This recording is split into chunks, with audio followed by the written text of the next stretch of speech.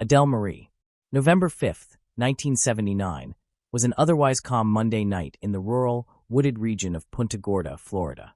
That calm was shattered when, at approximately 1:40 a.m., an on-duty deputy, investigating what he described as merely a suspicious vehicle, radioed Charlotte County Sheriff's Dispatch to report that he had stumbled upon a gruesome homicide.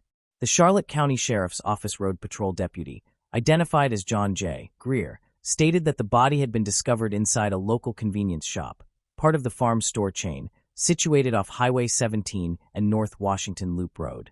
This road winds through creeks and wooded areas, and is frequented by both locals and tourists exploring the nearby waters of Charlotte Harbor.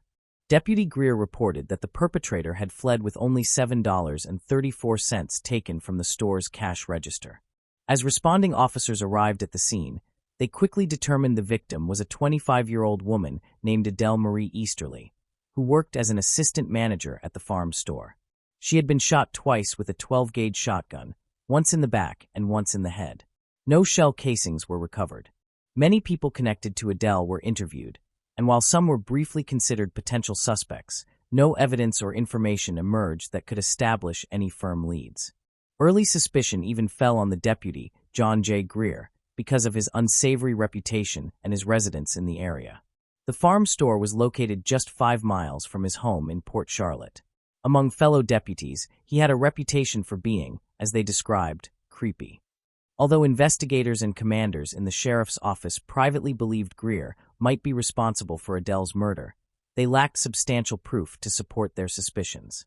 Doubts about him were already heightened because of a prior death linked to his name. Barely 70 days before he reported discovering the murdered store clerk, Greer had phoned in another death. This time, it was the body of his wife. Before I continue, I want to remind you that only a small percentage of people who watch my videos are actually subscribed.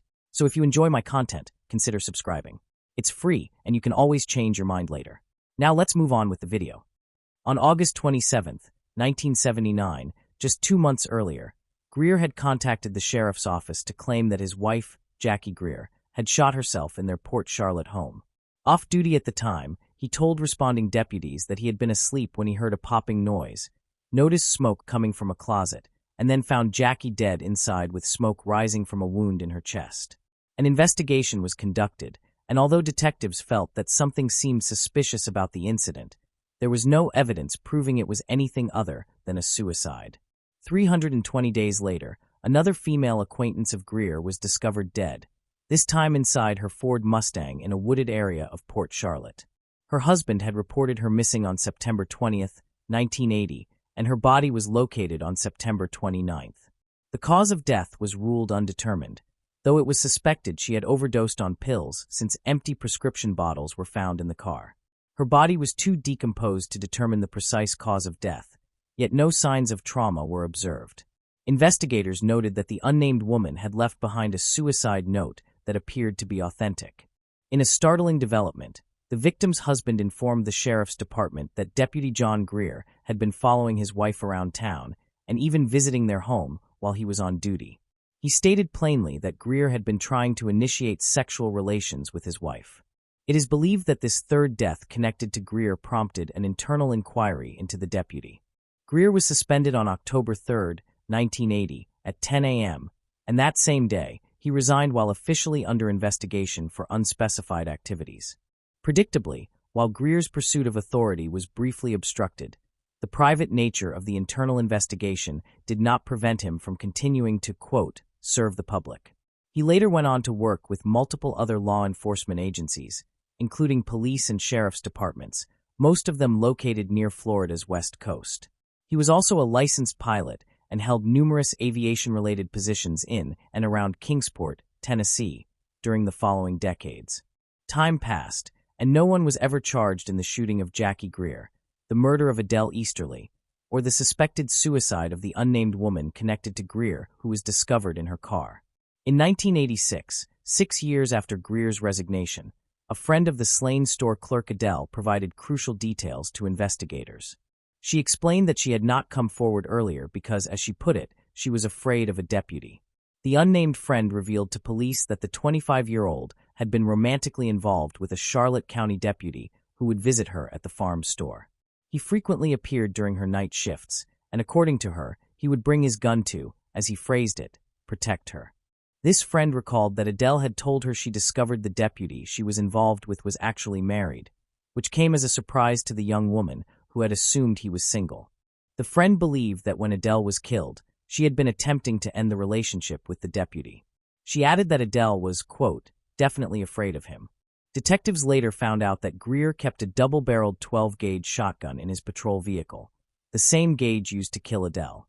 At the time, it was common practice for deputies to carry personal rifles or shotguns in their patrol cars. This type of firearm does not eject shell casings, just like the weapon used at the scene, where no casings were discovered.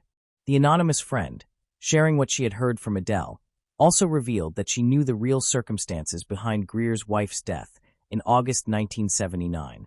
She explained that what had actually happened was that the deputy had told his wife he wanted a divorce, and in response, Jackie Greer grabbed his service revolver and attempted to shoot herself.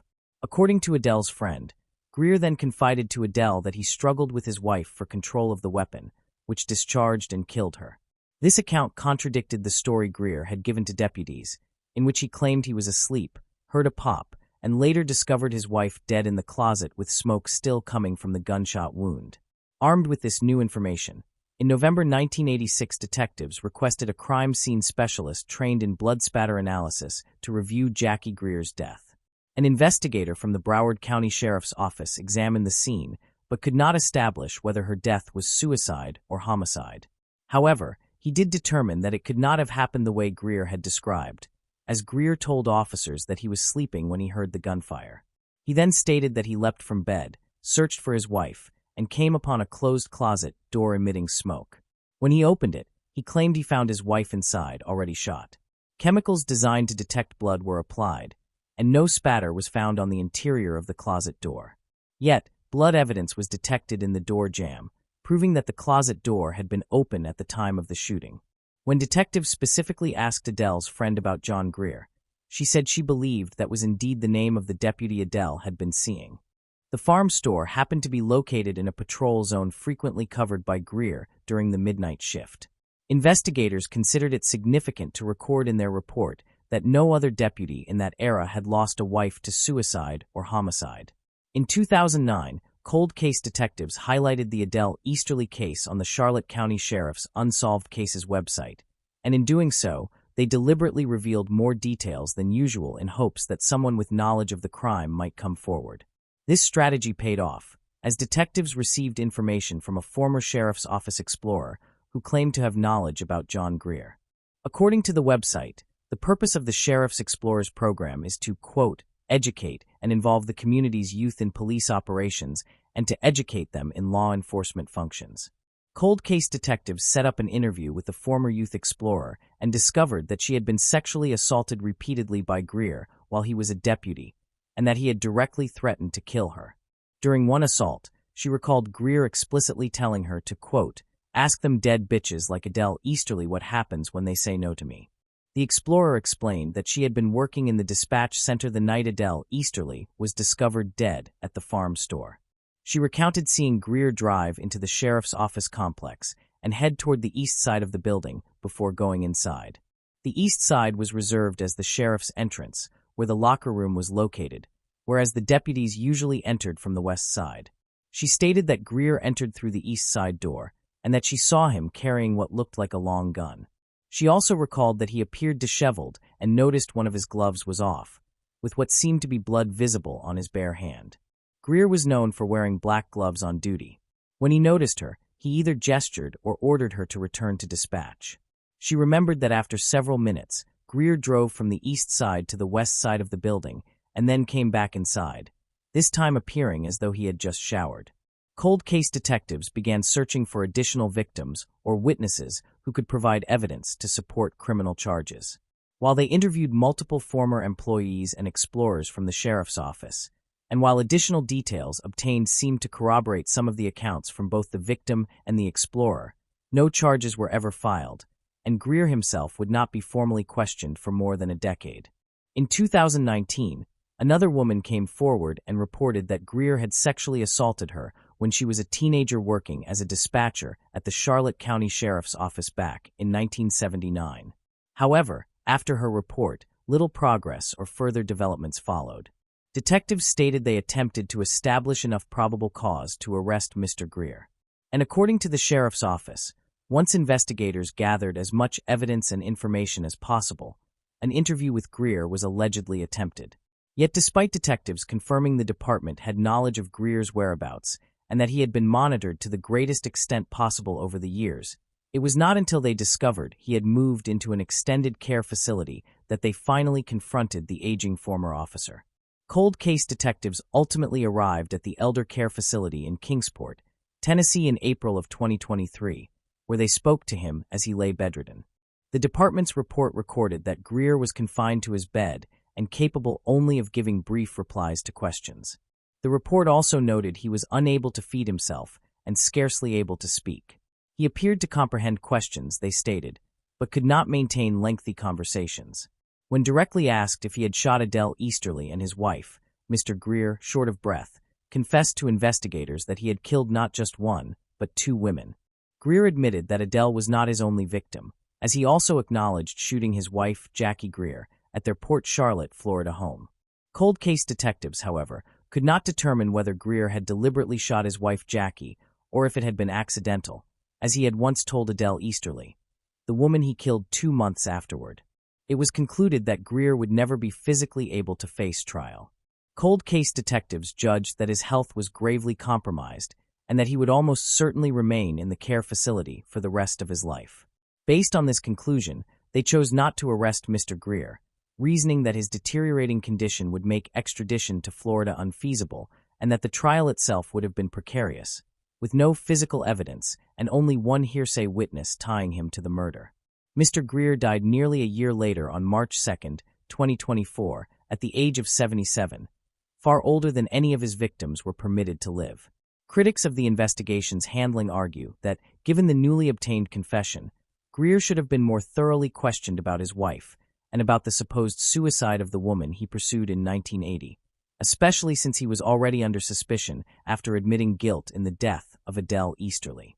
Finally, on the last day of 2024, the sheriff's office officially announced that the investigation into Adele's murder had been closed. Detective spokesperson Grandy told the media that details about the confession had not been released earlier because the office was contacting other law enforcement agencies in the South to determine whether Greer might be tied to other crimes. The result has left Adele's surviving family divided. Jessica Kilbourne, Adele's niece, who had been only 5 when her aunt was killed, said she was thankful for the cold case detectives' efforts, but also believed that, quote, the ball was dropped after her aunt's death because the sheriff's office already knew Mr. Greer was, quote, a shady kind of character and yet took no action. Jessica reflected on the bittersweet nature of the resolution of the case. She said, quote, we have a name. It will never be closure. It's not, because I don't have my aunt here. My dad doesn't have his only sibling. My grandparents never lived long enough to even see this moment. Detective Gandy, speaking for the department, admitted it was frustrating that Greer had never been prosecuted and told both the public and the press, it's very disappointing that we didn't get to arrest him and have him stand trial. But it's also good to be able to close the case and give the family some answers. I'm sorry we couldn't have done more. The sheriff's office has stated that it still wants to know if there were further victims linked to Greer. The cold case unit will continue to investigate to determine whether he was or could have been connected to any additional violent crimes in Florida or in other states. Anyone with knowledge of or affected by the crimes of former Deputy Greer can contact the Charlotte Cold Case Unit at area code 941-575-5361, or if after hours at area code 941-639-2101. Moving on to the next case. L. Edwards. In today's video, we're looking into the tragic case of L. Edwards, a young woman whose life was cut short far too early. L. Edwards was at the Lighthouse Bar in Wallasey Village on the Wall with her friends. She was 26 years old. Elle didn't get a white Christmas. Instead, she had to face real evil. Tragically, that night became the final one of the beautiful young woman's life. Elle Edwards was 26 years old in 2019. She held 2 jobs, one as a dental nurse and another as a beautician at Nova Studio. Many of her clients and colleagues admired her. Elle's father, Tim Edwards, expressed this about her. "How can I describe how she was to people who never knew her? She was wonderful, kind, generous, and always cared for others, especially her family. She always had a smile on her face. She chose her own goals, and she was glad as she worked toward them." Elle and her sister went to the Lighthouse pub on December 24, 2022. Elle's sister had traveled from Dubai to spend Christmas and New Year with her family. Her friends were going to be there, so she decided to go too. Elle spent the night with her friends, hugging and smiling for pictures. She was in high spirits. They enjoyed themselves as they danced and sang. But someone who thought they were above others chose to destroy this night. Someone who showed no care for human life. A shooting was reported to police multiple times shortly after 11:50 p.m. Soon the officers put up a cordon around the scene. No fewer than 12 shots were fired at people inside the club where Elle and her friends had gathered. Detective Superintendent Sue Coombs spoke at a press briefing on Christmas Day. Tragically, the victim, a 26-year-old woman, had been shot in the head and was gravely injured. Although she was rushed to Arab Park Hospital, she died shortly after. Her family has been informed, and on a day that should have brought joy, they are left dealing with this devastating loss. While the investigation remains in its early stages, we don't believe the victim in this case had been identified. At a time that should have been peaceful, she was enjoying herself with her sister and friends on Christmas. It's difficult to grasp what her family must endure right now. Witnesses stated that a gunman fired at the pub's entrance and then fled in a dark vehicle. Elle Edwards was the victim who was shot. Police did not believe Elle was the intended target of the attack, in which 4 men were also injured. A 28-year-old man from nearby Beechwood was hospitalized with severe injuries. The other men, aged 22, 24, and 33, sustained wounds that were not life-threatening. Elle's sudden death was a devastating and heartbreaking loss for her family. Tim Edwards awoke early on Christmas morning to the worst news a parent could ever face. For Tim, it didn't make sense. He had just spoken to his daughter only hours earlier. They had talked about the gathering and planned to wrap Christmas gifts together. Now, the grieving father longed to know what had happened and how he could keep moving forward. Meanwhile, the police were doing everything possible to track down the criminal and apprehend them. There had to be CCTV footage and witnesses who could provide crucial details. In a Facebook statement, Detective Superintendent David of Merseyside Police urged people to act swiftly. Anyone who had been inside the lighthouse in Wallasey Village that night and saw what took place, or had cell phone or CCTV recordings, should reach out to authorities immediately, as they might hold vital evidence for the investigation. We believe the shooter fled the pub's parking lot in a dark-colored vehicle, possibly a dark-colored Mercedes, shortly after the gunfire. If anyone witnessed this, please contact us without delay. Police had confirmed the perpetrator departed the scene in a dark Mercedes after reviewing the CCTV. The footage revealed the Mercedes pulling into the lot beside the bar where Elle and her friends were. The driver parked early to be able to leave quickly and scope out who was inside. The man observed people for a time. After exiting the vehicle, he approached from the side to avoid detection. Moments later, he unleashed 12 shots, sprinted back to his Mercedes, and immediately sped away. This left officers needing to identify the man. Who was the attack aimed at? And what was the motive? They began patrolling the streets near the scene of the shooting. Officers knocked on doors and spoke with residents in the area. Within 2 days, police announced they had arrested 2 individuals but withheld their names. They were later released. One was a 30-year-old man and the other a 19-year-old woman. Police reported that the man who had been detained was not the gunman.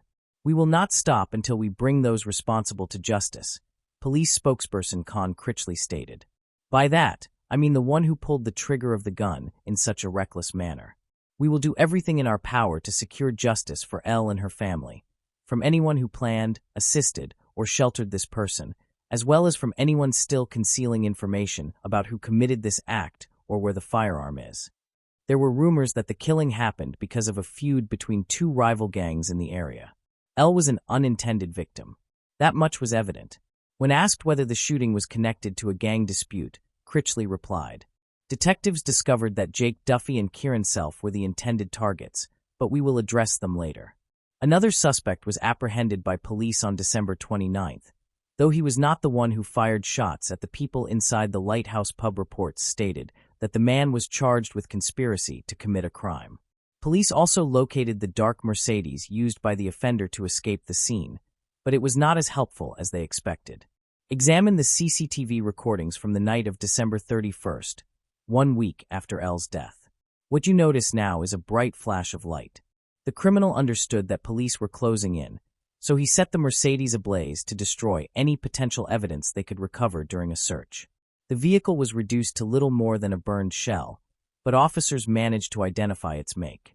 The car had indeed been stolen, likely to be used in a criminal act. Nearly 2 weeks later, on January 11th, authorities announced they had detained 2 additional suspects. The pair were arrested in mid-Wales. They were 22 and 23 years old. One of them was identified as Connor Chapman, who had a lengthy history of run-ins with the law. He appeared differently in these 5 photos, taken across several years. After L. Edwards was killed, Chapman went from being a petty offender to the prime suspect accused of her murder.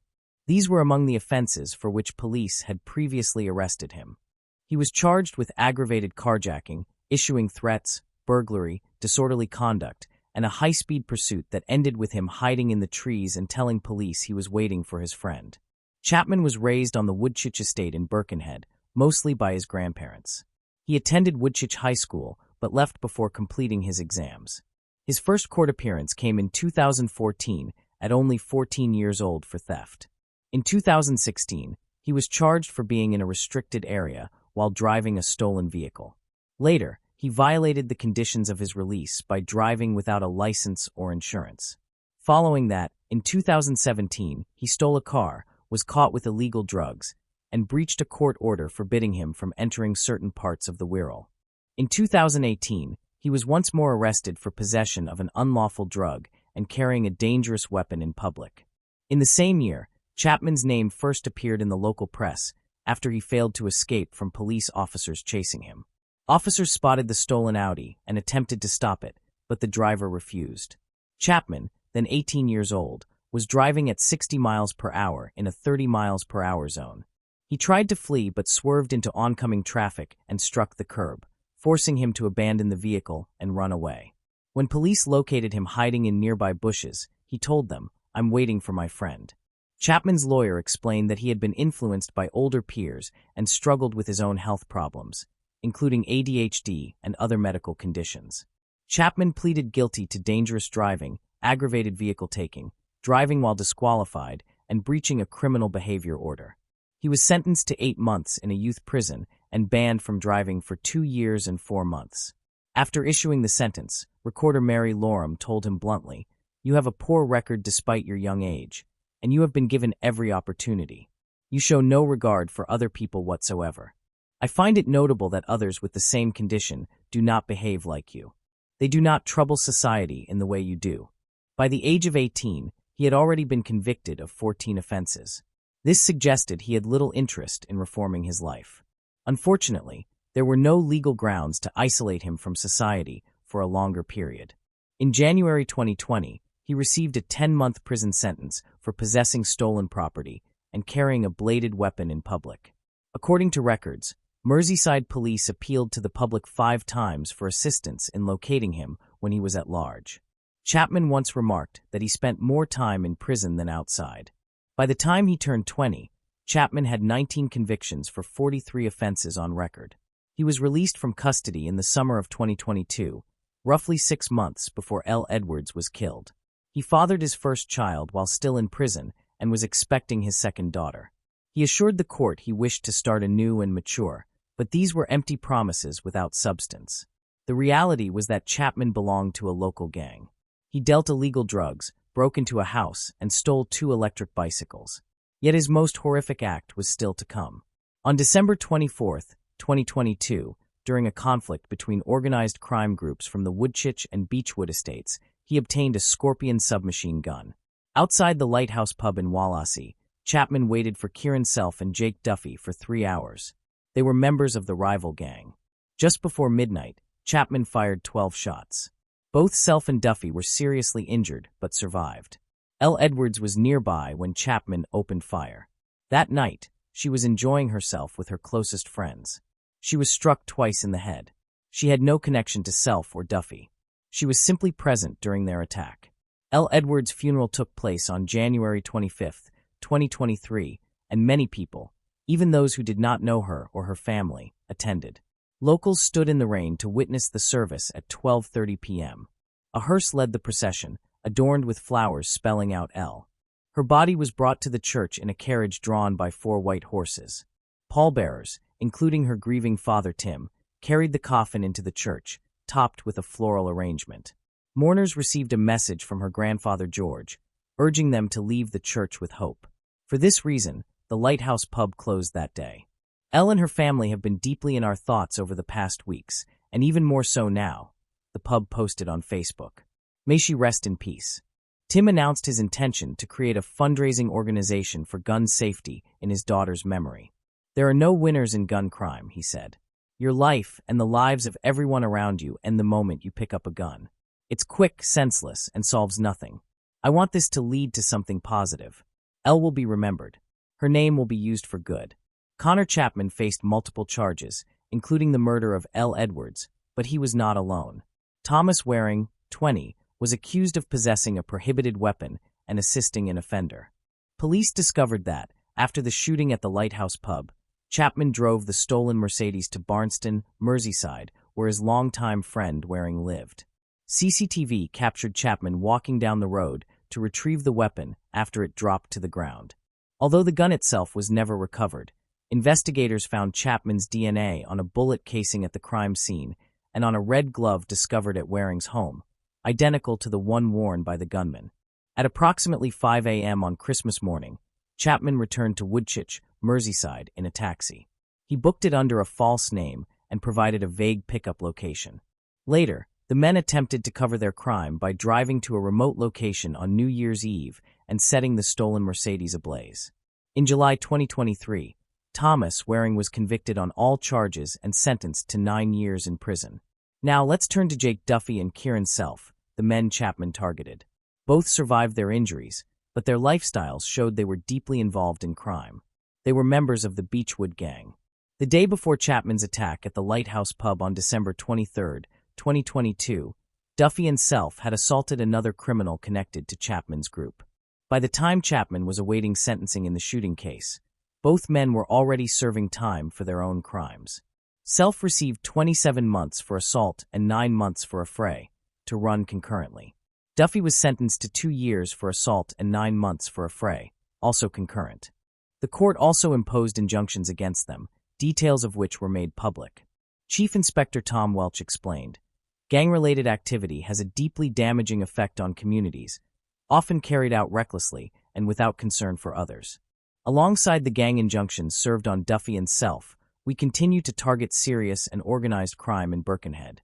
The strict conditions within these orders are well known to our officers and will be rigorously enforced.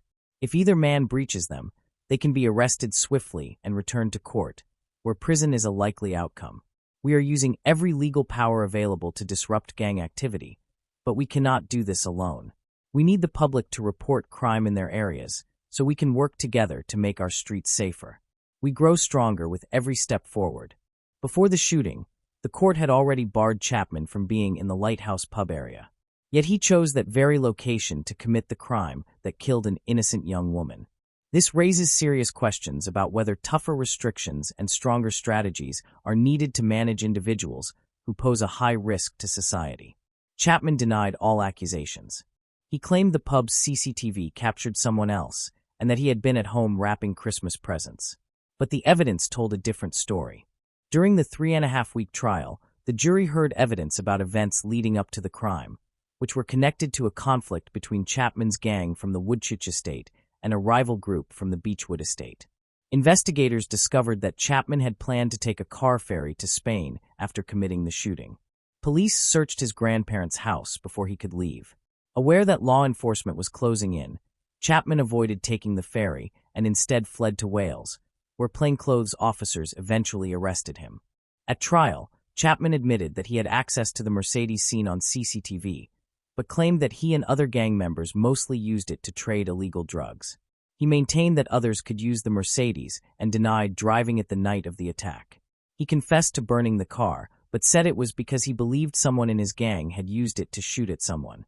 L. Edwards's father, Tim, told reporters outside court that he hoped the person who killed his daughter would never experience another Christmas. "If I'm lucky enough to be around a long time, I'll do my best to make sure he never gets out of jail," he said. After 3 hours and 48 minutes of deliberation, the jury of 7 women and 5 men reached a verdict. The trial at Liverpool Crown Court lasted 3.5 weeks. They found Chapman guilty. "Connor Chapman, what you did was as bad as it was shocking," Mr. Justice Goose told him while passing sentence. L. Edwards's short life ended because of your actions. You destroyed or removed evidence that would have shown you were the gunman. Your conduct is beyond words. You meticulously planned this attack to retaliate against a rival gang. You showed complete disregard for the lives of others, and it is clear that what you did carried enormous danger. On July 7, 2023, Chapman was sentenced to life imprisonment with a minimum term of 48 years before eligibility for release. Elle's family felt relief upon hearing the sentence. They whispered yes, and her father, Tim Edwards, punched the air in triumph. When asked by reporters about Elle's legacy, Tim said something deeply moving. "I hope people can take positive lessons from her life. She cared deeply for others, spending more time with them than with herself.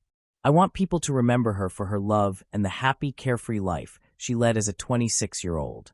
She wouldn't want anyone to be sad or depressed. She would want everyone to live the best life possible. That's how she interacted with people. She made you feel better. I was lucky to be her father, and we were very close. We shared many funny and silly moments that you wouldn't be able to print." Moving on to the next case. Jacqueline Savage.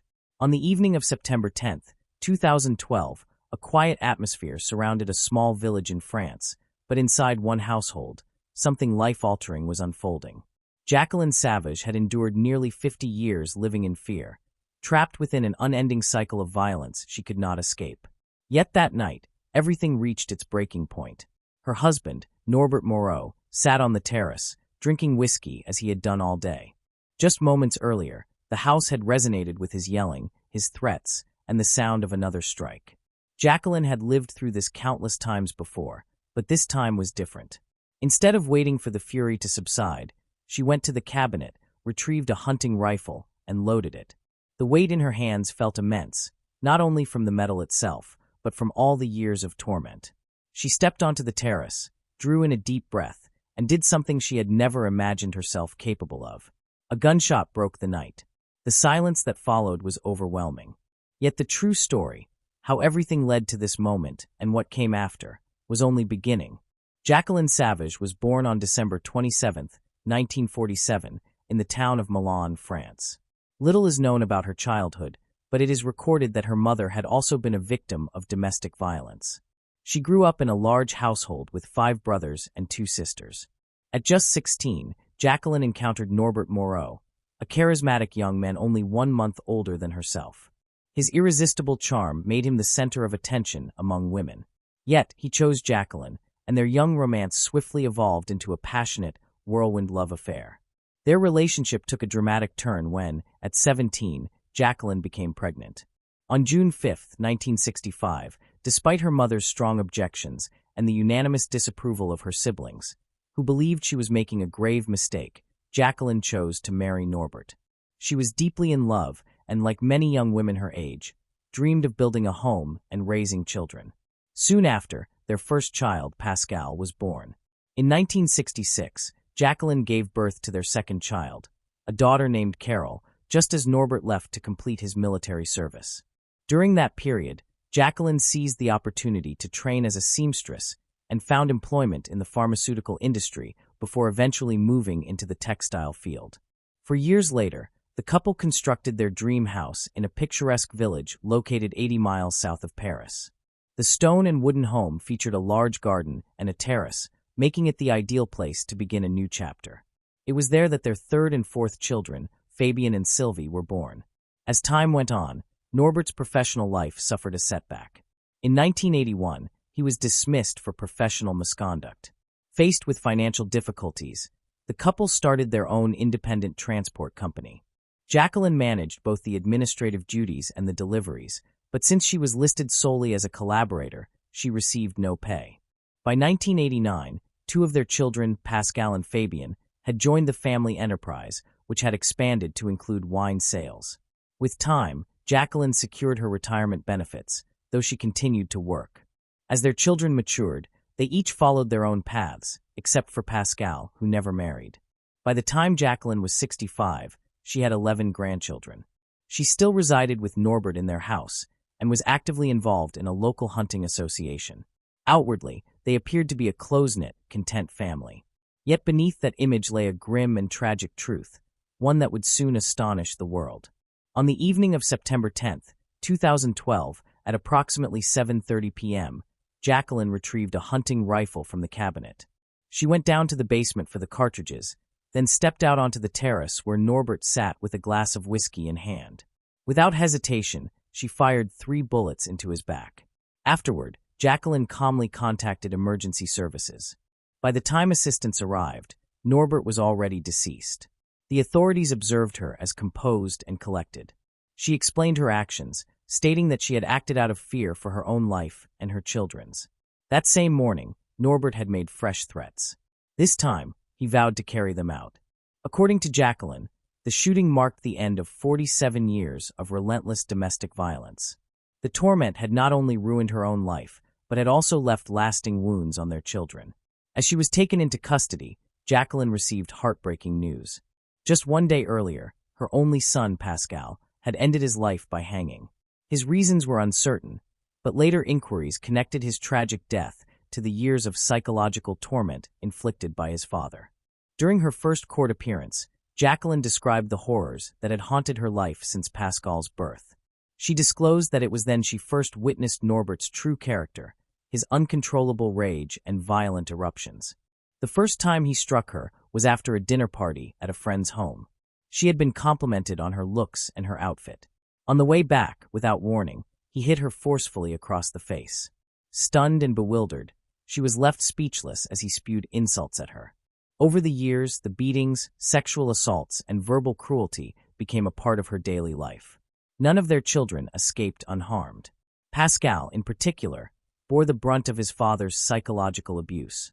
Norbert would demean him, humiliate him, and steadily break him down. The daughters endured even worse. 2 of them became victims of their father's abuse. Whenever Norbert's fury ignited, he struck out indiscriminately. The girls learned survival through silence, enduring the torment and praying it would stop quickly, so he would not shift his violence toward the younger siblings. The brutality began with slaps, then escalated to cruel words, savage beatings, and humiliating acts. At one point, he even struck Jacqueline with a motorcycle helmet, leaving her with a permanent scar on her forehead. For nearly half a century, Jacqueline endured a life of agony. But on that September night in 2012, she decided it was over at last. In her testimony, Jacqueline at first excused Norbert's behavior. She thought his harsh childhood had shaped him and clung to the hope that one day they would become a normal, loving family. But with time, the violence became routine, and the fear of reprisals if she spoke out kept her silent. One of their daughters, Fabian, tried to shatter that silence. When she was a teenager, she fled and explicitly told the police that her father had molested her. However, rather than taking action, the officer merely summoned Norbert in for a warning. Frightened by the consequences, Fabian felt compelled to withdraw her statement, leaving her father unpunished. That day his fury erupted even more violently than before. Jacqueline, on the other hand, truly feared what would befall her and her children if she left. Without financial independence, because all their bank accounts were in Norbert's name, she had no adequate means to support herself. What would I have done with 4 children? She once wondered. I remained to protect them, but I couldn't. Norbert's control reached beyond their household. Under his influence, Jacqueline had severed contact with her parents, siblings, and the rest of her family. They had pulled away, unwilling to become involved. She no longer possessed friends either. The sole social circle they engaged with was the one Norbert kept, and in their small village of only 1,000 residents, it was as though Jacqueline didn't exist. There came a moment when she even tried to take her own life. Yet when the doctor treated her, he didn't inquire why. For most of the time, she merely endured violence, waiting for it to pass. Yet the night she killed Norbert proved different. Something shifted. She noticed a new, unfamiliar glint in his eyes, heard a menacing shift in his voice, and something about his shouts chilled her to the core. Suddenly, she could envision her children lying lifeless before her. He stormed into the bedroom, slammed the door, and warned me, "This time, I'll finish you off." All at once, he seized me, dragged me to the kitchen, to the hallway. He struck me and screamed that he was going to kill my children, my brats, and that he would kill me too. That was when something inside me broke. I don't know what occurred, but I just acted. Earlier that day, they had quarreled about business matters. Norbert had been drinking since nearly 11 a.m., becoming increasingly irritable as the hours went on. At one point, Jacqueline locked herself inside a bedroom to rest, after taking some sedatives. Yet by 7:30 p.m., he had stormed into the room, struck her harshly across the face, and called her a worthless good-for-nothing, ordering her to make dinner. Afterward, he poured himself another whiskey, his fifth of the day, and sat outside on the terrace. That evening, he vowed he would dispose of them all. Jacqueline remembered standing there, tasting the blood on her lips from his most recent strike. With that bitter metallic taste still in her mouth and a rifle in her hands, she shut her eyes and pulled the trigger. The initial investigation verified she had an injury on her lip, but there were no other major indications of recent violence on her body. No traces of sedatives were detected in her system. Her trial occurred almost 2 years later, on October 23, 2014. By then, her case had gained nationwide attention, sparking debates about domestic violence and the limits of self-defense under French law. Before the criminal court, Jacqueline declared herself not guilty, with her defense insisting she had acted in self-preservation. In a voice stripped of emotion, she described years of savage beatings, humiliation, and abuse at the hands of her husband. The presiding judge pressed her without respite. Why had she never gone to the authorities? Jacqueline explained that keeping silent had been her way of survival. She understood that if she ever revealed the truth, the consequences would be unbearable. She spoke of fear, shame, and the unending control Norbert maintained over her life. She recounted the times she resigned herself to waiting for the storm of his rage to subside, for the bruises to mend, for the days she might at last break free. Journalists reporting on the trial portrayed her as detached and withdrawn, often falling into silence when the court questioned her. When the judge repeatedly demanded why she had endured so many years of torment before acting, she struggled to provide an answer. In the end, she conceded that the ultimate trigger had been one last insult, one more degrading word in a lifetime of humiliation, and that in that moment, she had merely reacted. According to Jacqueline, the entire village was aware of the nightmare her family endured, but no one ever dared to intervene. People feared Norbert, and despite complaints lodged by some of those he had assaulted, nothing ever came of them. Her 3 daughters also testified in court. The youngest, who had endured both physical abuse and sexual violence, described her father as a monster. They all affirmed that Norbert and their brother Pascal had a volatile relationship that frequently escalated into physical clashes. Their testimonies were crucial in revealing the cycle of abuse within the family and the sheer desperation that drove their mother to act. Neighbors who appeared on the stand painted a bleak picture of Norbert as a violent and feared man. One woman openly confessed that, although it might sound cruel or disturbing, she felt relieved, even glad, that he was dead. In her words, Jacqueline had done them all a favor. A longtime acquaintance of the couple characterized Norbert as impulsive, aggressive, and prone to extreme outbursts. When the prosecutor asked why he had never intervened, the witness justified his silence, stating that from the outside it was easy to judge, but few truly comprehended what it meant to face someone like Norbert. After a grueling 5-day trial, Jacqueline's lawyers, specialists in domestic abuse cases, argued for a broad interpretation of self-defense. They sought her complete acquittal, stressing that she had been psychologically and physically shattered for nearly 50 years. They maintained that, more than anyone else, she knew that Norbert was fully capable of carrying out the threats he had made throughout his life. However, the prosecution opposed this, asserting that it was not a matter of legitimate self-defense. Since Norbert had been shot in the back and several minutes had elapsed after his last assault, they demanded a 14-year sentence. Despite her daughter's testimonies and the statements of neighbors who attested to Norbert's dangerous character, on October 28, Jacqueline was declared guilty and sentenced to 10 years in prison. The judges denounced her lack of visible remorse, arguing that instead of expressing regret, she had portrayed herself as a victim. They referred to French law, which stipulated that self-defense must be an immediate reaction to an unjustified attack, carried out with proportional force. The verdict triggered widespread outrage. Across France, thousands marched in support of Jacqueline.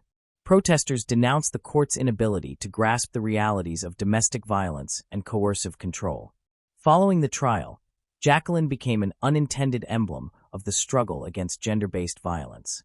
The case ignited a nationwide debate about the prolonged suffering endured by victims ensnared in abusive relationships. A support committee was swiftly established, endorsed by the mayor of Paris, environmental leaders, and left-wing politicians. Some women even carried out a dramatic protest outside the prison where Jacqueline was confined. With bare chests and flower crowns on their heads, they began digging a symbolic tunnel, as though attempting to set her free. Jacqueline's lawyers worked relentlessly for her early release, and the immense public backing raised her spirits. Physically weakened by bronchitis and chronic back pain, she was profoundly touched when she saw the first televised protest in her honor. At one moment, she even laughed at the thought of her name being written across the bodies of the demonstrators. In August 2015, a local court in Melun rejected her application for parole, claiming that she had not shown sufficient remorse. However, the ongoing public uproar led to a second hearing on December 3, 2015. Her daughters had campaigned tirelessly for her liberation, insisting that she had endured a lifetime of abuse and should not spend her last years imprisoned. Despite this, the Paris Court of Appeals confirmed the original ruling. When the verdict was delivered, Fabienne erupted inside the courtroom, shouting that she hoped her mother would finally return home for good by January 28, 2017. Their only remaining hope became a reduction of the sentence. On December 22, 2016, Jacqueline's daughter managed to obtain a meeting with the then-president. They pleaded for his intervention, seeking a presidential pardon to secure their mother's release. The public anger surrounding her conviction was so intense that the president took notice. Merely 2 days later, he declared a partial pardon. Exercising a rarely invoked constitutional authority, he urged the judiciary to impose the minimum possible sentence, reducing her prison term by 2 years and 4 months, just enough to make her eligible for parole. Nevertheless, the justice system denied her parole request 2 more times, despite the growing support. Nearly 500,000 individuals signed an online petition demanding full clemency. More than 50 lawmakers, celebrities, and political figures rallied to the cause. Confronted with escalating pressure, President Hollande reconsidered his position. On December 28 of that same year, he granted a full pardon, bringing Jacqueline's incarceration to an immediate end. A prison guard delivered the news, asking if she had not yet heard. When he told her she was free, she lifted her arms toward the sky and whispered a tearful thank you. The decision provoked mixed reactions. While many viewed it as justice long overdue, others criticized it. Jacqueline's supporters celebrated it as a triumph for survivors of domestic violence, with some feminist groups urging the creation of specialized courts to handle gender-based violence cases, akin to the system in Spain. Others, particularly the Union of Judges, denounced the pardon as political interference in the independence of the judiciary. Despite the division, the case rekindled a vital debate on domestic abuse and whether battered woman syndrome should qualify as a legal defense. It spurred lawmakers to advocate for reforms in self-defense laws, which at that time demanded an immediate and proportional reaction to a direct threat. It also revived discussions concerning the use of presidential pardons in France. Jacqueline's newfound freedom lasted precisely 4 years. She died in her home on July 23, 2020, at the age of 72, following a diagnosis with a terminal illness. To this day, she endures as a pivotal figure in France's history, remembered both as a victim of severe domestic abuse and as a catalyst for transformation within the nation's legal system. Moving on to the next case. Kyle Laserkick. A quiet October afternoon in 2005, a devastating accident shattered the lives of everyone connected. 14-month-old Kyle Laserkick was discovered unresponsive in his home, his small body bearing unexplained injuries. The young nanny, Ada Quadrouche, urgently dialed 911, but what unfolded afterward would alter her life forever. As paramedics rushed to the scene, the grim truth of Kyle's condition became evident. Despite Ada's frantic efforts to save him, the baby's injuries were critical. But what could have caused such a calamity? The answers remained elusive. Ada Quadros was born on September 13, 1977, in the coastal town of Chimbote, Peru. She was the firstborn of Victor Quadros, a veterinarian, and Luz Fernandez, a teacher.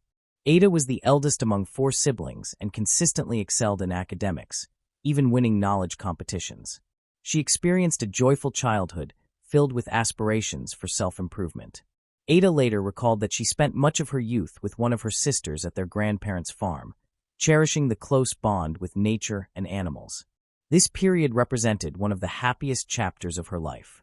Although Ada's family was not impoverished, they were not affluent either.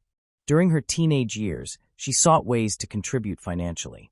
Along with her sister and a friend, she created a group to entertain at children's parties. After completing high school, she enrolled in a private university to pursue law. Sadly, her financial situation made it impossible to continue, forcing her to withdraw. In spite of this obstacle, Ada remained determined to achieve success and provide for her family. With that aim, she applied for a U.S. visa through the lottery program. Like many young people from Peru and other Latin American nations, she regarded the United States as a land of opportunity.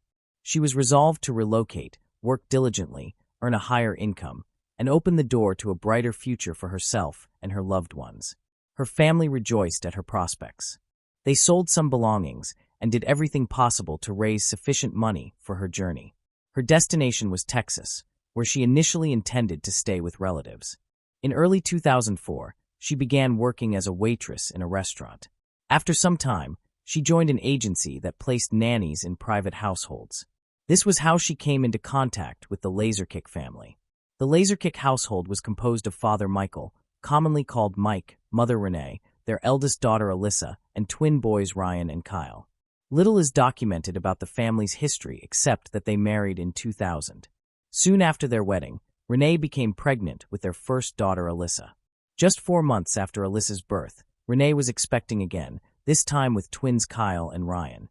The Laserkick couple wanted to hire a reliable nanny to look after the twins once Renee returned to work. Alyssa was already settled in a daycare she attended daily, where she had several friends, so they decided she would continue there. The couple interviewed multiple candidates, and Ada stood out as the most suitable choice. At 27 years of age, she was young yet no longer a teenager. She appeared healthy, energetic, polite, and cheerful. Renee wished for Ada to start immediately so she could spend several weeks with her, explaining the household routines, where everything was located, and what her duties would be. She also wanted to observe how Ada interacted with the young twins, who were just over a year old. The family had one particular condition. They needed reassurance that Ada would commit to staying with them for 18 months, and Ada accepted this arrangement. At first, the agreement was that she would only spend her days at the Laserkick residence, but after a while, they requested that she live in, and Ada consented. From that point on, she only left on weekends to stay at her uncle's home. Everything seemed to progress without problems. The Laserkick family was satisfied with Ada's work and developed genuine fondness for her, trusting her fully. Numerous photographs showed joyful scenes with the smiling young nanny holding the twins. However, matters changed during the summer of 2005. Ada informed the Laserkick family that her uncles were going back to Peru before relocating to Germany. Ada was prepared to accompany them and had already bought her plane ticket for October 29th of that year. Naturally, this came as disappointing news for the couple, since it was not what had been agreed upon. In the end, they accepted the situation and merely asked Ada to remain until they found a replacement.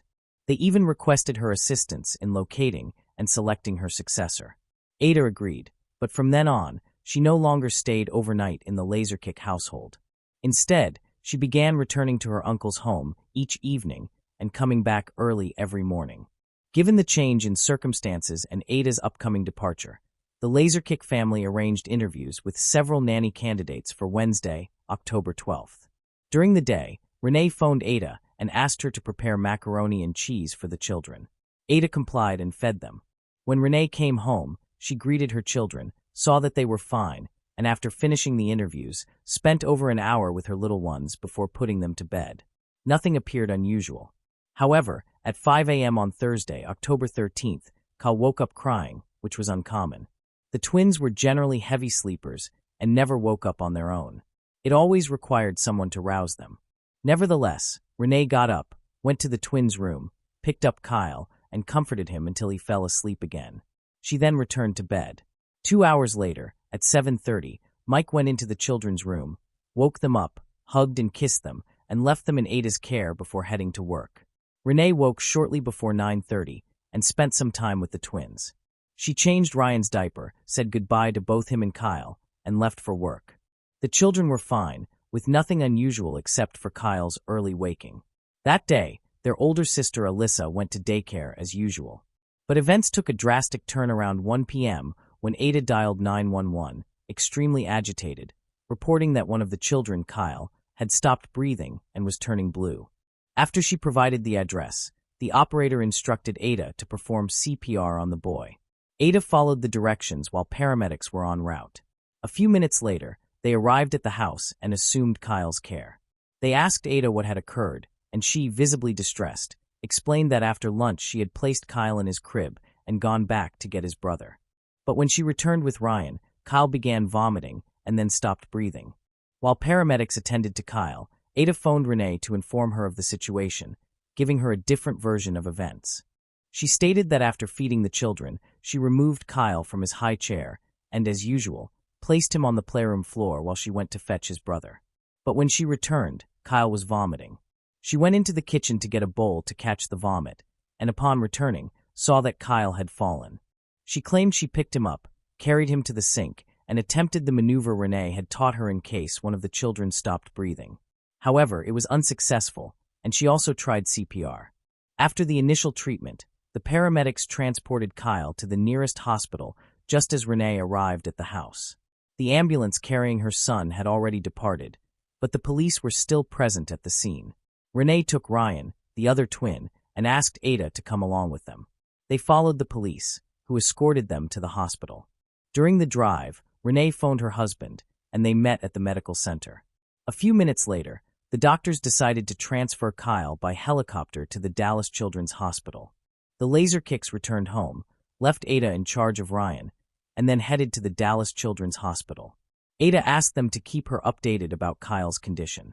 On the way there, Renee began to worry that Ada might be too nervous to take care of Ryan properly, so she called a friend to assist the nanny at the house. Shortly afterward, her friend arrived at the residence. Ada, visibly upset and crying, opened the door for her. She asked Ada to explain what had happened. According to her version, Ada said that Kyle had been standing between the playroom and the kitchen when he suddenly collapsed. Ada claimed she dropped a plate she had been holding, lifted Kyle up, took him into the living room, and performed CPR on him. She remembered Ada mentioning that Kyle's brain had not fully developed and that the problem had started at birth. She did not fully understand, but Ada continued talking, saying she loved Kyle and would never hurt him. She tried to calm the very distraught nanny, assuring her that she had not done anything wrong and that she was a good person. Meanwhile, at the Dallas Children's Hospital, the Laserkick family received devastating news. The doctor in charge of Kyle informed them that the child had sustained severe head injuries, with multiple bruises on his head, arm, and left shoulder. A neurosurgeon met with the distraught parents and explained that something needed to be done to relieve the pressure on Kyle's brain, though his survival was unlikely. A child abuse specialist who also spoke with Mike and Renee suggested that Kyle's injuries might be consistent with abuse. The specialist stated that Kyle's injuries were so severe it was as though he had been in a car crash or had fallen from a 6th floor. At first, Renee could not accept this. She thought perhaps Ada had accidentally dropped the child or was too frightened or ashamed to admit it. But the doctors clearly laid out the extent of Kyle's head trauma and the immense force required to cause it. With this explanation, the chance of it being an accident seemed impossible. Renee immediately phoned another friend to collect Ryan and remove him from the house. Meanwhile, at home, Ada grew increasingly anxious. Renee's friend needed to leave to pick up her own son from school and take him home. During her absence, Ada repeatedly called her, asking if there was any update about Kyle. When Renee's friend returned to the residence, she found Ada calm. She was no longer crying, just talking. Shortly afterward, a police vehicle passed by the house. Upon seeing it, Ada broke down. She began crying uncontrollably and screaming, "No, no, no." She collapsed to the floor behind a door, insisting again and again that she would never harm Kyle. 2 female detectives arrived to question Ada, since she was the one who had dialed 911 about the injured child. She had been the only adult present when the incident occurred. As the detectives approached the residence and stepped out of their patrol car, they could already hear Ada's cries. Once inside, they found her extremely distressed. When Ada managed to speak, she explained that she had removed Kyle from his high chair and placed him on the playroom floor. She was patting his back to help him burp when he suddenly began vomiting. Ada said she went into the kitchen to get a container to catch the vomit, as Renee disliked stains on the floor. While she was cleaning, Kyle turned blue, collapsed, and began convulsing. She stated she carried him to the living room, dialed 911, and followed the dispatcher's instructions. During the interview, the other officer called the hospital to get an update on Kyle's condition. When they discovered the diagnosis, detectives told Ada that her story did not account for the injuries Kyle had. Ada suggested that Kyle might have hit his head when he fell after she left him alone in the playroom. But the officers noted that the playroom floor was covered with soft rugs, making this explanation unlikely. Trying to offer another explanation, Ada said that Kyle might have hit his head on the door frame when she carried him on her hip. At the officer's insistence, Ada demonstrated how Kyle could have been hurt, and mentioned that Mike and Renee often bumped Kyle's head without any problems. The officer checked the spot where Ada claimed Kyle hit his head, but found no evidence of a strong impact. When the officers told her that the injury didn't seem severe enough to cause the extensive damage the doctors described, Ada insisted that the impact was strong because she was running with Kyle in her arms. She also stated that she had never shaken or hit either of the twins. The officers urged Ada to tell the truth, as it could save Kyle's life, but Ada provided no further explanation. Given the circumstances, the officers reported the situation to their command and took Ada into preventive custody for further questioning. Meanwhile, crime scene investigation units arrived to examine the house. After completing their task, they informed Renee's friend, who had stayed at the house on behalf of the owners, that they could clean up and organize everything for the family's return. While several friends cleaned the house, they found a piece of adhesive tape sticking out from the door of a cabinet under the kitchen island. When they opened the door, they noticed it was broken and held together by tape. As a result, opening it caused the door to become misaligned. They simply placed it back and secured it with the tape, but found it strange because Renee was always careful with broken items to prevent the children from getting hurt. They had a hunch and called the police to report the door. Shortly after, investigators returned to collect potential evidence. Later, when questioned about the cabinet door, Renee stated that she frequently used that door and had never seen it held with adhesive tape. By Friday, October 14th, all of Mike and Renee's hopes had vanished. The doctors informed them that Kyle was brain dead and had no chance of recovery.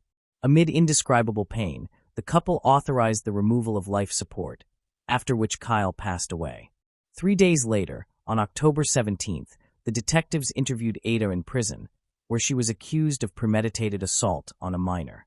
This time, Ada claimed that the day before the incident, she was preparing the macaroni and cheese that Renee had requested. She had Kyle sitting on the kitchen counter, and the child fell, landing head first on the kitchen floor and hitting his head hard. Ada said she picked him up and checked for injuries. The only thing she noticed was redness on his ear and the right side of his head, so she applied cold compresses and gave him a pain reliever. When the interrogators asked why she hadn't told this to the other officers, Ada said she thought they wouldn't believe her. She mentioned that she didn't tell Renee because when she arrived home from work, she complained of a severe headache. Ada said Renee suffered from migraines and had requested that the lights be turned off and the house be kept quiet. The interrogators asked if she had fallen with the child, which she adamantly denied. During that interrogation, learned that Kyle had died, and she cried for the rest of the interview.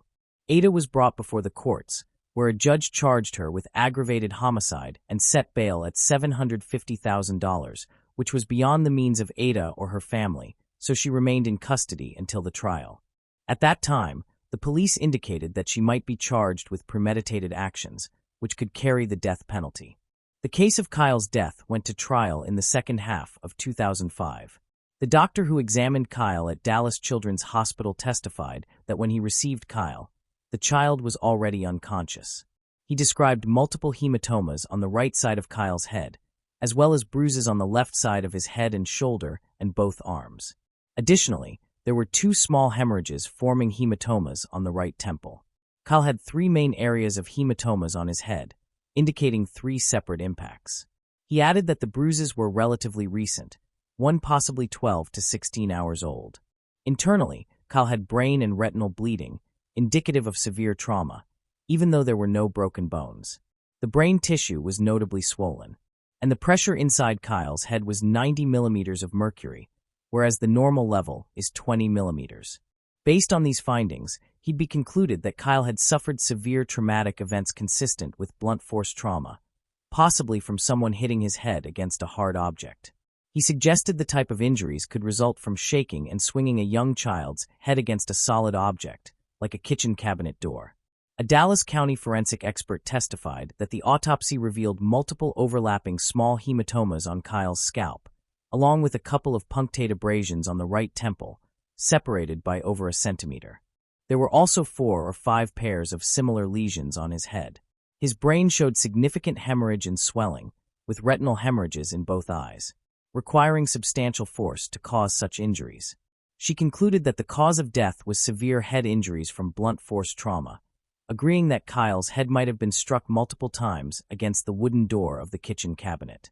She ruled out the possibility that Kyle had merely bumped into a door frame or fallen from the kitchen counter.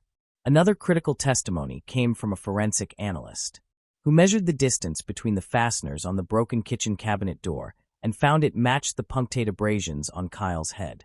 This expert also analyzed the adhesive tape used to repair the cabinet door and discovered 2 DNA traces, one of which had a much higher contribution and matched Ada's DNA. The lesser trace could not be identified. After hearing from the experts, it was Mike's turn to testify. He stated that Kyle was fine on the night of October 12th and the morning of October 13th with no bruises. He also mentioned that he prepared breakfast that morning, opening and closing the kitchen cabinet doors to get utensils and food, and that all doors were in perfect condition, including the one later found inexplicably repaired with tape. The parents shared that they had breakfast with the children and played with blocks, with the twins crawling around a playhouse. Based on all the evidence, it was easy to conclude that the events leading to Kyle's death occurred when no other adults were in the house except Ada. The case prosecutor stated that the exact circumstances of what happened to Kyle might never be known for sure, but based on the evidence presented at trial, she painted a possible scenario. Perhaps Kyle didn't want to eat his lunch, and Ada, feeling frustrated or distracted by watching a soap opera, might have taken him out of his high chair without noticing the cabinet door was open. The prosecutor speculated that Ada's rage might have triggered the vicious attack on Kyle's head using the cabinet door until it broke, with the door's screws leaving marks on the child. After all the testimonies and closing arguments, the jury went to deliberate. Upon returning, they found Ada Quadrush guilty of capital murder of a child under 6 years old. When the verdict was delivered, Ada's mother, Luz Fernandez, who had traveled from Peru following her daughter's arrest, rose to her feet and shouted that she would free Ada because she was innocent. She declared there was no proof to convict her daughter and swore to begin anew and pursue an appeal. After the jury members departed, Kyle's parents displayed photographs and videos of their late son, recounting his short 14 months of life, from birth to the final picture taken just days before his passing. Family members spoke about Kyle, while others could only weep uncontrollably. The following year, in 2006, Ada was sentenced to life in prison without parole. For Ada and her family, surrendering was never an option. Her parents immediately launched a campaign to appeal the conviction, arguing that Ada's sentence stemmed from racial bias and inadequate public defense. Yet pursuing an appeal demanded funds for legal representation and procedural expenses, which the family lacked. Undeterred, they sought backing from various sources, including the Peruvian government, the Peruvian and Latino communities in the United States, and solidarity groups in Peru. From prison, Ada maintained her innocence and seized every opportunity during interviews to assert it. Their determination bore fruit, and in 2009, Ada's new legal team filed an appeal, presenting 5 specific errors from the original trial. Upon review, the appeals court dismissed 3 of the claims, but upheld 2. This was sufficient for the judges to overturn the conviction and annul the trial on grounds of irregularities. Following this ruling, Ada's family launched another fundraising effort to gather the $100,000 required for a retrial. It took 3 more years to prepare for the retrial, which commenced on July 10, 2012, with the selection of 12 jurors from more than 100 candidates. The proceedings were held at Collin County's Justice Hall. The defense contended that Kyle had fallen from the kitchen counter on October 12th, sustaining a head injury, and that the situation worsened the following day when Ada, while running with the child in her arms, accidentally struck his head against the door frame. This time, the defense introduced testimony from a forensic specialist with 4 decades of experience.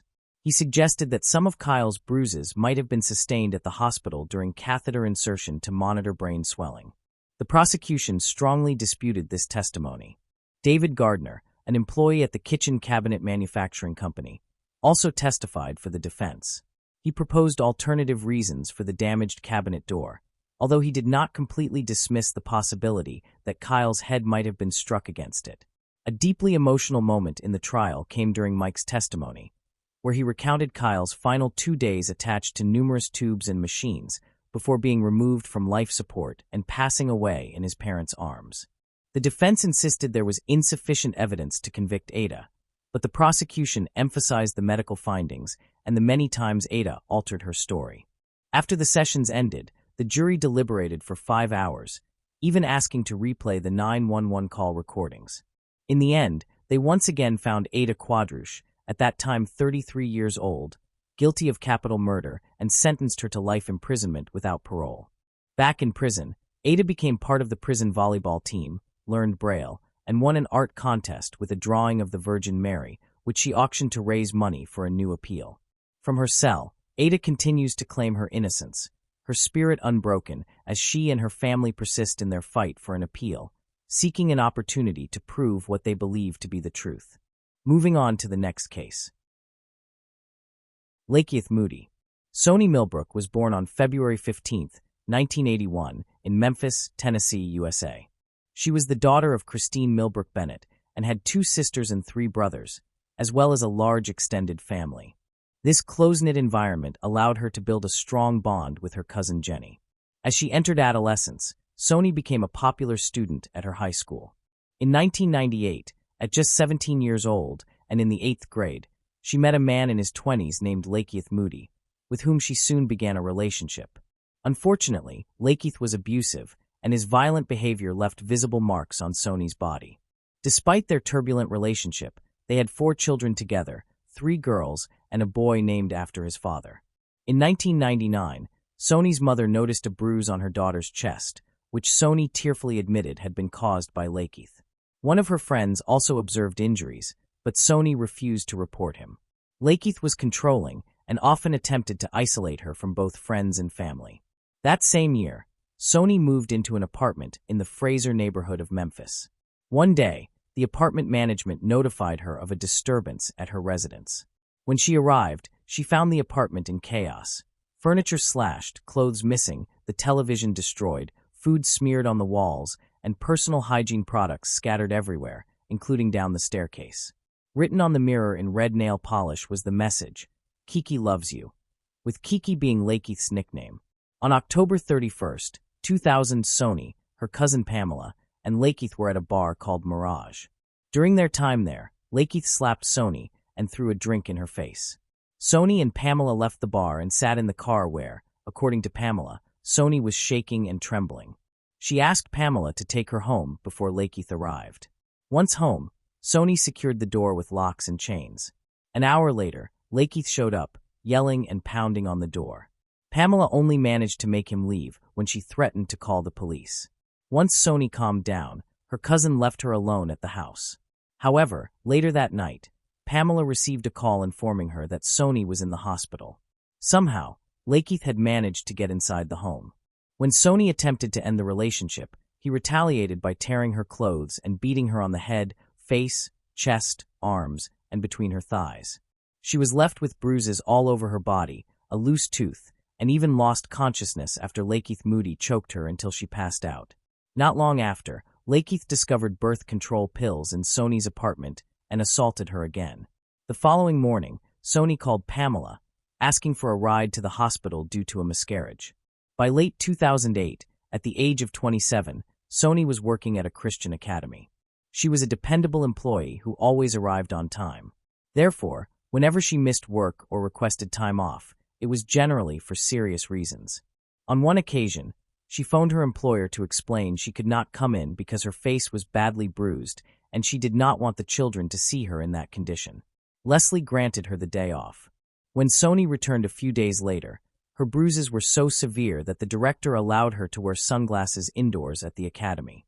She confided in her boss that her boyfriend had once chased her with his car, attempting to run her off the road during the pursuit. Lakeith's violence was not limited to Sony and their children. In April 2008, he was found in an SUV with a firearm, despite being barred from owning one as a convicted felon. He had already served 2 years in prison for theft and another 3 for drug possession with intent to distribute. Despite Sony's attempts to separate herself from him, it was nearly impossible. Matters escalated to a critical level on October 6, 2008. That day, Sony failed to appear at the academy. At 5 p.m., her boss received a text message from Sony stating that her boyfriend was holding her hostage in her home and had been beating her all day. She then provided her address. The boss immediately called the police, and 2 officers arrived at the apartment. They knocked on the door, but it was locked from the inside and no one responded.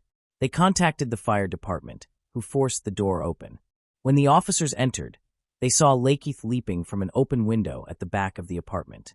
Sony stood in a hallway, crying and unable to speak because of her distressed state. Her 4 children were with her, completing a devastating scene. She was covered in bruises and scratches across her face and neck. Once she calmed down, Sony explained what had occurred. She and Lakeith had started arguing, and he refused to allow her to leave the house. She told the officers that they had not answered the door earlier because Lakeith would not permit her or the children to approach it or the windows. She added that Lakeith had injured one of their children by grabbing him and had stopped her from taking him to the hospital. Sony described how her boyfriend had been physically and verbally abusing her, even tying a baby blanket around her neck and choking her until she passed out. During the altercation, when the police arrived, Lakeith threatened to suffocate her again, vowing that next time he would ensure she was dead. The officers searched the area, but were unable to locate Lakeith. Sony left the residence with her children in her car. 3 days later, she filed for a restraining order against Lakeith, fearing for her safety and seeking to prevent any further contact with him. However, she failed to attend the court hearing on October 23, and the order of protection was never issued. Nearly 6 months later, on March 10, 2009, Sony was still involved with Lakeith. That day, he was supposed to pick up the children for a doctor's appointment, but instead he initiated a fight with Sony, accusing her of having another boyfriend. The dispute quickly escalated as he slapped her and pulled her hair.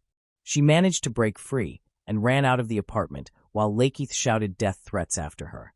Lakeith did not manage to catch her, but instead seized their youngest child, an infant, and sped away in a vehicle. A police patrol, alerted to the domestic disturbance, arrived just as Lakeith was fleeing. The officers attempted to stop him, but he evaded capture and got away. By early 2010, 28-year-old Sony was studying at Southeast Tennessee Community College. Her 5th child was 9 weeks old and in such fragile condition that she had to remain at home to care for him. In January, Lakeith, Sony and their children moved together into the Budget Lodge Motel in Memphis. The very day they moved in, their arguments were so loud that the motel staff had to intervene because they were disturbing other guests. Peace was elusive. Their fights were constant, annoying the neighbors and the management with the noise. On January 22nd, the hotel security guard witnessed Lakeith in a highly agitated state.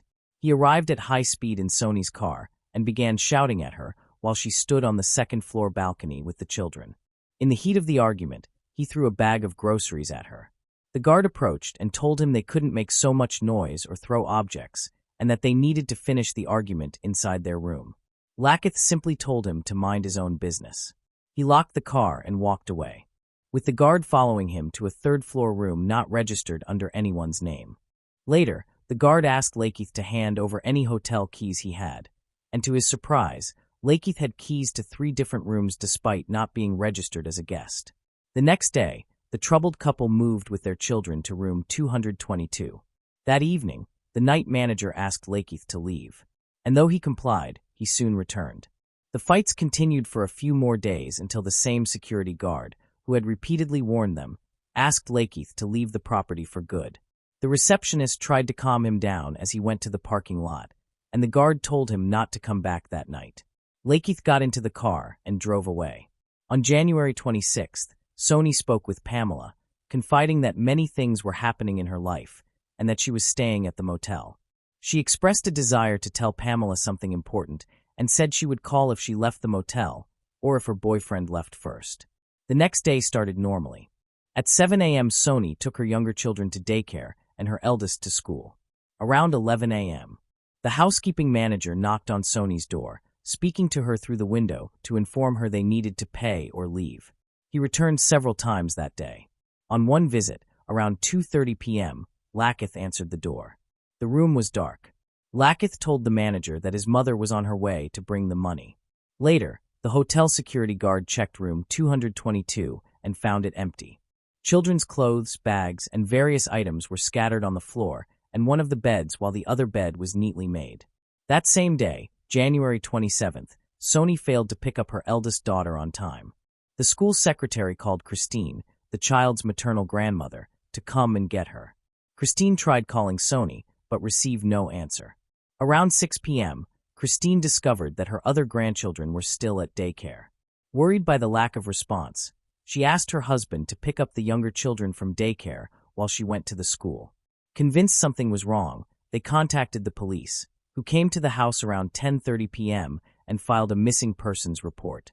On January 28th, the housekeeping manager entered the now empty room 222 again. This time, he began cataloging and tagging the belongings left behind by the tenants who seemingly fled to avoid paying their bill. The room contained piles of clothes and a large garbage bag, which were taken to the storage area. Once the room was emptied, it was cleaned and made available for new guests. The next occupants were James and Rhonda Sargent, who moved in on January 29th. The new tenants noticed a foul odor and tried to mask it with incense, but it wasn't enough. They also noticed that the previous occupants had attempted to do the same, as they found scented tissues in the tiles and ceiling vents. The smell was particularly strong when someone sat on the bed. On January 29th, officers from the Memphis Police Department's Missing Persons Unit visited the hotel to inquire about Sony's whereabouts, as it was the last place she had been seen. However, they did not enter room 222. Lakeith was found on February 2nd at around 7 p.m. inside Sony's car, parked at a shopping center. He was arrested for vehicle theft and held in police custody for 48 hours. That night, he was questioned about Sony's disappearance. He claimed the last time he saw her was on January 26th. He explained that they met around 7 a.m. in the hotel parking lot after she returned from dropping off the children at school. They went into the room, were intimate, and then went back outside. He took Sony's car keys and left the hotel. Lakeith stated that Sony planned to use her social benefits and a school loan to buy a new car, so it wasn't a problem if he kept hers. He claimed he had been living in the car since January 26th. Investigators, however, discovered that he had actually been staying at another hotel. Additionally, it was unlikely he spent nights in the car due to the snow during that period. On February 3rd, a debit card with Sony's name and several recent purchase receipts were found inside the car. That same day, the police examined the clothes placed in storage at the hotel, hoping to find DNA or other evidence, but came up empty-handed. Adding to their frustrations, Lakeith had to be released due to insufficient evidence linking him to Sony's disappearance. Meanwhile, Sony's cousin and her mother endured the painful task of going to the hotel to collect Sony's belongings. Her cousin had a terrible premonition, but found nothing to support her feelings. On February 4th, the police visited Moody's uncle's house and found a DVD player from the hotel room in Sony's wallet. Moody had given these items to his cousin. The cousin told the police that Lakeith had borrowed the DVD player on January 24th, supposedly to watch a movie, and was driving a red car that day. A few days later, the cousin saw Lakeith again and asked why he hadn't picked up the children on January 27th, but Lakeith avoided the question. When he inquired about Sony's whereabouts, Lakeith left the DVD player and wallet in a bag and left the house. As the days passed, James and Rhonda Sargent requested to be moved from room 222 due to the persistent bad odor. With no other rooms available, they moved to another hotel.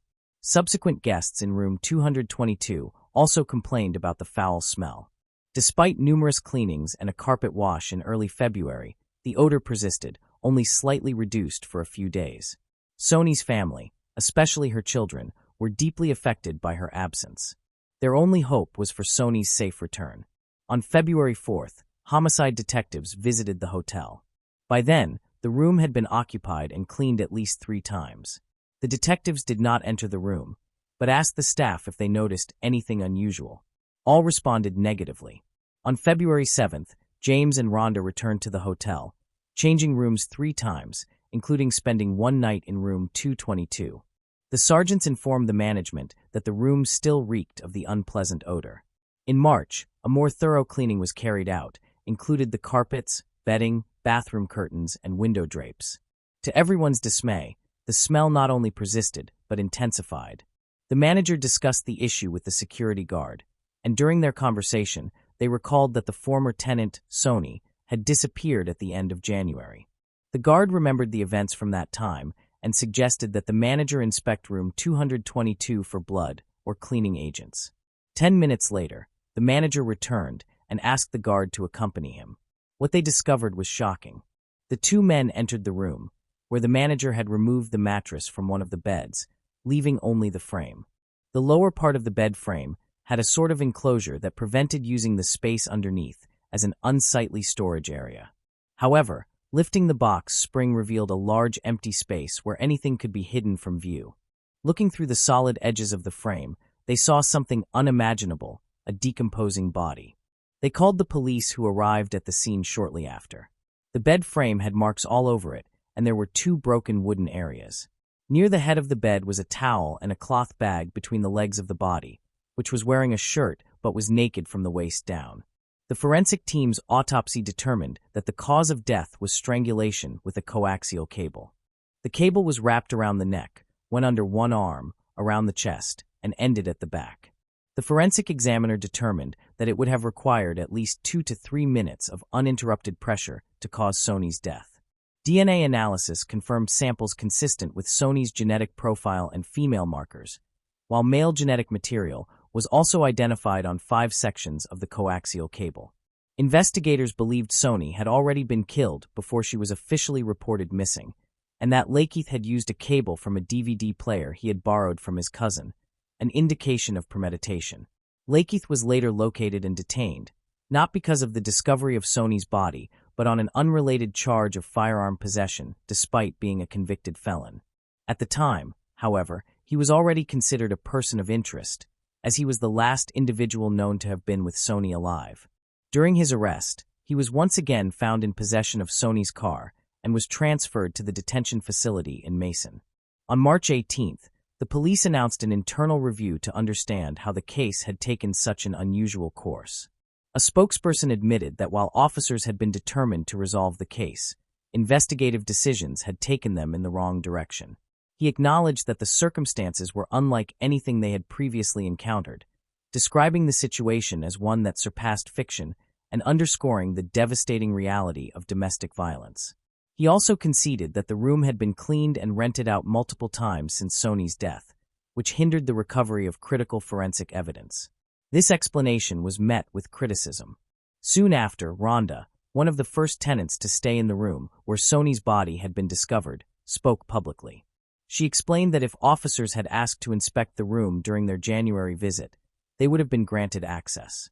She added that while she and her husband had not recognized the odor, police officers should have been able to identify the smell of decomposition and locate Soni's body much earlier. Soni was finally given a proper farewell at her funeral on March 24th. Her 4 children were placed in the care of her sister and her husband. By April 1st, they had begun the process of seeking legal guardianship. Her sister explained that although the children were the ones most directly affected, the tragedy had shaken the entire family. While she could not bring her sister back, she promised to raise Soni's children with love, ensuring they had food, clothing, toys, and the stability of staying together as a family. At the time of her death, Soni had been a participant in a social program that provided periodic credits to a benefits card for grocery purchases. The card had recently been credited with a tax refund from her income, underscoring the financial vulnerability that compounded her already fragile circumstances. The police traced the usage of this card, which was discovered in Lakeith's possession. This investigation proved effective, showing that the card had been used on February 1st, 4 days after Sony's disappearance, at a convenience store. Sony regularly visited the store on the first day of each month to withdraw money with her electronic benefit transfer card. Officers went to the store and requested access to the footage from their 16 security cameras on the morning of February 1st. At 11:38, the surveillance system recorded a man in yellow using Sony's card to purchase a bottle of orange juice, withdraw cash, and buy a cigar. After completing the purchases, he went back to a vehicle driven by another individual. With all the evidence compiled against him, Lakeith's trial began in the first week of February 2014, more than 4 years after the crime. By that time, the Budget Lodge Hotel had shut down. Lakeith entered a plea of not guilty, while the prosecutor described the matter as a very ugly and tragic conclusion to a turbulent relationship. In contrast, the defense attorney stressed the absence of definitive proof, such as witnesses or physical evidence.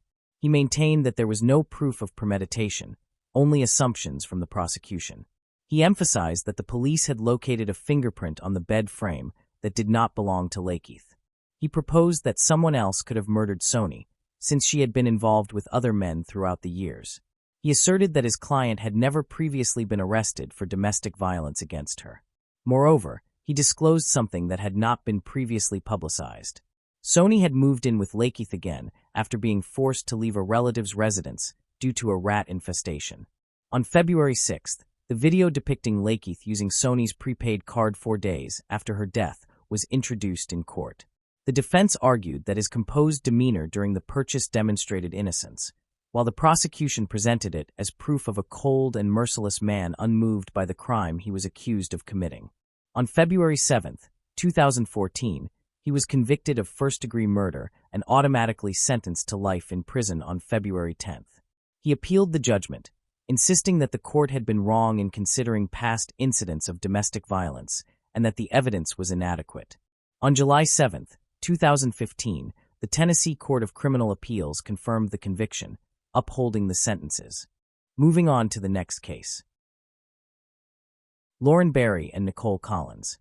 In October 1997, this case unfolded in New South Wales. 2 close friends went for a walk in a small town there. They were expected to attend a party, but they never arrived. Panic set in, and an investigation began that would forever remain in the memory of the small town of Bairnsdale. Lauren Barry, a student at Bairnsdale High School, was 14 years old. Her friends and relatives described her as cheerful and adventurous, with a strong love for the outdoors.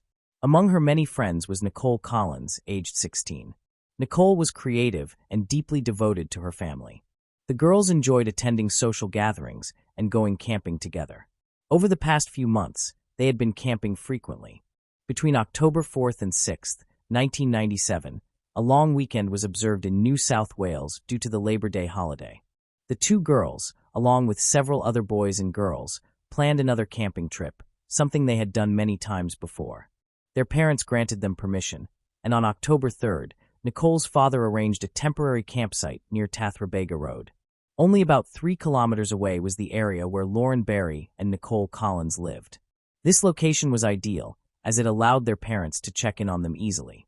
With school finished, they were looking forward to an enjoyable long weekend. The girls appeared to be having fun with their friends. However, many of those present were in relationships, which left Lauren and Nicole feeling somewhat excluded. Nicole had recently broken up with her boyfriend, leaving her single. Surrounded by many young couples, she felt disheartened. She still missed him and longed to reconcile. Nicole's ex-boyfriend was not camping with them, but was instead at a nearby party. This gave the girls an idea. Why not go to the party, giving Nicole a chance to reconnect with him? Night fell, and the campsite became very dark due to its remote setting. As the evening wore on, Lauren and Nicole grew increasingly eager to attend the party. Therefore, around 9 p.m. on October 6th, they left their friends at the campsite and started walking along the path to Bega Tathra Road. Setting out for the party, they said goodbye to some friends and carried a bottle of alcohol with them for the journey. After only 10 minutes, Nicole's brother arrived at the spot to meet with some friends. He narrowly missed crossing paths with his sister and her friend. Had he seen them, he would have offered them a ride to the party. The walk to the party was long, and many of their friends assumed the girls would give up midway and probably spend the night at Nicole's house instead. They expected to see them the following morning. However, Nicole and Lauren never reached the party or returned home. By the next morning, those at the campsite began wondering where the girls had gone. No one at the party had seen them, and their family and friends had no idea of their whereabouts.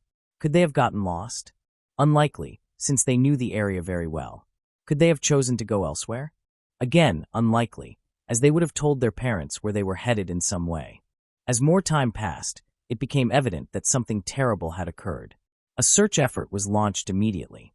People worked tirelessly to locate the girls, believing they might have gotten lost in the bush, but they were nowhere to be found. Once the police took charge, fear spread throughout the community.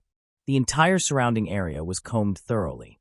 After several days, the girls were still missing. Then a discovery was made. Lauren's clothing was found on the side of an old road. The last time anyone saw her, she had been at the campsite wearing that very shirt. Observers noticed something troubling on the clothing, a large stain. This was no ordinary missing persons case. Something far more sinister was unfolding. Detectives called in an investigation team, anticipating the worst. A task force was formed to examine potential suspects. Different states were alerted to the girls' disappearance. Several suspects were questioned but quickly released, as they had strong alibis. The list of suspects continued to shrink as more names were eliminated. The girls' parents told reporters they hoped someone would eventually come forward, yet no one did. A crucial detail that surfaced was the discovery of a large pink television abandoned on the side of a rural road. Though quickly removed, this strange clue proved far more significant than initially assumed. Soon after, a detective received a call from Yass, a police station in a town near Kuma. That detective then contacted another officer familiar with the case of the missing girls. In Canberra, 3 weeks after the girls disappeared, police searched a stolen car, according to an officer. Inside, they discovered maps of the Bega area.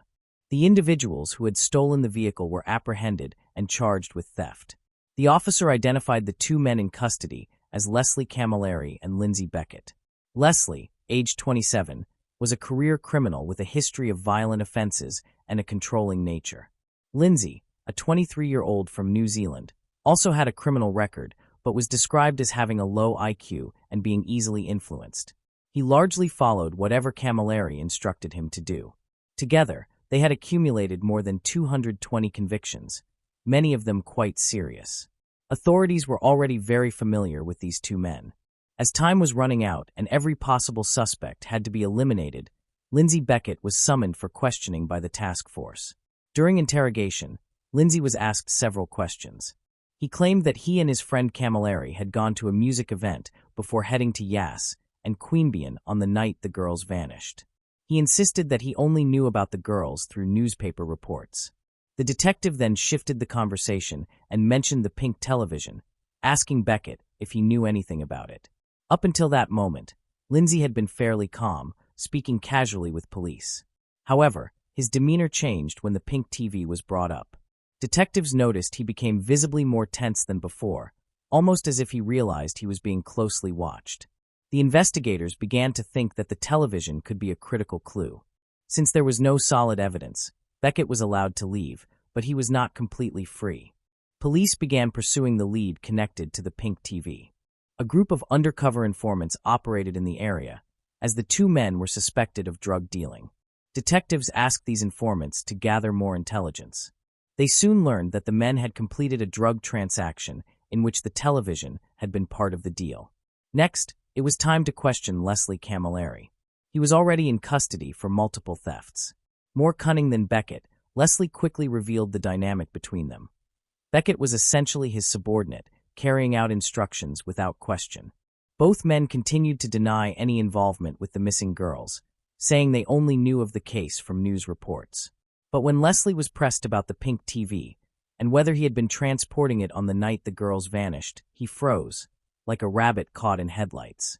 He panicked and refused to continue speaking with the police. He was then escorted back to his jail cell. That was the breaking point. Investigators believed they now knew who was responsible. Since Camilleri was unwilling to cooperate further, the police pressed on with their investigation. But while still at the station, the phone suddenly rang. The call came from Leslie Camilleri's jail cell. Officers were informed that Camilleri was experiencing a mental breakdown inside. He repeatedly slammed his head against the wall while shouting something about a television. With Camilleri completely unraveled, detectives decided to bring back the weaker link, Beckett. An officer showed him a photograph of the missing girls. Beckett could not even bring himself to look at it. He too had finally broken. Then he uttered something that horrified the officers. "I'll show you where we hid the bodies." He agreed to drive them to the exact location where Lauren and Nicole had been murdered and to point out where the weapons had been left. The remains of Nicole Collins and Lauren Barry were discovered deep in the bush near Fiddler Green Creek, a desolate area straddling the New South Wales-Victoria border. It was hundreds of kilometers away from where they were last seen alive. Their bodies were transported to a police laboratory for forensic examination. Both men were charged with murder. While Beckett confessed, Camilleri denied his role, attempting to minimize involvement and blame everything on Beckett. Investigators, however, were able to piece together what had transpired that night. At around 9 o'clock in the evening, the girls had left their friends behind. As they headed to the party, they followed the dirt track along Bega-Tathra Road. What unfolded next was chilling. At that very moment, the road was being traveled by Leslie Camilleri and Lindsay Beckett. The instant the girls stepped onto the road, they were spotted. Had they lingered with their friends just another minute or two, everything might have turned out differently. The men pulled over and engaged the girls in conversation. One theory is that the girls willingly entered the vehicle after being told they were headed to a concert in Bega. Another theory is that they were forced inside. Because the pink TV was taking up too much space, the men dumped it on the roadside before shoving the girls in. Once inside the car, both men brandished knives. While driving, Camilleri ordered Beckett to kill the girls if they attempted to escape. They took the car to a road close to where the girls lived. There, Beckett assaulted Lauren, while Nicole was forced to kiss Camilleri. Nicole was wearing her school jacket, which was later recovered with a stain on it. Afterward, Camilleri took the wheel and drove toward Merimbula. Passing through town on their way to Eden, both men injected themselves with illegal drugs. They stopped at a national park along the route, where Camilleri assaulted Lauren again and Beckett assaulted Nicole. At the site, investigators later found a tampon and a small black rubber flashlight, matching the torch Lauren owned and had taken with her when she disappeared. Afterward, Camilleri ordered Beckett to take over driving. During the journey, the men made several stops to commit further assaults on the girls. Beckett continued driving while Camilleri slept, showing how indifferent he was to the horror of their crimes. Upon waking, Camilleri told Beckett that they should head to Sydney and throw the girls from a bridge. He repeated over and over that the girls could not be allowed to survive this time. When one of the girls asked Camilleri if they were going to be killed, he lied, claiming they would only be tied up so the men could escape.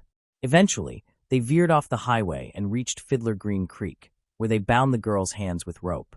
Again, the terrified girls asked if they were going to be killed, but the men repeated the same lie, that they would only be tied up to allow the men time to get away.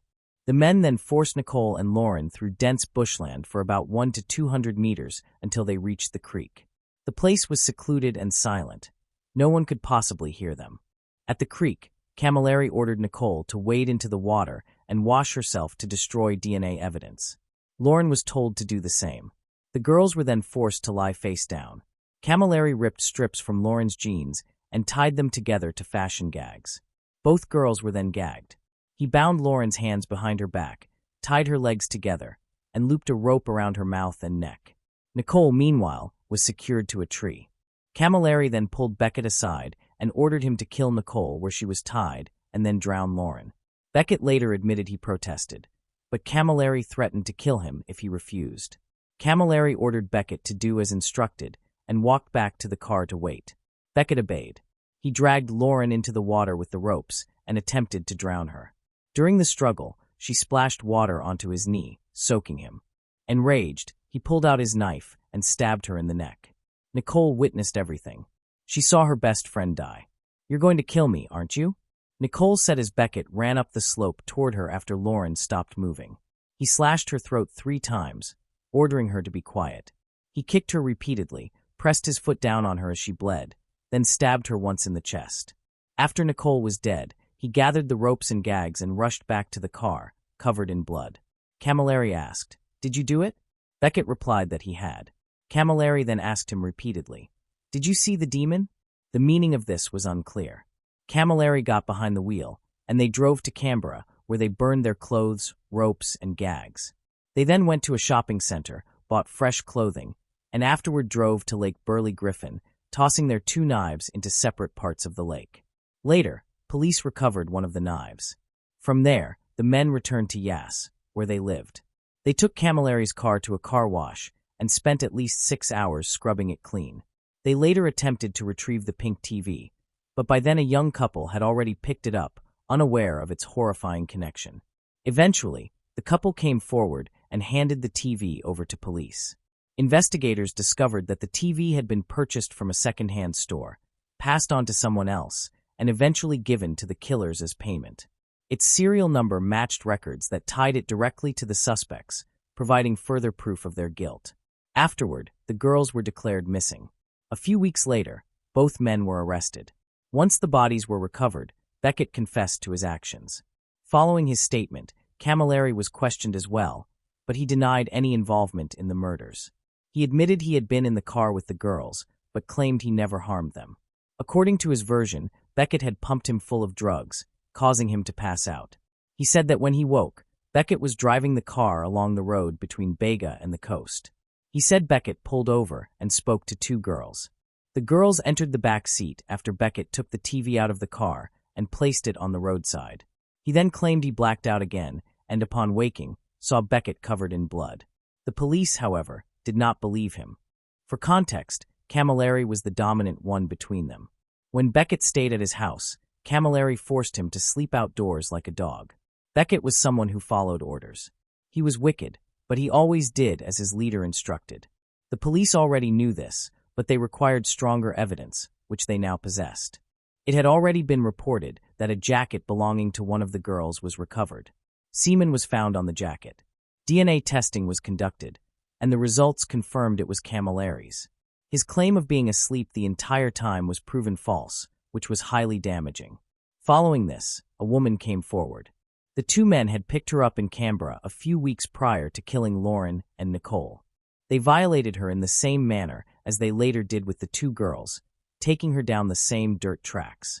The men allowed her to step behind a tree to use the bathroom, which gave her the chance to escape. As the men drove off, she fled to safety and called for help. They had dragged her off the road, forced her into the back seat, and assaulted her. When they finished, they intended to kill her, just as they later did with Nicole and Lauren. It became undeniable that the 2 operated together, showing Camilleri was not as innocent as he claimed. The authorities had all the evidence they needed: the jacket, the DNA match, the woman's testimony, and Beckett's confession. The trial would soon begin. Friends and relatives were forced to sit through the details of the terrible things that happened to the 2 girls that night. On June 26, 1998, Lindsay Beckett appeared before the Supreme Court of Victoria. He finally admitted to killing Lauren Barry and Nicole Collins, which was seen as a relief. He was sentenced to life imprisonment with a minimum of 35 years before parole eligibility. At that time, it was the longest non-parole sentence in Victoria. Camilleri faced court in February 1999 and entered a plea of not guilty. The prosecution called 70 witnesses and presented DNA evidence, forensic results, Beckett's testimony, and the testimony of the woman from Canberra. The case against him was overwhelming. The trial ended on April 10, 1999, with a guilty verdict. Camilleri received a life sentence with no possibility of parole. This type of punishment is unusual in Australia. Sadly, the story did not end there. In 2012, Camilleri confessed to police that he had killed another girl. The victim, Prue Bird, lived in Victoria and was 13 years old. She was born on March 26, 1978. Those who knew her said she was a normal teenager who loved her family and enjoyed life. On February 2, 1992, she failed to return home, and unusual circumstances surrounded her disappearance. When last seen, she had left a meal untouched and the television running.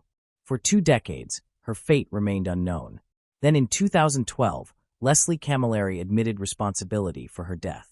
His account was full of inconsistencies, perhaps due to the long passage of time, or possibly because others were involved. Tragically, Prue's body has never been located. Camilleri was convicted of her murder and received an additional 28 years on top of his life sentence. He will remain behind bars for life. Beckett, however, will be eligible for release in 2033 when he turns 59. Moving on to the next case. Mackenzie Lueck. When the Lyft driver departed, Hatch Park was still dark. It was Monday, shortly after 3 a.m. Mackenzie Lueck, aged 23, had just arrived in Salt Lake City an hour earlier. After traveling to California for her grandmother's funeral, she was returning home. It was only her and the trees. She was dragging her suitcase through the grass toward a parked vehicle. Many questions remain unanswered. What is certain, however, is that her phone was immediately switched off and would never be reactivated. The man waiting for her had already disabled the security cameras at his residence. By sunrise, he would clean the scene. He would also ignite a fire that would be impossible to overlook at night. Yet the police would not uncover the truth for nearly 2 weeks, after a dozen warrants and a dig in the yard. Mackenzie Lueck was the sort of young woman who uplifted others. Her family, particularly her grandmother, meant a great deal to her. She grew up in El Segundo, California. Because of that, Mackenzie did not hesitate when her grandmother passed in June 2019. Attending the funeral was difficult, but she stayed connected with friends by sending messages and photos. By Sunday night, June 16th, she was heading back to Utah to pursue athletics at the University of Utah. Mackenzie was determined to succeed. She intended to graduate in 2020 and had consulted with advisors regarding nursing school or even medical school. Alongside her studies, she worked at a laboratory conducting biological tests and was part of the Alpha Omega Club. She carried many ambitions, aspirations, and loved ones. Mackenzie's plane touched down in Salt Lake City just after 1:30 a.m. on June 17th. She texted her mother that she had landed safely. At 2:42 a.m., she entered a Lyft ride. Mackenzie, however, did not go home. She instructed the driver to take her to Hatch Park, located around 20 minutes away. Once they arrived, she informed him she was meeting a friend. The driver stated she appeared neither anxious nor uneasy. Pulling her luggage through the grass, she exited the car and approached someone waiting in another vehicle. The Lyft driver then departed. This was the final time anyone witnessed Mackenzie Lueck alive. Mackenzie and Ayoola Ajayi had initially met months earlier. They connected through a platform known as Seeking Arrangement. The site drew criticism because it was used by sugar daddies and sugar babies. Mackenzie's friends did not condemn her for using it, though it carried a stigma. She was financially careful, lived independently, and was not careless, yet no one realized just how dangerous Ayoola truly was. At first glance, it appeared he had accomplished everything.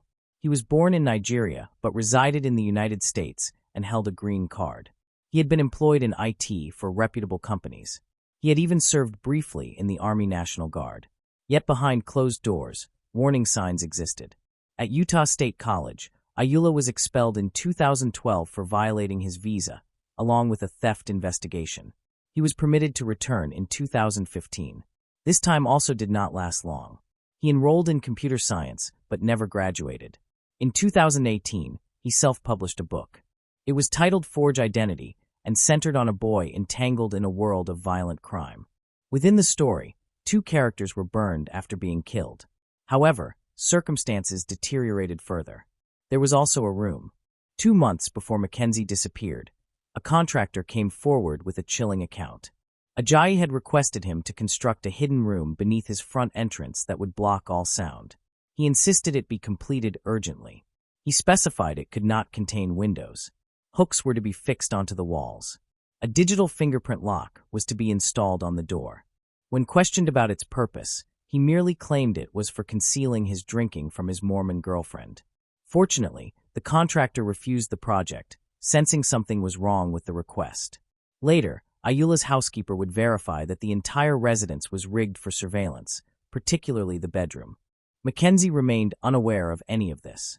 By then, he had already disabled his security cameras and devised his plan before she entered his vehicle at Hatch Park.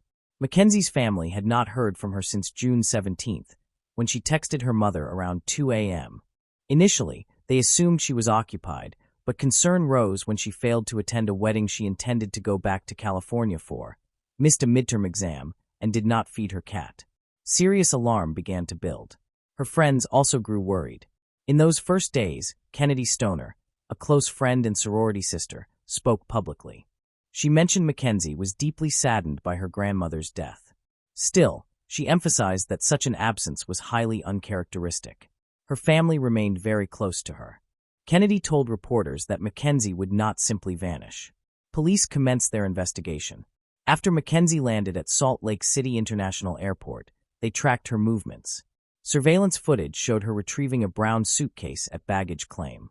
She appeared composed, though clearly fatigued.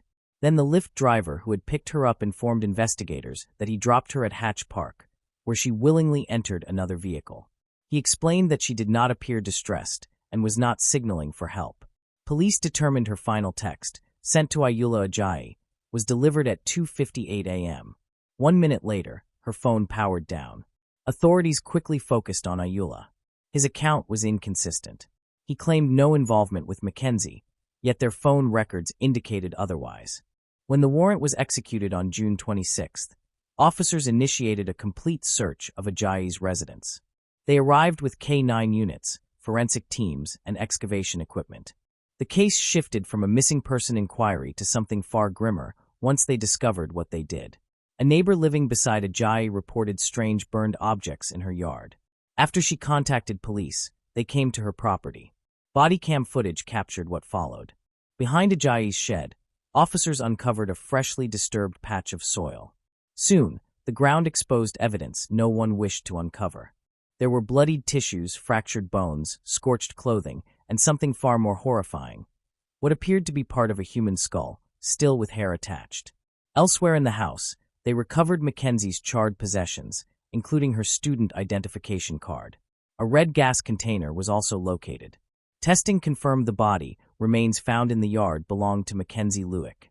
Chief Brown was tasked with notifying Mackenzie's parents, and investigators noted a strong odor of gasoline emanating from Ajayi's vehicle. Yet despite these discoveries, key pieces of evidence were still absent. On July 2nd, Ayoola Ajayi took an unusual step while under immense pressure and with mounting evidence against him. Through his attorney, he directed police where to search next. Ayoola resided in Salt Lake City's Fair Park neighborhood. From the outside, his residence resembled an ordinary suburban apartment, gray, square, and quiet. But beneath that facade, something terrible had already occurred. Once he brought Mackenzie inside, he restrained her using both rope and zip ties to bind her arms together. It began when he placed his hands around her throat to choke her. She pleaded with him to stop. He continued despite her attempts to resist. Instead, he rolled her onto her stomach and used a belt to further assault her. He pulled it tight until she was no longer alive. Ajayi never sought help. He showed no remorse. There seemed to be no fear. What was his reason for this? Afterward, he went about his tasks. Some of her belongings were taken by him and discarded in the Jordan River.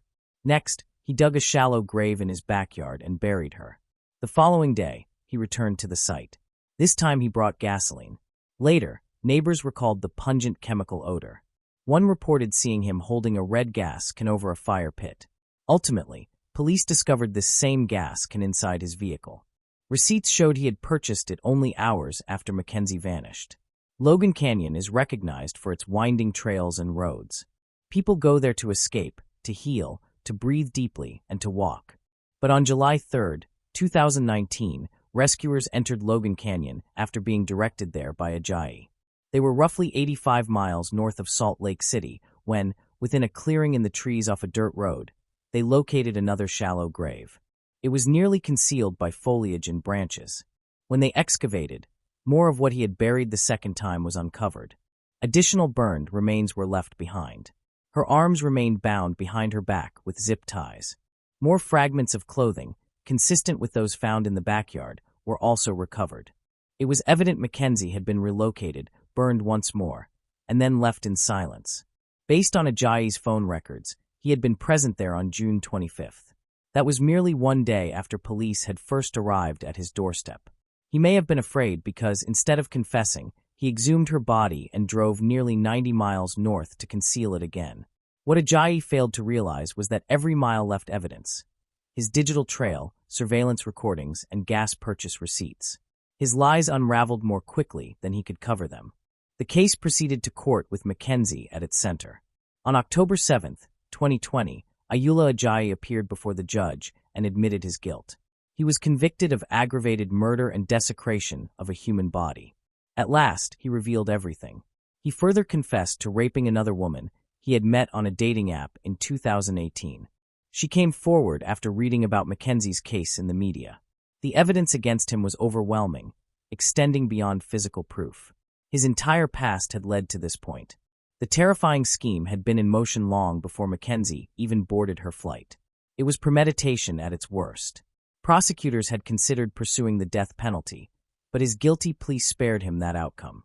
In return, Mackenzie's family was spared the agony of a prolonged trial. In court, the defendant sat in an orange jumpsuit, head lowered, and voiced an apology. The district attorney, however, deemed it insincere. Mackenzie Lewick, my daughter, was a wonderful young woman with a promising future, her father declared. I will never have the chance to watch her flourish. Her cousin also addressed the court, describing the ordeal as a nightmare one cannot escape. On October 23, 2020, 3rd District Judge Venice Trees issued the sentence: life imprisonment without parole. She added 5 additional years for the indignity shown to Mackenzie's body. In court, Ajayi spoke briefly, stating, I am sorry for what I did. Yet no one believed him, not the district attorney, not Mackenzie's family, nor her friends who had waited over a year for justice. In the end, the question of why remained unanswered. Ajayi never explained his motive. Prosecutors suggested it was simply to experience a fantasy. He and Mackenzie had never quarreled or clashed before. Still, he meticulously devised and executed his plan. For a short time, he believed he had escaped justice. But what Mackenzie left behind were the clues that ultimately revealed the truth. Moving on to the next case. Javier Jimenez. Antofagasta, a coastal city in northern Chile, was bustling as usual in August 2022.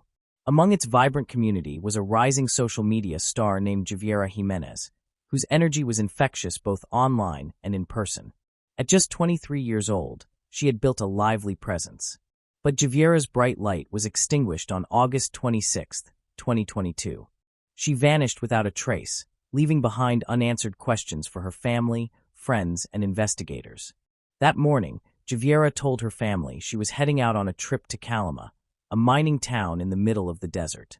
Concern turned to fear when she failed to check in that evening. Calls went unanswered, and her usually active social media feed fell silent. Panicked, her mother began calling friends, but no one had heard from her.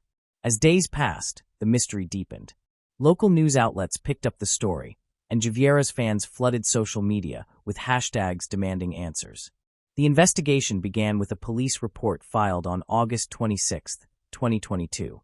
Javiera's family informed officers that she had left home that morning with her 6-month boyfriend, Andres Sutter, for the trip to Calama.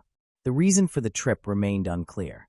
Some suggested it was simply a casual outing, while others believed it might be connected to Javiera's work as a promoter and a possible business deal.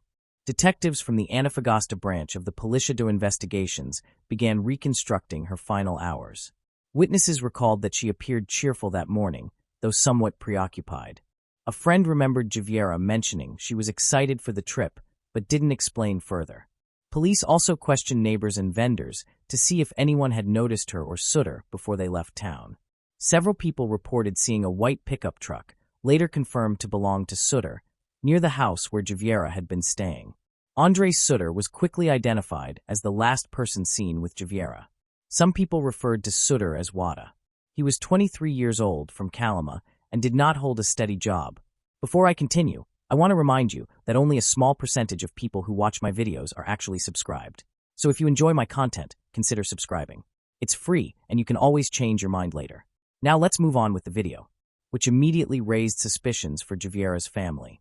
Relatives like her mother, Gladys, had never trusted him fully, believing his behavior to be odd. On August 27th, one day after Javiera disappeared, police summoned Sutter for questioning. From the start, his account was shaky.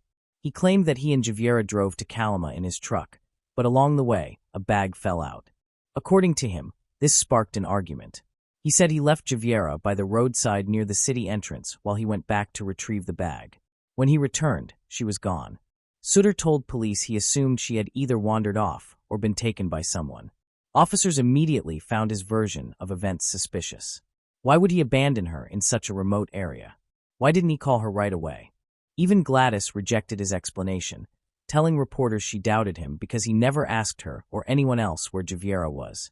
He didn't even seem worried, she later remarked with skepticism. During questioning, Sutter gave only limited details, repeating his story without offering much else. Detectives noted his composure. He appeared calm, almost detached, showing no real signs of distress. This raised further red flags and pushed investigators to probe deeper into his background. Their inquiries uncovered ties to a group in Sutter's area linked to copper theft, a lucrative crime in Chile's mining-dominated north. Even though there was no direct proof that Javiera was connected to these activities, the possible link made the investigation more complicated. Could her disappearance have been tied to Sutter's questionable acquaintances? A massive search was launched for Javiera. Alongside the Carabineros, Chile's national police, the PDI combed the stretch of Highway B, 400 that cuts through the barren Atacama Desert between Antofagasta and Calama. Search teams worked the sandy terrain, keeping in mind that bodies had previously been hidden in the wilderness of this region. They checked roadside rest stops, inspected abandoned structures, and even explored deserted mine sites. Aerial patrols were conducted to spot anything unusual, like scraps of clothing or tire marks. Volunteers from Antofagasta joined in, with the operation organized by Javiera's family and amplified by online campaigns from her followers. Posters bearing her photo appeared throughout the city, from bus stops to street kiosks. Witness interviews offered glimpses of Javiera's final movements, but yielded few solid leads. Around noon on August 26th, a gas station worker on the outskirts of Antofagasta reported seeing a white truck matching Sutter's vehicle. He couldn't confirm if Javiera was inside, but the timing aligned. Another witness, a truck driver traveling the B400, recalled seeing a couple quarreling by a car that day, though he couldn't identify them. Later that afternoon, Javiera's phone, an essential piece of evidence, was switched off. Its last signal placed it somewhere along the highway, but Sutter's phone records showed him heading back toward Antofagasta after the supposed bag incident, contradicting his claim of returning quickly. Over the following weeks, the investigation intensified. On September 2, 2022, Sutter was arrested once more by the PDI, this time for obstructing the police in their investigation. Officers noticed inconsistencies in his account, and he initially refused to hand over his phone for forensic review. When investigators finally accessed it, they uncovered audio files and text messages linking him to a copper theft network led by a man named Jonathan Olav. Authorities suspected Sutter was withholding crucial information about Javiera to protect himself or others. He was released under conditions requiring him to check in at the PDI station every 2 weeks and forbidding him from leaving Chile. Yet by September 18, 2022, he had vanished. The PDI later confirmed he had illegally crossed the border into Bolivia. Interpol issued a red notice, sparking an international search for him. His escape deepened suspicions. If he was innocent, why did he flee? Gladys and her family kept the pressure on by organizing vigils and speaking to the press. In October 2022, when asked by reporters, Gladys declared, "I don't believe his story. He knows more than he's admitting." The police agreed, sharing her frustration. They questioned members of Sutter's circle, including his mother, who insisted she had no idea where he was. Investigators also probed Javiera's personal life, asking her friends if she had mentioned threats or problems. Some noted she had become less open in the months before her disappearance, though most said she hadn't. Was she concealing something, or had she become entangled in someone else's dangerous schemes? The copper theft connection was critical, and investigators wondered if Javiera had uncovered something dangerous. As the months passed without any trace of her, the community's hope began to fade. It seemed as though the vast, unforgiving desert had swallowed her whole.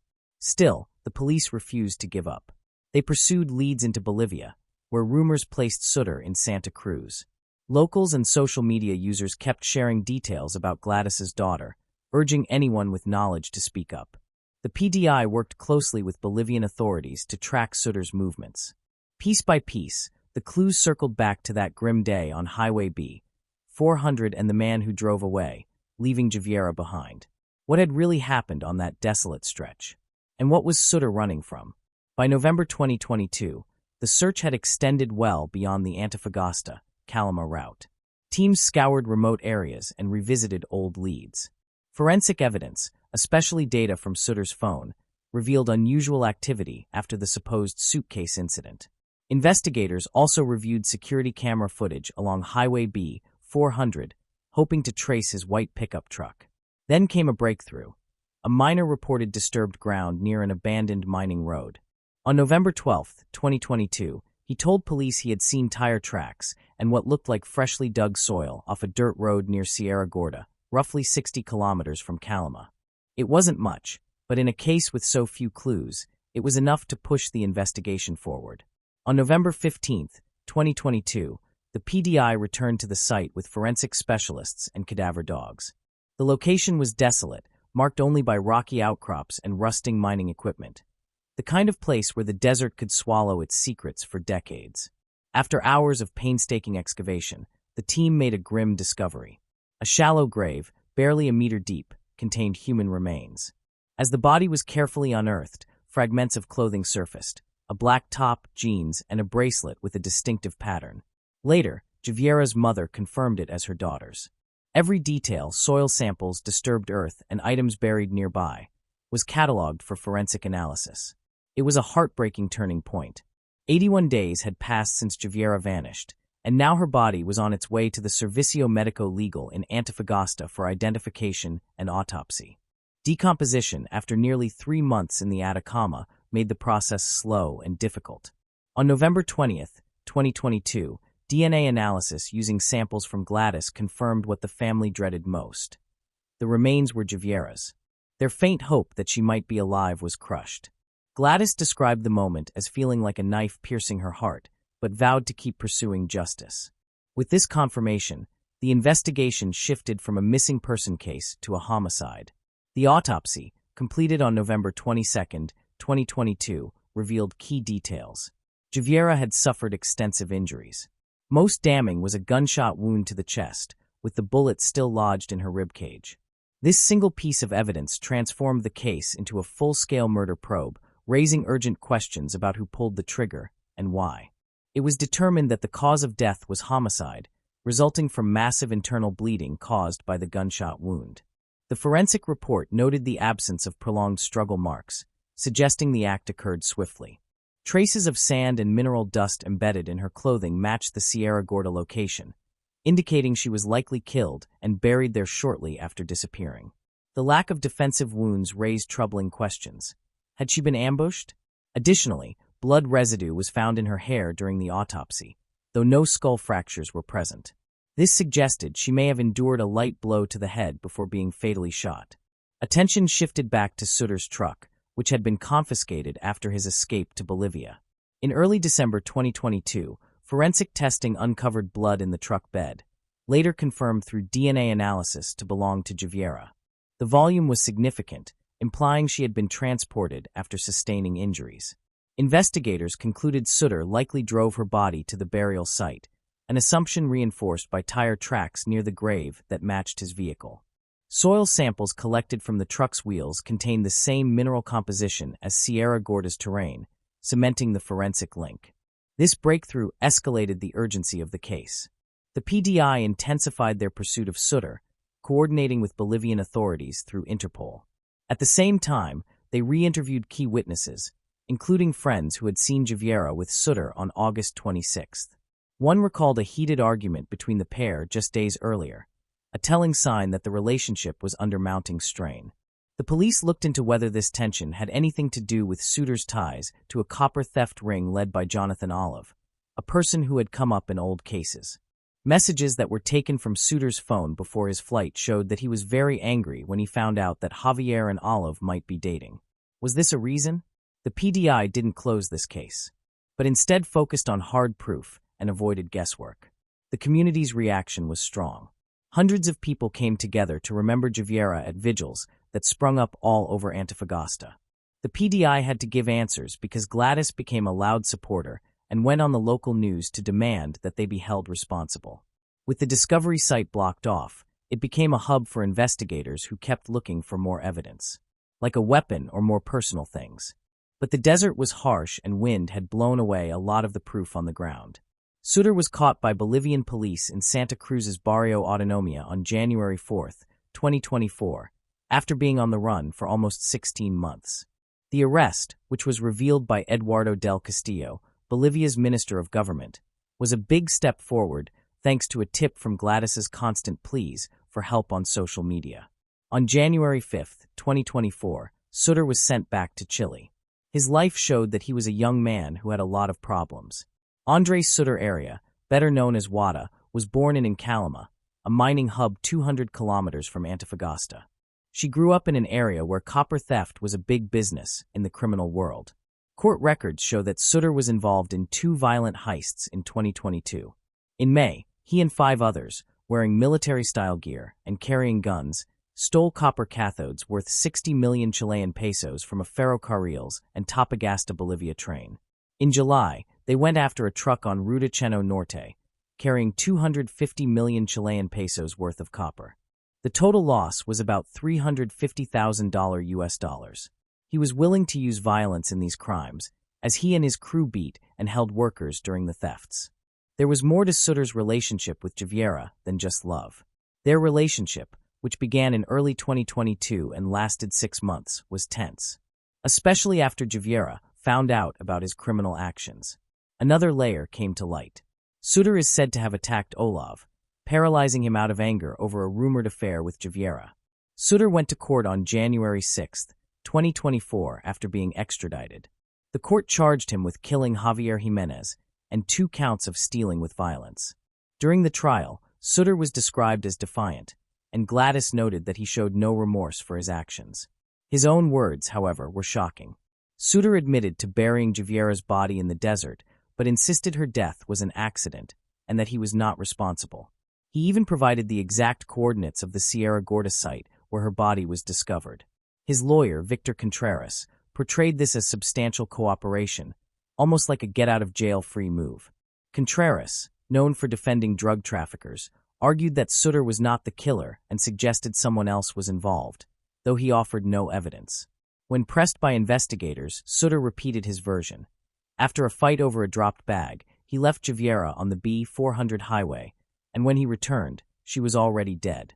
He claimed he buried her out of fear of being implicated, especially since his phone contained incriminating messages about copper theft. But when questioned about the gunshot wound and the blood found in his truck, his answers were vague. He denied shooting her and suggested an unknown attacker could have intervened. Gladys, devastated but resolute, rejected his story, declaring, "He shot her, buried her, and ran. He knows exactly what he did." Prosecutors supported her, pointing out that Sutter's escape to Bolivia and his violent history made his claim of an accidental death highly implausible. The court agreed, ruling that he posed both a flight risk and a danger to public safety, and ordered 90 days of preventive detention. On November 4, 2024, Sutter was convicted on 2 counts of robbery with violence and threats. These crimes took place in May 2022 on a train and in July 2022 on a truck, both targeting copper cathodes. The court sentenced Sutter to 16 years in prison, a ruling later upheld by the Corte Suprema in January 2025. The evidence was overwhelming. Messages on his phone revealed details of his thefts, showing him armed and flaunting cash. His associate, Jonathan Olav, received a 20-year sentence, while 5 others were handed terms ranging from 8 to 11 years. Altogether, the gang was sentenced to 91 years behind bars. As of July 2025, however, Sutter's murder case remains under investigation, with no hearing date yet scheduled. Gladys voiced her frustration in a December 2024 interview, declaring, "Every day without a verdict is another day without peace." The PDI continues to comb through Sutter's phone for additional texts or calls that might shed light on what happened on August 26, 2022. Investigators are also examining whether Olav's crew had any involvement, though no evidence supports Contreras' theory of a third party. The toll on Javiera's family has been immense. On May 31, 2024, a large crowd gathered to mourn the loss of Antofagasta's shining star. Financial struggles have forced the family to seek community support as they continue their fight for justice. Sutter's appeal in the copper theft case, filed in December 2024, was rejected, ensuring he remains imprisoned. Yet the question surrounding Javiera's fate continues to haunt everyone. Moving on to the next case. Jordan and Tyler Pratt. In today's video, we're exploring a story so terrifying no film could ever surpass it. This case is full of twists, shocking events, and a darkness that feels nearly unreal. Yet every detail of it is real. Let's begin. Lucy, Caitlin, and Jane, the triplets, had everything they needed for happiness. But one of the girls eventually grew bored, which was destined to end badly for her. Lucy Lee, Caitlin Lee, and Jane Lee were born in China in 1995. There were 3 of them. Lucy, whose birth name was Yun Lu, was the eldest because she arrived 5 minutes before Caitlin and Jane. Their parents decided to relocate to Toronto, Canada, when the sisters were still very young. They left the children behind in China for the time being. In truth, the triplets were raised by close relatives until they turned 7 years old. The girls reunited with their parents after they had already been living there for a while. Once the family was back together in Canada, the triplets gained a younger brother and sister. Their father excelled in his profession. He operated a driving school for Chinese immigrants. But Lucy's mother, Hong Wei, or Winnie as her friends and family knew her, was the most ambitious and accomplished. Her business thrived. Winnie owned a company called Resbound International that handled assets. The firm's main customers were Chinese Canadians. Through the business, people purchased life insurance policies, which allowed them to transfer money from abroad without having to pay taxes on it. Winnie swiftly became well known as a businesswoman in Canada. She delivered speeches at numerous conferences and met with several of the country's most prominent figures. A photograph of Winnie with both Canadian Prime Minister Justin Trudeau and Ontario Premier Doug Ford has surfaced. Winnie succeeded in building strong relationships with many members of the elite, and she ultimately rose to become a highly influential and powerful individual herself. People regarded her not merely as wealthy, but as a multimillionaire. The children grew up gradually, but their mother remained occupied constantly, so they rarely had much time with her. The businesswoman's schedule was extremely demanding, and when she did manage household duties, she was very strict with her children and son. The mother ensured that everyone adhered to the rules and excelled in school. Winnie was not cruel. She simply wanted each of her children to succeed and prosper in life, just as she had. The girls learned from her how to strive for excellence. They were not allowed to play or spend time with friends because they were required to complete chores around the house. In this way, Lucy, Caitlin, Jane, and the 2 younger children learned how to manage significant responsibilities at a very young age. The triplets founded their own charity at age 13 to support young women and children. It was named the Canadian Youth Funding Association. There was nothing Winnie wouldn't do to ensure her daughters thrived in life. They often accompanied her to many of the business functions she attended. She was preparing them to one day assume her position at the company. However, not every child accepted these expectations for their lives. Lucy struggled to grasp why her parents believed she was destined to accomplish great things. Winnie was very disappointed that she wasn't the most disciplined student. This became a recurring source of conflict between the eldest daughter and her mother. Lucy thought of herself as a nerd in school. At that time, she had bangs and braces and felt like she would never belong among her peers in her own household, where achievement and knowledge held the highest value. The girl felt as though she did not truly fit in. Lucy encountered Oliver Crawford when she was 14 years old. Oliver was 16 at the time, 2 grades ahead of her. Brady Crawford was born in 1993 in Slovakia. When he was 8 years old, his parents relocated to Canada. The family initially settled in Windsor before moving to Toronto. His was an ordinary life. People did not consider Oliver a bad person, but neither did they see him as particularly admirable. He occasionally got into minor trouble, though that was common for many boys. Lucy and Oliver met in high school and began conversing with one another. They soon entered into a romantic relationship, but it did not last long. The boy pressured the girl to sleep with him, but Lucy was not ready yet. Unwilling to wait for her, he slept with one of her friends instead. Following this betrayal, Lucy's high school relationship ended abruptly. The triplets graduated from high school, and their mother compelled all 3 of them to attend the University of Toronto to study business. It appeared that Winnie had not truly considered what her daughters wanted for their futures, as she had already predetermined their paths. It seemed as though the mother disregarded her children's desires entirely, viewing them instead as successors she was grooming to take her place. The worst part about her approach was that she made the triplets compete against each other. For example, she promised to buy a new car for whichever one earned the best grades. This sometimes strained the sisters' relationships with one another. Lucy performed fairly well in college, and upon finishing, she went to work for her mother in the life insurance company. That was when her difficulties resurfaced. Lucy tried her hardest to live up to her mother's expectations by pursuing major clients, but it appeared she did not perform as well as Winnie had hoped. The girl became extremely anxious whenever she had to handle tasks she was not yet skilled at. Lucy decided to step away from her job and focus on herself for a while.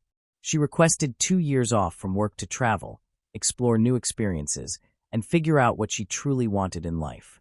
This was possible because the family was financially secure. When her mother eventually agreed and allowed all 3 daughters to try different things, she promised to cover all their expenses for 2 years and provided each of the triplets with a monthly allowance of several thousand rupees. Lucy appeared to have been under constant stress throughout her life, always striving to be like her mother. At the same time, her parents were also generous with her. So, how did the Lee children spend all this free time?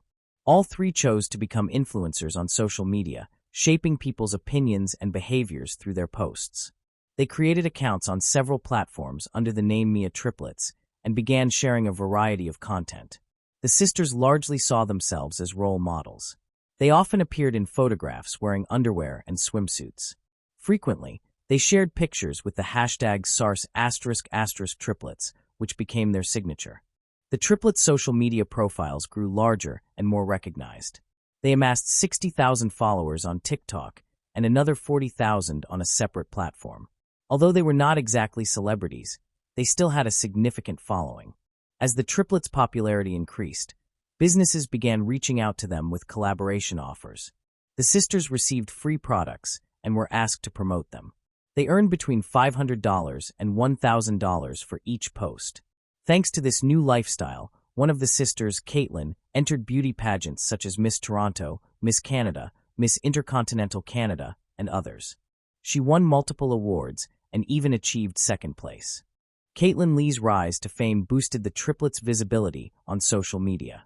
By 2019, Lucy Lee was 24 years old. Around that time, something significant occurred in her life.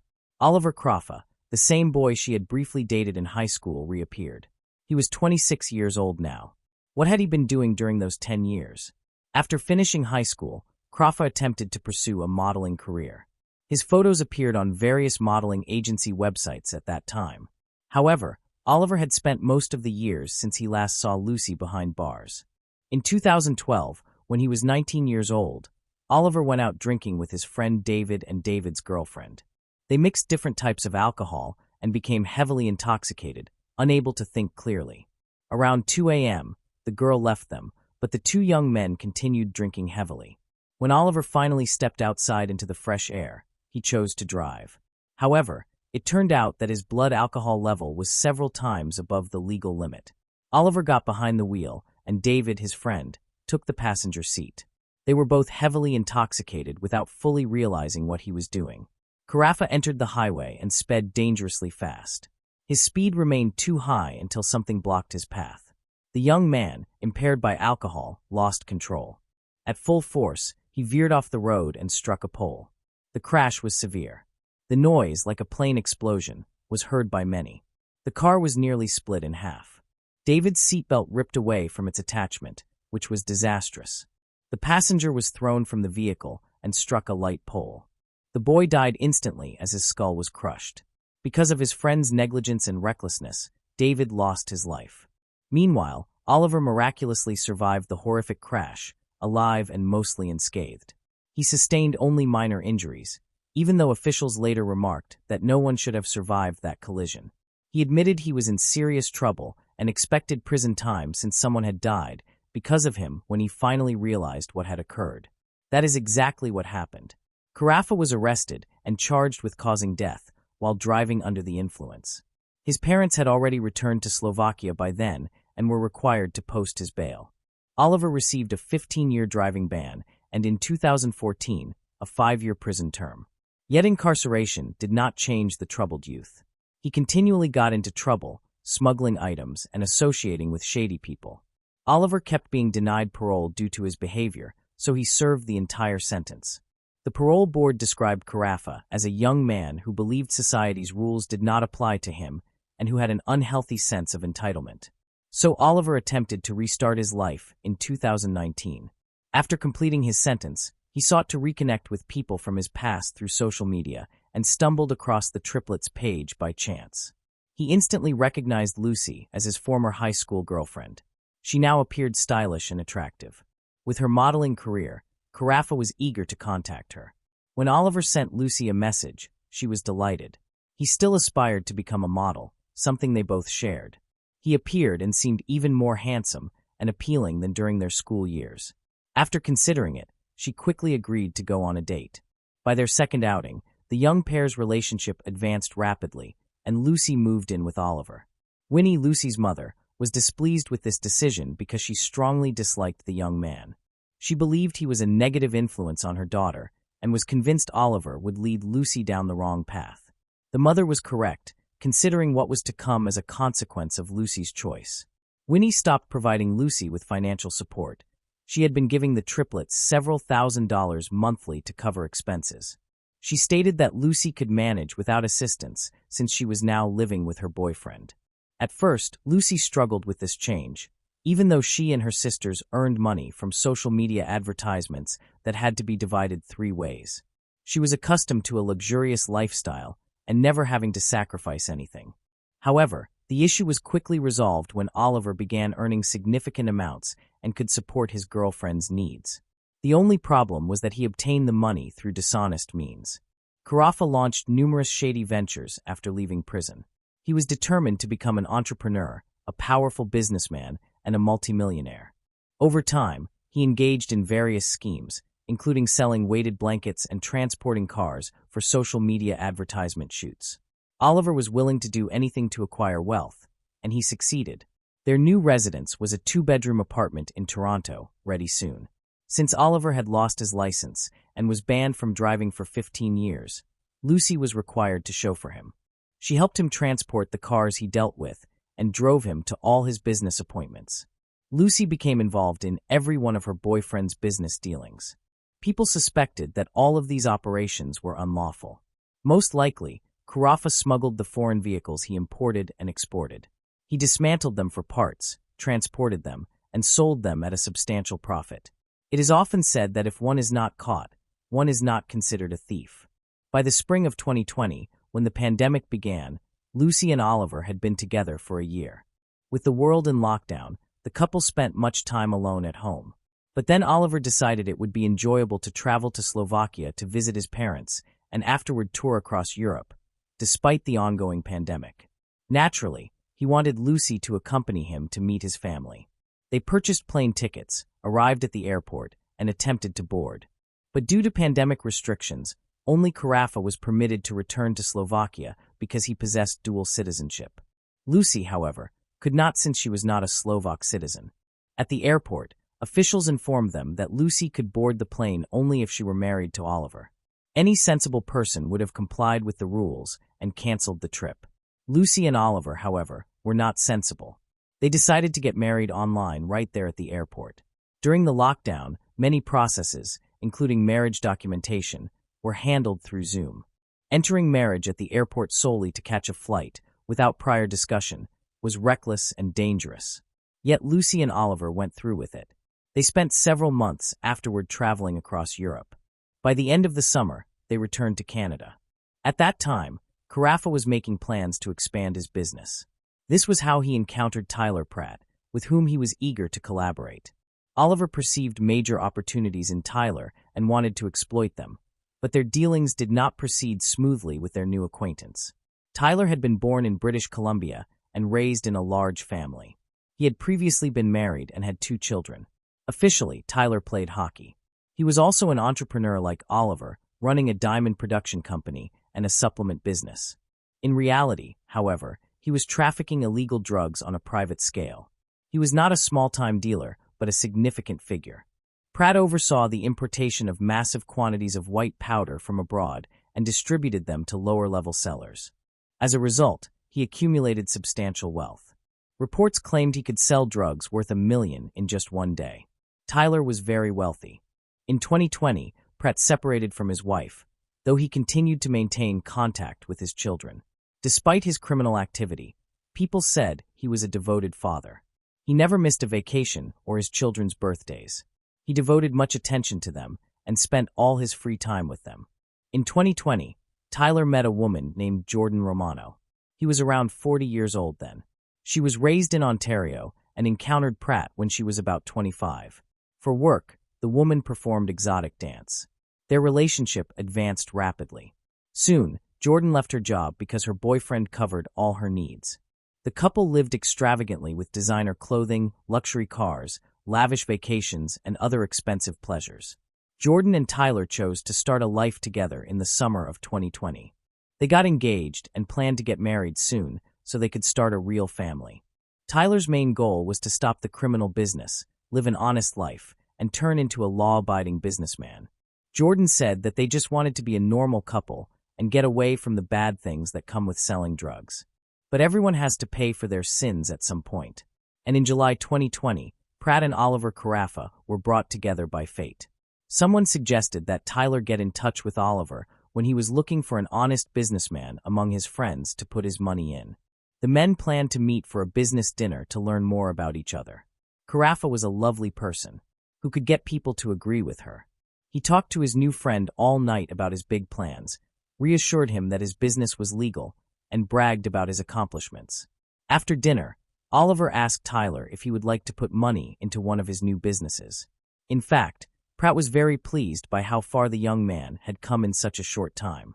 He liked the idea of a real business and decided to put $170,000 into it at their first meeting, even though he had no idea what it was about. When Oliver found out that Tyler had a lot of money, he made up a business that didn't exist right then and there to get him to spend. When Carafa got home from this meeting, he told Lucy to think of a business where he could put Tyler's money to work. Oliver was thinking about different ideas when a horrible one came to mind. Carafa was from Eastern Europe, so he knew how to bring girls from that area to Canada and find clients here. That is, he wanted to use Taylor's money to fund another shady and disgusting business. He didn't think Pratt would have liked his idea.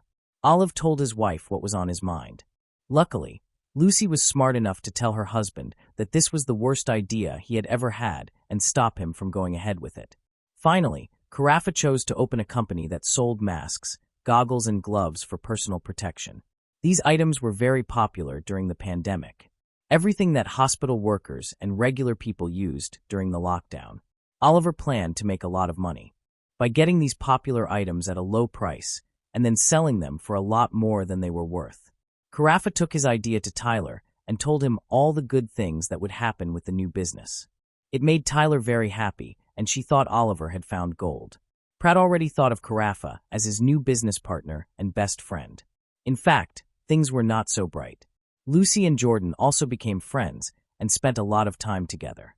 The families started getting together often and going to each other's houses. Tyler was so crazy about his new partner that for his birthday, he gave him pricey jewelry. The couples went to dinner and even planned a trip to Italy together. Tucker was told by Carafa that business was good and that they were selling a lot of personal safety equipment. He was making a lot of money, but he needed more to ship more goods because he was now an honest partner. Pratt didn't think twice about giving Oliver another $470,000. Everything was done over the phone. The two partners did not have any written agreements. The money was given without formality, most of the time over dinner. Tyler didn't worry because he knew the new business was legal. He had a lot of faith in his new partner.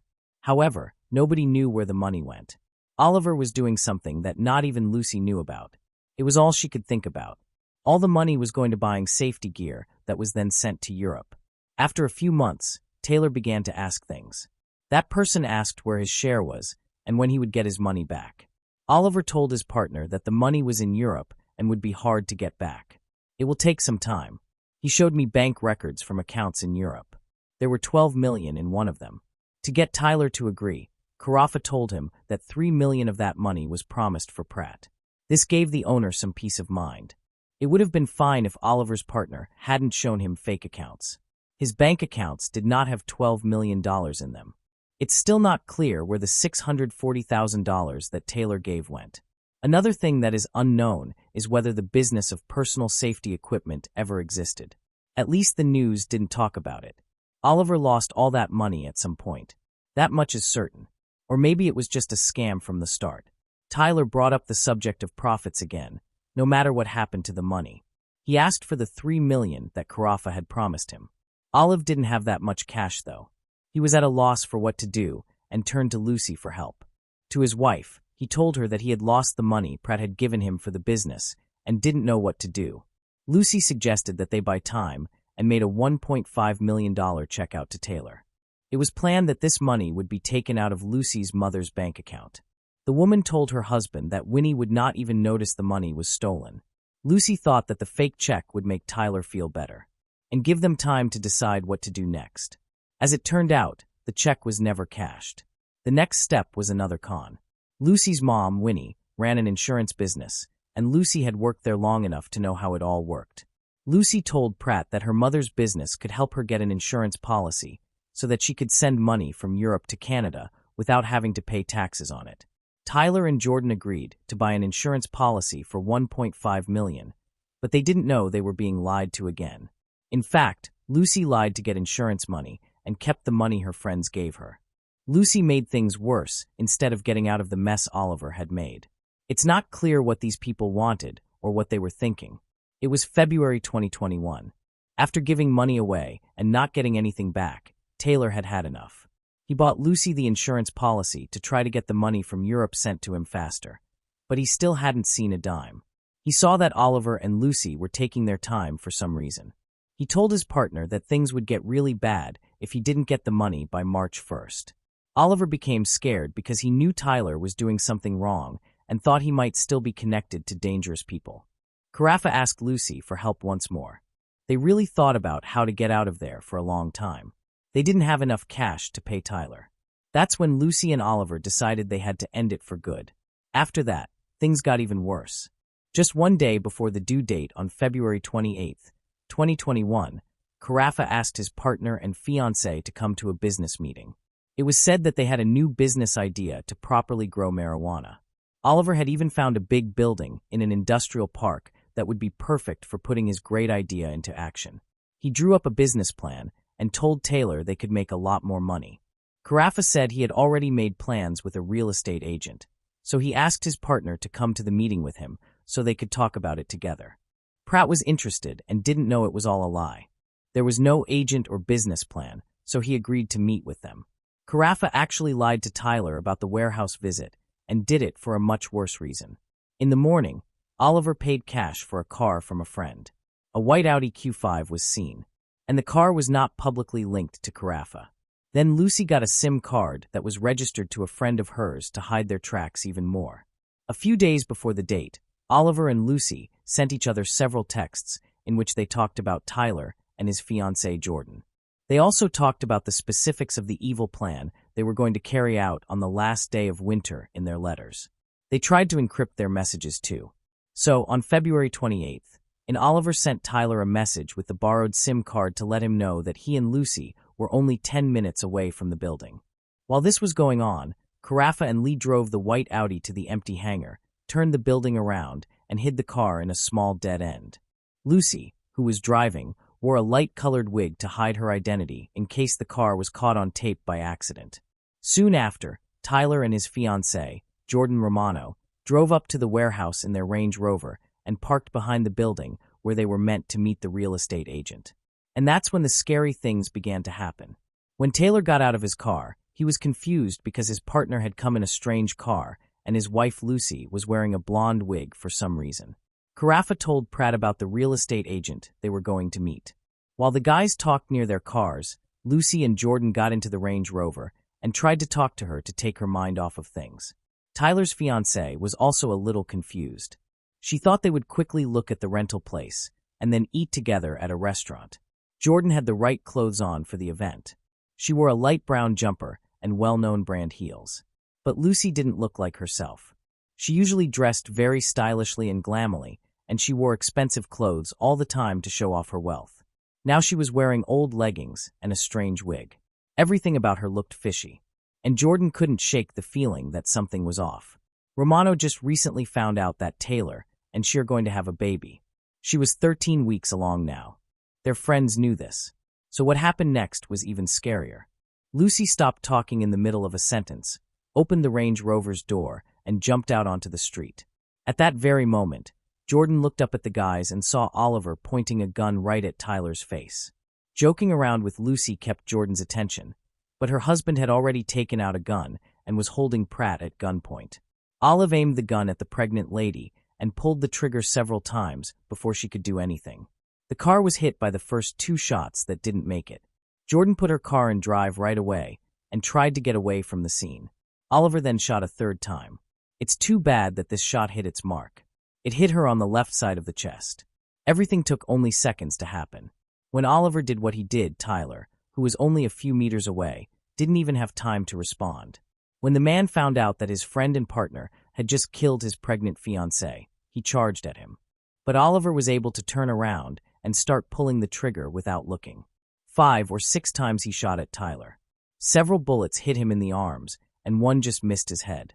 But the last shot, which was aimed straight at his chest, killed him, and he fell to the ground dead. Oliver and Lucy were friends to Jordan and Tyler while they were pregnant. They put all their faith in them, but it was all a lie. Carafa and Lee took Romano's body out of the Range Rover and left it on the side of the road after this stupid attack. Then they got in their own car and drove off. They planned to make some cash by selling the SUV. So they took the car to a friend's shop to be taken apart and sold for parts, which hid their tracks. The killers then went back to the industrial park, walked past Jordan and Tyler's bodies that were still, and got into the Audi. To avoid being caught, they also took that car to the workshop and had it taken apart for parts. Oliver and Lucy took a cab back to their house. The couple was having a great time. The excitement was going strong. They did the worst possible crime, and there was no way they could be caught. One of the victims was still living, which was the only thing they didn't know. One evening at 7:30 p.m., a truck drove by the building in the industrial park. The driver saw something strange on the ground. He pulled over and went over to see what was making him so interested. A woman lay still in the grass next to the road. She had blood all over her. It's crazy that Jordan was still alive after being shot in the heart. At first, the pain knocked her out, but when she woke up, she kept fighting for life. When the woman was very weak, she told the driver in a whisper that she had been shot and asked him to call an ambulance. The emergency services got to the scene right away. Jordan Romano was taken to the hospital and told she needed surgery. Naturally, when there was a report of a shooting, police were also sent to the scene. Tyler's body was found close behind the warehouse. Sadly, he died right away after being shot in the chest, and the police were still trying to find the shooters, but couldn't because they didn't know who could have done it. After hearing the news, Oliver and Lucy stayed home and watched TV. The wife and husband were proud of how well they went through it. When they sold the 2 cars, they paid off all of their bills at once and made some money. But their happiness was short-lived when the reporter covering the story said that one of the victims had lived but was now in a coma. At that exact moment, Oliver and Lucy's happiness shifted to dread. Reports stated that the victim's condition had stabilized, and doctors hoped he or she would soon regain consciousness and be able to recount what had occurred. This meant their elaborate plan had failed. Oliver and Lucy immediately decided to flee to Canada. The very next day after the incident, they boarded a flight to Eastern Europe. The couple spent several days in a Prague hotel before traveling to Slovakia to visit Oliver's parents. Meanwhile, law enforcement began their investigation. Authorities worked tirelessly to track down the perpetrators of the crime. Their first step was analyzing cell tower data. The number in question was traced through a SIM card Lucy had borrowed from a friend. Records showed that this number had been active at the crime scene when shots were fired, making it easy to identify the original owner. The young woman, unaware of the situation, had lent out her spare SIM card. She explained truthfully to investigators that she had given the card to Lucy Lee. This revelation led police to uncover Lucy Lee and her husband, Oliver Carafa, as the prime suspects. Investigators then turned to surveillance footage, which showed the couple hastily leaving their apartment and heading to the airport, further deepening suspicion. Soon, pieces of evidence began to pile up one after another. Cameras at the crime scene recorded the light-colored wig, fragments of Lucy's clothing stained with blood, insurance documents, and the keys to the white Audi. The accumulation of proof against the pair grew steadily. Jordan Romano regained consciousness 3 days after being in a coma. Initially, she was disoriented and had no memory of what had taken place. Police officers had the difficult duty of informing her of the tragedy. She had lost both her fiancé and her unborn child. Once the initial shock faded, Romano did everything in her power to recall the events of that horrific day. At the same time, international arrest warrants were issued for Oliver, 28, and Lucy, 25, who had already fled abroad. Authorities reported that the couple first traveled to Slovakia to see Carafa's parents, then moved on to the Czech Republic, before vanishing in Budapest, Hungary. Lucy's mother, a prominent Canadian businesswoman, addressed the media, expressing that she was shocked, disturbed, and bewildered by her daughter's involvement in such a heinous crime. The woman urged Lucy publicly to assist the police, but Oliver Carafa's parents reacted very differently when they learned their son and daughter-in-law were accused of a crime. The boy's father allegedly paid $250,000 to people who would hide Oliver and Lucy and provide them with new identities. The pair of fugitives made it to Hungary, where they remained in hiding for 2 months until authorities discovered them. Carafa and Lee were arrested and placed in a holding cell. They then faced a lengthy process of extradition to Canada. Oliver refused to return and demanded to be sent to his native Slovakia. Lucy, however, spent a few days in a Hungarian prison and complained that it was not even comparable to a 5-star hotel. She disliked the hard bed, the issued clothing, the bland meals, and the dreary environment of her confinement, so she agreed to return to Canada immediately. When officials arranged Lucy's transport to Canada, she caused an outburst over being seated in economy class. Since her mother could easily afford better travel for her daughter, Lucy begged to be placed in first class. It was one of the most arrogant and conceited displays imaginable. Upon arrival, Lucy refused to answer any questions at the police station, claiming her mother-in-law had instructed her to remain silent. Lee appeared to believe her mother's wealth could protect her from prison. She confidently declared herself innocent, insisting Oliver had always handled their finances during their marriage and that she never knew how he managed his business affairs. Oliver and Lucy were granted bail at $2.7 million. Lucy's mother immediately paid the entire sum, and she was released until trial. Soon afterward, however, Lucy violated her bail conditions. She was therefore rearrested and returned to prison. Oliver, who was eventually extradited to Canada, was denied bail altogether. He remained incarcerated for 2 years while awaiting trial. Proceedings began in April 2024. The trial lasted just over a month. On the stand, Lucy spun a bizarre, elaborate tale portraying herself as a victim of her husband's mistreatment. She fabricated numerous lies in an effort to escape responsibility. Lucy also attempted to create a false alibi by claiming she had spent the entire day with her family, yet no relatives could verify her story. Oliver Carafa, her husband and accomplice, refused to appear in court or provide testimony. The judge ultimately ruled that Oliver and Lucy were guilty on all charges. Both received life sentences, with eligibility for parole after 25 years. Moving on to the next case. Ornella Datori. In today's video, we are going to a small town in Argentina, where life once moved slowly, but suddenly everything changed. This is the story of Ornella Datori, a 16-year-old girl whose strange death stunned the entire country. Picture this, a peaceful area in Tucumán, Argentina, around 100 kilometers south of the city's crowded center. It is April 2017, and the fields are covered with long rows of soybean crops. The air feels warm. Nearby lies a town close to Alberti, where everyone knows each other. Children play in the streets, and people chat with one another over coffee. Yet, while playing in a field on April 11, 2017, 2 children discovered something that would forever haunt this place. They stumbled upon a dead body. Ornella Datori, only 16 years old, was found lifeless in a soybean field, hidden among a cluster of trees. Her clothing was scattered around, and her body showed signs of having been severely harmed. The discovery shocked Alberti deeply. This wasn't simply a tragedy. It was a real-life criminal mystery that enraged people across the country and raised countless questions. Who would hurt a young girl in such a way, and for what reason? It was not just the loss of a youthful active life that made this case terrifying. It was also the details that surfaced in the following days. It was heartbreaking to learn during her autopsy that Ornella was 6 weeks pregnant. This wasn't only a crime against her. It was a tragedy that touched many lives.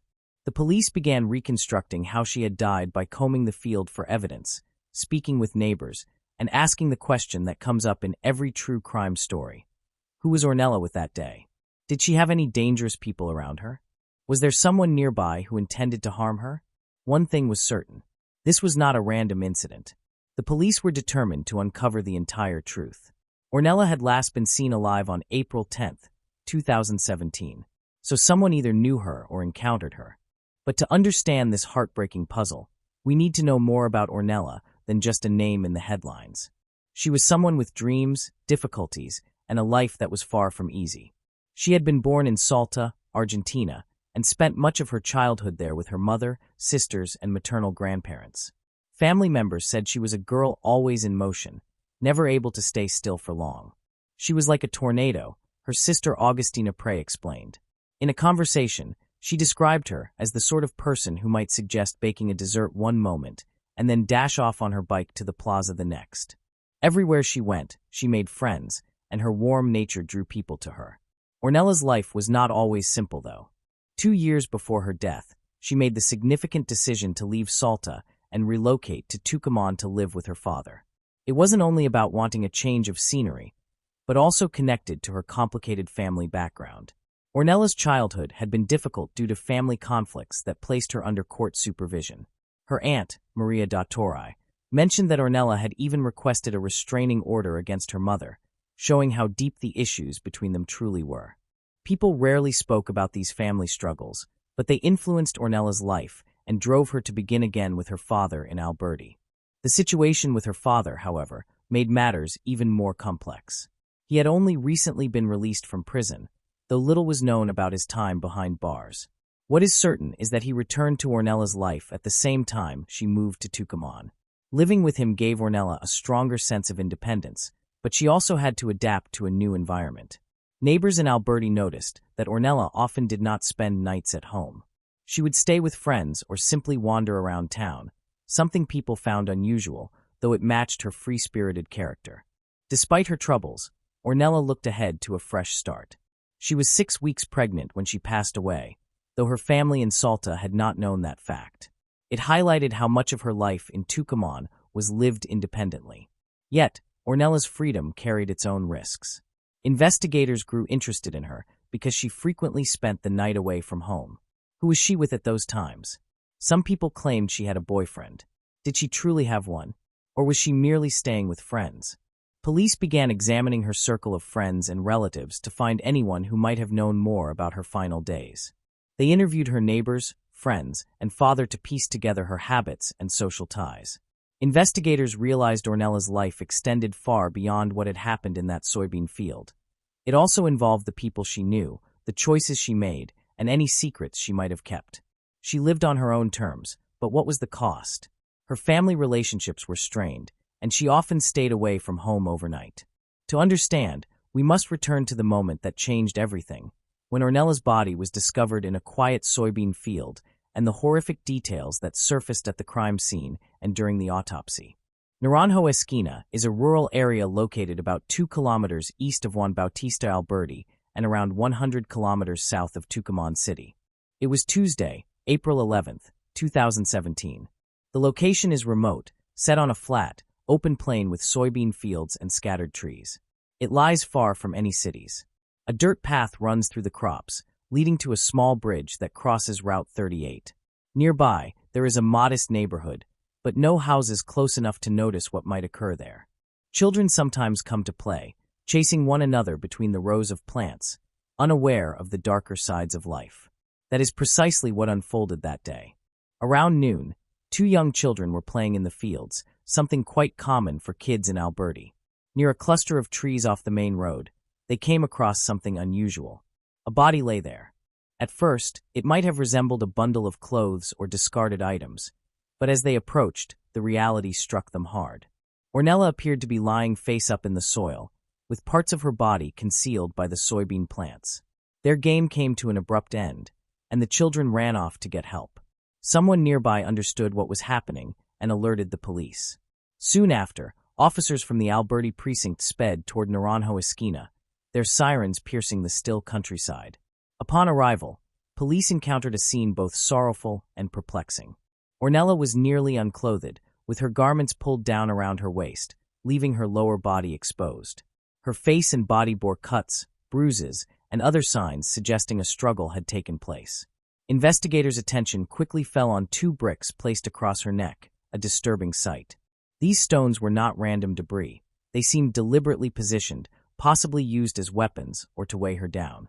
The field showed no obvious evidence of a prolonged fight, no trampled crops, no scattered possessions, just Ornella lying alone amid the soybean stalks. Once the police cordoned off the area, the quiet farmland transformed into a busy crime scene. Forensic teams scoured the soil for evidence, collecting samples and photographing the bricks to determine who might have been there with Ornella. The remoteness of the site served both as a challenge and a clue. With no nearby residences, there were no witnesses or surveillance cameras to rely on. Whoever brought Ornella there clearly knew the area well, selecting a spot where they would remain unseen, as little activity occurred in the field. This was no random act. It felt deliberate and deeply personal. Ornella's body was transported to the morgue judicial inconscient, where on April 12, 2017, doctors carried out a complete autopsy. The findings revealed a grim picture of her final moments. The cause of death was determined to be asphyxiation, most likely from manual strangulation. Pressure marks were visible on her neck. She had facial injuries that left swelling and bruising, which may have come from blows with hands or possibly from the bricks discovered at the scene. Wounds were also present in her private area, raising suspicions of sexual assault. The report confirmed multiple bruises across her body, suggesting she tried to resist, her reflexes responding during the violent attack. One of the most devastating revelations was Ornella's pregnancy. The autopsy confirmed she was 6 weeks pregnant, intensifying the tragedy of her loss. Police focused sharply on this discovery as it opened new questions. Was she already pregnant when the assault happened? Who was the father of the unborn child? Was he someone close enough to have a motive? The forensic team collected DNA samples from the fetus, hoping the results might provide leads, though analysis would take time. Back at the crime scene, the bricks drew particular attention. They were coarse, weighty, and appeared to carry traces resembling blood, which later testing confirmed belonged to Ornella. Their placement across her neck suggested an attempt to ensure she could not survive, a chilling act of finality. Investigators also recovered soil and plant residue on Ornella's clothing, consistent with the field environment. However, no fingerprints, hair, or DNA were detected that could immediately implicate another person. At first glance, officers bagged the bricks and sent them for further testing, hoping trace evidence might reveal who had touched them. They also discovered that Ornella's phone was missing, a critical piece of potential evidence that might hold calls, texts, or location data leading up to her death. At the scene, fragments of a violent story emerged. The shattered glass, the injuries, and the empty field all pointed toward a deliberate assailant intent on ending Ornella's life. Yet investigators were left perplexed, as there were no eyewitnesses and very little physical evidence. Out there in the field, Ornella had not simply vanished. Someone had led her to that place, and it was most likely a person she knew. The victim was strangled and bore injuries, leading the autopsy to conclude it was a personal assault, not a robbery gone wrong or a random violent act. Rumors circulated in Alberti about Ornella's connections with friends, possibly a boyfriend, and even speculation about a police officer who might have been tied to her pregnancy. Detectives knew they had to proceed with caution, since every lead could either solve the case or collapse into nothing. With forensic experts from Concepcion assisting, the Alberti police were under immense pressure. The case was splashed across national headlines, shouting about a pregnant teenager brutally murdered. Their initial step was to reconstruct Ornella's final day, April 10, 2017. The police began by charting her movements and questioning anyone who might have spotted her. They went door to door in the vicinity of Naranjo Esquina, asking locals if they had noticed anything unusual. Most shook their heads. The field was too remote and isolated from houses, but one shopkeeper near Alberti's main square offered crucial testimony. She told investigators she had seen Ornella walking with a young man around 10 a.m. on April 10th, only hours before she disappeared. The man was a local known as Pomelo, whom she recognized with some uncertainty. This was the first time his name surfaced, and it pushed the investigation forward. Pomelo was identified as Jose Luis Gomez, a 25-year-old resident of Alberti who was acquainted with Ornella. Police already knew Gomez. He had a minor criminal history and a reputation for being rough, and he was now more than just a name from a shopkeeper's statement. Footage from a nearby store's security camera captured Ornella walking with a man resembling Gomez. The recording was grainy, but the timestamp marked April 10th at 10:17 a.m. Officers moved quickly. On April 13th, they interrogated Gomez, hoping he could clarify his connection to Ornella and explain why he was with her that morning. The exchange was tense. He admitted knowing Ornella, claiming they were friends who occasionally spent time together. He acknowledged seeing her on April 10th, but insisted they parted ways around noon near the plaza, where she supposedly said she was going to meet someone else. His account was inconsistent, and his nervous, evasive behavior raised suspicions. Later that day, Gomez stated he had been at a friend's house, but that friend could not fully corroborate his alibi. Police checked his house for anything that could connect him to the crime scene, like clothes that had dirt on them from the field, blood, or even Ornella's phone, which had gone missing. Even though they didn't find anything solid, Gomez was their main suspect because he didn't have a good excuse and was with Ornella that morning. However, the cops did not yet blame Gomez for everything.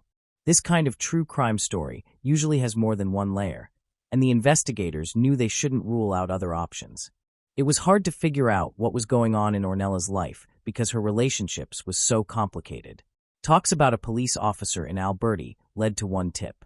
There were rumors going around that Ornella might have been seeing an officer, maybe even the father of her unborn child.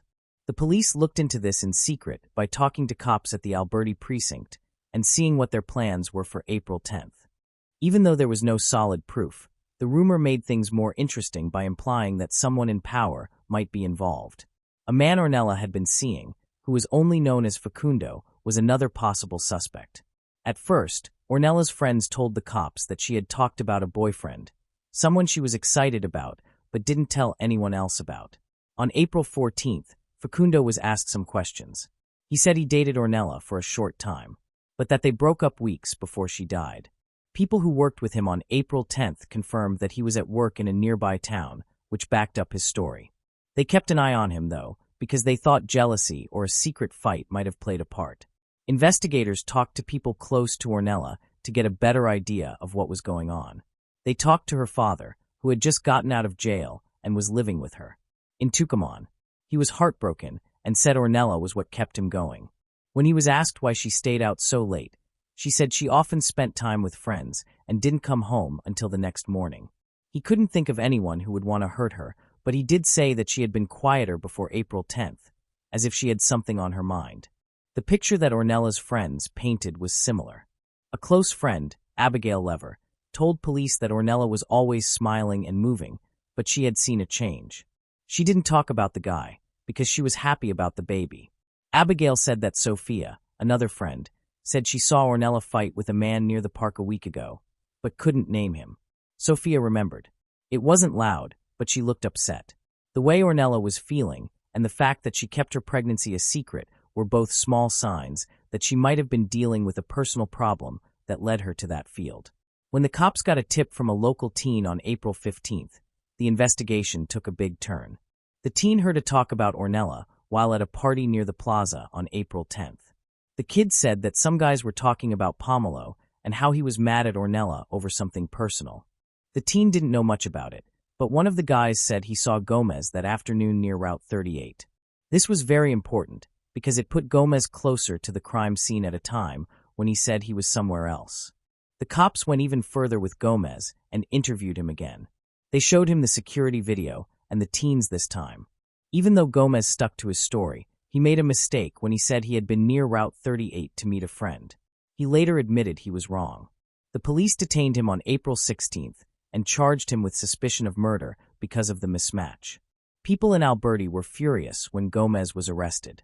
Some defended him, saying he was unhappy but not a killer, while others thought he could do anything. It wasn't easy to handle the case. A big problem was that Ornella's phone was lost. Investigators thought it might hold texts or calls that could show who she was with, but Gomez's house and the field were searched and nothing was found. They asked her carrier for her phone records to try to figure out what she was talking about last, but the process was slow and took days to finish. At the same time, rumors kept going around. Some people in Alberta talked about a possible drug link since Ornella has had problems with addiction in the past. The police looked into this and talked to known drug dealers in the area, but they couldn't find any proof that her death was connected to drugs. The community's mixed reactions were also hard. Some neighbors worked together, but others were unsure and didn't want to get involved. People around here don't like talking to the police. The owner of a nearby pub told the police this unwillingness slowed down the flow of information, so the police had to depend on forensic evidence a lot. The bricks from the crime scene were still being looked at, and early tests showed that one of them had Ornella's blood on it. But without fingerprints or more DNA, the bricks couldn't prove anyone guilty, not even Gomez. As the police's probe grew, they found more evidence of strange behavior. A farmer who worked in the fields near Naranjo Esquina told police that on April 10th, around 4 p.m., he saw a motorcycle stopped next to a dirt road. He didn't know anything about the rider, but he did notice that the bike was black, which wasn't Gomez's known car. This made it more likely that there was another person at the scene, someone who might not have been seen. The main suspect was still Gomez. His link to Ornella and proximity to the crime scene were too important to ignore, but the case was not solid because there was no physical proof connecting him to the field other than the security footage. The police officer rumor stuck around thanks to tips from strangers, but no officer was officially named as a suspect. Facundo, the ex-boyfriend, didn't seem as likely. His story did hold up. The motorbike was another loose thread that pointed to another character in this real crime drama. The cops were almost there, but they were missing Ornella's phone records. Once they got there, they saw a lot of calls and texts from April 10th, including one to a number registered to someone in Alberta that didn't belong to Gomez. With this new lead, the investigation changed its focus, and it became more likely that someone else, someone who hadn't been seen before, was involved in Ornella's last hours. The big break came on April 18, 2017, when a young man with a story that turned the case on its head went to the Alberta police station. These people, whose names were not released, admitted that they bought a cell phone from a 24-year-old local with a bad character named Gustavo Perito Carrero. He said that Ornella da Torre owned the phone. That's the piece that detectives had been looking for. There was a new suspect because Ornella's phone, which wasn't found at the crime scene or with Gomez, was now linked to them. The police moved quickly and issued a warrant for Carrero's arrest. He was already on the run, knowing that the police were closing in on him. It took a while to catch Carrero. He was known as Perito, which means little dog in Spanish, and was a streetwise character in Alberta who was good at getting away. But the cops wouldn't give up.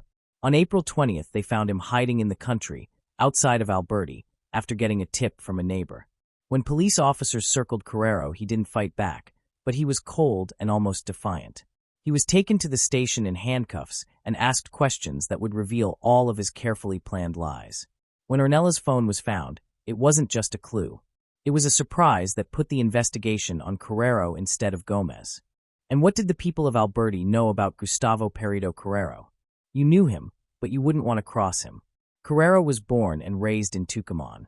He had a criminal record that included small thefts and drug-related crimes, but nothing as dangerous as what he was facing now. He was 24 years old and lived on the edges of society. He did odd jobs and hung out with a rough group of people. His neighbors said he was unreliable and that he could be friendly one minute and mean the next. Carrero knew Ornella, but it wasn't clear how they were related. There was no way to know for sure if they were friends, or if they were seeing each other more closely. His history of getting into and out of trouble with the law since he was a teenager gave the cops the wrong idea that he was unbeatable. Carrero was charged with killing someone. The charges came about because there was more and more proof against him. The cell phone was the key. Its serial number led to Ornella, and her family proved that it was hers. The young guy who bought it told police that Carrero gave it to him for a small amount of money on April 12th, one day after Ornella's body was found. The phone's contents had been erased, so forensic research did not show any new data, but the fact that it was sold was bad. Carrero shouldn't have Ornella's phone unless he was with her when she died. More evidence made the knot tighter. At the crime scene, the bricks that were wrapped around Ornella's neck had blood on them.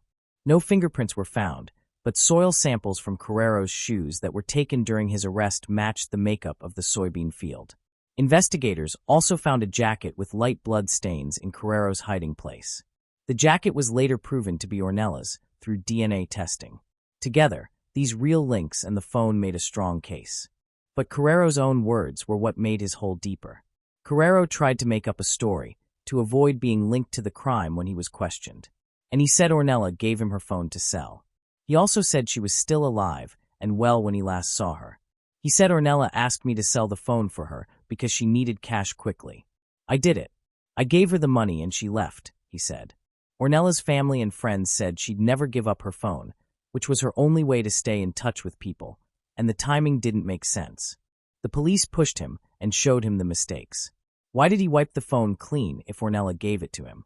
Why sell it the same day that her body was found? If he hadn't done anything wrong, why was he hiding? Carrero's answers became less consistent, and he finally shut down, unwilling to talk without a lawyer. His attempt to make himself look like a good guy fell apart when detectives looked more closely. They saw his story for what it was, a desperate attempt to avoid justice. It was harder to figure out why Ornella died, but the police came up with an idea based on the evidence and Carrero's background. A big reason was Ornella's pregnancy. She was happy about the future when she was 6 weeks pregnant, but the fact that she wasn't telling anyone about the father suggested problems. Investigators thought Carrero might have been seeing her romantically, or at least knew she was pregnant.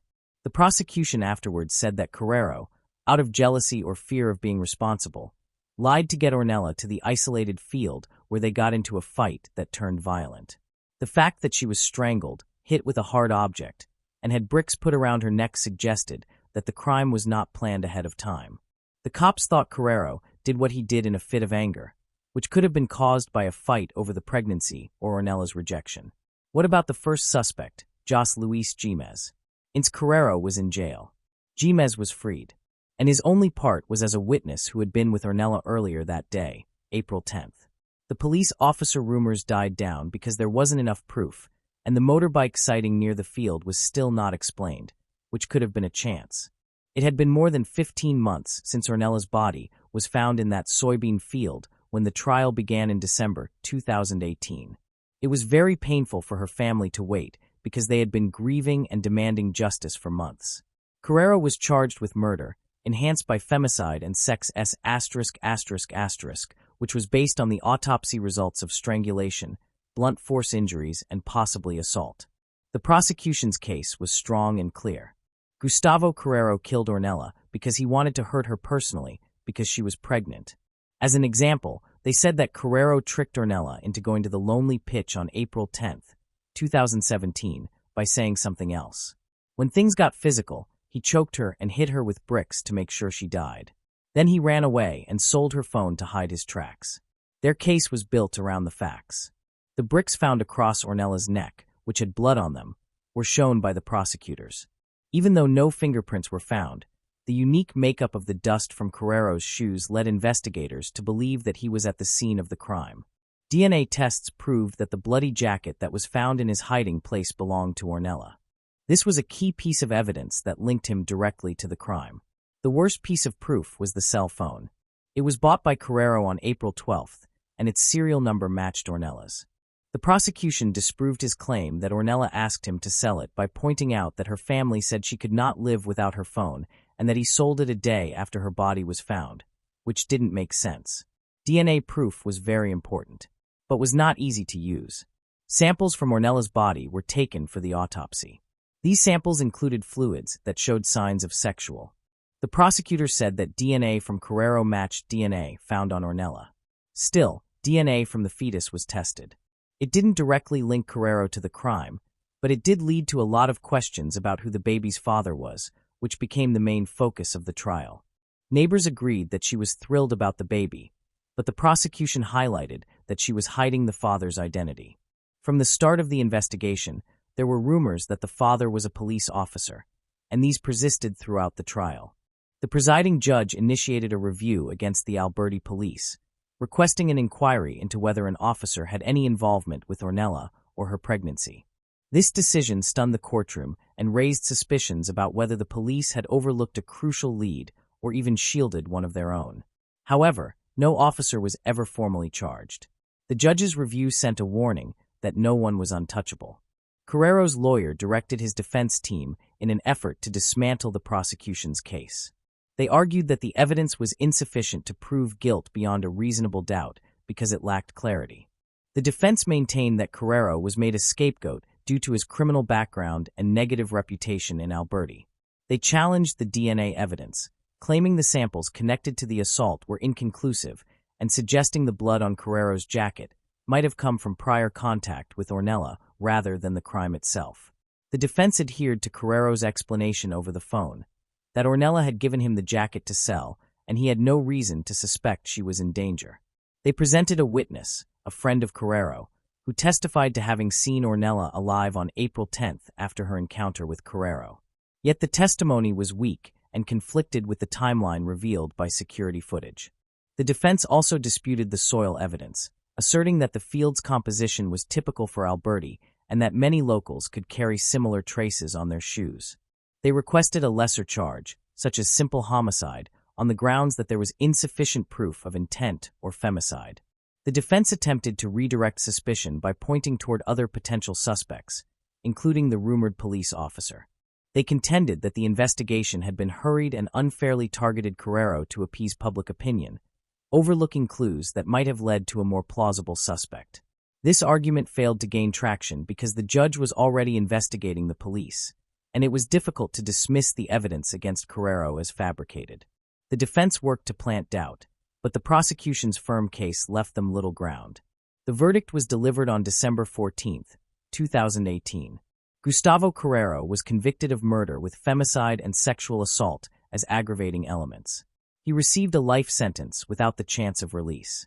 Although the DNA evidence was not entirely definitive, the judges upheld the sexual element because the autopsy revealed genital injuries and the assault occurred in a specific manner.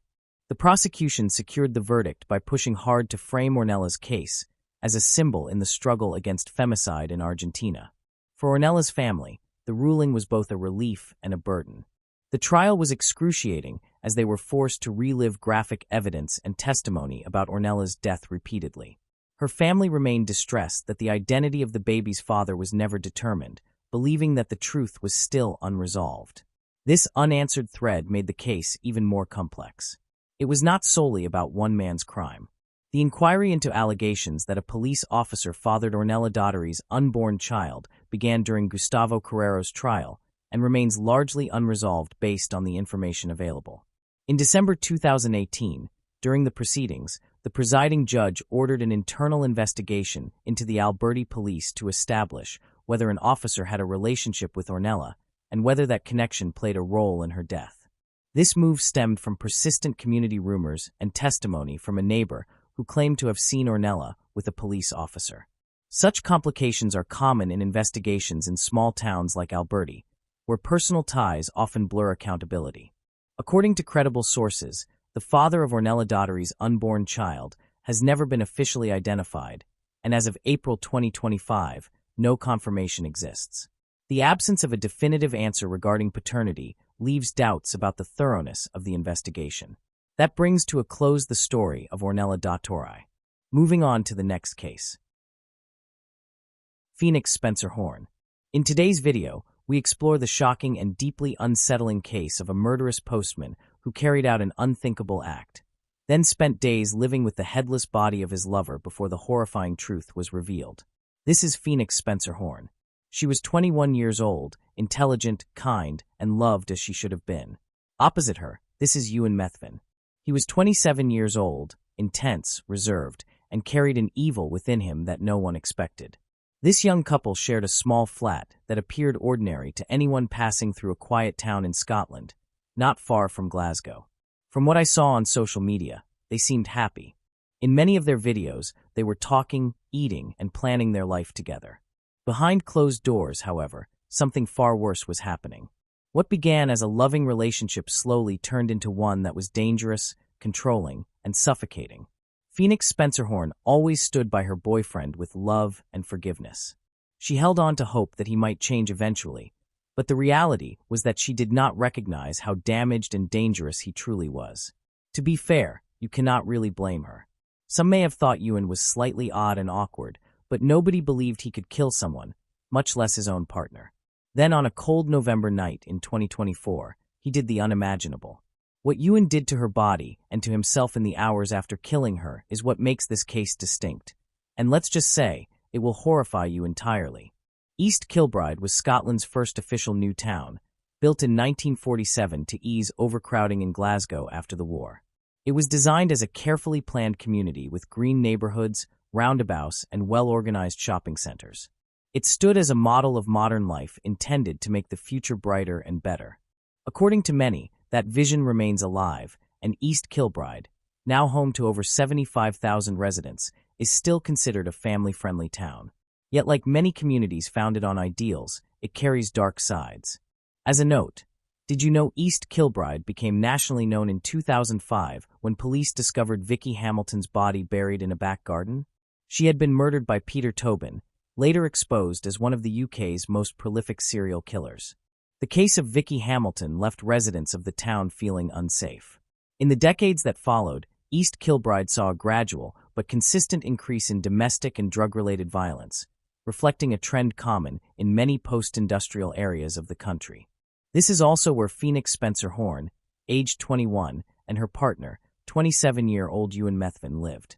Their home was on a quiet residential street named Glen Lee. Phoenix, born in 2003, was the fourth and youngest child in her family.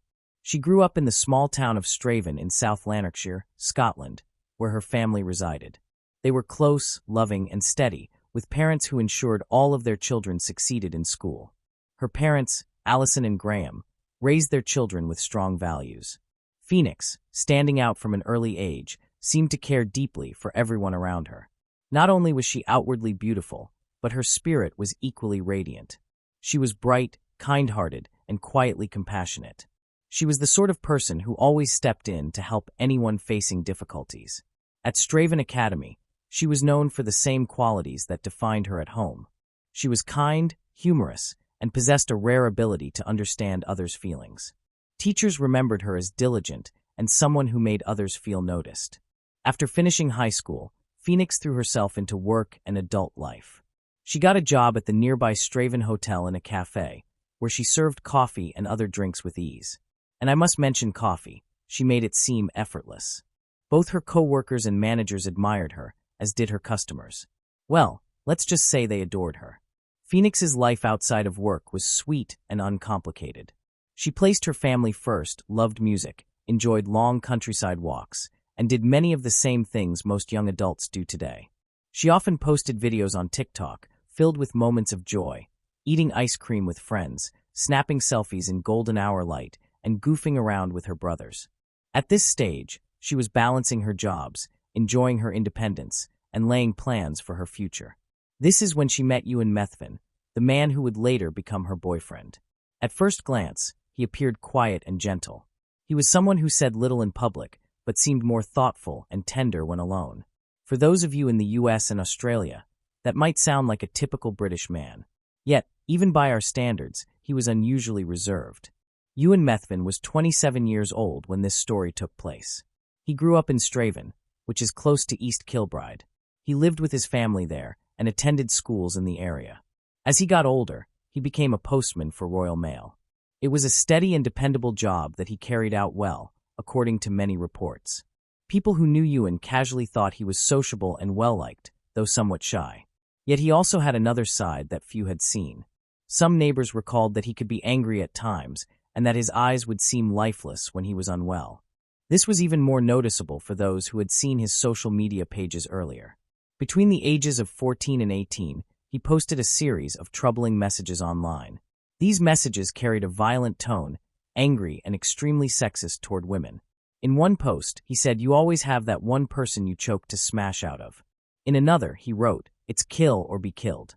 In one of the more disturbing posts, he claimed he wanted to kick her big, horrible teeth out, which in northern slang meant to punch her. There were dozens of similar texts, not just a few. Making it worse, Ewan also claimed he was a local drug dealer and sometimes a porn star. He would even brag that anger made him feel tense and excited. People who saw the posts remembered them, even after they were later deleted and wiped from the internet. Ewan's online image showed a teenager who appeared driven by violence and arrogance. No one could dismiss the warning signs, even if they thought it was only a phase. After a few years, Ewan was quietly employed at Royal Mail. His colleagues said he kept to himself, did his deliveries without complaint, and tried not to draw much attention, which was a sharp change from someone who had once bragged about being a drug dealer and occasional porn star to becoming a postal worker and a constant red flag. At some point in late 2022, he met Phoenix. She was only 20, and he had just turned 25 when they were introduced at a family gathering. At first glance, they seemed very different from one another. Phoenix was cheerful and radiant, while Ewan was simply Ewan. Sometimes, though, differences bring people together. Her friends described her as kind, humorous, and very loyal. She always seemed to know when he needed comfort or some form of support. At first, they looked like a good match. She was studying and working part-time, while he held a secure job, so they complemented each other. Phoenix seemed like a great partner because she added energy and color to his life and encouraged him to explore new things. Because of her, he began to come out of his shell. On the surface, Ewan appeared to be a decent man. As time went on, he built good relationships with her family. He seemed so affectionate and loving that her friends would even comment he doted on her. Based on what Phoenix herself shared, it was clear she deeply loved him. Within months, they were living together in a rented flat in East Kilbride. From the outside, everything seemed fine. They marked birthdays, took photos, and visited family almost weekly. It looked like a typical couple trying to navigate life. But behind closed doors, things were not so simple. Over time, Ewan began to change. It was not sudden but gradual. At first, it was little things like sharp remarks, sulking moods, and pouting when situations didn't favor him. Later, he grew jealous of her friends, her conversations, her job, and even her clothing. Phoenix, being the caring person she was, worked hard to calm him. But in truth, the cracks widened. His anxieties deepened, and Ewan became increasingly unstable. Phoenix never caused a scene. Instead, she quietly confided in her friends, letting them know things were no longer going well. By mid-2024, she had finally decided she was ready to leave and no longer wanted Ewan in her life. But Ewan didn't handle rejection well and believed he had a solid reason for it. He claimed he wasn't truly a bad man, just a victim of cocaine, steroids, and alcohol, and insisted things would improve once he overcame those addictions. However, instead of changing, he used these faults as an excuse. Phoenix, ever patient, kept faith in him. By November 2024, Phoenix and Ewan had lived together for nearly 2 years. Yet Ewan had become increasingly worse, more drugs, more emotional instability, and more controlling behavior. In hindsight, it all made sense. Ewan felt trapped in his tedious job and cycles of dependence. Phoenix should never have endured it, that much was clear. Tragically, her compassion and gentleness were what kept her there and led to her betrayal. It was an ordinary Saturday night, November 16, 2024. Phoenix had finished her shift at the Straven Hotel and went home to be with her boyfriend. Meanwhile, Ewan had been alone all afternoon and even texted her saying he was feeling lonely. Phoenix replied warmly, saying they would be together soon. That evening, they ate dinner in front of the TV. From the outside, it looked like an ordinary, quiet night in. A couple in a long-term relationship, eating and relaxing after a busy week. At 9:37 p.m., Phoenix texted her mother to say she and her dad were eating dinner at home. The response was brief and casual, giving no hint that anything was wrong. Sadly, within hours, everything would change. Neighbors heard loud noises and hurried footsteps just after midnight. The sounds seemed to come from above, and the atmosphere didn't match a typical weekend night. Suddenly, the noise stopped. Silence followed, from the flat and from Phoenix's phone. Through the night, she didn't respond to messages or calls. The hours passed quietly, the flat remained dark, and her phone stayed inactive. By the next morning, Phoenix still hadn't replied to her mother, prompting Allison to grow worried. She sent another message. A reply eventually came, but it was short and very unlike Phoenix. It just said, "Sorry, I just woke up." Ewan had also sent Allison messages saying that he and she were both drunk that night and that her daughter was still asleep, which again made her nervous because it wasn't like her at all. They were worried about her, but they thought she might just need some time to get over her hangover. We didn't look into it much more during the rest of the day. But when she didn't show up for work the next day, on Monday, November 18th, her family became very worried. As expected, they called the police to look into it. Police arrived at the flat at 12:10 p.m. just after noon. Even though they were mostly interested in finding Phoenix, Ewan replied. As usual, he seemed calm, collected, and eerily quiet. The police were allowed inside, and when they did, they saw something horrible. The hallway smelled like copper, and police officers saw right away that there was a naked body lying in the room with a tea towel over part of it. They could tell right away that Phoenix had been severely mutilated because her head had been cut off and was standing up next to her body under her left arm. By looking around the land, it was clear that Ewan had tried to cut her up. 2 bloody knives were found next to her body in a third. Also, stained knife was found in the bedroom. The police said the scene was so brutal, personal, and unreservedly aggressive. What's even stranger is that Ewan stayed calm the whole time. It was surprising that he answered all of their questions honestly and without any pushback.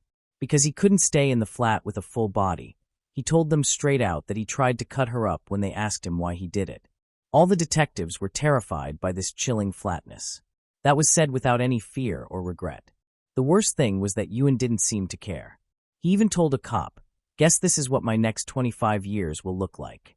It wasn't a surprise that our mailman was quickly caught and taken straight to jail with express delivery included. The next step was pretty easy. Crime scene officers put up a fence around the scene and started making notes about every part of the flat. They looked at where the knives were, where her body was, and how it was breaking down at every stage. What a sad story. Phoenix had been cut more than 20 times, and many of the times were straight in the face. The report also said that even though she had many stab wounds to the face, it was probably one to the chest that killed her. Ewan wouldn't stop yapping even after he was caught. He told the police that he had passed out while high on drugs and mentioned that steroids, cocaine, and alcohol might have all had something to do with his behavior. He never tried to avoid taking blame. He seemed focused on making himself look like a broken man who was split up by drugs and deep-seated feelings. It turned out that this wasn't the first time he had admitted to killing Phoenix. He had called 999 himself just a short time before the cops showed up at the front door. He had told the operator quietly that he had killed his girlfriend on the phone. A call center worker asked him if he was sure she was dead, and he said, "I know she is dead, mate. She is dead. I even tried to dismember her." What really happened that terrible night? From what he said and the forensic proof that was available, Ewan suddenly attacked Phoenix just after midnight and made no noise. It looks like none of this was happening for a reason. He just wanted to kill her. Someone jumped on top of her and choked her. Then they stabbed her more than 20 times.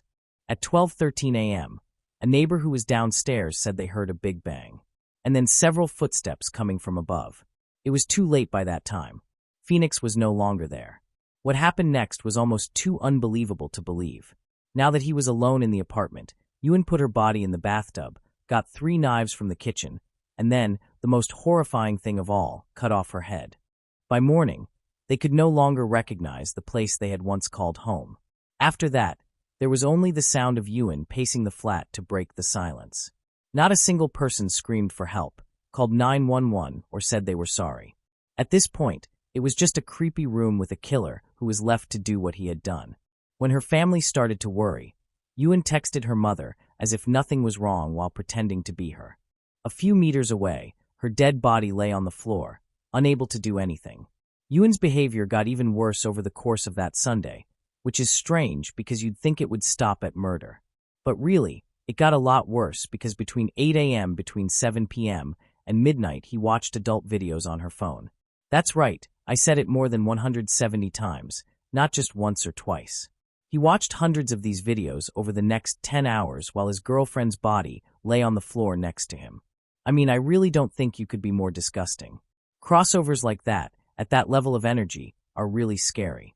He would even order drugs to his flat later that day, when he was halfway through this binge.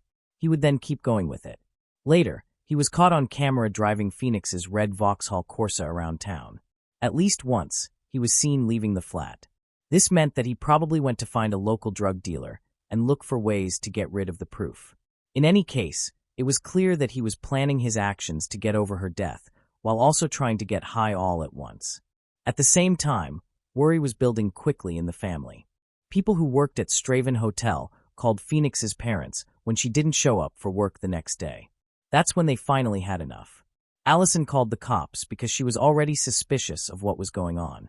This call, and Ewan's own call to the cops to confess, would put an end to this terrible mystery. Up until that point, it was clear that Ewan had done everything he could to avoid being caught, from fake text messages to watching hours of pornography to crude attempts to make her body move more easily. He finally called 999 when he realized he could no longer avoid what was going to happen. When Ewan was arrested, it was the start of a long and very disturbing probe. Even though he admitted to the crime both at the scene and on the phone with the cops, they still had to figure out what had happened. Forensic teams spent hours gathering evidence in that flat, and Phoenix's family was told that her body had been found, which was very sad. Since then, they haven't been the same. 3 days after that, Ewan went to court for the first time and was charged with murder and trying to get around the law. He didn't plead guilty or say sorry, so he was sent back to jail. This case was quickly moved to the High Court in Glasgow because of how violent it was. Over the next few months, prosecutors built their case by using autopsy reports, digital forensics, witness statements, and thorough crime scene analysis reports as proof. It had been 6 months, and on June 17, 2025, he was finally ready to go to court. There were reporters, spectators, and sad family members in the room. At the same time, Ewan stood still in the dock while the lawyers described the charges in great detail. They told the judge that Phoenix had been stabbed many times, choked, and then had her head cut off. It was also said that he watched more than 170 pornographic videos and drank and did drugs while her naked dead body lay just meters away from him. Ewan knew that he couldn't just leave because there was so much against him. To avoid this, he admitted to both charges, but only after the prosecution was able to make their case. They said that he did what he did because he was jealous, aggressive, and had been abusing drugs for a long time. But the most interesting thing about this was how planned he was after the fact. They would say this was not some random accident or sudden madness, but instead a series of cold and terrifying choices. What stands out is that his defense team did not try to dispute the facts either. Rather, Ewan's lawyer argued that his client had suffered a mental and emotional breakdown, which was why he claimed not to remember killing the woman. And here is the part that really strikes me. His own lawyer said that nearly everyone would view him as, quote, the personification of evil. When your own defense lawyer says that about you, well, let's just say you know you are completely doomed. Even so, the court rejected the claims of a blackout. The evidence told a different story, and when the final points were made, the courtroom grew so silent it felt like it might erupt. There was violence, there was destruction, and there were lies. The judge had listened to them all. Once Ewan's guilty plea was accepted, the last step left was sentencing. That moment came on July 14, 2025. The judge described the killing as horrific and condemned Ewan for betraying the trust of someone who had regarded him as family. For his crimes, Ewan was given a life sentence, with a minimum of 23 years before he can even be considered for release. The judge emphasized that he never called for help or contacted the police after the murder. Instead, he indulged in his bad habits inside the flat for nearly 48 hours. This, of course, demonstrated a shocking lack of remorse or urgency. The judge summed it up with one line: "You robbed her of all dignity." Phoenix's family also addressed the court. They played voice recordings and victim impact statements that spoke of the grief, rage, and pain caused by the attack, along with the haunting silence that now seems to linger over their lives. It was only at 21 years old when Phoenix Spencerhorn's life was taken in one of the most brutal ways possible. She was still young and full of hopes and dreams. Many people showed respect to her both online and in person after her death. A memorial bench now stands in her hometown of Straven, where donations can be left for Glasgow Women's Aid in her memory. Those who knew her will never forget how funny she was, how loyal she was, and how warm she was. How could someone so kind and full of life live with someone so dangerous? That is likely the hardest question they are still left trying to answer. What could make these TikTok videos look so different from real life? Another point worth saying is that what we see online is not always the truth. I know I mention this often on this channel. In reality, many people display only their best 1% online, which makes everything look like a perfect day. From a psychological perspective, it becomes a trap that makes others feel like they are not enough. Phoenix and Ewan looked like any other young couple on social media. They posted trips, smiled in pictures, and wrote about the small things that brought them happiness in daily life. To outsiders, their relationship appeared normal. But in truth, those edited glimpses only revealed a small fraction of the story. Ewan was struggling behind the scenes, driven by jealousy, insecurity, and a desperate need for control. Phoenix, being kind, tried to carry that burden herself. That is one of the dangers of living through social media, where all the lies, jealousy, and hatred stay hidden behind just a few pixels. Thank you for watching this chilling and disturbing case. It is terrifying to think that behind what seems like an ordinary smile, there can exist such unimaginable darkness. This story proves how twisted desires can drive someone past the limits of humanity. It is a reminder to always trust your instincts and stay aware of the people around you, no matter how normal they appear. Moving on to the next case. Stephen Freeman. In today's video, we explore one of the most twisted and unsettling cases you will ever hear. The house at 1470, Sunnybrook Drive in the United States once served as a warm place for dinners and youthful dreams. But on a quiet summer evening in 2018, it suddenly became the scene of a dreadful tragedy. Before discussing that horrific night, it is essential to understand who Stephen Freeman was. He had once lived in that house. Stephen was born on January 1, 1995, in Thomasville County. Financial struggles marked his early childhood. Within just a few years, his family relocated to Griffin City in search of better opportunities. It was a loving and nurturing environment for Stephen to grow up in. Inside that very house, Stephen's parents worked tirelessly to provide both him and his older brother with the best foundation for life possible. They ensured the boys received not only material necessities, but also emotional and spiritual support. That type of upbringing quickly showed in Stephen's character. As a child, he was cheerful, and people were naturally drawn to him. He constantly wore a smile and radiated joy. No matter what challenges arose, Stephen always managed to find a reason to remain positive. His bright personality came from a profound love for his family, particularly the close relationship he shared with his mother. Stephen felt immense pride when his mother decided to return to school and pursue higher education. Her determination inspired him greatly.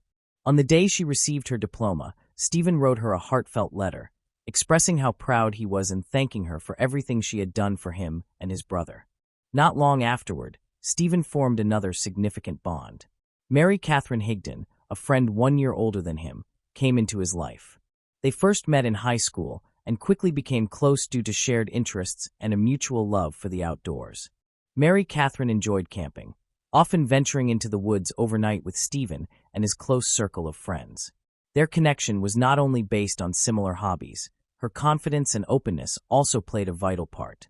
She was unafraid of rugged terrain or firearms, and her comfort in those situations made her stand out. Those who knew Stephen quickly grew fond of her because they saw the happiness she brought into his life. Before long, she was a constant presence at every group activity. However, their relationship extended beyond weekend adventures. The similarity in Stephen and Mary Catherine's upbringings also strengthened their bond. She was raised in a loving household and was remembered for singing and dancing with her family during childhood. She left a strong impression on everyone around her, especially Stephen. Energetic, creative, and deeply connected to animals and nature, she shaped their shared experiences. As the two entered adulthood, they began to build a life together apart from their families. After finishing high school, Stephen and Mary Catherine moved in together. Stephen worked for a roofing repair company, while Mary Catherine was employed as a preschool assistant teacher nearby. As the years passed, their relationship grew alongside them. By 2018, Stephen was 23 and Mary Catherine was 24. They had been together for 7 years, a long time to experience the ups and downs of being closely tied for so long.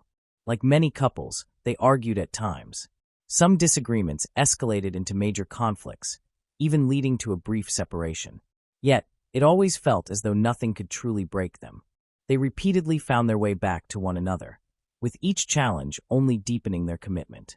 Over time, both families fully accepted their relationship. Mary Catherine often joined Stephen's family for Sunday dinners.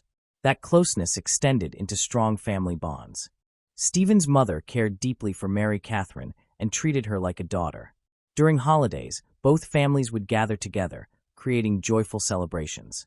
Christmas stood out as the most special, always hosted in the warm home on Sunnybrook Drive. Yet, not every gathering remained peaceful. On the night of August 1st, 2018, everything changed inside that once familiar house. At 11 p.m., the quiet street was suddenly disrupted by sirens, with red and blue lights flashing against the windows. Silence fell as an ambulance and police car stopped outside 1470 Sunnybrook Drive. The urgency of their arrival quickly became tragically clear. A distressed woman named Mary Catherine had dialed emergency services multiple times. Her voice trembled as she tried to explain what had happened inside the house where she and Stephen had lived together for years. Through sobs and gasps, Mary Catherine insisted she had accidentally shot her boyfriend. She described a chaotic scene, crying as she explained that she was only handing the gun to Stephen when it discharged on its own. She claimed she hadn't known it was loaded. When officers arrived, they found Stephen lying motionless on a cushion in the middle of the living room. Mary Catherine was on her knees beside him, crying uncontrollably and calling his name. She was inconsolable. When police tried to move her so paramedics could reach Stephen, she resisted, pushing them away and screaming that she couldn't lose him. After several attempts to calm her, emergency responders were finally able to assess Stephen. He was still conscious, though in critical condition, with a dangerously weak pulse. Medical staff rushed him to the hospital immediately. Police delayed questioning Mary Catherine until he was safely transported. Even then, communication was strained. Mary Catherine continued sobbing and struggling to speak through her distress. All she could do was repeat her claim that the shooting was accidental and that she had never intended for it to happen.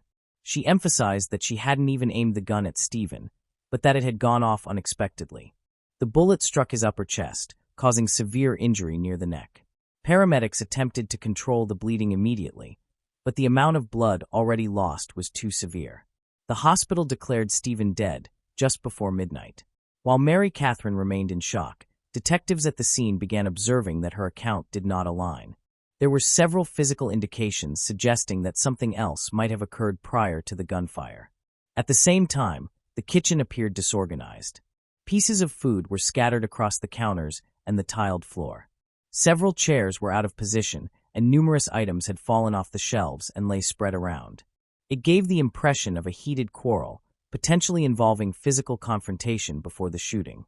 As officers examined the scene more carefully, they also detected a strong odor of alcohol on Mary Catherine's breath. She spoke in fragmented words that made little sense because she was still overwhelmed.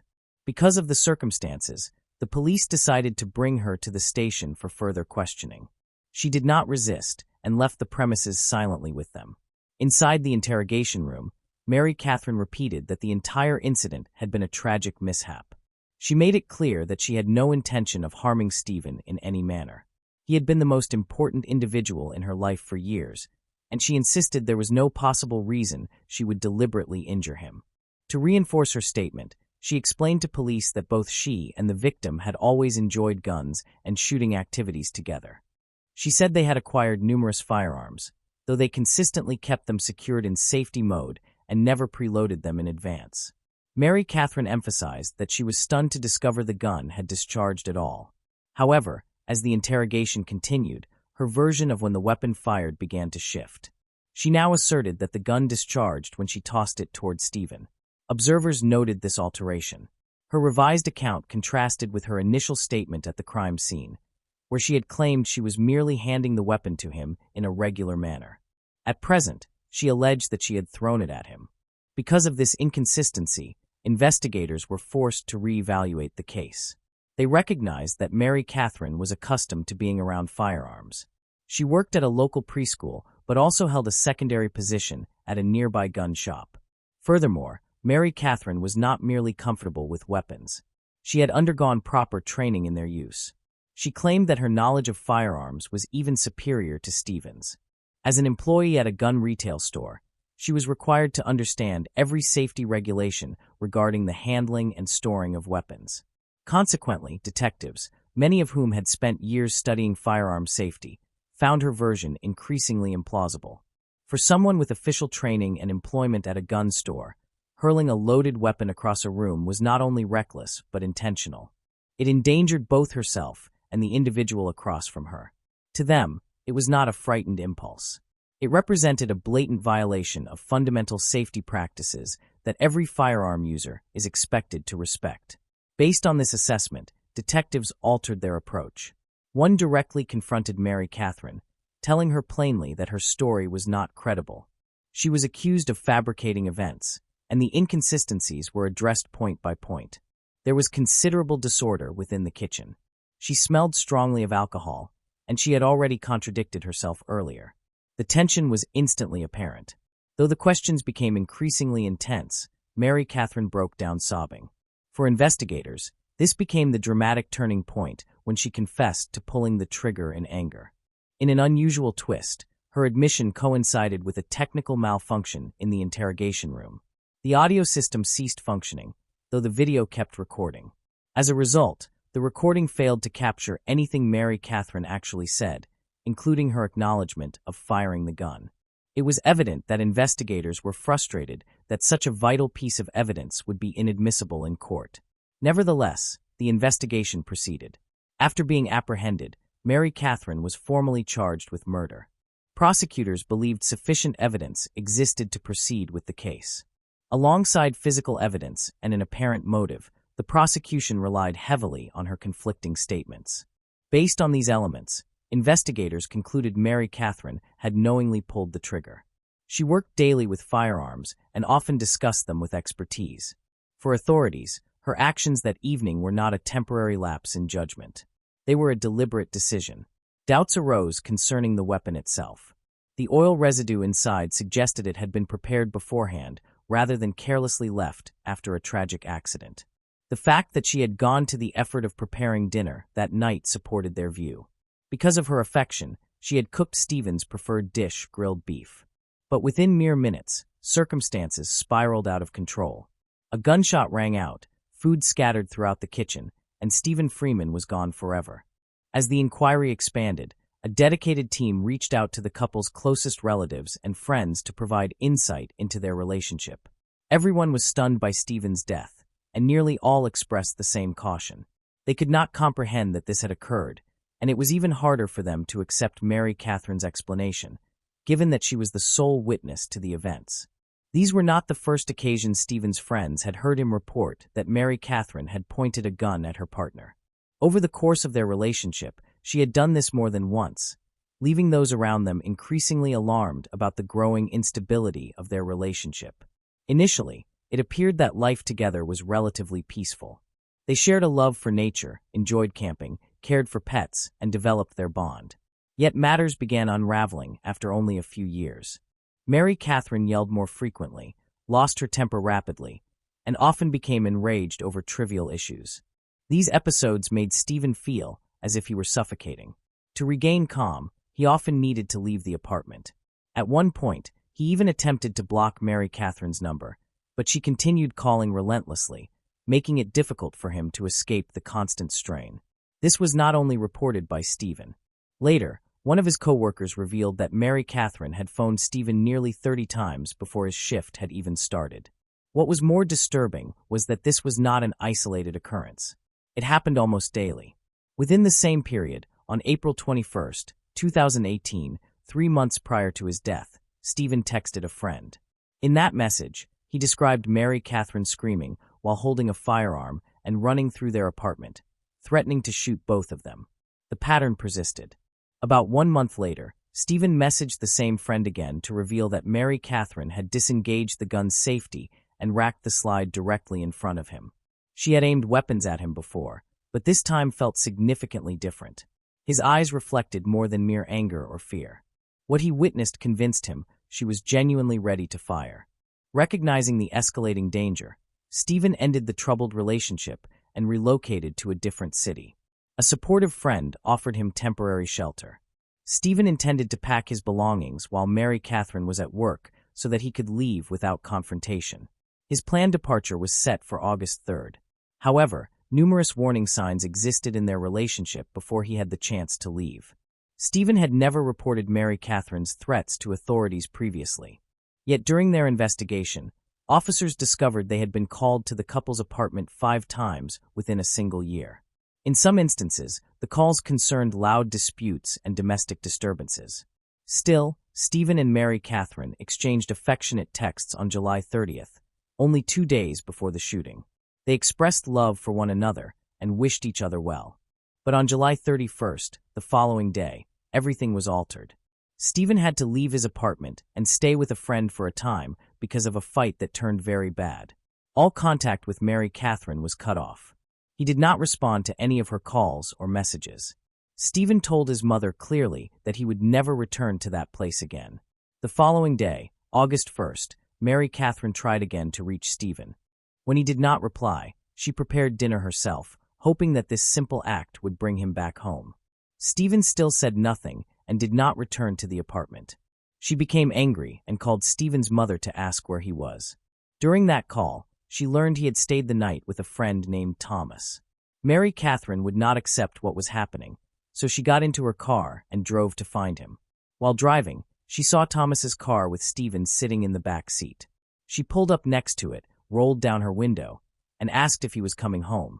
Stephen reluctantly agreed and got into her car after a tense exchange. He was exhausted and wanted to avoid another fight. What he did not realize was that this was the beginning of a carefully planned trap. Back at the apartment, a gun was waiting for him. In the following hours, Stephen Freeman was shot, and hospital staff declared him dead. At that point, a very significant trial began. As the court proceedings opened, the prosecutor argued that Stephen's death was not accidental, but deliberate and cruel. They stated Mary Catherine had made Stephen's favorite meal to lure him back home. But when he did not appear, she became angry instead of saddened. They presented physical evidence to support this claim, including blood and grease stains on the bedsheet and the weapon. Investigators carried out a thorough examination of the crime scene to construct their case. Stains were found on the corner of the bed and nearby areas, indicating Stephen may have been sitting upright when he was shot, then collapsed backward onto the mattress. One by one, friends, relatives, and co-workers testified in court. Each described how unstable Stephen and Mary Catherine's relationship was. According to their testimony, Mary Catherine was often seen as controlling, angry, and frightening to those around her. The lead investigator also highlighted that Mary Catherine had altered her story 6 different times throughout the investigation. Each version was different, with some containing only small adjustments and others changing the story entirely. Jurors developed serious doubts about her reliability because of these inconsistencies. However, the next time Mary Catherine appeared in court, the case took a new direction. She no longer claimed it had been an accident. Instead, she said her actions were taken in self-defense. Her lawyers quickly supported this claim with a completely new narrative. They argued that Stephen Freeman, described by friends as cheerful and pleasant, was actually a very different man in private. The defense alleged Mary Catherine was living with a partner who was abusive, controlling, and jealous. They claimed he dictated what she wore and how she behaved, monitored her spending, and expected her to document every detail of her daily life.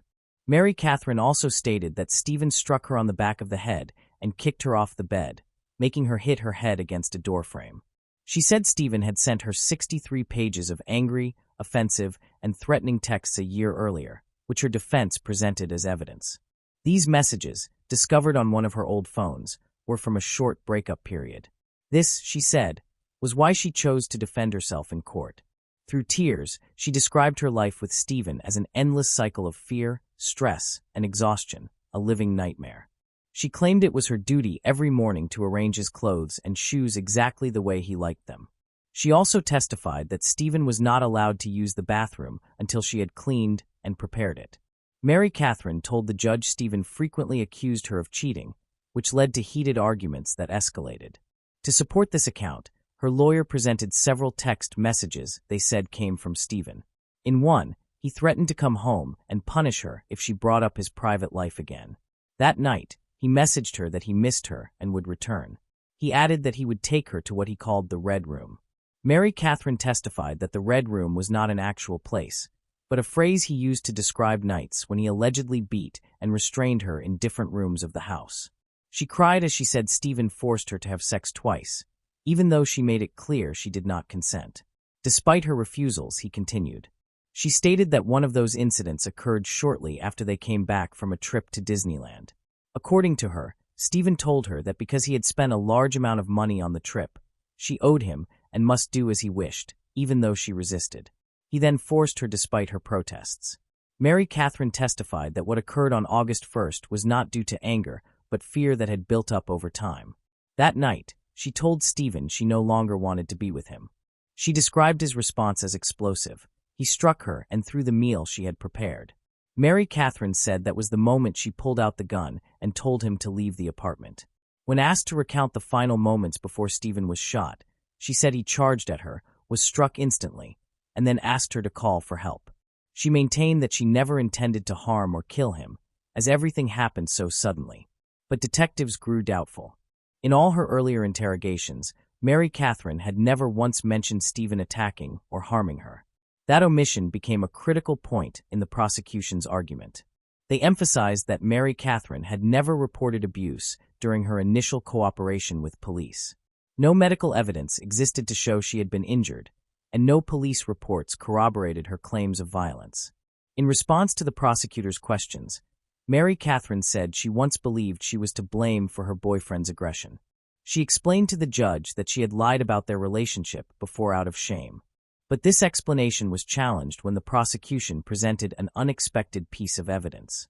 Mary Catherine's phone browser history revealed she had visited adult websites with violent material only hours before the shooting. These searches were conducted while she was working as a babysitter. Prosecutors questioned whether someone claiming abuse would willingly seek out such material. Mary Catherine answered that people misunderstood her actions.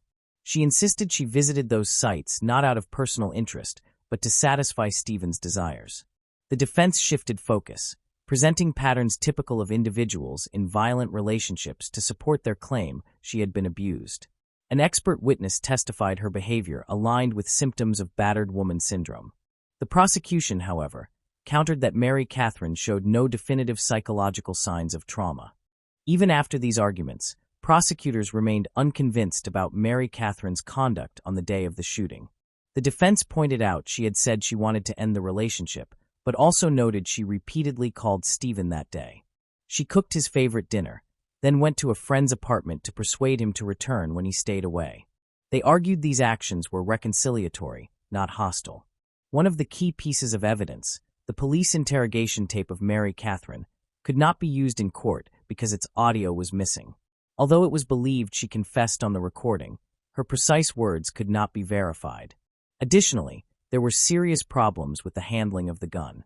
Officers admitted placing the weapon in a paper bag to prevent Mary Catherine from harming herself, but they failed to record its original location or photograph the scene before moving it. These lapses in evidence collection and protocol had a major effect on the outcome of the trial. After only 4 hours of deliberation, the jury returned to the courtroom with a tense verdict. Mary Catherine Higdon was acquitted of all charges. Later, some jurors explained that while they suspected she may have killed Stephen, the prosecution had not proven her guilt beyond reasonable doubt. As a result, Mary Catherine was freed from jail on June 26, 2019. But for those who loved Stephen Freeman, the verdict was heartbreaking. They believe justice is more than following legal procedures. It is also about giving truth to the family. Most importantly, Stephen's mother refused to remain silent. Since her son's death, she has become a strong advocate for campaigns raising awareness of domestic abuse. She stresses that abuse is not always easy to recognize, and victims are not always women. Men can also suffer. They can be mistreated, beaten, or constantly terrorized. She makes clear that abuse does not recognize gender. For that reason, Stephen Freeman's name should be remembered as part of that truth. Even though the legal decision is final, the case continues to be discussed. Unanswered questions remain. Pieces of evidence were overlooked, and hidden aspects never fully revealed. All of it continues to weigh heavily on the victim's family and the community. Moving on to the next case. Adam Leroy. Adam was born on August 6, 1964, in Jonesville, a small town located in North Carolina, USA. He left high school before finishing. Adam was a tall, heavy-set man with a coarse, thick beard. He remained married to Miriam Benj for 5 years. Their marriage was troubled because, as Miriam claimed, Adam believed women were inferior to him and that he could treat them however he wished. He acted abusively toward Miriam and even toward his own mother, whom he would insult and strike. In 1993, the two divorced. That same year, Adam began working as a truck driver and started traveling throughout the East Coast. He drove trucks and also held part-time employment at a chicken processing plant close to his home in Jonesville. Years afterward, he moved in with another woman. They resided in a trailer with 3 daughters. Adam had not faced major legal trouble, but acquaintances described him as dismissive of women and frequently antisocial, controlling, and constantly prepared to start fights.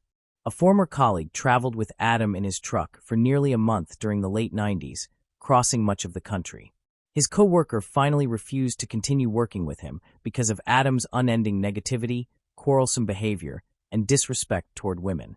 Inside his truck, Adam kept a DVD of a horror film titled Hunting Humans. The movie, centered on a serial killer who stalked and stabbed his victims, left a strong impression on him. So much so that when he began his trucking journeys to the northeastern United States in the summer of 2007, the first belongings he packed were the DVD, 2 large hunting knives, a flashlight, and a leather mask with openings for the eyes and mouth. In July 2007, Adam departed from North Carolina and traveled east on Interstate 78 with scheduled stops in Massachusetts and New Hampshire. Early on July 13, 2007, Darlene Ewald, a 42-year-old mother of 2, was speaking on the phone in the backyard of her residence in the middle-class suburb of West Hanover Township, Harrisburg, Pennsylvania. While she was speaking, her husband, Todd, a carpenter and youth soccer coach, along with their children, Nick and Nicole, aged 24 and 21, were asleep inside the house. It was close to 2 a.m., and Darlene was talking with a family friend about a surprise vacation they were planning. That friend had arranged a Caribbean cruise, but ended up giving the tickets to Todd and Darlene after having to discipline their own sons. Darlene was excited about the upcoming October trip. Without her knowledge, someone was observing her on that warm night. Suddenly, out of the shadows, a figure appeared holding a large knife. It was Adam. He cut the woman's throat and brutally stabbed her in the left side of her chest until she died within minutes. All she managed to cry out was, "Oh my God, oh my God." On the opposite end of the phone, her friend heard the abrupt shift in her voice. Even though Darlene no longer replied, the call stayed connected. He called out her name, hoping for an answer. Alarmed, he hurried upstairs to wake his wife and told her something awful had occurred to Darlene and that he needed to get to her home right away. Meanwhile, after the killing, Adam calmly went back to his truck, which was parked at a nearby stop, and drove off, abandoning the murder scene. Chad and Patty, friends of Darlene, rushed to her residence. When they arrived, the house was unnervingly silent, and they walked toward the backyard. The kitchen lights glowed through the sliding glass doors, and they saw Darlene's lifeless body collapsed in a chair, her eyes still open and a deep wound in her throat. Stunned, they instantly called the police. When officers came, Todd was still asleep in his bedroom. One officer shouted at him to raise his hands. Todd, dazed and hardly realizing what was occurring, was blinded by flashlights and confronted with weapons aimed at him. Nick experienced the same harsh awakening. Both men were restrained with handcuffs and brought into the kitchen. Todd kept questioning what was happening and where his wife was, but the police gave no response. Then he spotted Darlene's purse on the table beside her car keys and cell phone, which caused his worry to grow. The detective eventually removed Todd's handcuffs and led him into another room, while a different officer spoke with Nick in the kitchen. Todd then received the crushing news. Darlene was dead. He was devastated, experiencing pain like never before, as if someone had torn his heart out. The entire Ewald family was in shock. Meanwhile, Adam carried on with his routine as though nothing had occurred. Later that same morning, he collected a load from a company as planned to continue his work. Hours afterward, detectives questioned Todd at the station. He had difficulty explaining how he had not heard anything. Still, the detectives were not convinced by his account and considered him the main suspect in his wife's killing. The following day, they brought him back to the station for more interrogation. They pressed him about personal aspects of their marriage and accused him of murdering her over financial problems after reviewing their finances. He insisted he held a good job, had savings, and no motive to kill his wife. Police then claimed she wished to leave him, which had led to her death. Todd continued to proclaim his innocence and even underwent a lie detector test, which police said he failed. Confused and distraught, he then hired an attorney. The family was left shattered by the crime. After the tragedy, Nicole, the 21-year-old daughter, refused to go out alone during the night. Her brother Nick replayed the dreadful memory of their mother's murder, often lying awake at night. Todd stated the killing had ruined his life and that he wished he could have saved her. Darlene was the first, but tragically not the last victim of the so-called highway killer. On the night of July 17, 2007, in Conewago Township, rural York County, Pennsylvania, a woman named Patricia Brooks was sleeping on her couch when Adam forced his way into her home. The residence was near Interstate 76 and roughly 25 miles south of the site of his first murder. Adam stabbed Patricia in the neck and shoulder with a large knife. She awoke to excruciating pain, instantly clutching the wound with her hands and screaming. Adam then escaped through the back door he had used minutes earlier, allowing Patricia to survive the assault, though she could not distinguish any details of the man dressed in black who had attacked her. Monica adored her new home in Bloomsbury, New Jersey. Everyone there was kind, and she believed nothing bad could occur. She felt so safe that she never locked her doors. Monica had wonderful friends with whom she spent long hours chatting online. She also held other strong passions: photography, motorcycles, and rock and roll. With no commitments, she lived her life to the fullest, attending concerts and traveling, embracing each day as though it might be her last. On the night of July 28, 2007, Monica was asleep in her bed when, around midnight, Adam parked his truck at a nearby stop. Dressed in black and armed with a knife, he concealed himself in the shadows, quietly moving along the charming streets in the stillness of night, looking for doors left unlocked. Discovering Monica's front door open, he carefully entered. He passed silently through the house until reaching the bedroom on the first floor. Awakened suddenly, Monica switched on the light, and at that moment he attacked her with the knife. He stabbed her fatally in the throat. She bled to death and passed away swiftly, though not without struggling against her attacker. Adam stabbed her repeatedly in the neck and chest. Monica died alone at the hands of that monster, without time to call for help or find a way to escape. She was trapped with no chance to flee. The crime stunned the quiet community. At first, detectives concentrated on people Monica might have been romantically connected with, since it appeared to be a crime of passion. Yet they uncovered no strong leads. The police had no suspects until they noticed a crucial detail. Monica resided near the truck stop and the interstate.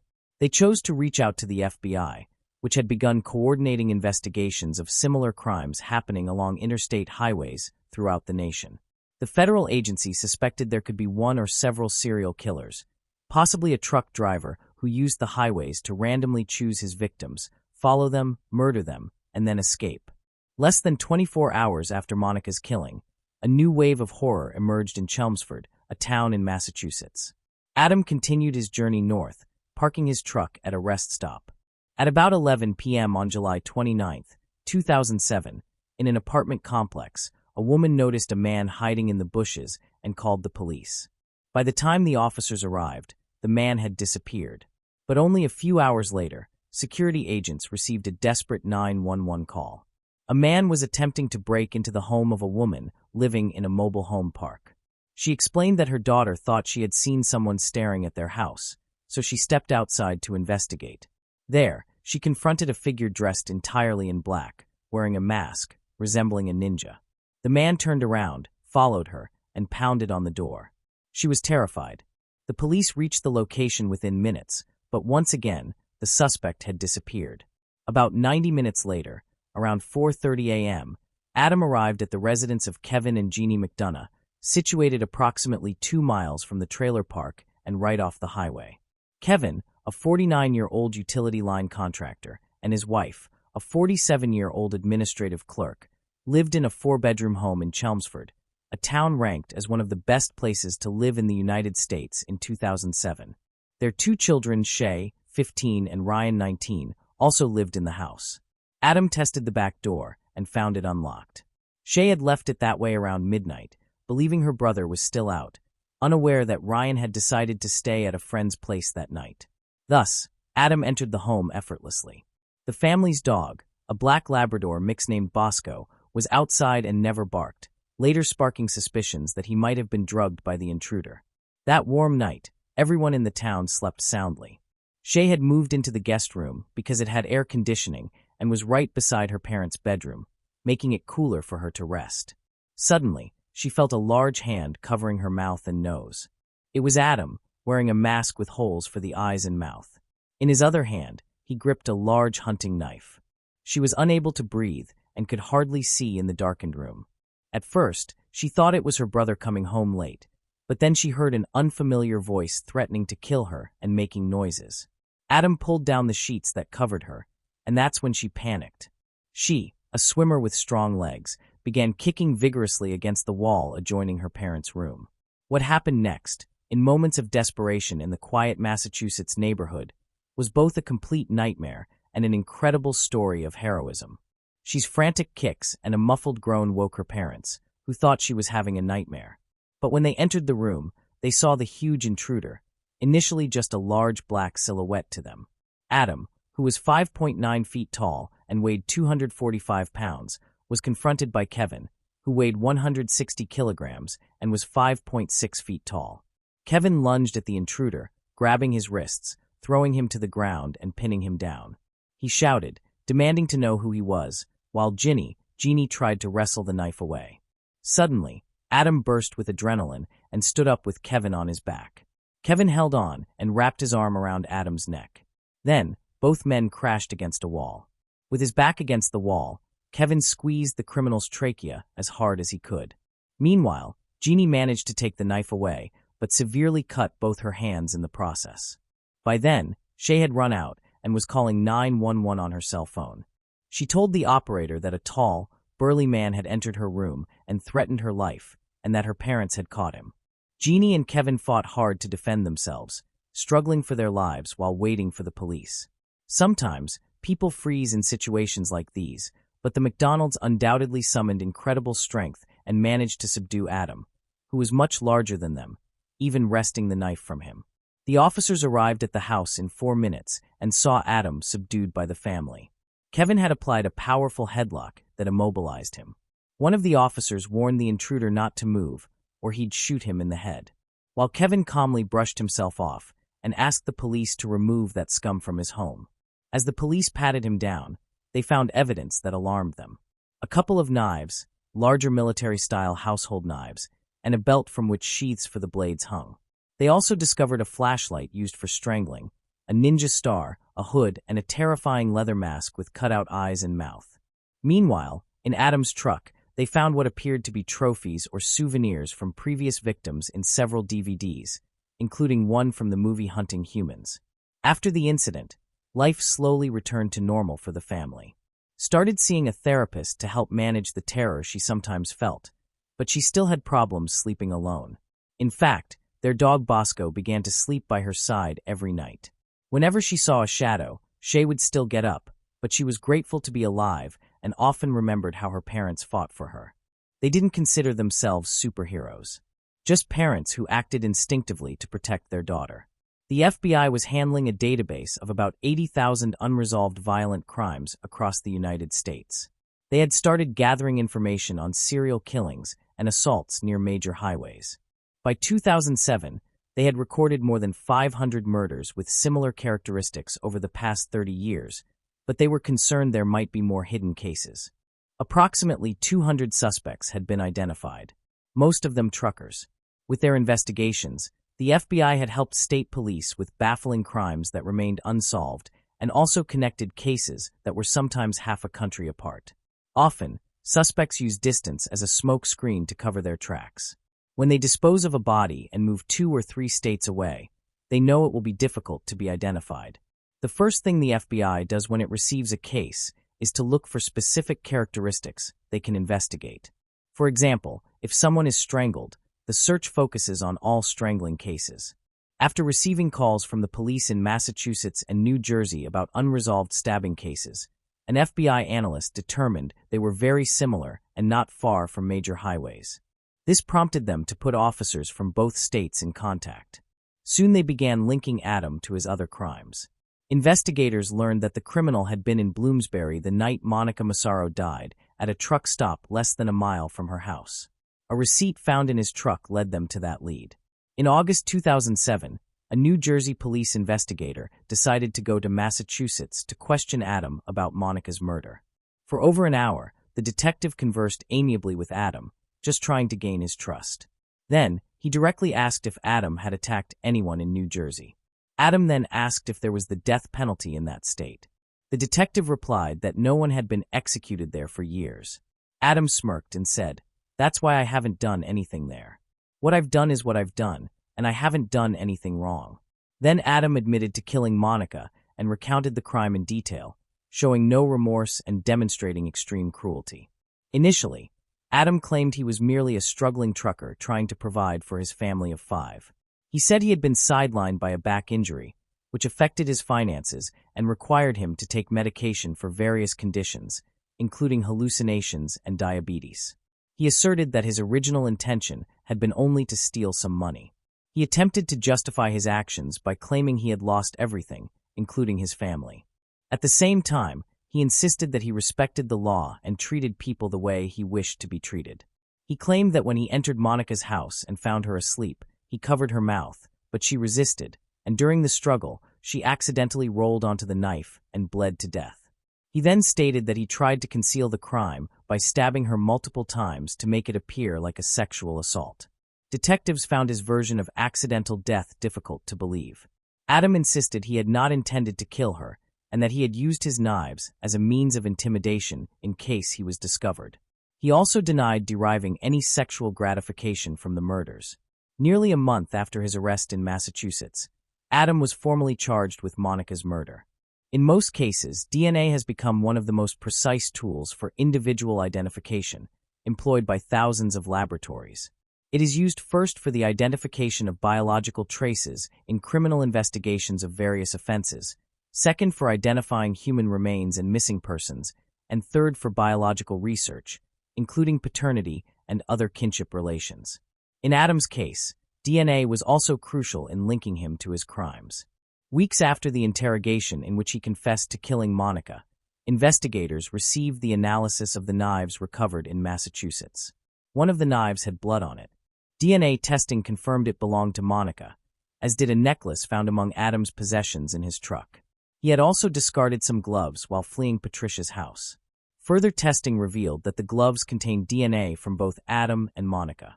Forensic scientists discovered blood traces on it that were identified as belonging to Darlene and Patricia, the first 2 women he attacked.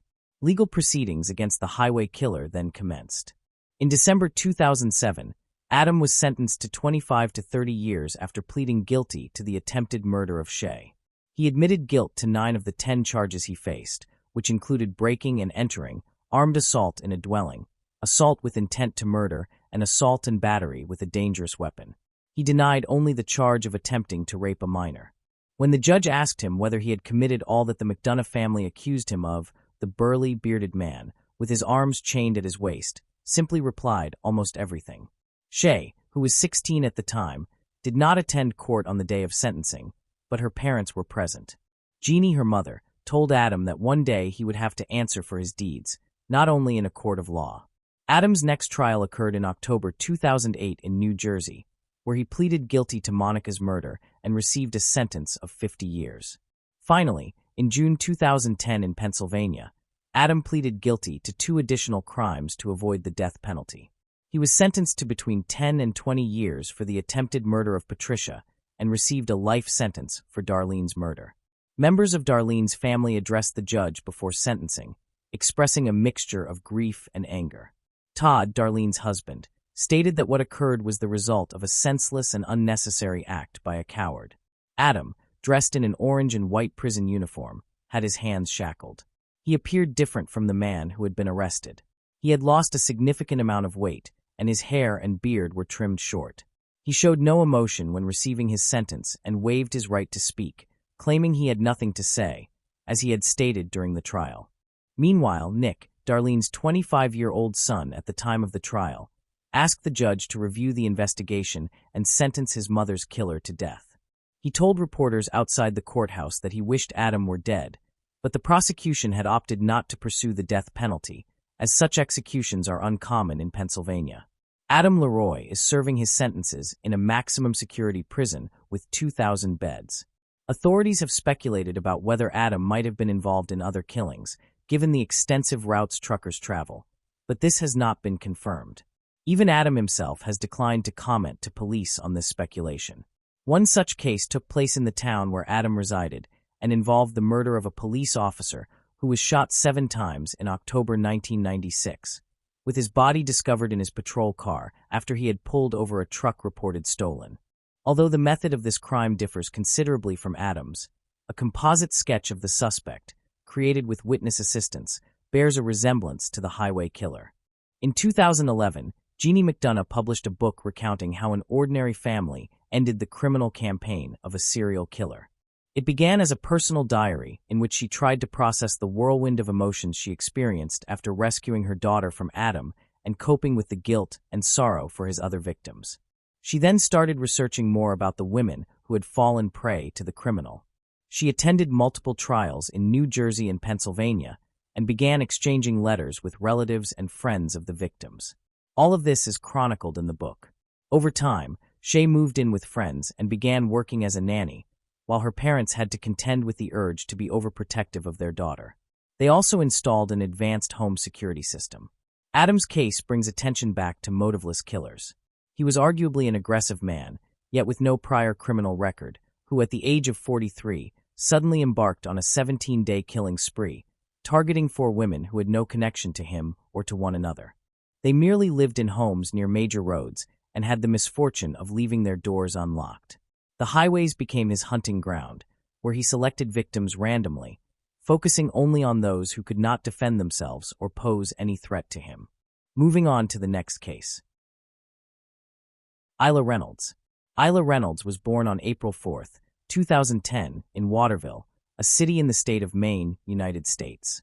She was a beautiful child with blonde hair, blue eyes, and a captivating smile.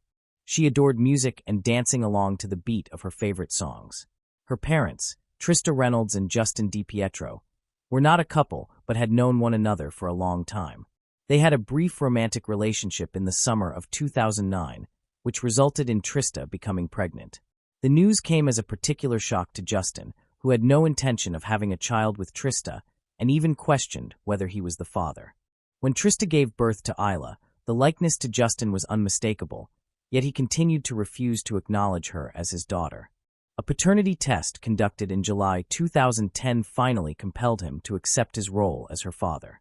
Consequently, in December of that same year, he was ordered by Child Protective Services to provide child support. Trista and Justin did not have a court-sanctioned custody agreement. However, Trista, who resided in Portland, retained primary physical custody of Isla through an arrangement between them. It was only in mid-2011, after Isla's first birthday, that Justin began having visits with her. He lived an hour and a half away, and the visits were intended to occur during the day and be very brief. They agreed that he could occasionally take Isla with him, but never overnight. In the months following Isla's birth, Trista became pregnant again, this time by her fiancé, Raymond. Thus, in 2011, Isla became the older sister to Raymond Jr., and Trista managed the care of both children. Everything changed on October 13, 2011, when Trista had a meeting with Child Protective Services. The specifics of the complaint that prompted this meeting are unclear, but it was known that Trista struggled with substance abuse. On that day, officials gave her an ultimatum: overcome her addiction or lose her children. Immediately, Trista entered a 10-day rehabilitation program, leaving her children in the care of her mother and sister. Isla and Raymond were her entire world, and she was determined not to lose them. By October 2011, Justin had seen Isla roughly 5 to 10 times. However, just 4 days after Trista began her treatment, on October 17th, Justin and his family decided they wanted custody of Isla. Justin's mother, Phoebe DiPietro, contacted Child Protective Services and received authorization to take Isla. The official notice informing Trista's relatives of the agency's decision came quickly. When Isla's aunt learned that they were required to surrender Isla, she protested the decision, claiming that Justin was abusive and had harmed the child in the past. The officials maintained that a father holds greater custody rights than an aunt. Once permission was granted, Justin and his family went to retrieve Isla, though they did not know the address. Child protection officials provided the location through the police. Officer Charles Weaver accompanied Justin and his mother to Jessica's house, Isla's aunt. The paternal grandmother waited in the car while Justin and the officer went to the door, creating a tense and dramatic scene. Jessica pleaded with the officer not to remove the child and warned that she would not surrender Isla willingly. The officer observed that Isla was in high spirits, laughing continuously, playing, and even attempting to engage in conversation.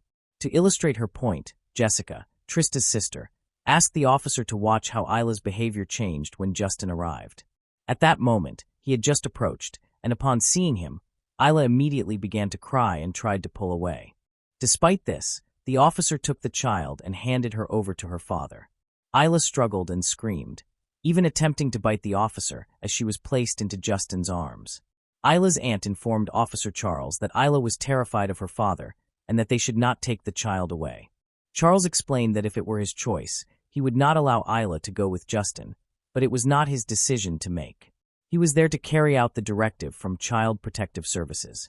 It is important to clarify that if Justin had sought primary physical custody of Isla, he would have needed to reach an agreement with the child's mother or otherwise obtain approval from a judge through a legal process. As observed in the custody exchange just described, there was neither an agreement nor any court involvement. What was applied was the judgment of a Child Protective Services supervisor. The official did not take into account the arrangements Trista herself had made, retaining full custody and leaving the child in the care of relatives during her temporary absence. Additionally, before a court grants a parent exclusive physical custody, conditions are typically thoroughly assessed, including a background check and a home visit, none of which occurred in Isla's case.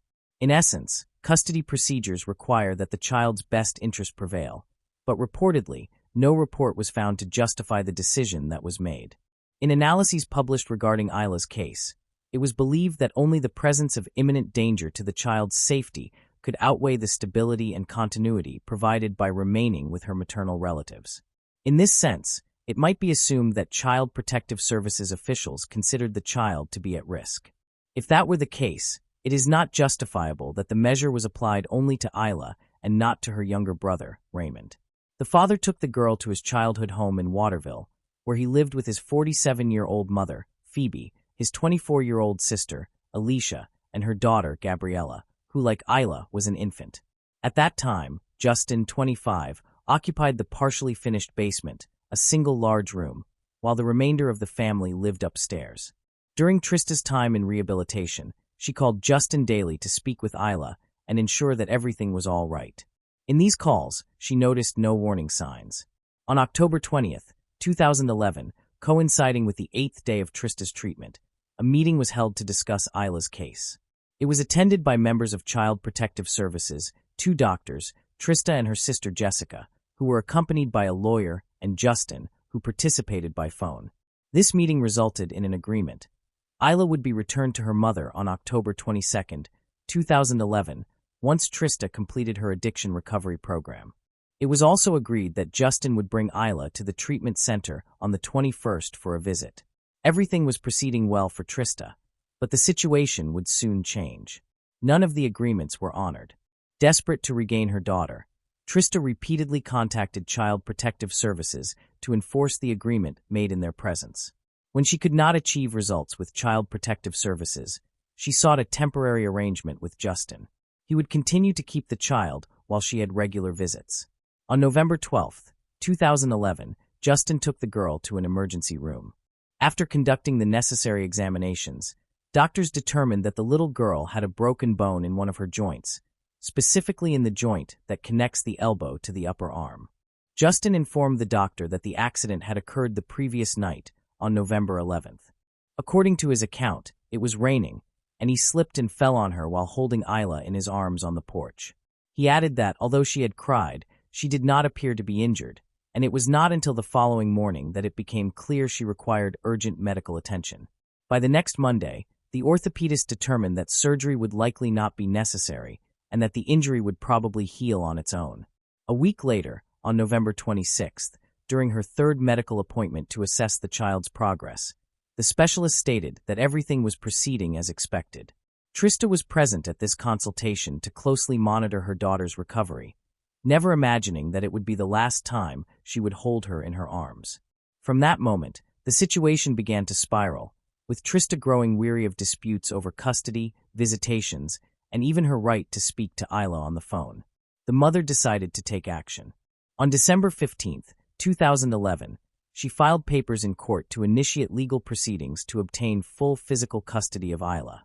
Just 2 days later, on Saturday, December 17th, Justin called the police in the morning to report Isla missing from his mother's house, where he was staying with his girlfriend, Courtney Roberts, and his sister, Alicia.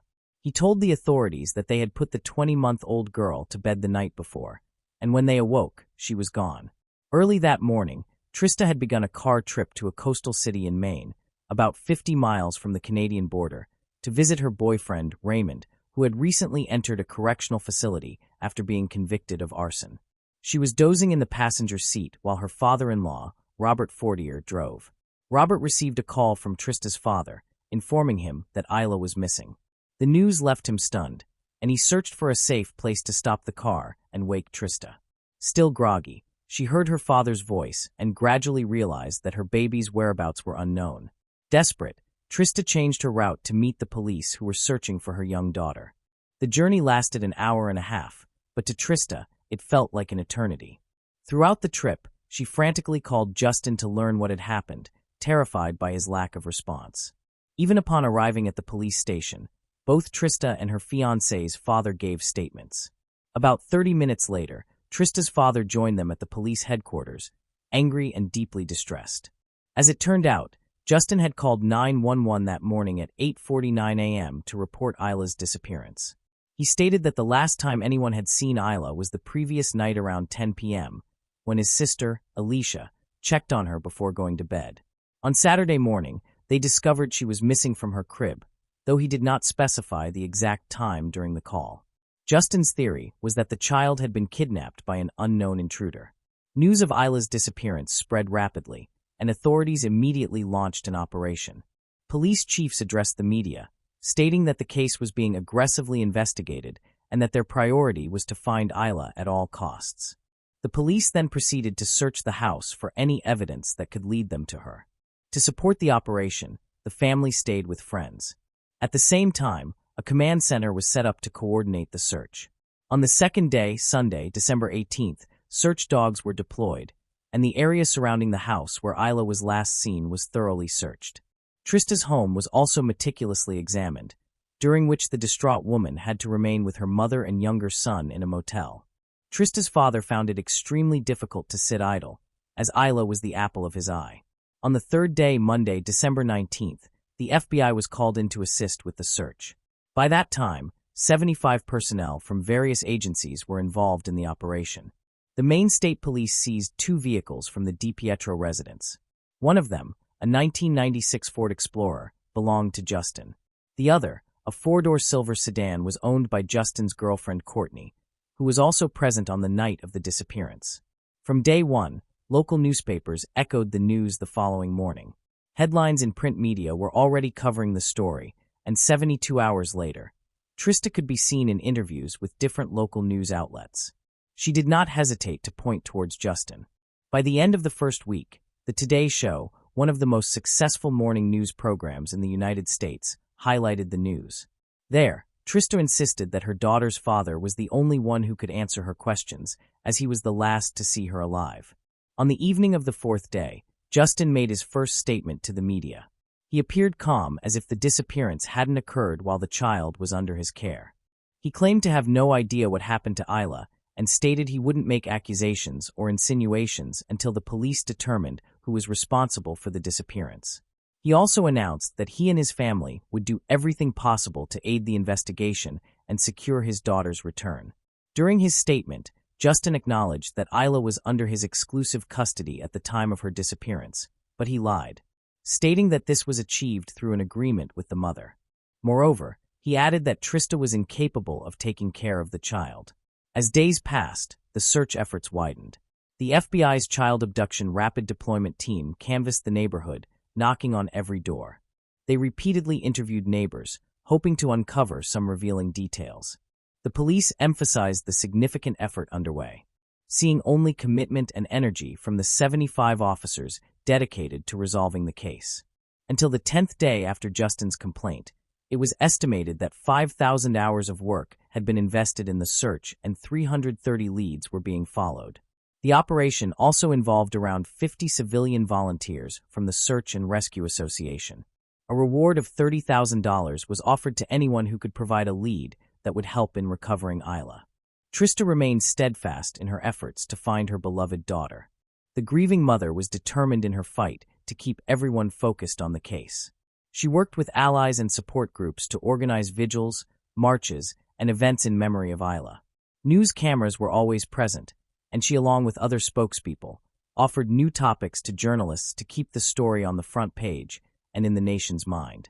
Gradually, the initially optimistic and hopeful message from the authorities started changing. The chief of police continued to insist that the investigation was being considered a missing person case and not a homicide. However, the mood definitively shifted when Justin's house and the surrounding area were cordoned off. The cars were confiscated, and the head of the main criminal prosecution made a public appearance. The police publicly ruled out the possibility of Isla having walked away on her own. And on the 13th day, the police chief handed over the reins of the case to the State Police Serious Crime Unit. At that moment, an announcement nobody wanted to hear was made. The case ceased being the search for a missing girl and started being considered a criminal investigation. During the initial days, Justin tried to stay as far away from the media as possible, but gradually his presence began to become more frequent. In one of his appearances on the Today Show, he spoke about the change in the message from the law enforcement agencies, insisted that someone had kidnapped Isla, and expressed his wish for whoever took her to return her home. He also asserted that he had come on the program, hoping to reach whoever had his daughter to let them know that what they were doing was wrong. As if he knew the person in question, he spoke directly to them, saying they might think what they were doing was right for Isla, but it wasn't. He clarified that this person had no right because they weren't her father, and that the child needed to be at home with her family. When questioned about the silence he had maintained until that point, Justin acknowledged that his efforts to cooperate had been delayed. He justified himself by stating that he had been a bit naive during the first weeks, thinking that Isla would return. He also claimed that the law enforcement agencies had advised him to stay away from the press. This was partially confirmed by the spokesperson for the Maine Department of Public Safety, who explained that this was only said to him at the beginning. Later, the police themselves encouraged Isla's parents to remain in the public eye. Justin took the opportunity to respond directly to the insinuations that had been made about him. He asked the television host to come see him and spend a day with him to witness what he was going through. Finally, he said that he praised the police's efforts, although some of the techniques and tactics they had to use had not been enjoyable. He pointed out that the truth is the truth. No matter how many times you are asked the same question and shouted at that, you are a liar anticipating that the truth is patient and would come to light. By the end of January, the police revealed that Isla's blood had been found in various places in the Di Pietro house. It also emerged that while there was not enough evidence to make any arrests, Justin, Courtney, and Alicia, the three adults living in the residence where the girl was last seen, were considered suspects. Stephen McCausland, the spokesperson for the Maine Department of Public Safety, said that the family's version of events was not supported by any forensic evidence, thereby ruling out the possibility that someone could have entered the bedroom where Isla slept alone and taken her without any of the three adults in the house noticing.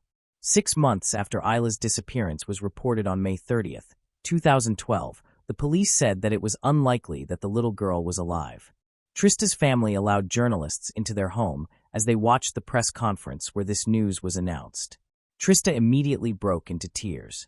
Then her sorrow turned to rage, and she asserted that Justin had killed her baby. For Trista's family, learning in detail the results of some forensic tests conducted at Justin's family's house was very hard. They knew Isla's blood was found, and had even been told that the amount found was equivalent to 25% of the blood volume of her body. However, they had never been in front of the evidence until January 2013, when everything discovered was revealed to them. To begin with, Justin's 1996 Ford Explorer had a baby seat in the back, and Isla's blood was found on the left shoulder strap. There was also dried gastric fluid on the back seats. In the girl's bedroom, blood was found on some of her princess, pink sneakers on the floor next to her crib, as well as on the face and arms of her doll. The investigators thought that she might have tried to clean the blood from her mouth with her toy. Additionally, a blood stain was located on the living room sofa. However, most of the blood traces were in the basement. A pool of Isla's blood stained the center of the mattress on which Justin slept with Courtney. Moreover, vomit and an unidentified pink fiber resembling hair that could be from a toy were found on the bed. Next to the same piece of furniture were Justin's sneakers, stained with Isla's blood on the tongue and inside. Additionally, there were splashes on the cement floor around the bed and on the walls. The latter matched Isla's height. An expert determined that some drops were the size of a dime, indicative of trauma from a blunt object. Additionally, the experts determined that some blood spatter patterns in the house might have been expelled by Isla through coughing, indicating that her injuries were both internal and external. The police stated that bed linens had been used to clean the girl's blood. It was horrific for Trista and her family to learn these details, and they hadn't seen everything yet. The same officers exposing the gruesome evidence warned them that they were about to witness something even more horrifying. Luminol tests were conducted in the house, revealing blood traces invisible to the naked eye. The slides taken at the house devastated Trista. After seeing them, she left the police station in a panic. She was more convinced than ever that her daughter, Isla, had been murdered. The police said there were more images to show her, but she refused to see them. She'd had enough. Reportedly, when the police showed Justin and the DiPietro family the same photographic evidence months before, he showed no reaction. The police also tried to show the photos to the family with whom the DiPietro stayed during their exile from their house while it was being processed by crime scene investigators. They refused. They were not interested. Justin's girlfriend, Courtney, who was with him on the night of Isla's disappearance, had a similar reaction.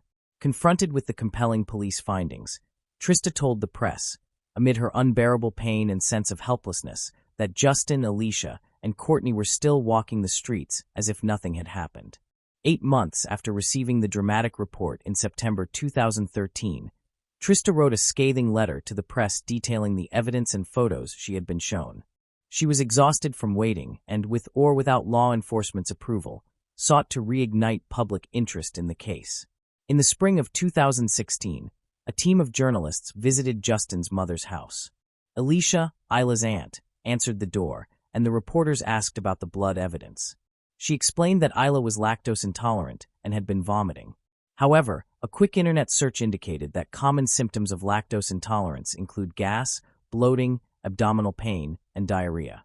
While nausea and vomiting can occur, they are not the most typical symptoms, and vomiting blood is particularly uncommon.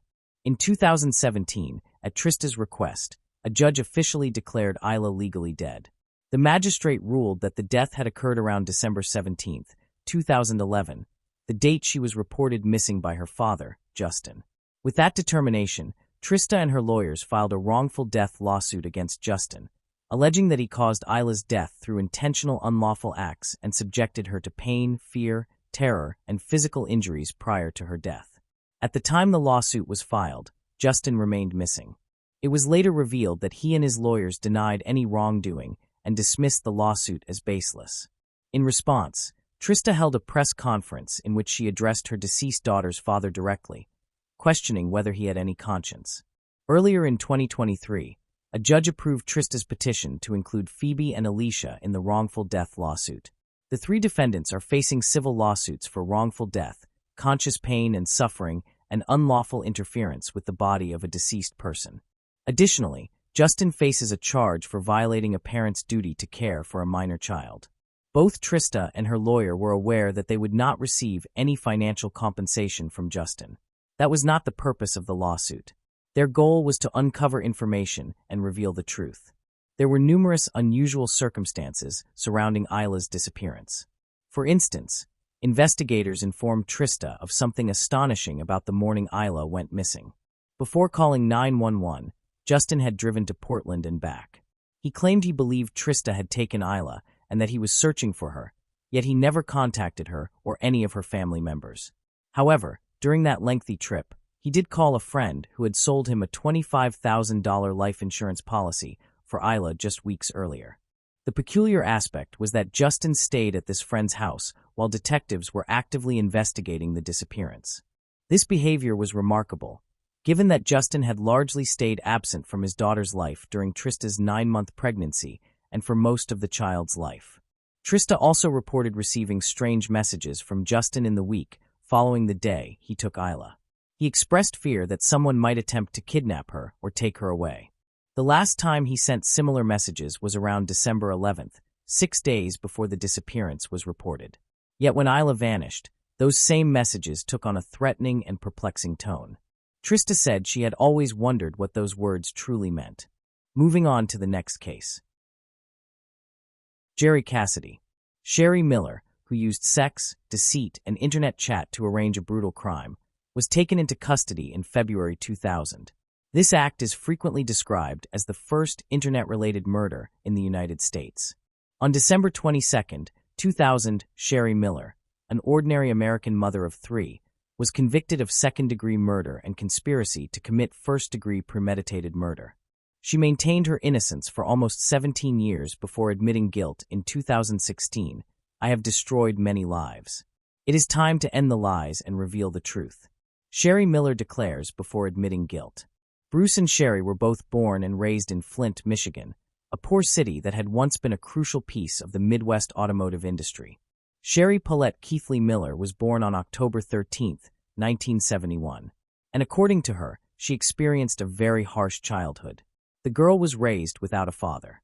Her mother lived a reckless lifestyle, drank heavily, and frequently changed men. Sherry's early years were spent in a trailer, alongside her mother's partners, who often mistreated her. By Sherry's account, she was abused from the age of 3 or 4. At 16, the girl was left on her own. At 17, she wedded, became pregnant, and gave birth. The union ended. Some time later, Sherry married again and divorced once more. Her second husband, Tribby, was convicted of second-degree child abuse for striking his child severely. This caused several skull fractures. Sherry undoubtedly chose the wrong men. Tribby was also prosecuted for mistreating his 6-year-old stepdaughter, but was acquitted for insufficient evidence. Sherry was drifting from one man to another. She was searching for someone who could support her. By the age of 26, Sherry had become a single mother of 3 children from different men, employed in a nursing home and selling Mary Kay products to cover expenses. She did not possess model-like beauty, but she was certainly appealing and magnetic. In 1997, the 26-year-old woman obtained a position as an accountant at B&D Auto Salvage, Bruce Miller's company. At this time, Sherry recognized that the 47-year-old prosperous business owner was the right man to offer her stability and comfort. Bruce Leroy Miller was born on July 26, 1951. As a young adult, he worked at General Motors for a number of years, as many Flint citizens did. After leaving GM, Bruce continued in the automobile salvage business. In fact, he possessed and managed an auto salvage yard, which involved receiving old vehicles, the components of which were later resold. Bruce had been married 3 times, enjoyed racing, interacting with people, and always displayed generosity and warmth. At first, he showed no interest in Sherry Keithley, his newly hired worker. Bruce merely assisted a single mother in a challenging situation, yet Sherry succeeded in captivating Bruce. An office romance followed. In spite of the 20-year age difference, the pair's relationship progressed quickly. Bruce felt flattered by the interest of a young woman, and the two soon shifted from dating to living together. 4 months later, on April 23, 1999, a wedding was held in one of the Las Vegas chapels. Sherry and her children moved into Bruce's home, and she attained the stability she had long desired. Bruce's brother, Chuck Miller, would later recount this to the television show Snapped. She always declared Bruce was the finest thing that had ever happened to her. She at last had a normal life, and a man able to provide happiness. Chuck's wife, Judy, stated that Bruce was enchanted by the attractive young blonde he considered the ideal wife. Only their friends voiced doubts about Sherry's habit of spending excessively beyond her means. She instantly reached the limits of her credit cards and used all the cash available. "I was trying to fill an endless emptiness," Sherry would later explain.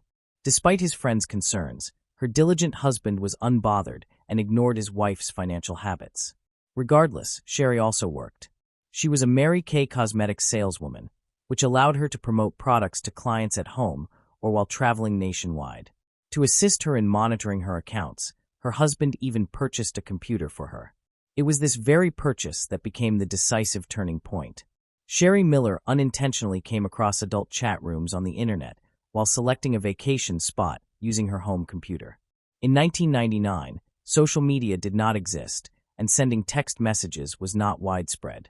Instead, people connected with one another in online chat rooms. Some were adult-oriented and served as places where one could flirt anonymously, share fantasies, and engage in virtual affairs. Bruce, according to acquaintances, was aware of his wife's online flirting but judged such actions to be harmless. He adored his wife, was happily married, intended to adopt her children, and chose to trust, not clouding his family life with doubts. Sherry quickly immersed herself in the online world and soon grew used to signing into chat rooms and revealing her most intimate sexual fantasies to total strangers under a variety of alluring pseudonyms. Detective Kevin Shanlian, who handled the murder investigation, testified in court that Sherry maintained no fewer than 25 separate aliases. It was not until 2016 that Sherry confessed, "I did not move away from this computer." Bruce worked at the shop and owned his own business, so he was gone much of the time. "I spent countless hours flirting online. I wanted to control everything, compulsively control the people who trusted me. It felt like a video game. And each man and each relationship represented a new level for me. And each level became more difficult." Among the men Sherry Miller encountered online was Jerry Cassidy, who went by the username Rena Dudes. Jerry was born on October 6, 1960, in Kansas City, Missouri. He married, raised a son, enjoyed deer hunting with his brothers, and dreamed of joining the FBI. While serving as a homicide investigator, Jerry reported a case of corruption involving falsified records to one of his colleagues. As retaliation, he was demoted and in the end forced to resign after 9 years of duty. Although Jerry had done what was right, the incident destroyed his career. Jerry grew despondent, started drinking and abusing drugs. His marriage collapsed. After some time, he managed to recover, relocated to Reno, Nevada, and accepted employment as a security officer at Harrah's Casino. His spare hours he devoted to chat rooms, where he became acquainted with Sherry Miller. Passionate correspondence began, and in July 1999, they met in person in Reno, where Sherry appeared supposedly for a Mary Kay Company convention, bringing along her friend. The digital romance developed into a physical relationship, and Jerry Cassidy believed his life was beginning to improve. Sherry claimed she was an affluent entrepreneur residing with a disabled husband, and therefore in search of a sexual adventure on the side. Jerry accepted her story. His friend and co-worker, Carol Slaughter, later stated, Sherry came into Jerry's life when he had hit rock bottom. His marriage had collapsed. He was in a new town where he knew no one. Jerry became deeply infatuated with Sherry, telling his friend, Carol Slaughter, that Sherry does absolutely everything in bed. During the summer and fall, Sherry used her cosmetics business as a disguise for journeys to Reno. When Sherry and Jerry were apart, they traded instant messages and sexual emails, including videos. Soon they even renamed their accounts, with Sherry calling herself Jerry's Fool and Jerry calling himself Sherry's Fool. One might assume that the former police officer should have sensed something suspicious, but the emails filled with declarations of love seemingly blinded him. Whether Jerry was merely credulous, flawed, or broken, he proved an easy conquest for Sherry Miller. She spun a web of lies quite swiftly and persuaded him that he must kill her husband. The impact on Jerry was unmistakable to those who knew him. His acquaintances reported that after this woman entered his life, their friend resembled someone with bipolar disorder, euphorically elated and energetic before she arrived and painfully despondent after she departed. As early as September, Sherry proclaimed she was carrying Cassidy's child. She sent him photographs, a positive pregnancy test, and images of her stomach. Shortly thereafter, Sherry disclosed that her husband, Bruce Miller, had discovered the pregnancy and beaten her, causing her to lose the baby. In reality, in 1995 Sherry had undergone tubal ligation and could no longer bear children. Jerry had no means of knowing this and accepted his lover's fabrications. Very soon after the miscarriage, Sherry announced she was pregnant once more. This time, however, she claimed to be expecting twins. Jerry implored his beloved to leave Bruce, take the children, and come live with him.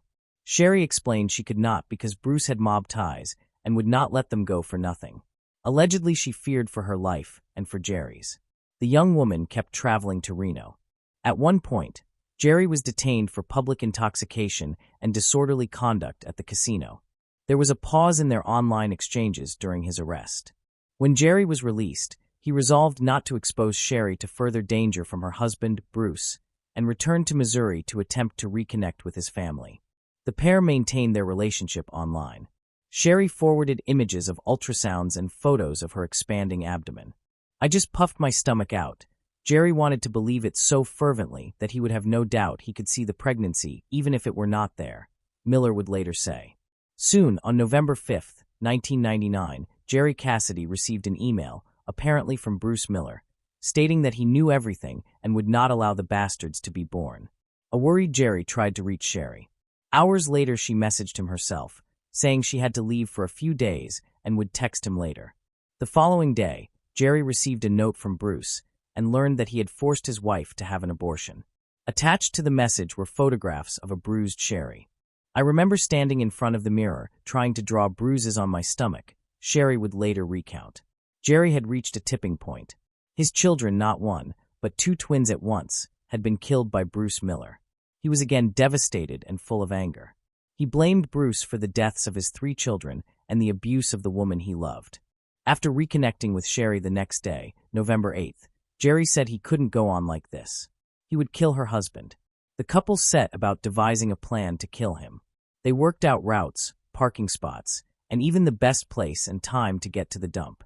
Jerry then made the long drive from his home to Michigan.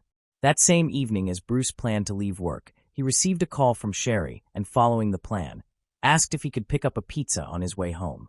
Distracted by the conversation, Bruce did not notice a man approaching him from behind, pointing his 20-gauge shotgun at him and pulling the trigger.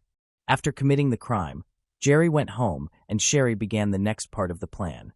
She called Bruce's brother Chuck, said she was very worried about her husband's long absence, and asked Chuck to drive to the junkyard and see if everything was okay.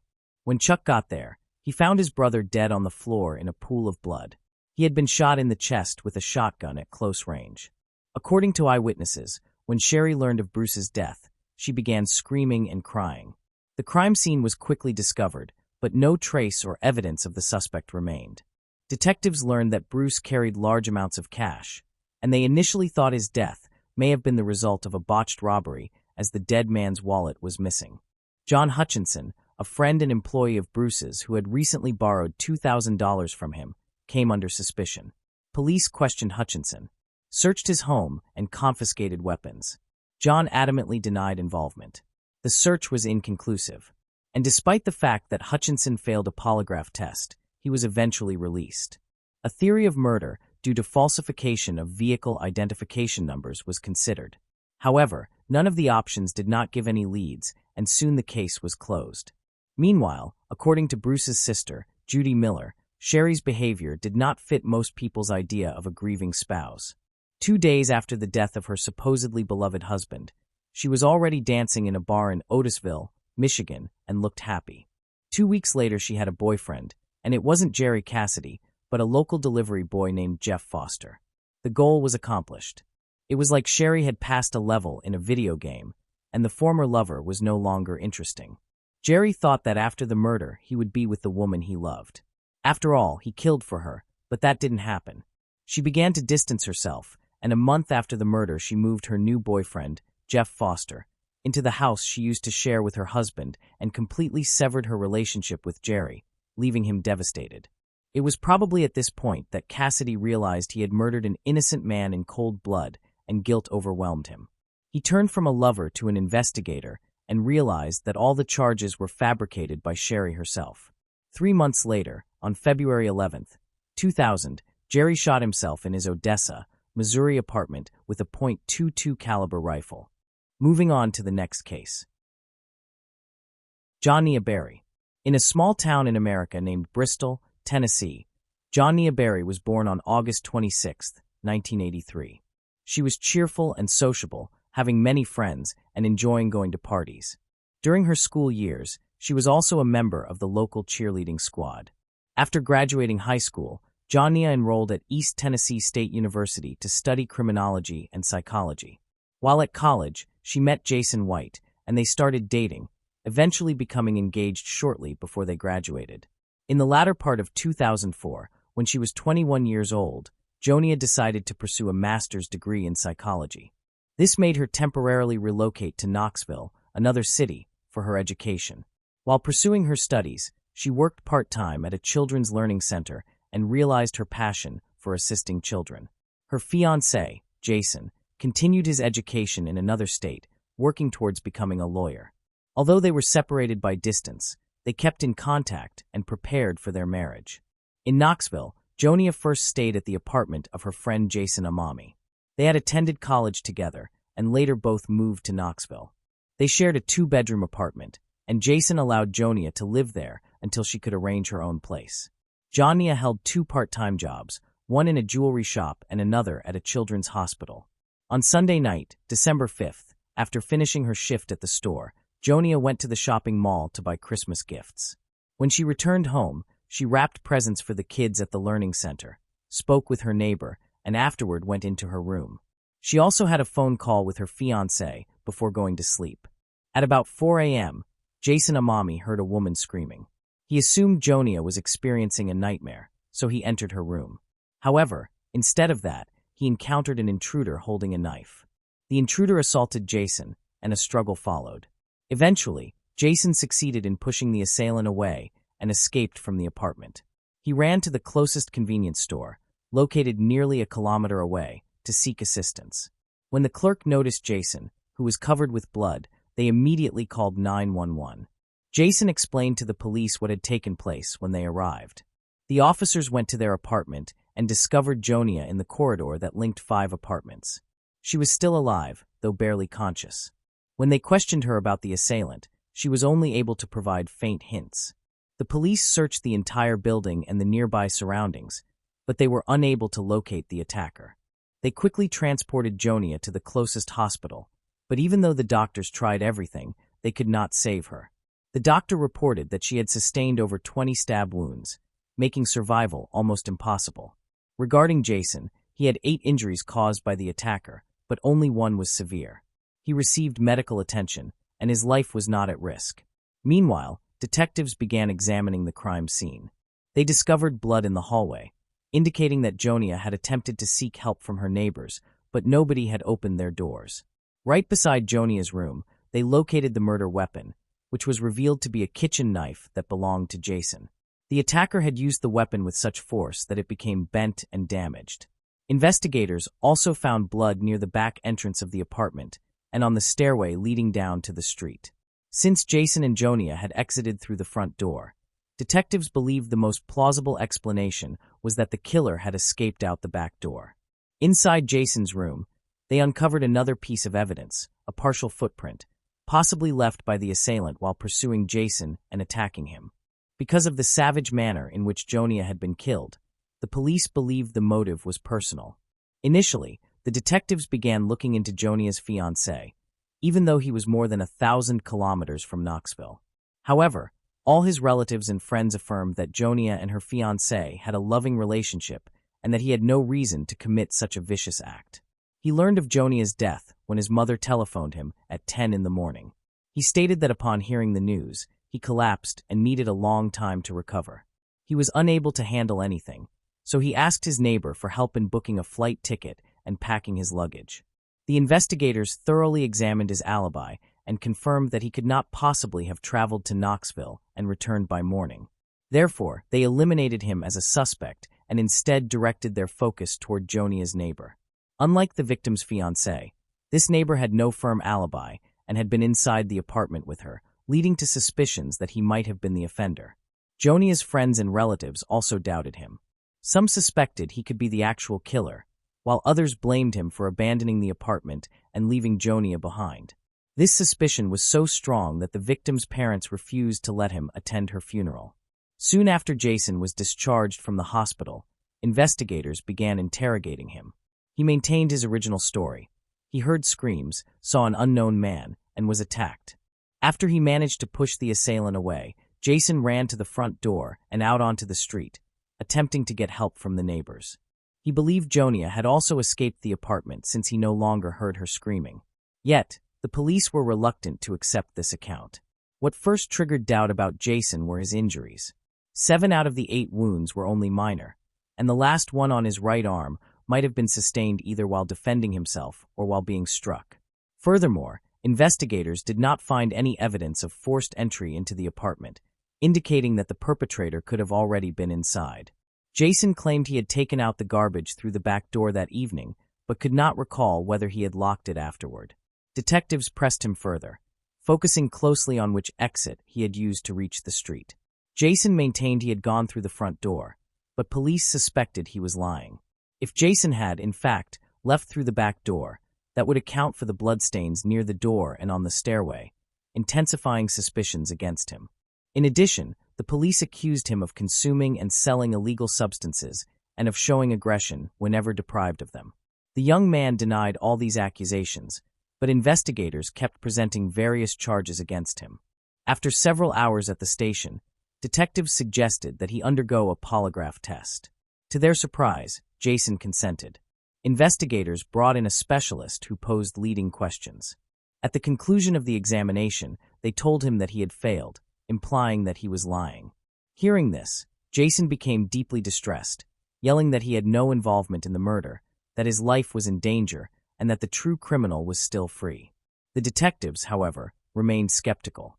Still, they could not indict him for the killing, as there was no solid proof.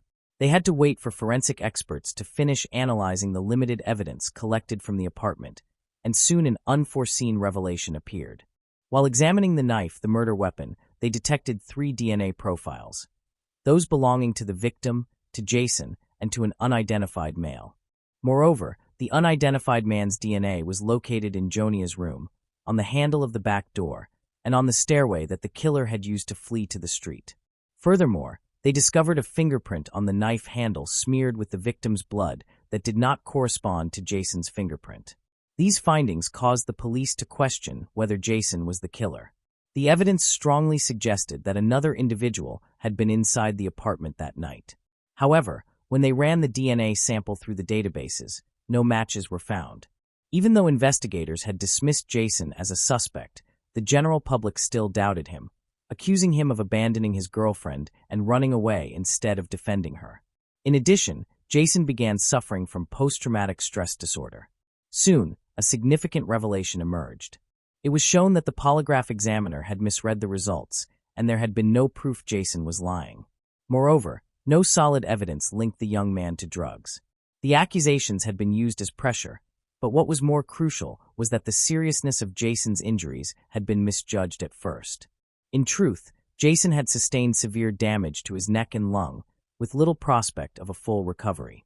Because of these errors in the police records, the insurance company only paid 25% of his medical expenses, leaving Jason in serious financial difficulty. Once the police no longer saw him as a suspect, they began treating Jason as a witness. From his statement, they were able to form a vague description of the assailant. The situation was made more difficult by the fact that Jason had not clearly seen the attacker's face. The apartment was poorly lit, and the intruder had lunged at him immediately after he left the room. The investigators also uncovered something curious in Jonia's room: a cap, some discs, and a stereo player located near the back stairway. At first, they believed these objects might belong to either the victim or Jason, but Jason denied having any connection to them. He stated that none of those things had been in his apartment, implying they had been left there by the killer. The investigators released a rough sketch of the suspect to the media. After it was made public, the police received hundreds of tips. People reported individuals who bore some resemblance to the sketch, and detectives followed up on each lead. One particular lead drew the investigators' attention. They discovered a group of teenagers in the vicinity who had been breaking into homes intending to steal. One of these teenagers, a 19-year-old named Michael, looked similar to the suspect's sketch. The police launched a search for him, which was complicated because he was already wanted for theft. Now, with the possibility of being tied to a murder, 2 police units joined forces to track Michael down. They eventually found him and brought him in for questioning. Investigators immediately concentrated on Michael's shoes, which had a tread design resembling the footprint left behind by the killer. They took his DNA sample and fingerprints and sent them to forensic specialists for testing. In the meantime, they interrogated him, and during questioning, they received an unexpected disclosure. Michael swiftly confessed that he and a friend had indeed gone into Jonia's apartment that night. By his account, their plan had been to steal valuable belongings, but his friend had grabbed a knife and attacked Jonia. However, detectives soon grew doubtful of Michael's statement. First, the specifics he gave did not correspond with the actual sequence of events. Second, there was no proof indicating the involvement of two intruders at the crime scene. The lab results reinforced these doubts. Michael's DNA and fingerprints did not correspond to those discovered at the murder site. The same applied to his shoes, as the tread design did not match the one found in Jason's room. Ultimately, the police determined that Michael had invented the story. While it may seem odd, false confessions occur fairly often in high-profile cases. Some individuals admit falsely for reasons such as wanting attention or hoping for a reward. Whatever Michael's motive, his statement turned out to be completely fabricated. Afterward, investigators questioned more than 1,000 possible suspects and collected roughly 400 DNA samples, but none corresponded with the evidence. At the beginning of the investigation, a reward had been announced for information that could solve the case. With each passing month, the reward amount rose, and by December 2005, 1 year after the killing, it had climbed to $60,000. On top of that, the state governor contributed an extra $20,000 from his personal funds, which attracted even greater public interest in the case. Despite the many leads, every single one ended in failure, and the case stayed unsolved for years. In 2007, the victims' parents resolved to act by pushing for changes to state law. They found it troubling that the fingerprints and DNA of the killer were absent from all databases.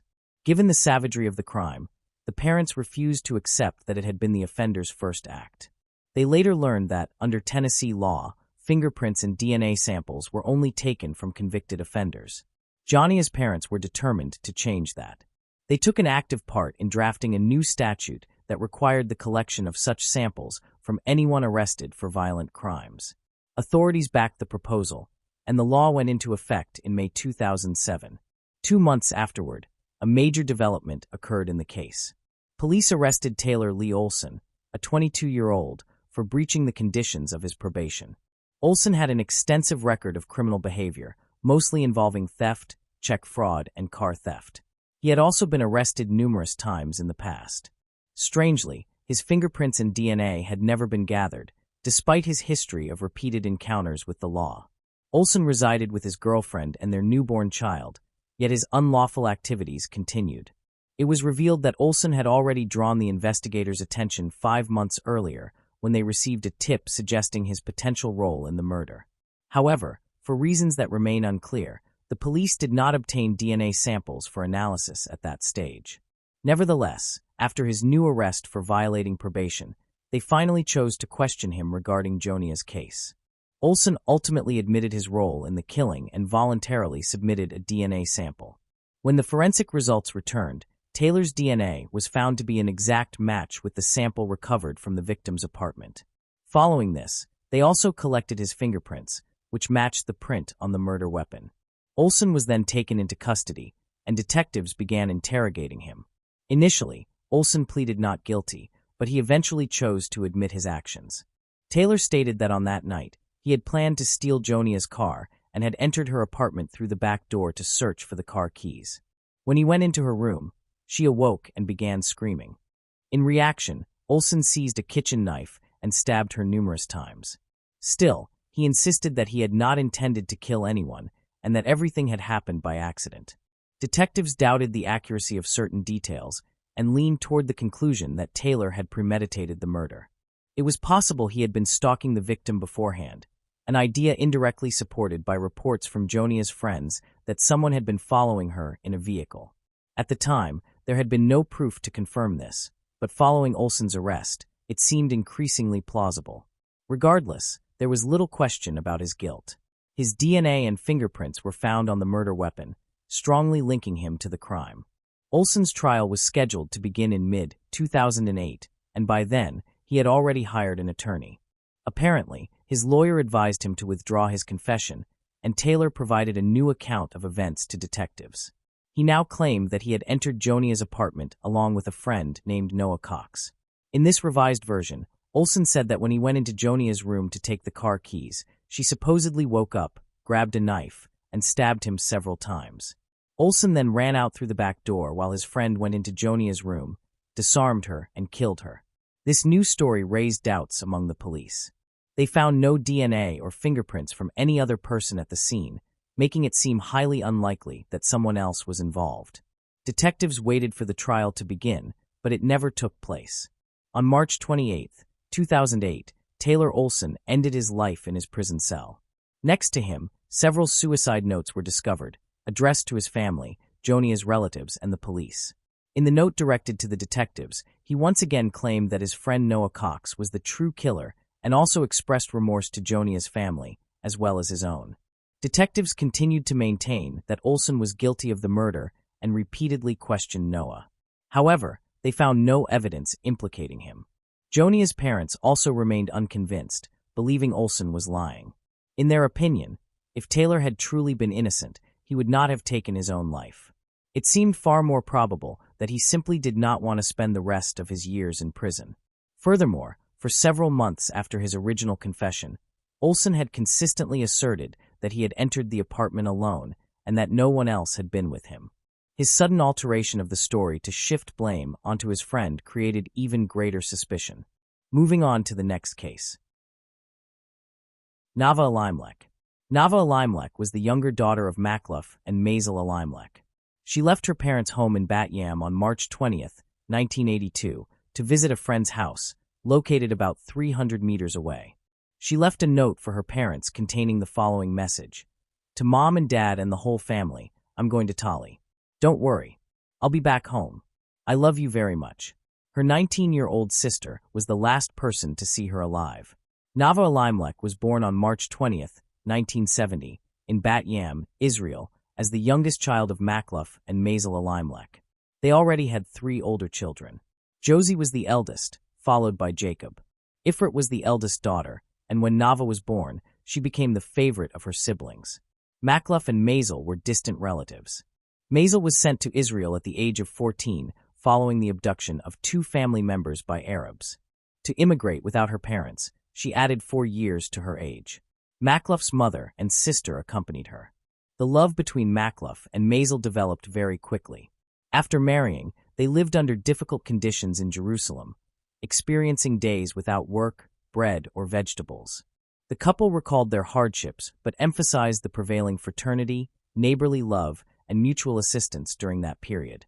Josie and Jacob were born in Jerusalem while their father worked at a factory called the American Shoe Factory.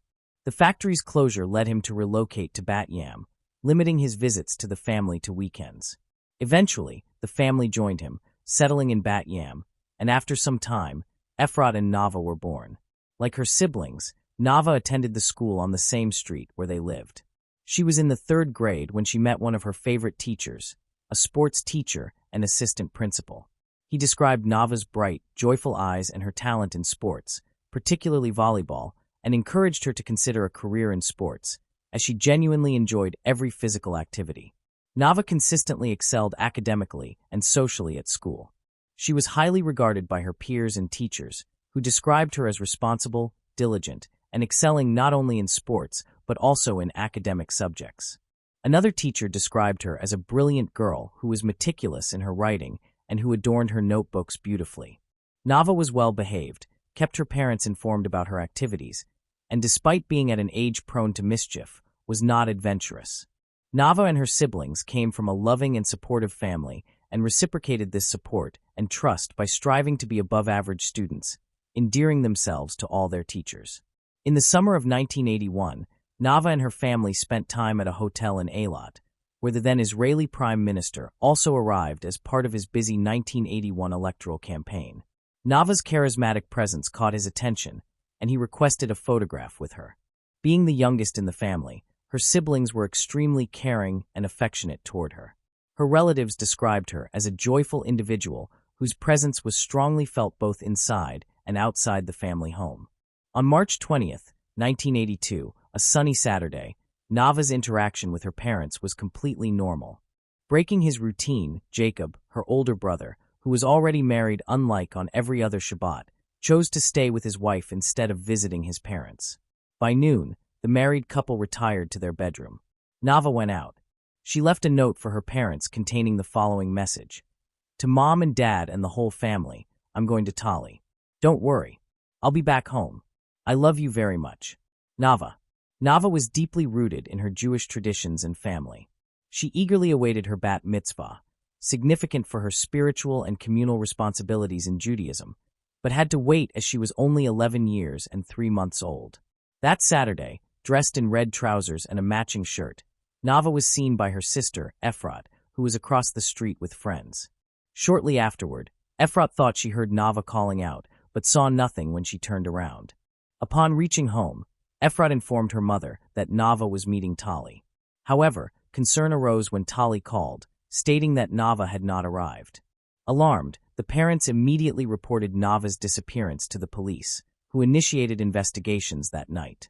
In the following days, the police and volunteers extensively searched the area, distributing Nava's photographs, using dogs to track her in nearby dunes, and interrogating neighbors. 10 days after her disappearance, disturbing developments emerged. Some reports stated that a bag containing part of a leg from a young body was discovered on a beach in northern Tel Aviv and was quickly identified as Nava's. Additional body parts appeared on the shores in the following days, gripping the nation with the grisly details of the case. Contrary to other accounts, it was reported that 10 days after her disappearance, some individuals found Nava's head wrapped in plastic, with other plastic-wrapped body parts recovered on Tel Barak Beach. It is indisputable that when the remains were submitted for forensic examination, a pathologist who carefully analyzed the body parts concluded that Nava had been murdered on the day she went missing. The Central Police Unit of Tel Aviv took over the investigation, but not a single clue was discovered. Lifeguards, boat owners, and regular beachgoers were questioned, yet none had seen a man carrying suspicious bags in the area. Following the murder, the police formed a team of 40 investigators and detectives who worked on the case for several months, marking it as one of the most extensive operations in the history of the Israeli police. The investigation was difficult due to the lack of weapons or evidence at the crime scene. The team interviewed numerous individuals at various levels and even sent some of the severed body parts to a laboratory in London to attempt to identify a likely murder weapon. But all efforts to solve the case were unsuccessful. Initially, it was speculated that Nava's murder was an act of revenge against her family, as inferred from remarks by the head of the Bat Yam police station. He noted that the method of dismembering the body and disposing of it in the sea appeared intentional. The country was in turmoil. People withdrew from public interaction. Streets were devoid of children. Nava's murder, occurring on a peaceful Saturday at noon, shook the nation's sense of security and exposed a vulnerability. The moment of body identification by Nava's mother was recalled as particularly harrowing. Under intense pressure, the mother was allowed to identify the body, which had been prepared so that only the head was visible. The entire identification scene left everyone present in shock. Following the identification, Nava's family organized the funeral. Hundreds from the surrounding region attended to pay their respects.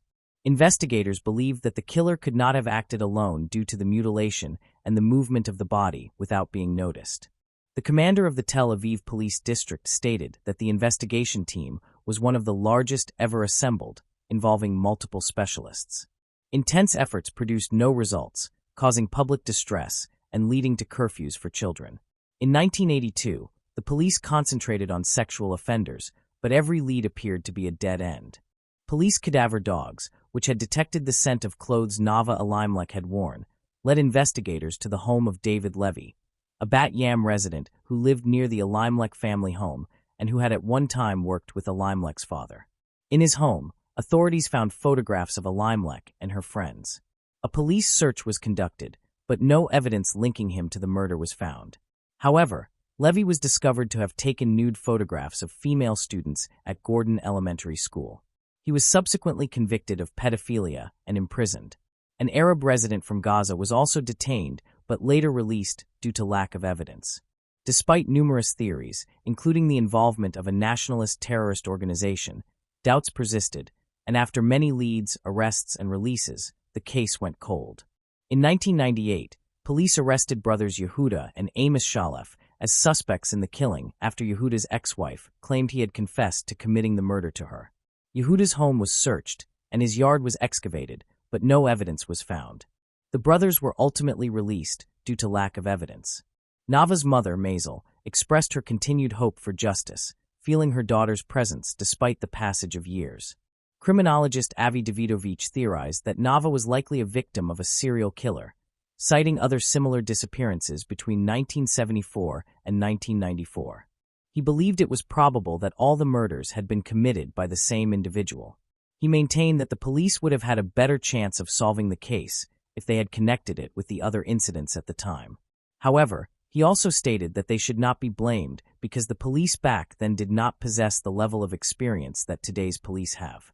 On December 31, 2001, Yitzhak Gatnio, one of the original investigating officers, was interviewed on the Galitz News channel. Following some remarks about the murder, he revealed that the Israeli security agency had indeed found evidence supporting the theory that the operation had been carried out by a nationalist terrorist organization. The information came from an imprisoned Arab criminal who collaborated with the agency, claiming that one of his cellmates had confessed to killing the 11-year-old girl. This man, a terrorist collaborator, had already been released from prison and had fled to Jordan. Investigators reported that tests confirmed this man, the terrorist collaborator, had indeed been in the neighborhood when Nava disappeared.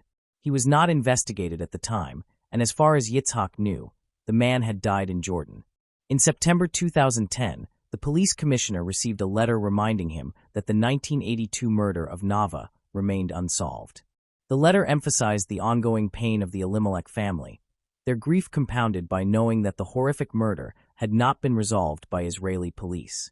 She requested that the commissioner inform the Elimelech family which unit was handling the murder case, and asked that the investigative team communicate with her as the family representative to provide updates on any progress in the investigation. The first police response was received 2 days later, confirming receipt of the request and promising prompt action given the importance of the matter. However, time continued to pass, and by 2012, 30 years after Nava's murder, the family remained in deep pain, and all who had known the girl questioned whether enough had been done. Remorse consumed a neighbor who had not opened the door when Nava rang the intercom, compounded by the family's ongoing anguish. Nava's brothers had not lost hope of finding the perpetrator. Their primary aim was to provide an answer to their parents, who were over 80 years old and waited each day for news of the capture of their daughter's murderer. They expressed with sorrow that their mother, Maisel, hoped the monster would be caught while she was still alive, but she was growing weaker and was crying out for a response from the police. They emphasized that the worst part was not knowing where they stood, because no one spoke to them honestly. In 2019, another significant development occurred. With court approval, the police exhumed Nava's remains for additional testing. Investigators then reported that they had compiled a profile of the killer, suggesting that he was still alive, approximately 70 years old, and around 30 at the time of the crime. They added that he was someone with a criminal record living in central Israel. A total of 100 detectives were assigned to the case following its reopening due to advances in DNA identification technology. The investigation was conducted with a high level of confidentiality.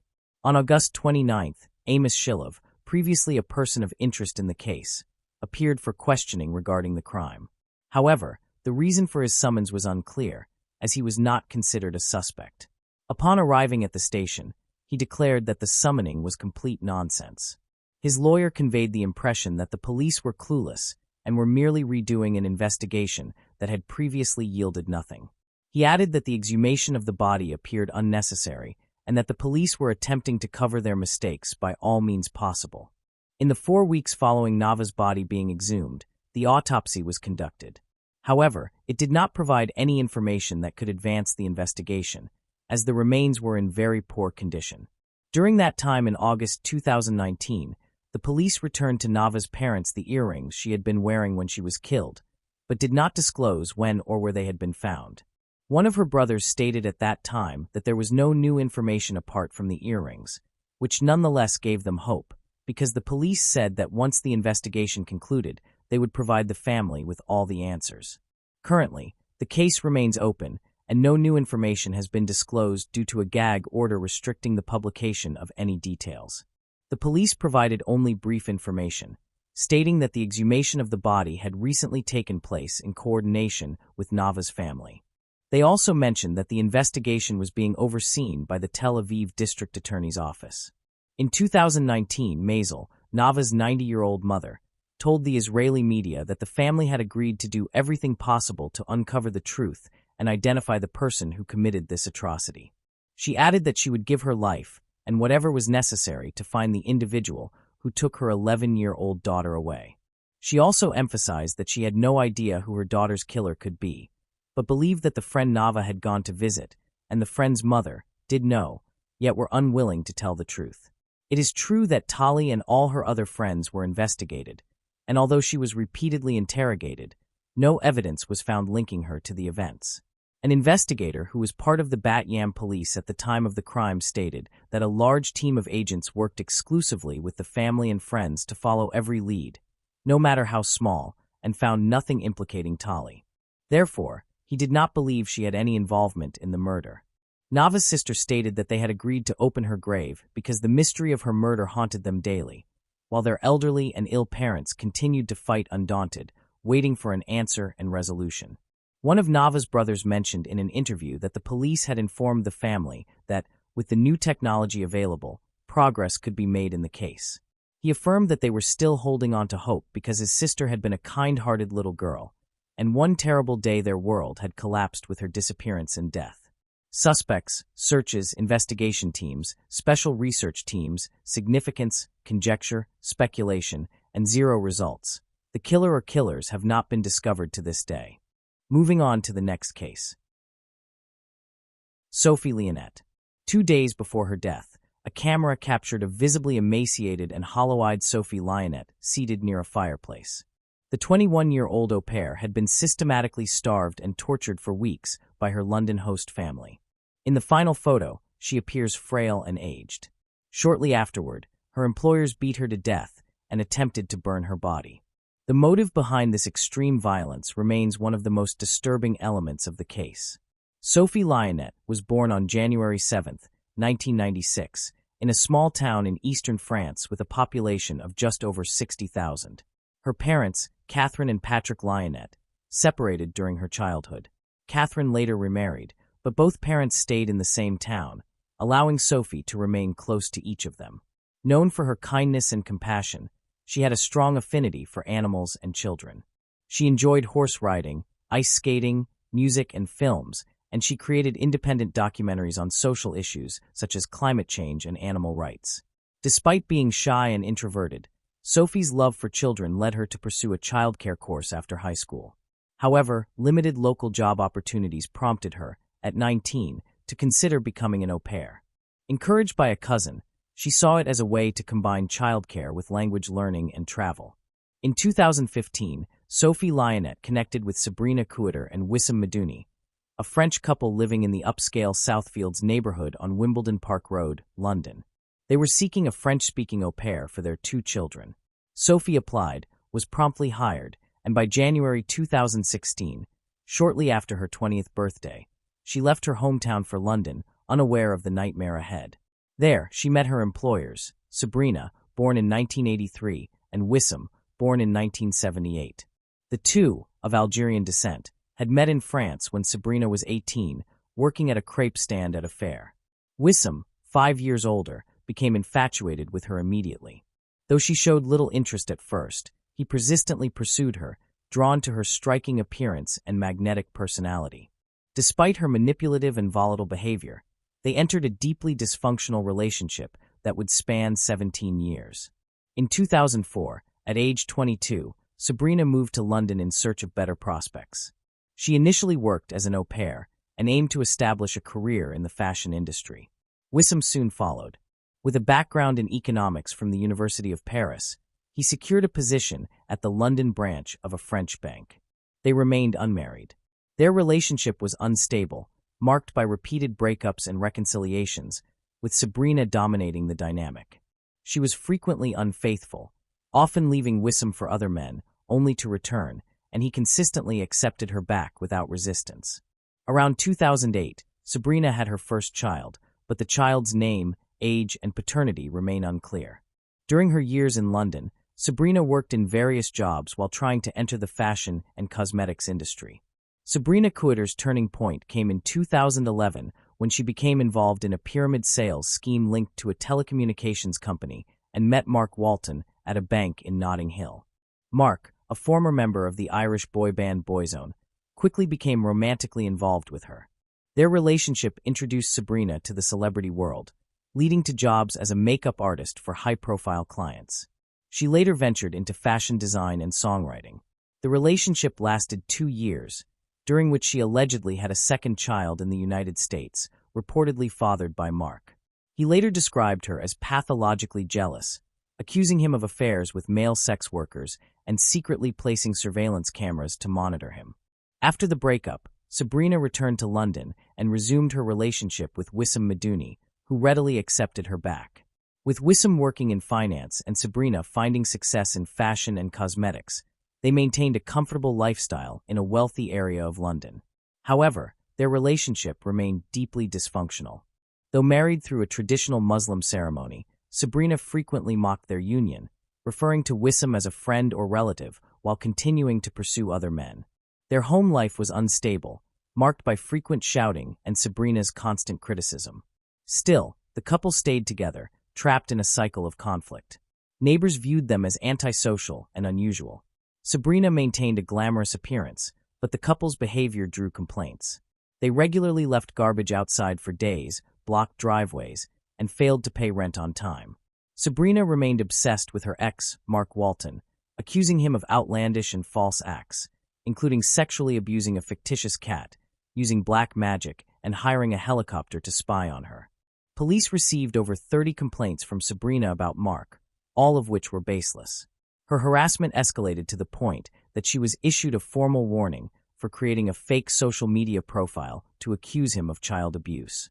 It was later revealed that Sabrina suffered from depression and borderline personality disorder, which caused her to experience extreme mood swings, paranoia, and delusional thinking. Although Wissam Madouni showed no signs of mental illness, Sabrina successfully manipulated him into believing her fabricated accusations.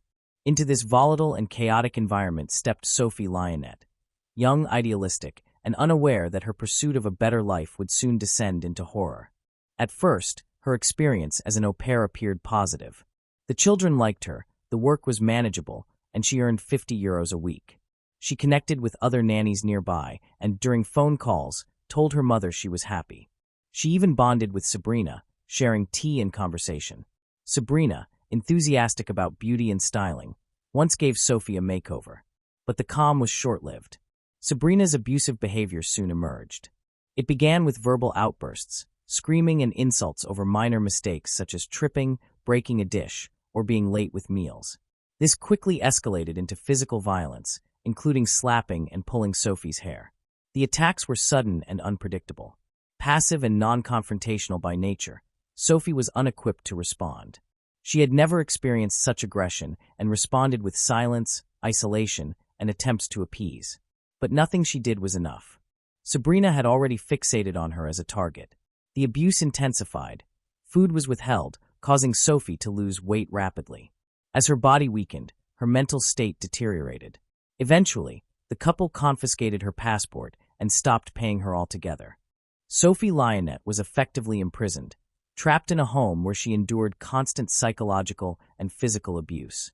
Despite her fear and isolation, she made attempts to seek help. On one occasion, she confided in a fast food restaurant owner, stating she was being beaten, but no action was taken. She also tried to reach out to acquaintances of the family, but Sabrina intervened, publicly confronted her, and forced her back to the house.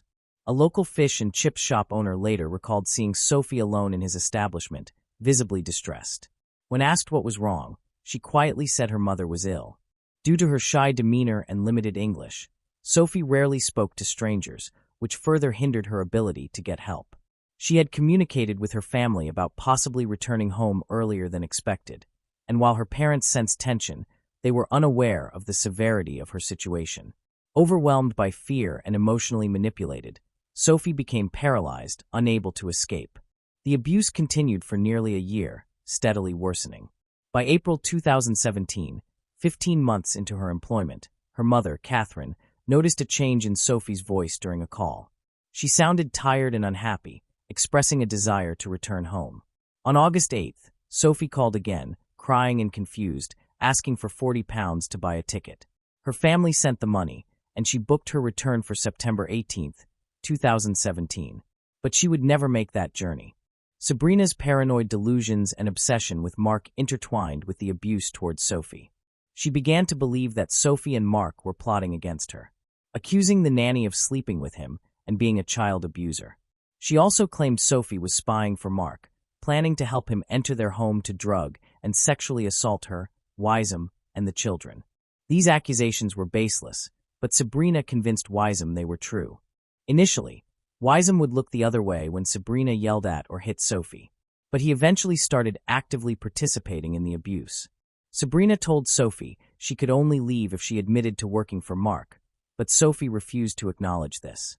In an attempt to extract a confession, they subjected her to hours of inhumane treatment and interrogation. They dunked her in the bathtub, beat her with cables, and threatened her with sexual assault.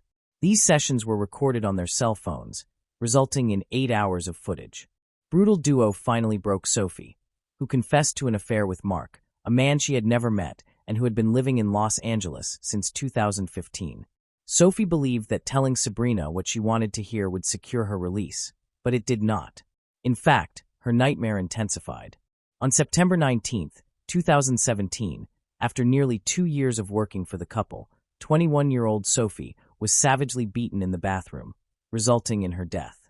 The following afternoon, on Wednesday the 20th, Wisam lit a bonfire to burn Sophie's body, adding chicken and meat to mask the smell. Neighbors reported thick smoke and a strong odor from the garden to emergency services. Authorities arrived at the residence around 6:20 p.m., by which time the bonfire had burned for about 3 hours. A firefighter on the scene sensed something was wrong. While extinguishing the fire, he discovered what appeared to be human remains, including what resembled a nose, along with clothing and jewelry. When questioned, Wissam Maduni claimed he was burning a sheep carcass, attributing the remains to the animal. The firefighter noted Maduni's discomfort and resignation during questioning. Police recovered the charred remains and a pair of melted glasses. 2 days later, Sabrina Kuiter and Wissam Maduni were arrested on suspicion of murder. They appeared in criminal court on September 26. At that time, Sophie's remains had not been officially identified, though the press had reported her as the victim. Sabrina wept throughout the hearing and repeatedly asserted her innocence. Both admitted to attempting to dispose of the body, but denied responsibility for Sophie's death, blaming each other. In his initial statement, Maduni claimed Sophie died accidentally during an interrogation in the bathroom. He later retracted this, saying he made the claim to protect Sabrina. His revised statement said Sabrina woke him to report Sophie was not breathing, and he found her lifeless in the bathroom. Sabrina's defense acknowledged she had hit Sophie on several occasions, but maintained that the girl died in her sleep. After hearing both sides, the judge set the trial date for March 19, 2018. Sabrina and Wissam were remanded to prison while the police continued their investigation. No bail was requested.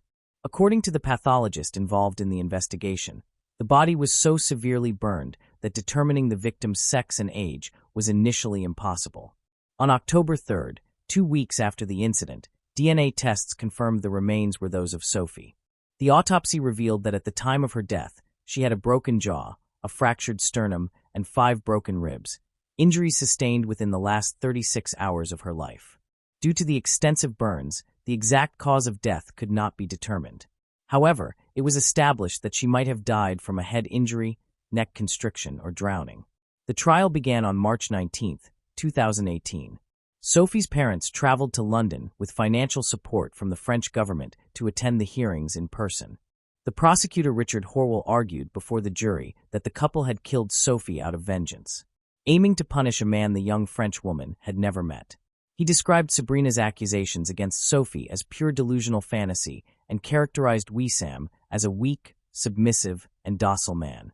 Another prosecutor added that while only Sabrina and Wissam knew exactly how they killed Sophie, it was proven that she died as a result of sustained violence, not an accident.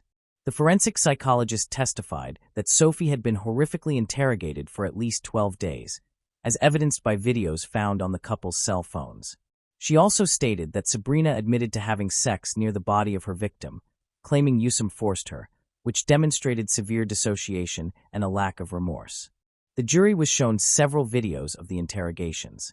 In one, dated September 11th, 9 days before the crime, Sabrina could be heard yelling at the victim, accusing her of destroying everything.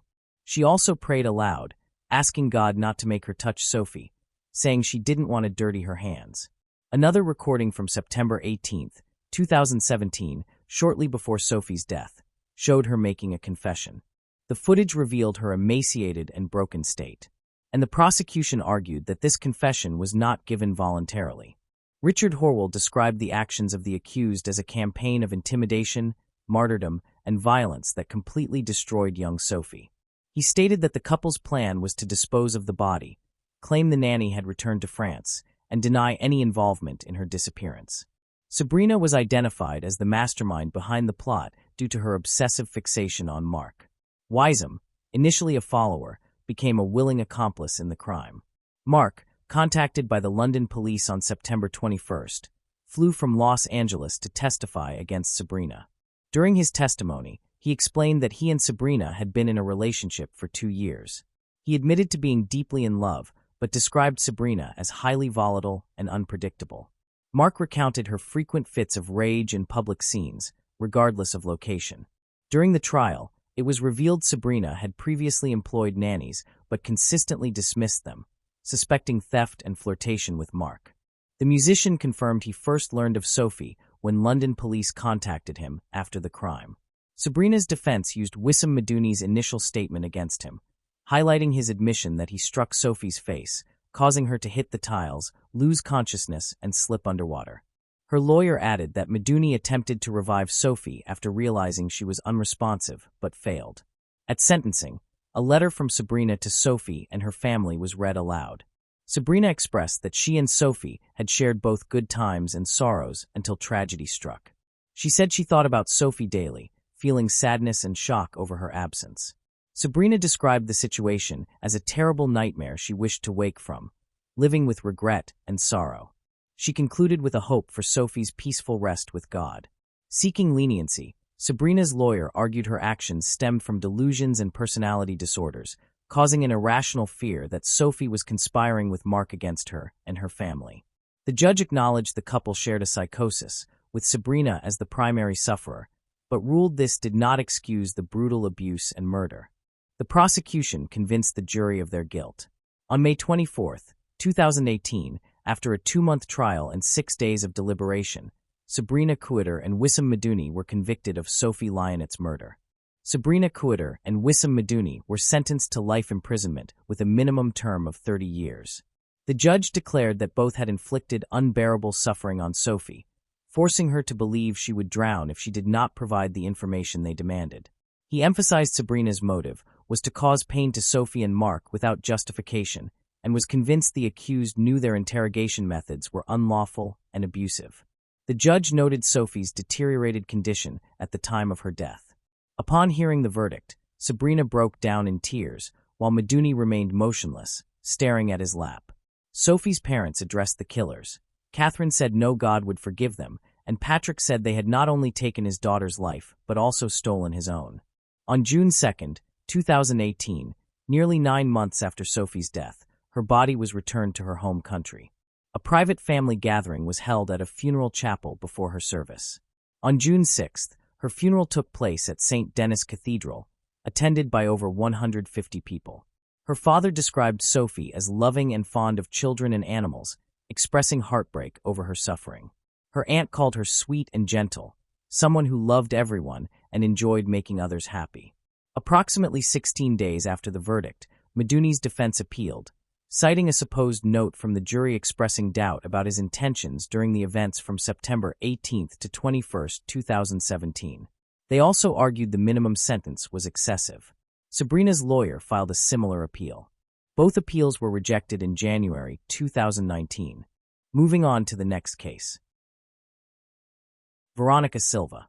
Guayaquil, the capital city of the Guayas province, is among the largest urban centers in Ecuador. Situated on a peninsula alongside the Guayas River, it functions as the nation's commercial center. Recognized as the gateway to the Pacific beaches and the renowned Galapagos Islands, Guayaquil also operates as a major port and hub for imports and exports. It ranks as the second most populated city in Ecuador, after Quito, with an approximate population of 2.7 million. Around 400,000 of these inhabitants reside in Guasmoser, one of the informal neighborhoods located in the southern-central area of the city. Guasmoser is regarded as the poorest neighborhood in Guayaquil. It faces challenges of overpopulation, poverty, and recurrent criminal activities. The majority of its present residents are migrants from rural regions who moved to this urban, yet isolated section of Guayaquil in search of better job prospects and an improved standard of living. Most buildings in Guasmoser are constructed of blocks, though some houses are built from wood, cardboard, and other typical materials. The neighborhood was named Guasmo due to the previously abundant tropical trees of the same name, which were later cut down to make space for urban growth and local industries. In 2018, 19-year-old Kathleen Alexandra Liana lived in Guasmoser. Her residence belonged to Ramiro Altamorano. According to him, renting one of his ground-floor spaces for commercial purposes was unprofitable, as tenants often failed and returned the keys. Consequently, he opted to remodel the commercial area into a residential apartment. The first occupants arrived on August 9, 2018, a family consisting of a mother and her 4 children, with Kathleen Liana being the eldest daughter. He resided on the upper floor of the same building. Kathleen Liana's relatives and neighbors described her as a calm girl with no indications of violent behavior. By October 2018, Kathleen was employed, having applied for a university place, which she unfortunately did not obtain. Less than 5 kilometers from Guasmoser lies Isla Trinitaria, an area intersected by the perimeter road and similarly affected by security problems. Isla Trinitaria has a predominantly Afro-descended population, with many homes built on illegally acquired land and constructed using cement and cane. In Isla Trinitaria, 21-year-old Veronica Jasmine Silva Ruiz resided in the southern part of the main port. Veronica Silva was studying systems engineering at the University of Guayaquil and was about to start her second semester. She lived with her parents and siblings, being the youngest daughter of Alberto Silva and Maria Ruiz. Many assert that Veronica and Kathleen Liana had been friends since school, but Veronica's mother was unaware of this connection and did not know Kathleen. However, it is confirmed that both young women shared 2 things in common. They were neighbors, and both were acquainted with Arabu Orks, a 20-year-old man. Maria Ruiz, Veronica's mother, was also unaware of the alleged romantic relationship her daughter had with Jua, who had also been Kathleen Liana's boyfriend. On the morning of Tuesday, October 2, 2018, Veronica left her home early. By 9 a.m., she said goodbye to her parents, heading to the University of Guayaquil. That was the last time they saw her alive. Her mother stated that Veronica went to the university without breakfast because she needed to submit a document and intended to return home quickly for lunch. Her father mentioned expecting her back around 11 a.m. When they did not hear from her, her disappearance was reported to the prosecutor's office on the morning of Wednesday, October 3, 2018. 34 hours after Veronica's departure, her elder sister, Rudy, received a mysterious friend request on Facebook. A 20-year-old man identified himself as Veronica's boyfriend, claiming he knew her whereabouts because his ex-mother-in-law had shown him some of her personal belongings. These items were located in an apartment in Guasmoser, which belonged to Kathleen Liana. Rudy informed her parents about the Facebook conversation, and they went to the flagrancy unit of the state prosecutor's office that Wednesday night to report the information. Around 7 p.m., investigators from the National Department of Crimes Against Life, Violent Deaths, Disappearances, Extortion, and Kidnapping confirmed that the body they had discovered dismembered at 2 p.m. that same day matched the family's descriptions. Initially, it was believed that Veronica had never gone to the university that day, but had been lured to Kathleen Liana's apartment, located 6 blocks from where they found Veronica's dismembered body. Liana allegedly called Veronica to gossip about her boyfriend, who had previously been Liana's partner and, according to Liana, was still secretly seeing her. Later, it was confirmed that Veronica did attend the university on the morning of October 2, 2018, as she had told her parents. This account was corroborated by a university professor and later shared with agents from the National Department of Crimes Against Life, Violent Deaths, Disappearances, Extortion, and Kidnapping while they were investigating the disappearance. Veronica Silva was last seen at the university with a young woman believed to be Kathleen Liana and a young man. Their identities could not be confirmed as the faculty's security cameras were offline. By the afternoon of Wednesday, October 3, 2018, Veronica Silva's body was discovered inside 2 black bags placed within plastic boxes on a tricycle in Guasmoser. Bystanders, upon discovering the human remains, alerted the authorities. The tricycle was seized for investigation. At 10:30 p.m. on Wednesday, October 3, Kathleen Leanna confessed to the murder. "I cut her in half," she informed the police. Her account of the crime was harrowing. Kathleen claimed she had invited Veronica Silva to her home on Tuesday, October 2, under the pretext of gossip. In reality, she intended to confront her about the relationship Veronica allegedly had with Kathleen's ex-boyfriend. The two were supposedly still seeing each other secretly, and he had proposed to Veronica. When Veronica tried to leave, Kathleen threatened her with a knife. Kathleen tied Veronica's arms behind her back with plastic and began strangling her with an electrical cord. According to Kathleen, Veronica begged to be released. There were moments when Kathleen would relent, only to tighten the cord again. At one point, Veronica tried to grab a knife, resulting in a struggle on the floor during which Kathleen eventually strangled Veronica to death. After the murder, Kathleen attempted to dismember the body with a kitchen knife, but was unable to sever the head. She tried to burn the face with alcohol, managing only to burn Veronica's hair and face. With family expected home soon, Kathleen hid the body beneath her bed, covering it with stuffed animals and sheets. Disturbingly, she slept that night with Veronica's body still under the bed. On Wednesday, October 3, 2018, Kathleen attempted to incinerate the body but failed. She placed the body parts in bags and sought out her uncle, Jose Rodriguez, to borrow his work tricycle. Initially hesitant, he eventually lent it to her. When she delayed returning it, he went to look for her, but she could not be found. Kathleen later told him the tricycle had been stolen, but he learned from colleagues that the police had confiscated it due to its involvement in a death. Kathleen also admitted asking a passerby for assistance in loading the heavy bags onto the tricycle. After placing Veronica's remains on the tricycle, Kathleen paid a minor cousin $5 to help push the tricycle toward a garbage dump, with the boy unaware of the gruesome contents inside the bags. 5 blocks from Kathleen's house, one of the bags fell off the tricycle. Panicking, Kathleen fled when a security guard approached her for littering. Ramiro, the owner of the building where the murder took place, stated he never heard any alarming noises or cries from upstairs. He only noticed a strong odor, similar to chicken blood. Considering that chickens are frequently slaughtered in the area, he dismissed the smell, not suspecting it came from a human body or his own building.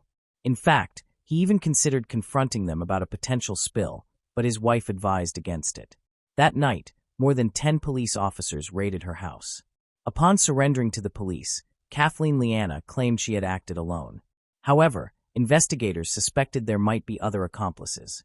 Veronica's mother, Maria Ruiz, also doubted that Kathleen had acted alone, citing her daughter's height and physical strength.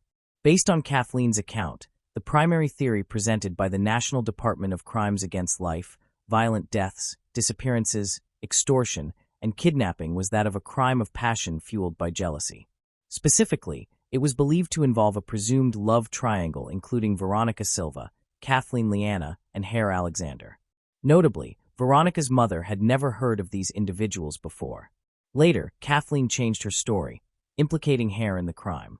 She alleged that Hare was prostituting them through a website and participated in Veronica's murder by holding the electrical cord used for strangulation. According to the attorney representing Veronica's family, the young university student was killed for refusing to engage in prostitution via a website supposedly run by Hare.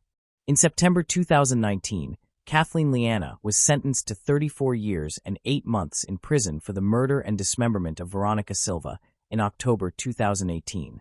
Kathleen's defense appealed the ruling, deeming it unjust. In October 2020, an appeal hearing was held, conducted virtually due to the coronavirus pandemic. The presiding judge denied the defense's claims, which now argued that Kathleen had only disposed of the body and had not committed the murder. The verdict against Kathleen Leanna included a fine of 1,000 basic salaries to the state and $20,000 in compensation to the victim's mother. During a hearing at the prosecutor's General State Flagrancy Unit, Kathleen Leanna's defense requested a psychological evaluation for their client and proposed her transfer to a psychological care institution instead of the female social rehabilitation center where she had been sent. The forensic clinical psychologist stated that Kathleen might exhibit psychopathic traits along with signs of schizophrenia. However, since she acted with clear intent and awareness, she was not exempt from legal responsibility. She had carefully planned every detail, demonstrating premeditation and malice when committing the crime.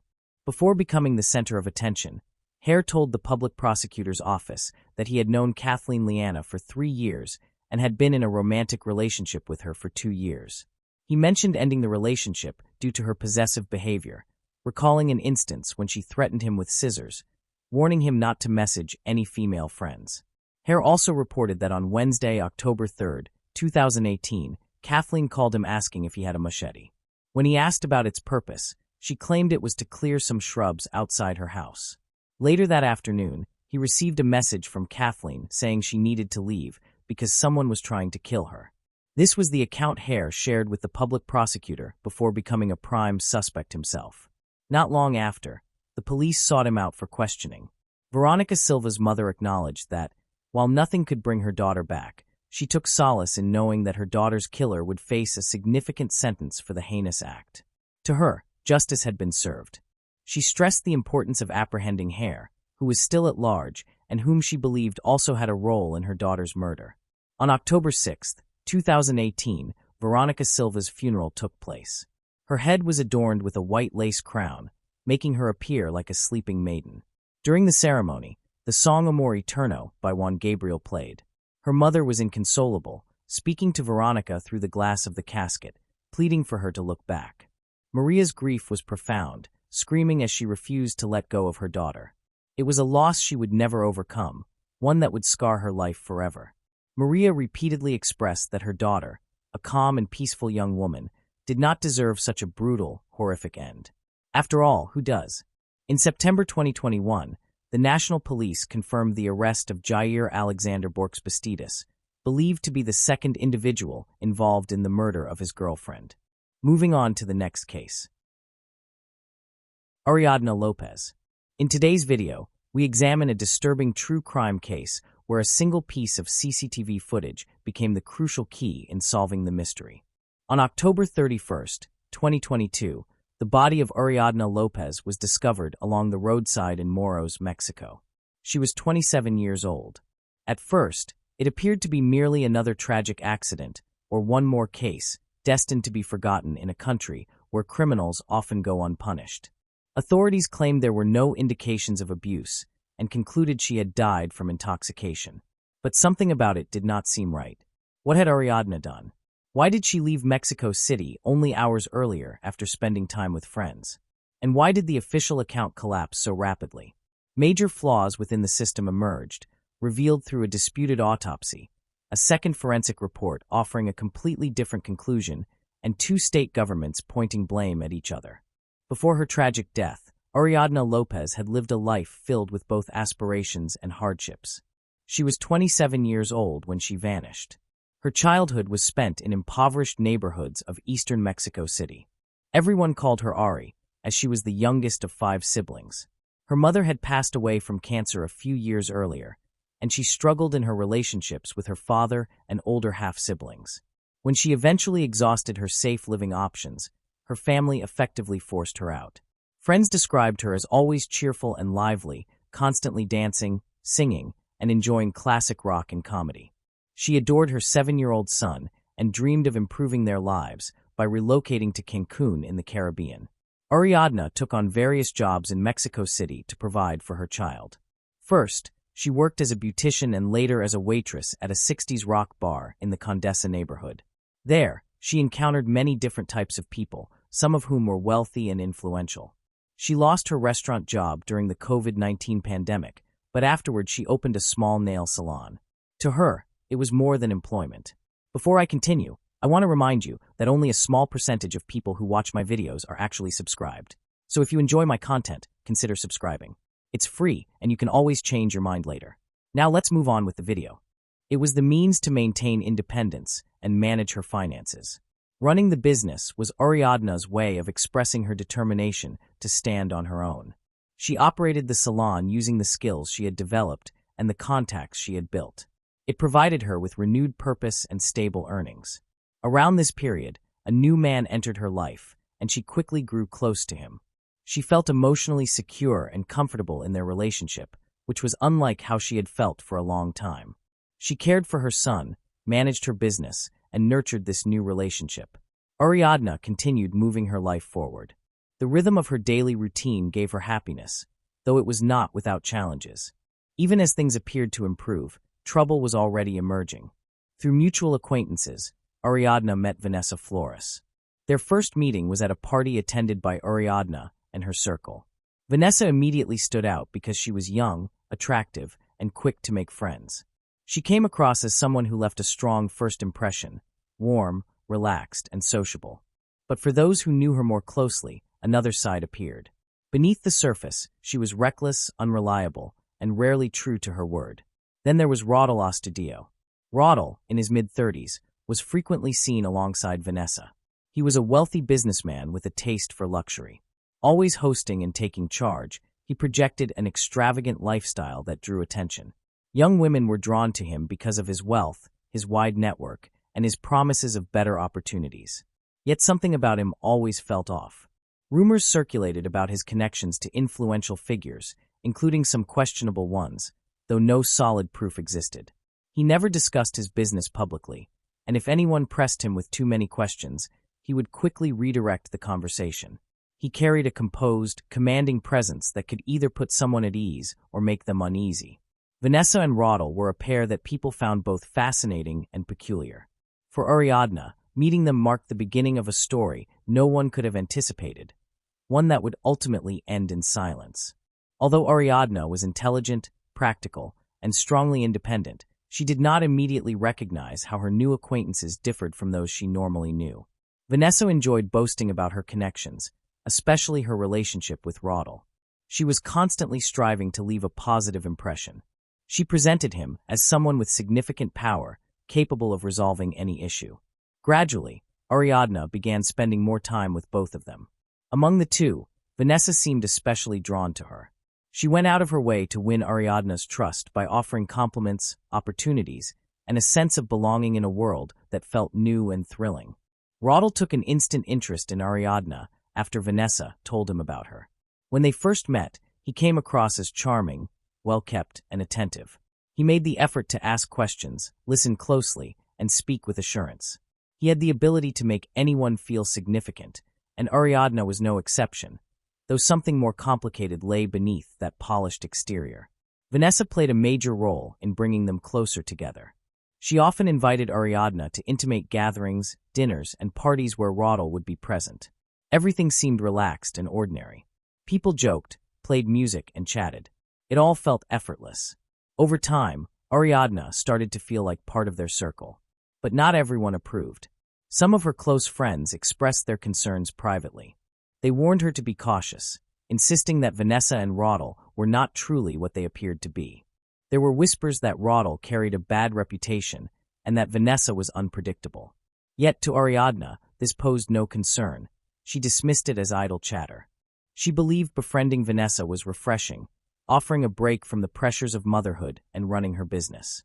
Rodel's gestures, generosity, and open invitations did not appear insincere or manipulative. She viewed this new environment as enjoyable and perhaps even empowering, though something much darker was quietly forming beneath it all. Vanessa began sending more messages, calling unexpectedly, and arranging more frequent meetups for drinks or dinner. Without realizing it, Ariadne was becoming increasingly entangled in their world. It seemed like just a casual dinner invitation with friends when Vanessa asked her out on October 30th, 2022. She explained it would be something simple at Fisher's, a trendy restaurant in downtown Mexico City. Ariadne accepted, thinking it would be harmless. At 5:55 p.m., only minutes before leaving to meet Vanessa and Rodel at the restaurant, an unusual post appeared on her Facebook page. It read, "Are you going to miss me?" It remains there still, surrounded by comments and farewells from those who knew her. Later that evening, the group gathered. The table was lively. Despite the flow of drinks and shared plates, Rodel remained the focal point. As the night wore on, the group suddenly shifted plans. They decided to spend the rest of the evening at Rodel's place. He proposed the idea, and Vanessa strongly encouraged it. In a more private setting, she assured, the atmosphere would be calmer. Vanessa gently persuaded Ariadna at first, and eventually she agreed. Soon after, the group piled into Rodel's car for the short ride. His apartment in the Roma neighborhood reflected his wealth. It was an upscale residence within a secured building, with tall walls, restricted access, and surveillance cameras. Around 7:45 p.m., half an hour after arriving, several friends departed the apartment. By 7:55 p.m., just 10 minutes later, Ariadna's final WhatsApp activity was recorded. Nearly 2 days later, on November 1st, 2022, news began circulating across Moros. An early morning bike ride along a rural road led two cyclists to the body of a woman lying on the side of the road. The location was isolated, far from roads and neighborhoods. It was deserted and silent. She was clothed, yet her garments were dirty and torn. Her arms and torso were covered with bruises and dark marks, obvious evidence that she had been in a struggle. The cyclists immediately called the police and took photographs of what they had discovered, in case they might help with identification later. After several hours, the police arrived and quickly sealed off the site. The soil showed tire imprints and drag marks, indicating the body had been transported. It was evident she had been harmed, yet there were no stab wounds, gunshot wounds, or other visible causes to explain her death. There was no ID phone or money. She remained an unidentified person abandoned in a forgotten place. Her identity was still unknown. Within hours, images of the body began spreading online, sparking heated debate across social media. Among those who saw them were Ariadna's relatives and friends, who had been frantically searching for her since she was last seen at Rodel's residence. Her tattoos were easily recognizable to her brother Omar. Terrified of the worst, he contacted the police, stating that the woman found in Moros might be his sister. Around the same time, Moros state officials opened their own investigation, but the initial handling of the case drew heavy criticism. Later, accounts from witnesses and media reports revealed that crucial crime scene procedures had not been followed. Insufficient evidence was collected, and some traces were not properly documented. These errors fueled suspicion regarding the professionalism and integrity of the local authorities. The family's fears were confirmed when they arrived to identify the body. Omar recognized her instantly by the tattoo on her shoulder dedicated to their late mother. The shock was unbearable, made worse by the state of her body. Her arms and face were marked with bruises, a clear indication of abuse. Yet, at the time, police statements were inconsistent and failed to provide a definitive cause. The family found them vague. They demanded an investigation that was both thorough and transparent, and soon they began publicly calling for justice. That same day, Ariadna's story was circulated on social media by her relatives and friends. What started as a small online effort quickly expanded to include thousands of voices. Despite rising public pressure, the Moros police initially stated her death might have been accidental until a complete autopsy report was available. This only deepened suspicions, particularly the notion that someone influential could be attempting to shape the narrative. Soon after, police summoned Rotel and Vanessa, the last two individuals known to have been with Ariadna. The first official account of events was based on their statements. Rotel claimed Ariadna had chosen to leave his apartment in the Roma neighborhood after the gathering and call a taxi on her own. According to him, she appeared somewhat upset but not deeply distressed. He said he escorted her to the building's entrance and saw her depart. Vanessa supported his version, adding that Ariadna had not mentioned where she was headed. Yet their story began unraveling almost immediately. To begin with, there was no evidence of a cab collecting her. Investigators confirmed that several taxis had been dispatched to the area that night, but none of the drivers reported picking up Ariadna. Complicating matters further, Vanessa's account kept shifting. At first, she insisted Ariadna had left her alone. Later, she admitted the two had argued earlier that evening, which might have left Ariadna upset. Ariadna's friends also informed police that Vanessa had called them, suggesting Ariadna might have harmed herself by referencing the cryptic post she made on social media hours before vanishing. Relatives and close friends had initially dismissed Ariadna's puzzling post as nothing more than a poor joke. Authorities, however, began suspecting it revealed her true state of mind that night. What was even more troubling was Vanessa's increasingly erratic behavior. The messages she sent to Ariadna's friends seemed planned. They played down the situation and tried to keep the talk from getting into the specifics.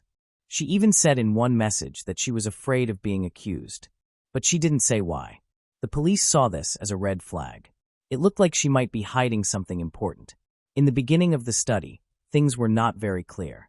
The details of Ariadne's death were not clear until new evidence started to come to light, thanks to the work of both police and private forensic experts.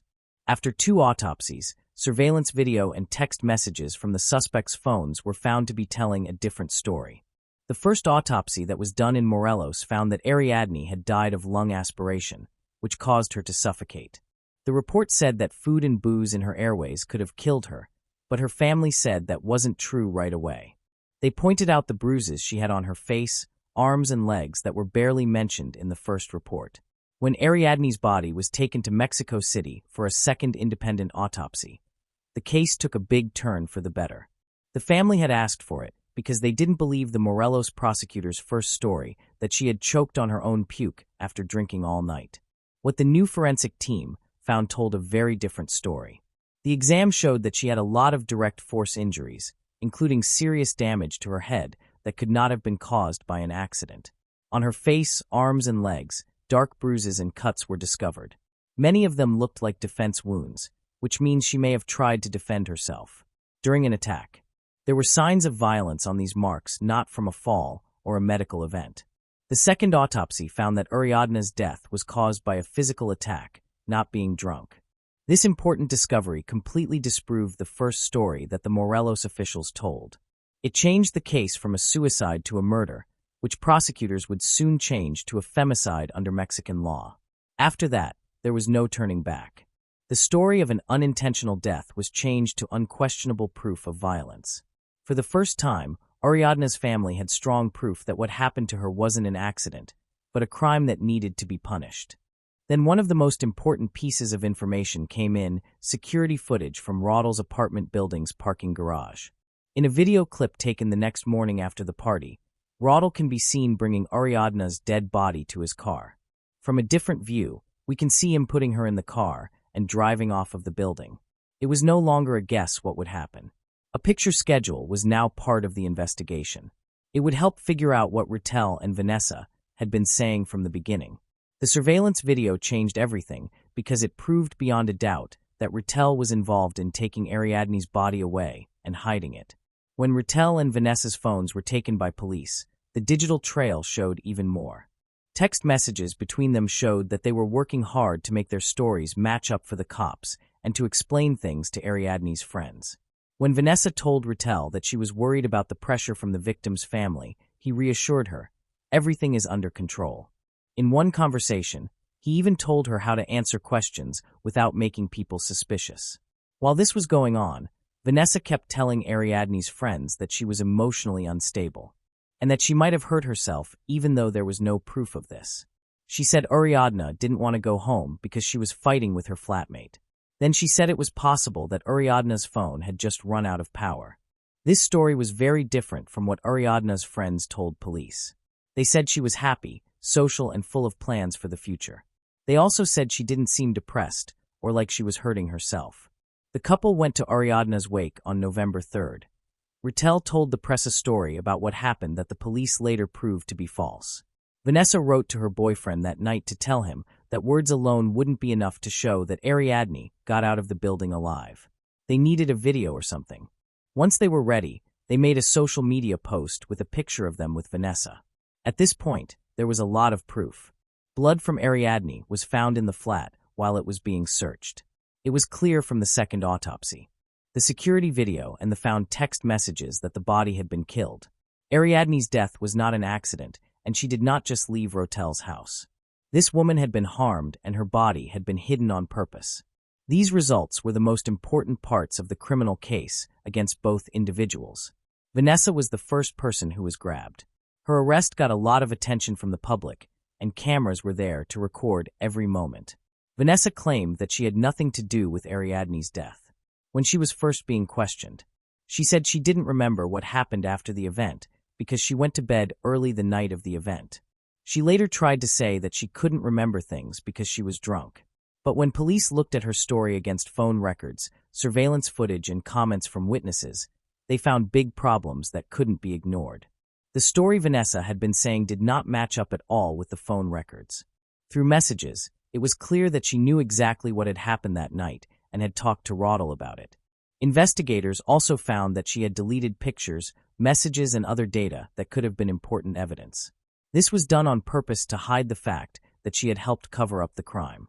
Roddle moved when the heat got too high. He turned himself in to the police with his lawyers by his side. In front of the cameras, he insisted that he was innocent.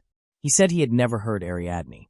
But he did say he had hidden her body because he was afraid of being wrongly blamed. His story went that he found her unconscious in his flat the morning after the party. He moved her body to avoid being caught because he thought she was already dead. But his story fell apart very quickly. There was no question after the second autopsy. He said he found Ariadne dead for no reason, but her death had been brutal, which was clearly not true. Surveillance video showed him carrying her body in a planned and hidden way, without calling for help or the police. His texts with Vanessa showed that they were working together to make up a story that didn't fit the facts or the proof. Concerning claims started to come up as the investigation went deeper, pointing to a possible link between Roddle and people working in the Morelos prosecutor's office. It was interesting that the first autopsy in Morelos didn't talk about injuries that definitely showed violence. Activists in Ariadne's family said the judge was covering for Rattel to keep him from facing legal consequences. The police investigation led them to a group of businesses that he and his family owned. This person is charged of running two businesses. The first is a parcel and courier service, and the second is a private security firm. The parents run a number of businesses that sell computer parts, office furniture, car washes, and polyurethane belts for cars. He has a brother who works for an airplane and a brother who is a lawyer. Most of them live in nice areas of Cuernavaca, which is the capital of Morelos. As people got more angry, officials in Mexico City said they would look into what the Morelos lawyer did. The Office of Internal Affairs started looking into possible wrongdoing. The case quickly got news across the country, showing how the justice system is flawed and how public pressure can move an investigation forward that has been held up. It became clear that at least one of the suspects was hiding important details about what happened that night as they were questioned and new proof was looked at. So far, neither Vanessa nor Rattel have taken direct blame. Their words were more about protecting themselves and explaining what they did than admitting the truth. Investigators reconstructed a clearer narrative step by step using various witness accounts, digital evidence, and psychological assessments of the suspects. Events started smoothly at a lively restaurant in central Mexico City, where Vanessa and Rattel, joined by friends, shared dinner and drinks with Ariadne. Afterward, the group went to Rattel's apartment in the Roma district. While Vanessa and Rattel acted as hosts, attendees noticed tension between them. Vanessa, in particular, directed a few cutting remarks at Ariadne, who remained composed and prevented the situation from escalating. Roughly 30 minutes later, around 7:45 p.m., the friends departed the apartment. The following day, October 31st at 10:27 a.m., Rattel's driver was recorded arriving at the location, exiting the vehicle, and returning shortly afterward. Half an hour later, Rattel, identified as the suspected killer, was caught on camera carrying Ariadne's body from the building to the SUV. The final surveillance images captured him leaving the premises and traveling toward Tiatlan, the area where Ariadne's body was later discovered. Investigators suspect Vanessa accused Ariadne of drawing excessive attention from Rattel, though the precise details of the dispute remain uncertain. Texts retrieved from both defendants' phones confirmed they later discussed the heated arguments from that evening. According to the investigation, Vanessa turned violent after becoming heavily intoxicated. During this period, an incident occurred that inflicted fatal injuries on Ariadne. The account revealed that Vanessa's rage, intensified by alcohol and her unstable temperament, played a central role in the tragedy. Rattel's subsequent actions, seemingly aimed at concealing the crime, compounded the situation and ensured an even graver outcome. The initiation of court proceedings marked an important step toward holding those responsible accountable. Although some officials opposed it, the family insisted on transparency with the support of their lawyers. From the outset, the case largely centered on the actions of Rattel and Vanessa. Prosecutors presented damaging evidence such as surveillance videos, phone records, and recovered text messages. All of these pointed to Ariadne's body being concealed and suggested the perpetrator might also have been directly involved in the violence that caused her death. The defense argued it had been a tragic mistake, but witness testimony and forensic results repeatedly contradicted that claim. Naturally, the court also examined the motive. People familiar with Vanessa described her as temperamental and irritable, traits that alcohol often worsened. In contrast, Rodel Astudillo was revealed to have a suspicious past and links to organized crime, which further deepened doubts about his role in the events of that night. Both defendants continued denying guilt, yet their accounts clashed with the physical evidence. This only widened the divide between their claims and the established facts. Government officials' responses elevated the case's significance even further. Oriol Carmona-Gondra, the Attorney General of Morelos, faced accusations of manipulating the investigation and concealing evidence to shield the suspects. This triggered a federal corruption probe. He was arrested in August 2023, dismissed from office in early 2025, and later acquitted in April 2024 due to a legal technicality.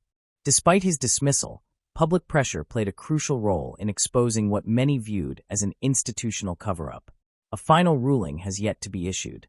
Prosecutors have filed charges that could classify Ariadna's death as femicide, a crime regarded in Mexico as the most severe form of violence against women. If the court upholds this classification and convicts them, both defendants could face sentences of up to 70 years in prison. Moving on to the next case.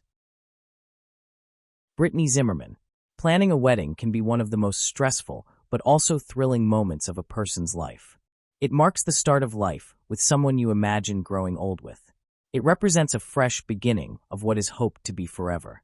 That was exactly the way 21-year-old Brittany Zimmerman was feeling. She was caught up in a whirlwind of wedding planning. Her mind was still floating after her longtime boyfriend had just asked her to marry him, and she was fully immersed in organizing her dream wedding in Hawaii. Life felt perfect for Brittany. She was studying to become a scientist and had mapped out her entire future. Yet all of her plans were permanently halted because she never expected to be brutally murdered inside her own home. The tragic case of Brittany Zimmerman involved numerous mistakes, prolonged investigations, and unkept promises. She lost her life on a normal day in April 2008, leaving her loved ones with immense grief. She had been born in Marshfield, Wood County, Wisconsin, on November 15, 1986. Her parents were Kevin Zimmerman and Jean Zimmerman. From the beginning, Brittany and her brother Matthew shared a very close bond. As a child, Brittany was described as cheerful and full of energy. She enjoyed reading books and watching movies. Her favorite series was The Chronicles of Narnia. She attended Marshfield Senior High School, graduating in 2005 with excellent grades after completing several AP courses. When she finished high school, she already had her entire life planned out. Her school guidance counselor said Brittany's goal was to become a doctor. She enjoyed challenging classes and was determined to succeed, even though she realized it would require significant effort. She enrolled at the University of Wisconsin-Madison to pursue medical microbiology and immunology, which was slightly different from her initial plan of simply becoming a doctor. In her free time, she loved cooking, baking, and trying out new restaurants whenever she wasn't writing or studying. Brittany chose to explore different restaurants instead of hopping between bars like many college students, and that made her stand out. Brittany seemed to already have plenty to fill her schedule, right? Yet there was more. Despite her demanding routine, she also volunteered at the American Cancer Society Hope Lodge. Brittany truly embodied kindness and generosity. Many people admired and were drawn to her because of those qualities. She had been in a relationship with Jordan Gonering for several years. They had known each other since childhood, and their friendship gradually became something deeper. They complemented each other perfectly, both being compassionate and ambitious. When Brittany's life grew overwhelming, Jordan provided the calm and stability she needed. People might have thought they had already been married for years if they saw them, even though they were still young. It was obvious that these two were committed for the long term. When Brittany enrolled at the University of Wisconsin-Madison, Jordan went with her. Eventually, the two moved into an off-campus apartment in downtown Madison. Jordan supported Brittany's ambitions and dreams and stood by her in both good and bad times. They had been together for years while in college, so it seemed natural to make it official. One night, he got down on one knee and asked Brittany to marry him. Brittany was ecstatic. Since her boyfriend had become her fiancé, she was enjoying her best college life while planning her dream wedding. Brittany had always imagined herself working as a doctor or immunologist in Hawaii. It was also the place where she pictured her wedding, so that's exactly what she and her fiancé planned. At the time of the case, Brittany had also been employed at the university campus registrar's office for 3 years. Exactly so. She was responsible, punctual, and flawless. Everything suggested that Brittany was living a relatively normal, if not ideal, life. But when everything seems perfect, a single tragic event can shatter it all. That's what sadly happened to Brittany. On April 2nd, 2008, Brittany's schedule was packed. The following morning she had classes, and she returned home around 11:30 a.m. She went back to the house to meet her fiancé, Jordan, and the two even talked on the phone again afterward. Brittany then worked on her laptop for about 18 minutes, from 12 p.m. to 12:18 p.m., according to Computer Activity. But after that, things went downhill very fast. Just 1 minute later, at 12:19 p.m., Brittany's phone dialed 911. There was silence on the other end of the line when a female operator picked up the call, but what sounded like screams and a struggle could be heard. The operator kept asking questions, and when no response came, she shockingly disconnected the call. Even worse, she took no action afterward, such as alerting the police or sending help. She assumed the call had been accidental and that nothing was wrong.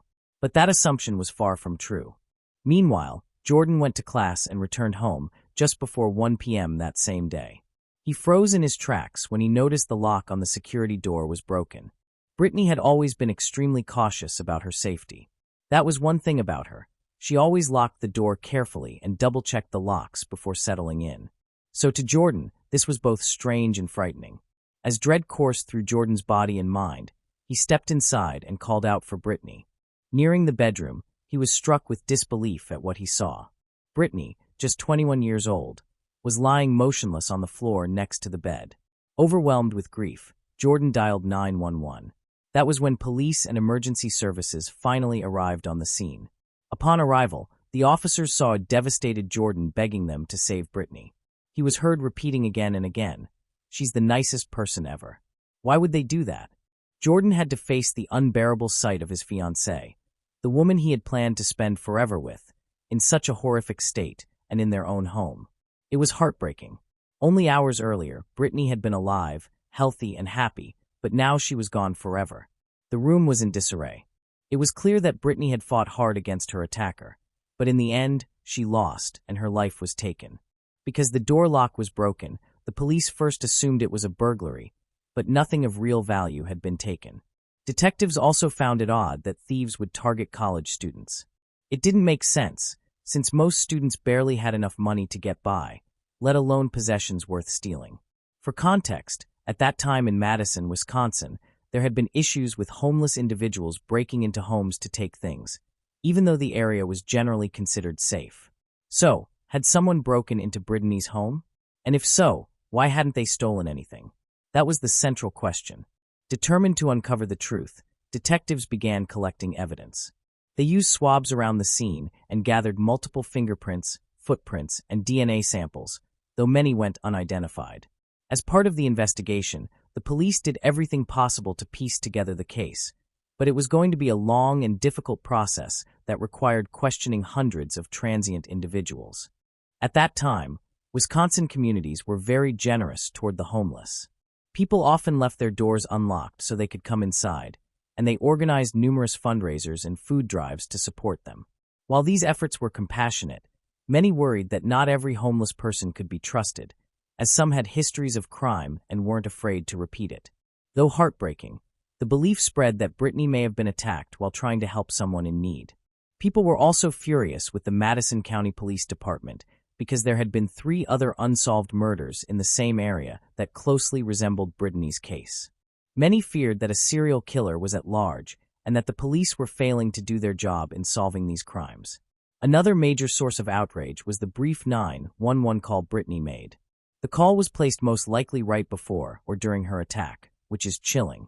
Brittany had reached out for help, yet the operator ended the call, leaving a woman in clear danger without even attempting a callback or dispatching an officer to check on her. This was especially baffling since the police station was located only 2 blocks away. There was no valid reason an officer couldn't have gone over immediately to check the situation. The public had every reason to be outraged at both the police and the 911 system. This emergency line was designed to save lives in urgent situations, but when Brittany needed it most, it failed her completely. The operator later tried to defend herself by claiming she had returned Brittany's call, which turned out to be false. Though she had called back, it was to a different number, not Brittany's. It would have been one thing if she had admitted her mistake, but instead, she lied to the public about it, which was unacceptable. To make matters worse, the investigation was going nowhere. Detectives had questioned numerous homeless individuals and compiled a list of possible suspects, yet the case appeared to stall. Following the 911 mishandling, for major news outlets, the Journal Sentinel, the Wisconsin State Journal, WTMJ-TV, and WFSC-TV Madison, filed a lawsuit against the police. The whole thing lasted for about a year.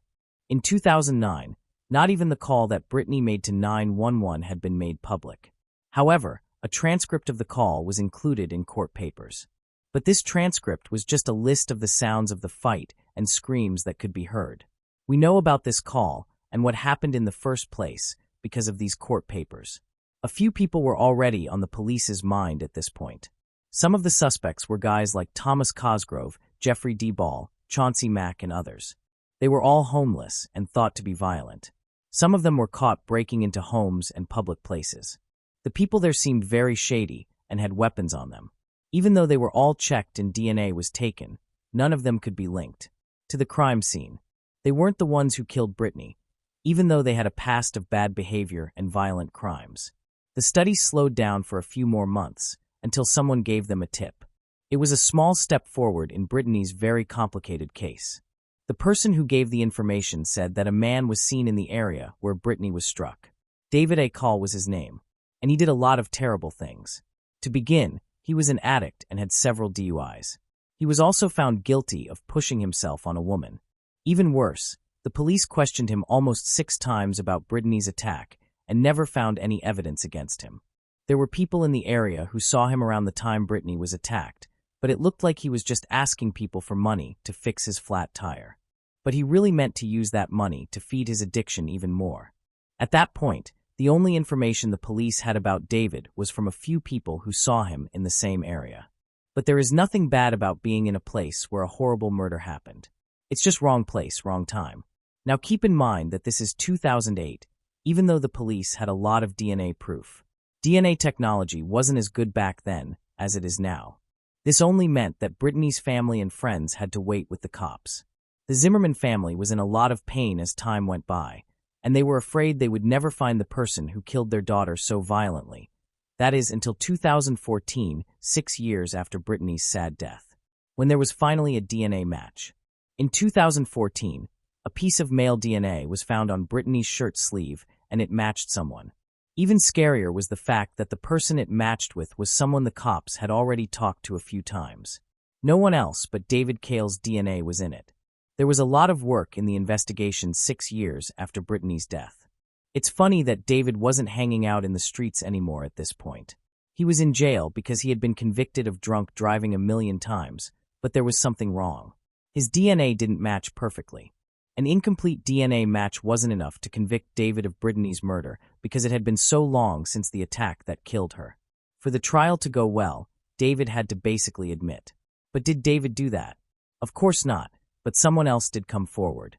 His name was Andrew Scholes, and he was a friend of David's. Funny enough, he had also been convicted of a crime. He was locked up at Gilmer Federal Correctional Institution in Glenville, West Virginia, because he had a gun that was illegally in his hands. Andrew said that David admitted to killing Brittany, but he wouldn't say anything else. The police realized at this point that Andrew wouldn't tell on David unless he could get something in return. Since Andrew wanted to get out of jail, they knew it wouldn't be easy. It is so upsetting to see someone taking advantage of a family's pain and trauma for their own gain. The mother of Brittany, Jean, begged Andrew to do the right thing and help bring Brittany to justice, but Andrew wasn't moved. This small bit of hope slowly went away as well, because the police knew Andrew wasn't going to change his mind and was just wasting everyone's time. Because they had every right to, the cops wouldn't let Andrew out of jail or make a deal with him.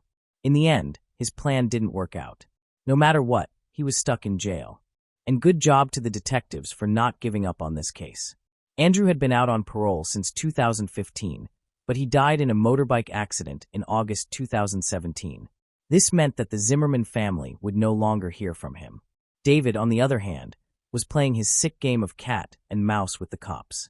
He kept dropping hints that he had killed Brittany, but he wasn't fully accepting it. He gave answers that were mostly pretty unclear, which is so annoying. The police were pretty sure they had the right person for the job, but they needed more proof. David was supposed to be free in 2021, which made things even worse. The cops had to act quickly before he was free for good. That did happen, though. Finally, on March 20th, 2020, someone was arrested in Brittany's case, and David Carl was the person who was being held. DNA technology made it possible to find a 100% match between David's DNA and the DNA on Brittany's clothes. This meant that David had no reason to run away. When Brittany died, his DNA was found all over her apartment. If he hadn't done anything to cause her death, David finally told the police what he did 12 years after Brittany was attacked and died in a terrible accident.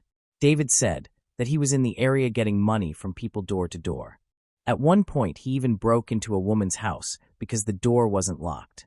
He left quickly when he saw the woman inside and being told to leave. Brenton's apartment was his next stop. The door was locked, so David thought no one was home, so he broke in. In fact, in spite of what most people think, nothing bad happened when he met Brittany in the room. When he asked Brittany for money, she didn't have any. Just as he was about to leave, he asked her to go to the bathroom. David was sure that he wasn't going to hurt Brittany at that point. He was allowed to use the bathroom by Brittany. When he came out, he saw Brittany talking on the phone, which made sense since she was probably making that terrible 911 call. Really, can you picture a poor person breaking into your house? While you're not there. It was clear that Brittany was scared and needed help, but that's when David got scared.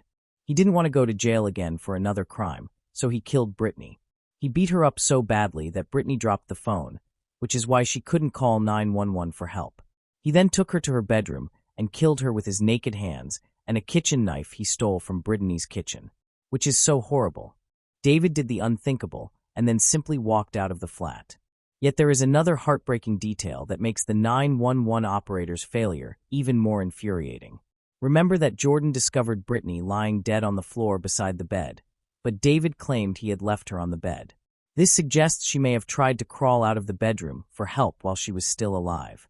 She lay in her apartment, waiting for help that never came because no police car was dispatched after the call, and Brittany tragically died from her injuries. Thinking about this part of the 911 call only deepens the anger. The operator should have sent someone. Perhaps Brittany's life could have been saved. Even if her death was unavoidable, the case might have been solved sooner if a police officer had been sent to check on her after the call.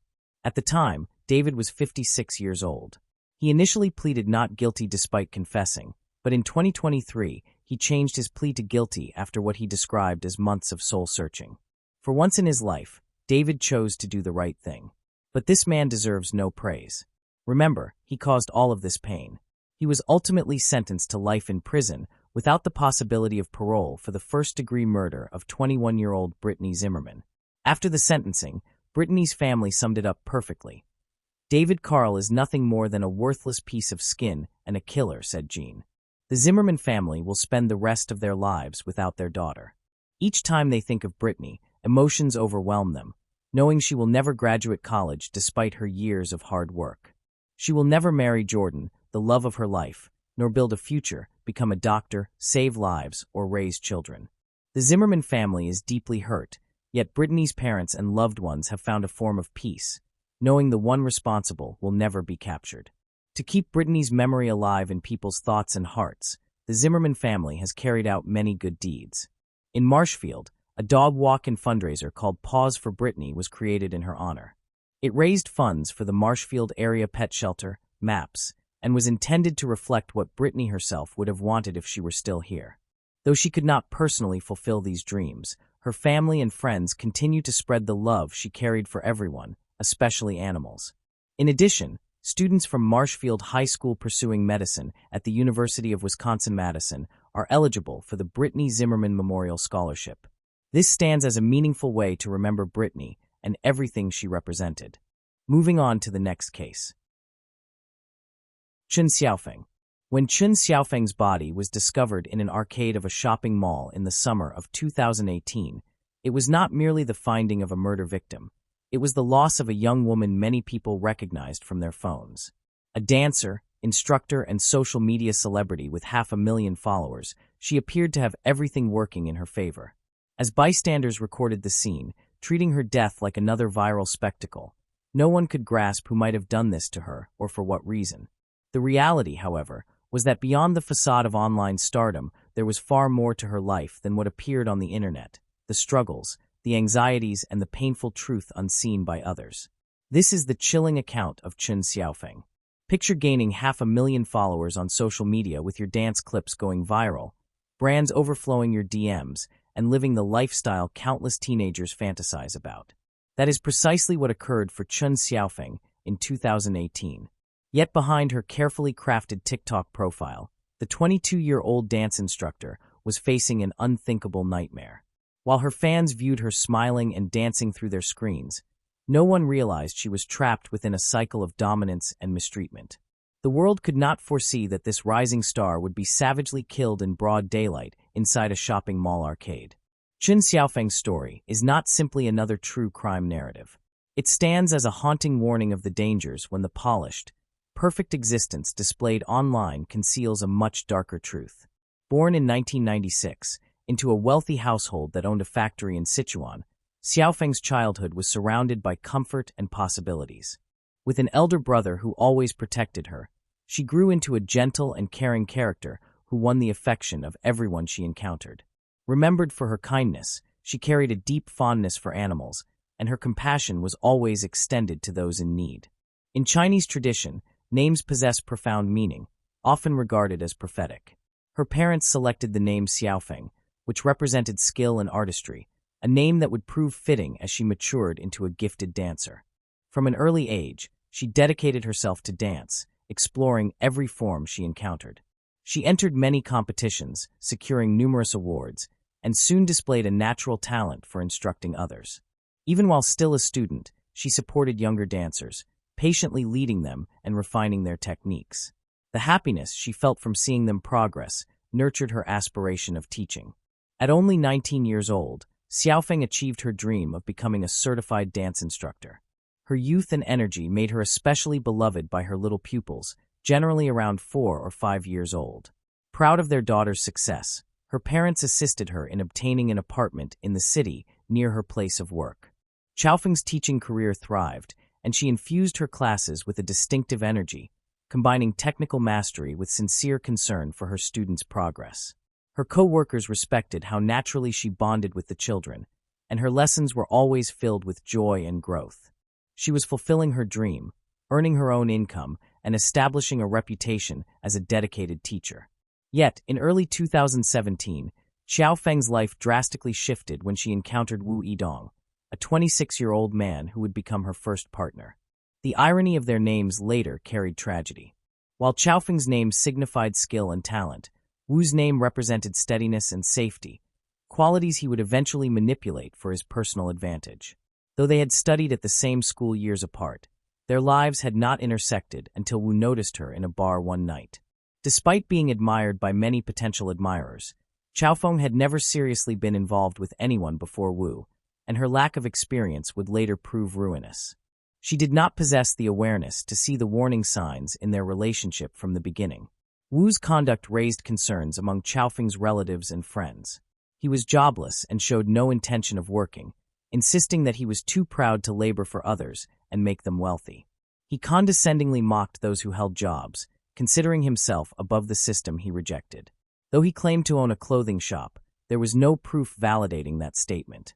Despite lacking a dependable income, Wu spoiled Xiaofeng with presents, prepared elaborate dishes for her using his culinary training, and took her on costly outings.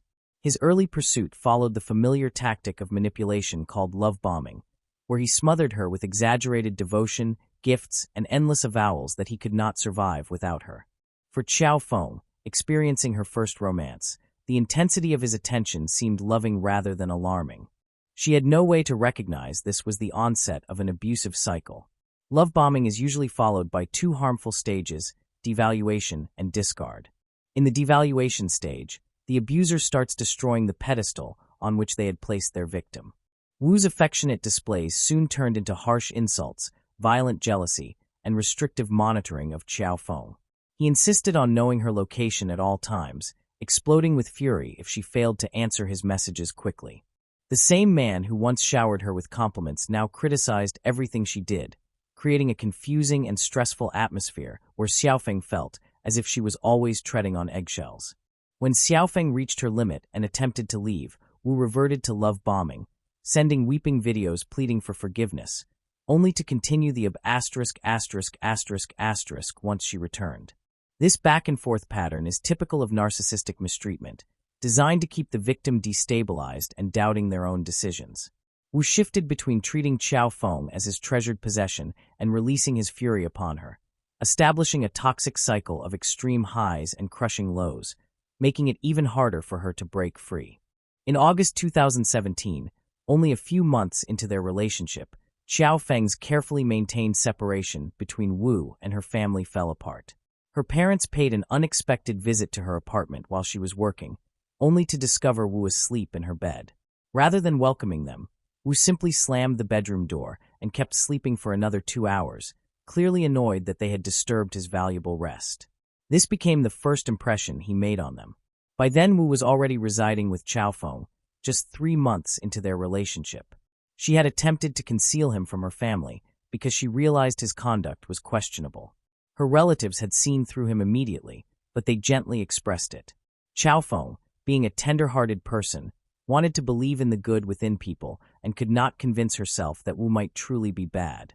Her parents, equally gentle, told her they respected her decision in a companion and only wished for her happiness. Still, Wu appeared uninterested in establishing a bond with Xiaofeng's family.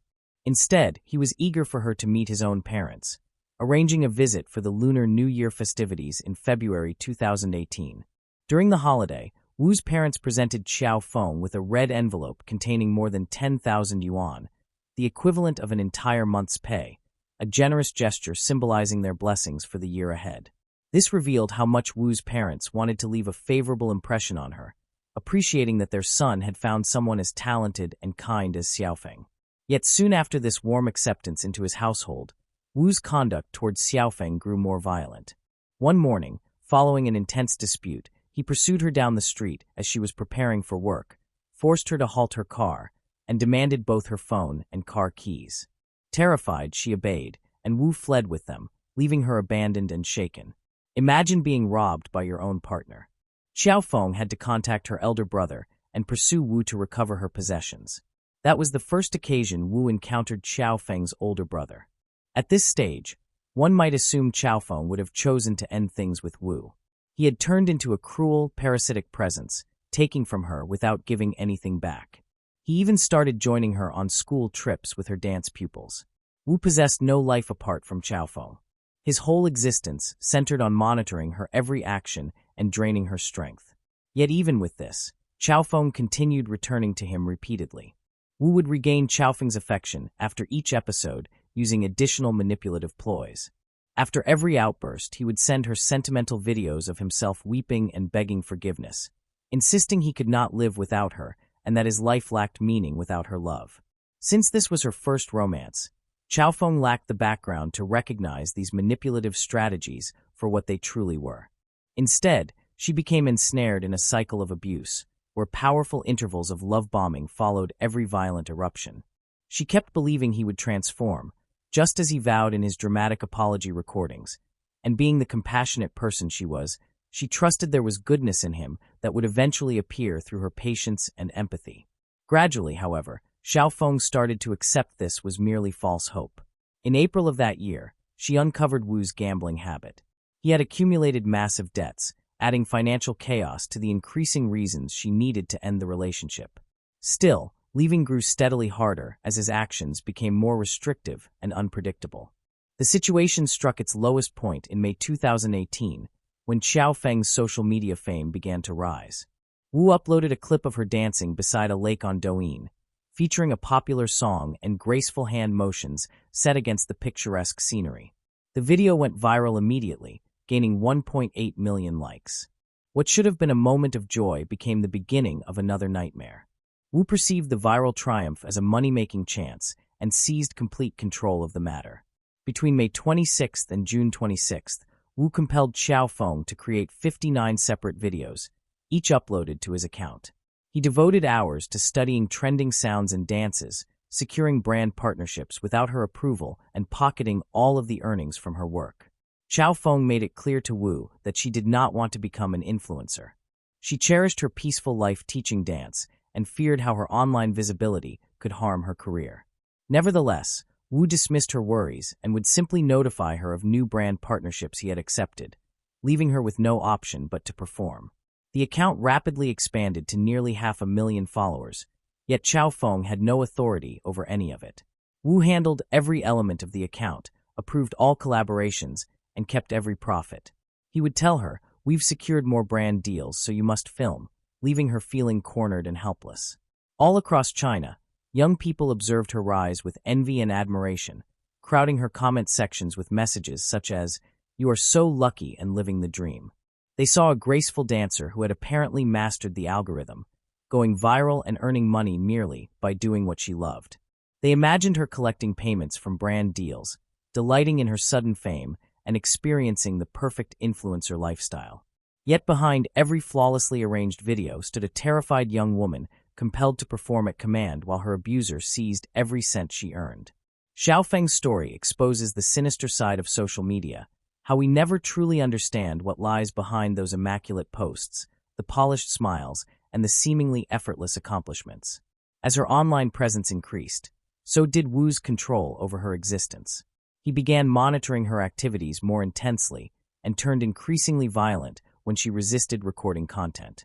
In June 2018, while Xiaofeng slept, Wu withdrew 5,000 yen from her bank account without her permission. When she uncovered the theft and tried to expel him from her apartment, he tore the front door off its frame in a fit of fury. Worried for their daughter's safety, Xiaofeng's parents devised a plan to remove her from Wu. Since they owned her apartment, they told her they had to sell it, which meant she would need to return to live with them temporarily. This provided a short break from Wu's control. On July 12, 2018, Xiaofeng formally ended her relationship with him and changed her phone number. Yet he swiftly discovered ways to reach her by using different numbers. His harassment escalated frighteningly when he sent her a video of himself dangling her puppy, a dog he had earlier gifted her as an apology, out of a high-rise window, threatening to end its life if she refused to answer his calls. In the following weeks, Wu's behavior became even more unstable and perilous. He trailed Xiaofeng, appearing wherever she went. During one episode in a park, he rushed at her and her male friend with a knife, fleeing only when she contacted the police. On August 1, 2018, after weeks of rising threats, Wu sent Xiaofeng a stream of terrifying messages at 4:23 p.m. He wrote, "You've done it. You've completely angered me. Let's die together." And 1 minute later added, "You'll go to hell. Just you wait." That evening, as Xiaofeng left work with a companion, Wu pursued their car to a shopping mall. Realizing the danger, Xiaofeng quickly exited her friend's vehicle and rushed toward the busy commercial district, hoping to find security in the crowd. At 8:55 p.m., Wu, wearing a mask to hide his face, caught up with her and dragged her into a game arcade surrounded by claw machines filled with stuffed toys. He cornered her, held her tightly as she screamed for help, and then produced a serrated knife. The attack that followed was savage. Wu stabbed Xiaofeng 16 times, with several wounds reaching as deep as 40 centimeters because of his twisting of the blade. The entire assault lasted only 3 minutes, yet it marked the final moments of Chun Xiaofeng's life. At first, the public's response to her killing leaned toward victim blaming, with some internet users accusing her of being a gold digger who had caused it herself. However, as the true extent of Wu's controlling and exploitative conduct became clear, public opinion shifted dramatically. During the trial, Wu attempted to deflect responsibility, arguing that if Xiaofeng's mother had collected her from work that day, she would still be alive. This heartless statement caused her mother to collapse in the courtroom. The judge recognized Wu's manipulative behavior and sentenced him to death for the deliberate murder of Chun Xiaofeng. Xiaofeng's heartbreaking story stands as a strong reminder of the concealed risks that can come with social media fame and romantic involvement. Her death ignited crucial conversations in China about domestic violence, online exploitation, and the necessity of recognizing red flags in relationships. Today, Chao Feng is remembered not only for the tragic way her life ended, but also for the radiant, gifted young woman she was, a devoted teacher who influenced countless lives with her passion for dance. Her story continues to function as a lesson about the importance of retaining control over one's social media presence and identifying the signals of abuse. Her death carries essential lessons about protecting privacy online, noticing manipulative behavior, and preserving a reliable support system. It reminds us that achievement on social media can sometimes conceal dangerous realities, and no one should ever feel confined in circumstances where they lose control of their own life and career. Above all, Chao Feng's story demonstrates that abuse can occur to anyone, regardless of their social standing or accomplishments. It urges us to trust our intuition when something feels wrong, maintain strong ties with family and friends, and seek assistance when we feel endangered. No ambition for fame or success is worth giving up our safety or independence. By telling her story, we commit to striving to prevent similar tragedies and to support influencers in putting their safety first both online and offline. Her memory stands as a poignant reminder that behind every story of social media success, there must be safeguards for the real individual living it. Moving on to the next case. Diane and Alan Johnson. A calm neighborhood in Bellevue, Idaho, was startled awake by the noise of gunfire at 6:20 a.m. on Tuesday, September 2, 2003. Shortly afterward, sirens echoed through the valley as deputies from the Blaine County Sheriff's Office hurried to the residence of Diane and Alan Johnson. Upon entering, they encountered a gory scene. Diane was lying in her bed with a gunshot wound to her head, and Alan was lying lifeless on the floor beside her with a gunshot wound to his chest. Their 16-year-old daughter, Sarah, was unharmed but was sobbing uncontrollably. While detectives assembled the pieces of the clues left behind, they uncovered startling secrets that led to an equally startling conclusion. What had Diane and Alan done to make someone despise them? And how did that result in their tragic deaths? Bellevue, Idaho, is a small, peaceful town in Blaine County. The town's crime rate is lower than the national average, which is why the deaths of Diane and Alan Johnson in 2003 shook the mostly peaceful community. The Blaine County Sheriff's Office received a terrifying 911 call from Kim Richards. Kim reported that Sarah Johnson, her neighbor's 16-year-old daughter, had cried at her door saying her parents, Diane Scott Johnson, 52, and Alan Scott Johnson, 46, had been killed. Immediately, police and emergency responders were dispatched to the location. Officers who arrived entered the house and witnessed a dreadful sight. Diane had been shot in the head and was discovered in her bed. It appeared she had been murdered while sleeping. Blood stained the walls and ceiling above the bed, and a fragment of her skull was on the floor. Alan's body, Diane's husband, was found lying on the floor near her side of the bed. He wore only a towel, and blood pooled on the floor beneath him. At first glance, investigators assumed it was a straightforward case. It seemed like a murder-suicide. Yet as they examined the crime scene more closely, their view rapidly shifted. The noise of running water drew officers toward the bathroom attached to the master bedroom. The shower had been left running. After shutting off the water, police noticed blood spattered across the bathroom wall and a visible bullet hole. The home was thoroughly searched by officers for further evidence. A .264 caliber Winchester rifle, believed to be the murder weapon, was discovered on the floor of the bedroom. 2 kitchen knives were located at the base of the bed where Diane was found dead. On the bed belonging to their son Matt, another knife was recovered. The clues at the scene left police uncertain. The doors had not been locked, which was something only immediate family members would normally know. There were no indications of forced entry. Unlike what might be expected from a robbery gone wrong, the house was not completely ransacked. At the scene, officers asked Sarah what she remembered about the moment she fled to her neighbor's house for help. She explained that she had been asleep when she heard a gunshot. When she reached her parents' bedroom and called out for her mother, she then heard a second shot. Sarah ran immediately to her neighbor's house, seeking help without hesitation. She had not seen the intruder. Kim Richards, the neighbor who made the 911 call, confirmed the account. There was also a guest house on the property that had been rented by Alan's close friend, 45-year-old Mel Spiegel. When police entered the guest house, they discovered an item of evidence implicating possible suspects: the scope from the same rifle located earlier at the crime scene, which was lying on the bed. However, Mel himself was missing. His sudden disappearance made him a potential suspect to investigators. Sergeant Walt Femling, the officer leading the investigation, instructed everyone to stay clear of the entire property. He further ordered police not to permit the garbage truck to remove any trash containers from the premises. Investigators considered the possibility that Mel may have killed Alan and Diane in a fit of rage after a confrontation. While the forensic team examined this theory, they searched the trash cans and uncovered more incriminating material inside. They retrieved a pink towel that had been wrapped up. Inside the towel, investigators found a latex glove, a single brown leather glove identical to the one discovered in the Johnsons' bedroom, and .25 caliber ammunition. All evidence was documented and forwarded for DNA analysis. While police continued to work through their theory, it became evident that the person responsible for the killings knew both that the doors were unlocked and that garbage collection occurred on a specific day. The killer might have disposed of the incriminating items before fleeing from the crime scene.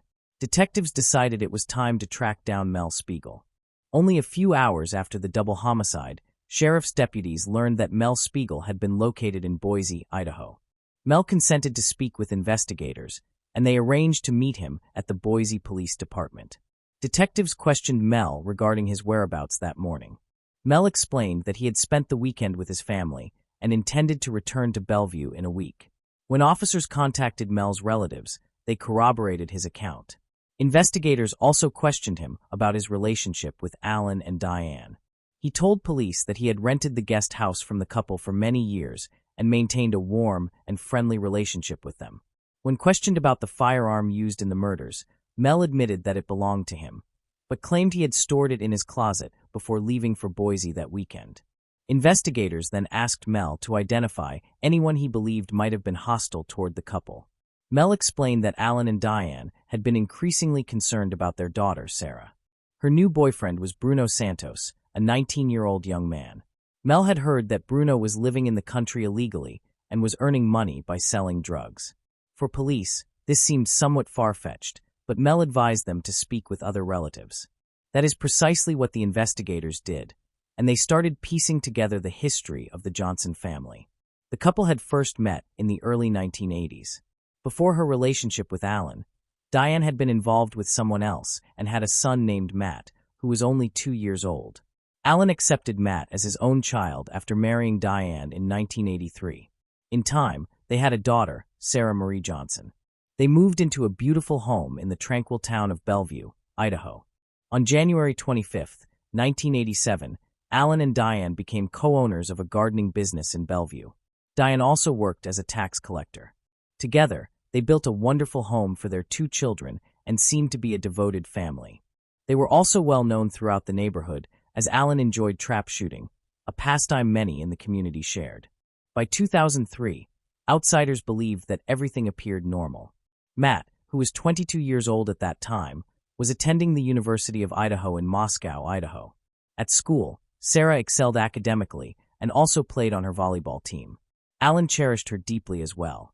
Yet detectives were about to uncover underlying problems within the family that had been developing for some time. With Mel no longer a likely suspect, investigators followed his advice and returned to Bellevue to speak with relatives. Like most others, the Johnsons were thought of as a cherished and joyful family. Their son Matt, who had just returned from college, along with Diane's sister Linda and her husband Jim Vavel, were interviewed by police. All 3 reported that family life had seemed happy and ordinary until Sarah began dating Bruno Santos. Jim, Linda, and Matt all agreed that Sarah's involvement with Bruno had stirred significant conflict within the household.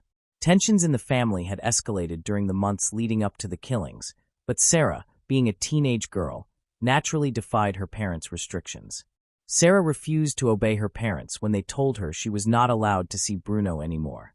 Meanwhile, Jim informed the police of something that could have given Bruno a motive to kill Diane and Alan. Just a few days before the murders, Alan and Diane had discovered that Sarah had lied about spending the night at a girlfriend's house. In truth, she had spent the night with Bruno. Alan had called Jim to tell him about it. Wanting to confront Bruno, Alan asked Jim to join him. Jim recounted to investigators that Alan had been furious and had threatened to report Bruno to the police for assaulting Sarah because of her young age. With such a serious accusation, Bruno could have faced deportation to his home country. After detectives heard Jim's statement, they believed Bruno had a sufficient motive to murder the Johnsons. It was now time to question Bruno Santos. County officers already knew of Bruno because he had dropped out of high school and had a history of minor drug-related offenses. When he was brought in for interrogation, he became hostile and argumentative with police. He acted arrogant and difficult to manage. Investigators later stated that during questioning, he told them he had proposed to Sarah and that she had accepted. Detectives believed he mentioned this to demonstrate his love for Sarah and to insist that he would never do anything to damage their relationship. When asked about his whereabouts on the morning of the killings, Bruno claimed he had been sleeping on the couch at home. He directed police to confirm this with his mother, who verified that he had been at home with her. For investigators, however, this did not serve as a solid alibi. Bruno's response made it apparent to police that he disliked Alan and Diane when they questioned him about them. Back at the Johnson residence, forensic teams combed through the entire property, searching for evidence.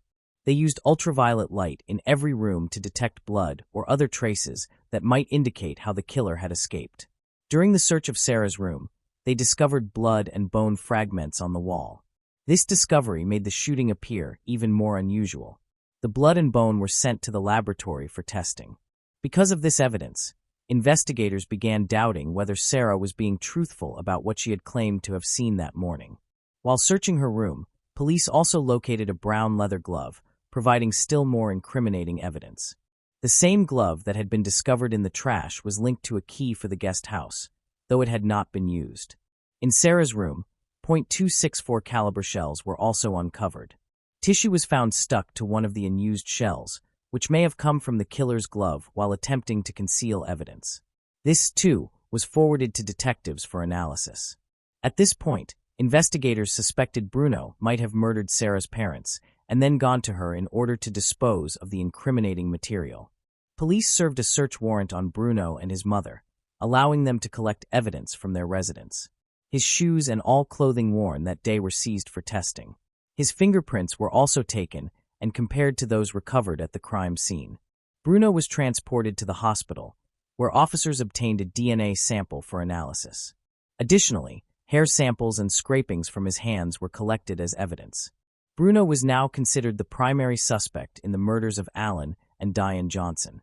Yet investigators soon received new information that would completely alter the course of the inquiry. The clothing and shoes seized from Bruno were thoroughly examined, but forensic specialists failed to detect any traces of Diane's or Alan's blood. No DNA, hair, or fingerprints tied to him were located near the victims' bodies. There was likewise no physical evidence proving Bruno had been inside the couple's bedroom. Tests conducted on the gloves and bathrobe also yielded no conclusive results. Detectives were left baffled. Many still believed Bruno had the strongest motive to kill Alan and Diane. Nevertheless, without physical evidence linking Bruno to the crime scene, police began to consider that his story might be truthful. Ultimately, Bruno was eliminated as a suspect in the case. Investigators then turned their focus elsewhere as they examined the situation more carefully. Sarah's relatives and friends were questioned more thoroughly about her home life and personal behavior. What emerged was that Sarah had been using drugs and that her relationship with her parents was, at best, turbulent. Relatives indicated they had not paid much attention to her conduct, assuming it was typical teenage behavior. They believed Sarah was simply at the age when many children begin rebelling against parents and testing boundaries. Yet her Aunt Linda became increasingly doubtful of her niece's actions.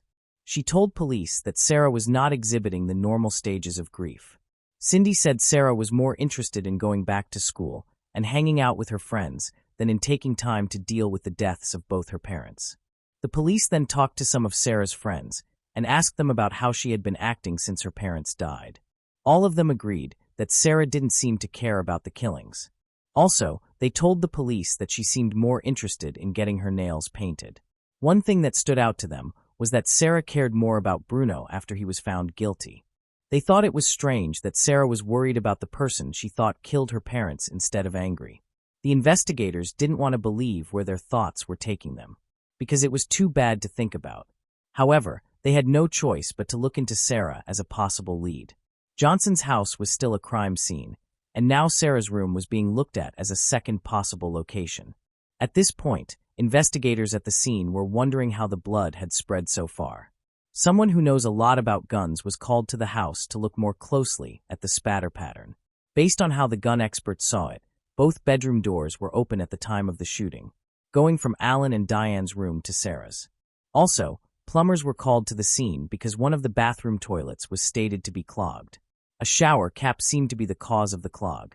The police chose to talk to Linda, Matt, and Mel Spiegel about some of the proof they had found. Matt and Linda both agreed that Sarah owned the pink gown. Mel said Sarah did have a key to the guest house, and that she helped clean it up a lot.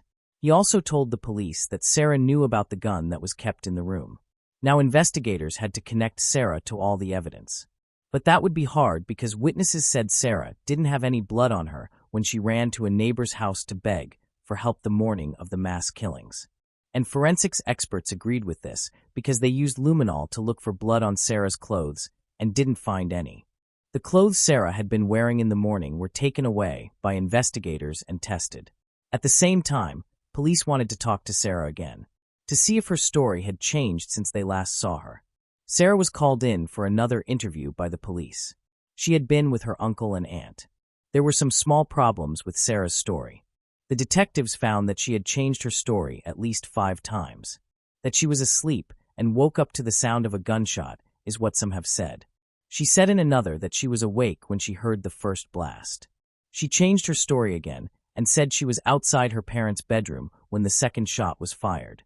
The first time she told police she was still in her room when she heard the second shot. At the time of the killing, Sarah also couldn't remember if the door to her parents' room was open or closed. When asking Sarah, the police kept calm so that she wouldn't figure out what they were thinking. Both bedroom doors were open, which was already known to them. That was the only way to explain the blood on Sarah's bedroom wall. As part of the probe to clear her name, Sarah was asked to give DNA, hair, and hand scrapings. All of these were sent to the lab to be tested. The top and bottom of Sarah's pajamas that she wore the morning of the murders were sent to the lab so that forensic expert, Bod and Gert, could test them. And Gert looked at the front of the robe through a powerful microscope and saw no signs of blood. But on the back of the clothing, he saw patterns of fast-moving blood splatter. On the inside of the robe, he also saw blue cotton fibers and green paint spots that matched Sarah's shirt from that morning. But the smoking gun moment wasn't here yet. The lab results also showed that Sarah's DNA was on the inside of the rubber glove and on both sets of brown leather gloves that had gunpowder on them. The gloves and robe had blood from both Alan and Diane on them. This was more than enough for police to arrest Sarah and charge her with killing Alan and Diane Johnson. Sarah Johnson was charged with killing her parents, Alan and Diane Johnson, on October 29, 2003. Without bail, she was held at the Blaine County Jail until her hearing. The story of a young girl killing her parents made national news and was a big deal in the media. Investigators and lawyers had to come up with a strong case that showed Sarah had the intent and skills to commit such a horrible crime. Using what family and friends of Sarah and her parents had to say, they began to piece together a strange story about a girl in love. Since Sarah began dating Bruno, her parents disapproved of the relationship. Sarah soon started acting out like many teenagers and sneaking around behind their backs. However, only a few days before the murders, Sarah was pushed over the edge. Her parents believed she was spending the night with a friend, but in truth, she had been with Bruno. Alan's threats to press charges of assault against Bruno and have him deported to Mexico drove her into a rage. Prosecutors and investigators believed this was the moment Sarah devised the plan to murder her parents, so she could be with Bruno. Sarah thought her plan was flawless because she enjoyed thrillers and true crime stories.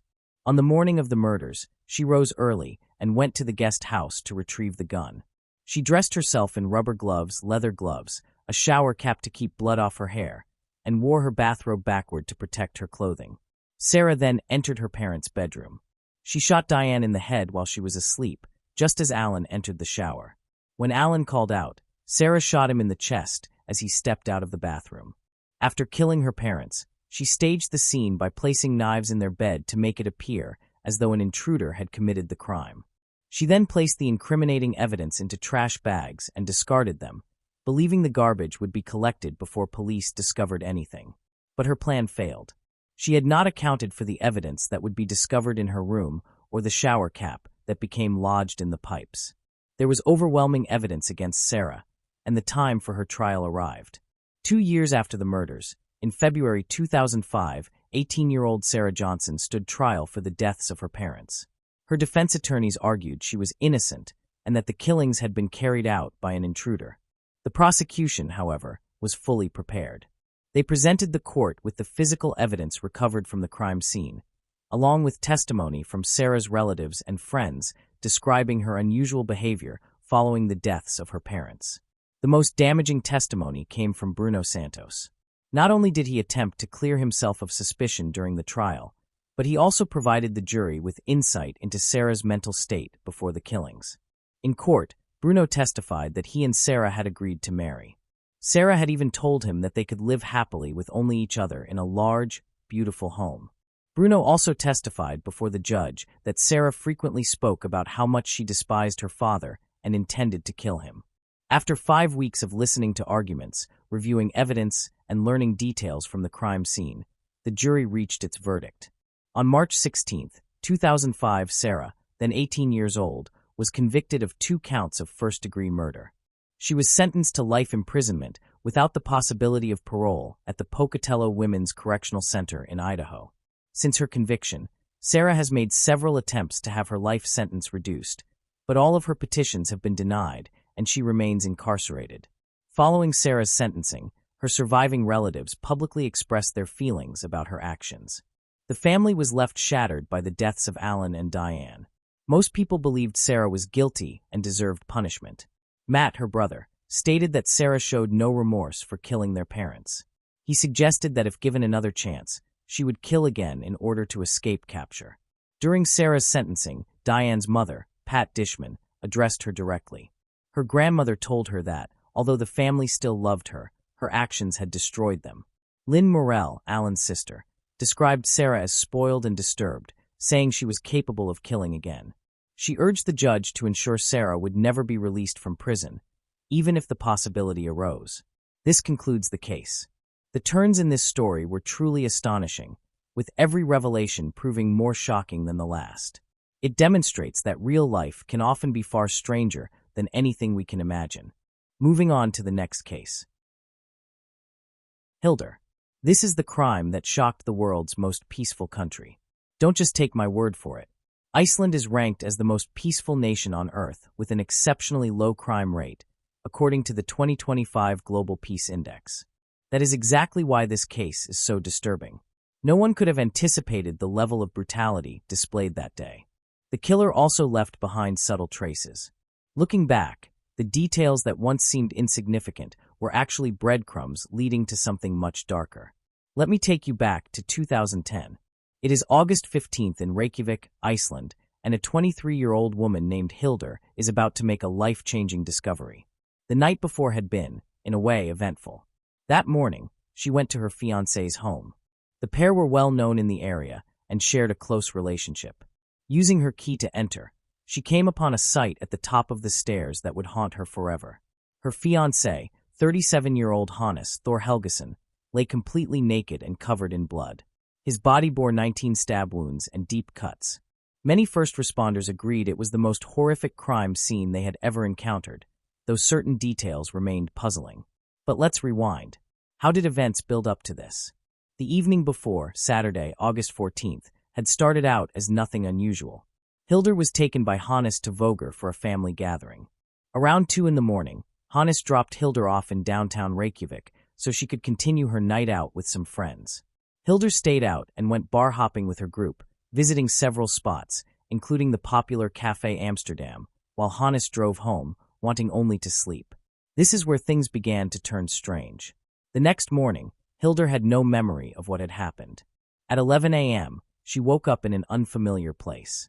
As her mind cleared, she realized she was in the home of a childhood friend. She had no recollection of how she had gotten there, only that she had been out with one of her pals. Though she insisted she had consumed just 2 drinks the night before, she began to wonder if she might have been drugged. And if she had been drugged, what else could have happened? It was a thought she did not want to entertain. She asked her friend why he had brought her to his home instead of driving her back. Her question startled him. He explained that he had been drinking himself and didn't want to risk a long drive while intoxicated. That was why he chose to take her to his place rather than her fiancé's. He assured her that nothing had happened between them. In fact, she had been so drunk that he had to hold her up to get her inside. Hilda panicked at the story. She had not gone home and had instead stayed overnight at another man's residence, terrified of what her fiancé might think. Afraid he would be angry, she called him repeatedly, but he never answered. With rising dread, she decided she needed to go to him immediately, asking the same friend to drive her there. He even offered to accompany her inside, hoping to ease any tension and prevent misunderstandings between her and her fiancé. Hilda refused, saying that if her fiancé saw her arriving with her friend, it would only make matters worse. She could never have imagined that upon walking into the house, she would find her devoted fiancé so brutally stabbed, nearly killed. Forensic evidence showed that Hannes had been attacked while asleep. His body was found in the corridor of his bedroom. He had sustained 19 stab wounds, most of them to his hands, arms, face, back, and neck. The defensive injuries told the story of a man who awoke to an attack and fought desperately for his life. The wounds revealed the sheer rage and hatred with which the crime was carried out. One door was discovered unlocked, yet there were no signs of forced entry.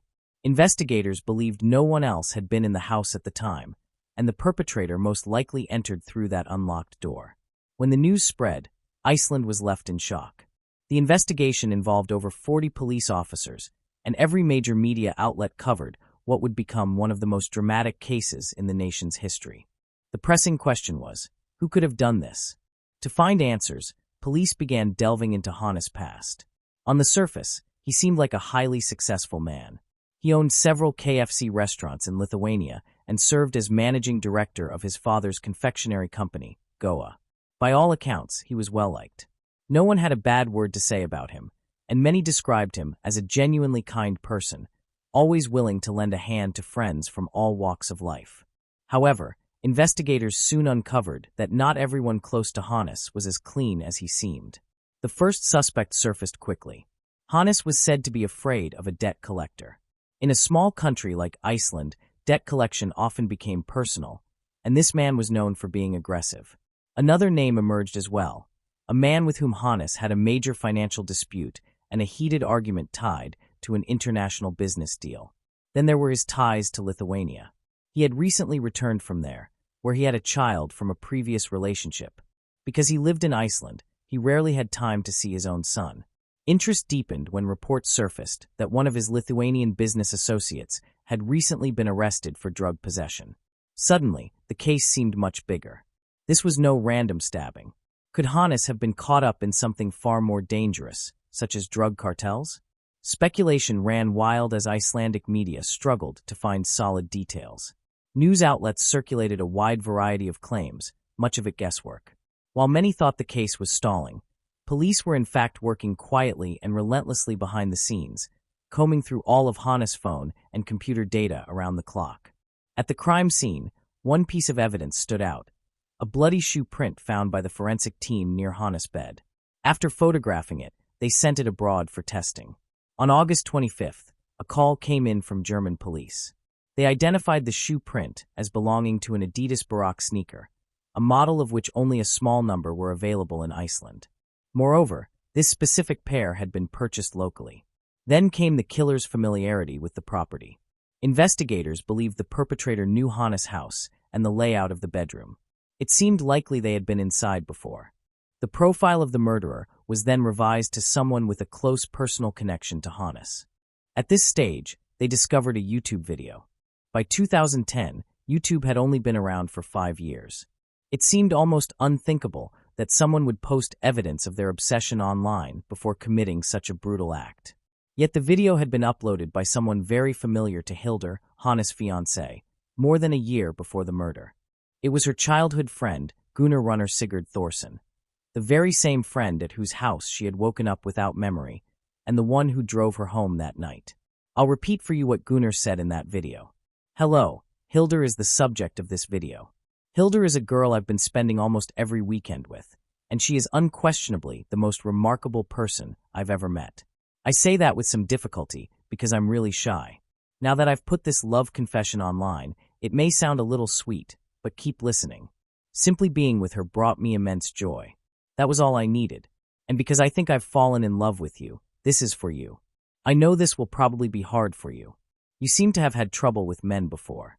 The whole White Knight zone is wrapped up in the message. It's as if I'm the only one who can truly see her, understand her, and accept her. That's what I mean. I know you're getting over a rather unhappy situation with an ex. I know you don't like to talk about it, but I just want to say I'm here for you. All of this is troubling because Hildur was happily in a relationship with Hannes. In Gunnar's mind, however, he had built an entire fantasy in which he was the only one who could save her. His final words to clear the air were, "And I'll tell you that I am completely sober, so I have no excuse to deny this. I love you." This was not a sweet declaration of love, it was a manifesto of possession. At first, many people online dismissed Gunnar's video as a harmless but awkward stunt. Hildur, however, recognized it for what it truly was. She made it very clear to him that she was happy with Hannes and did not feel the same way about him. After that, she cut off communication with Gunnar. Eventually, he apologized, and the two resumed their friendship. What Hildur didn't realize was that Gunnar's obsession hadn't gone away. It had simply gone underground.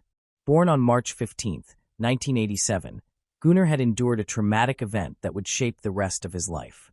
When he was just 9 years old, his father killed himself with a gun in front of Gunnar and other family members.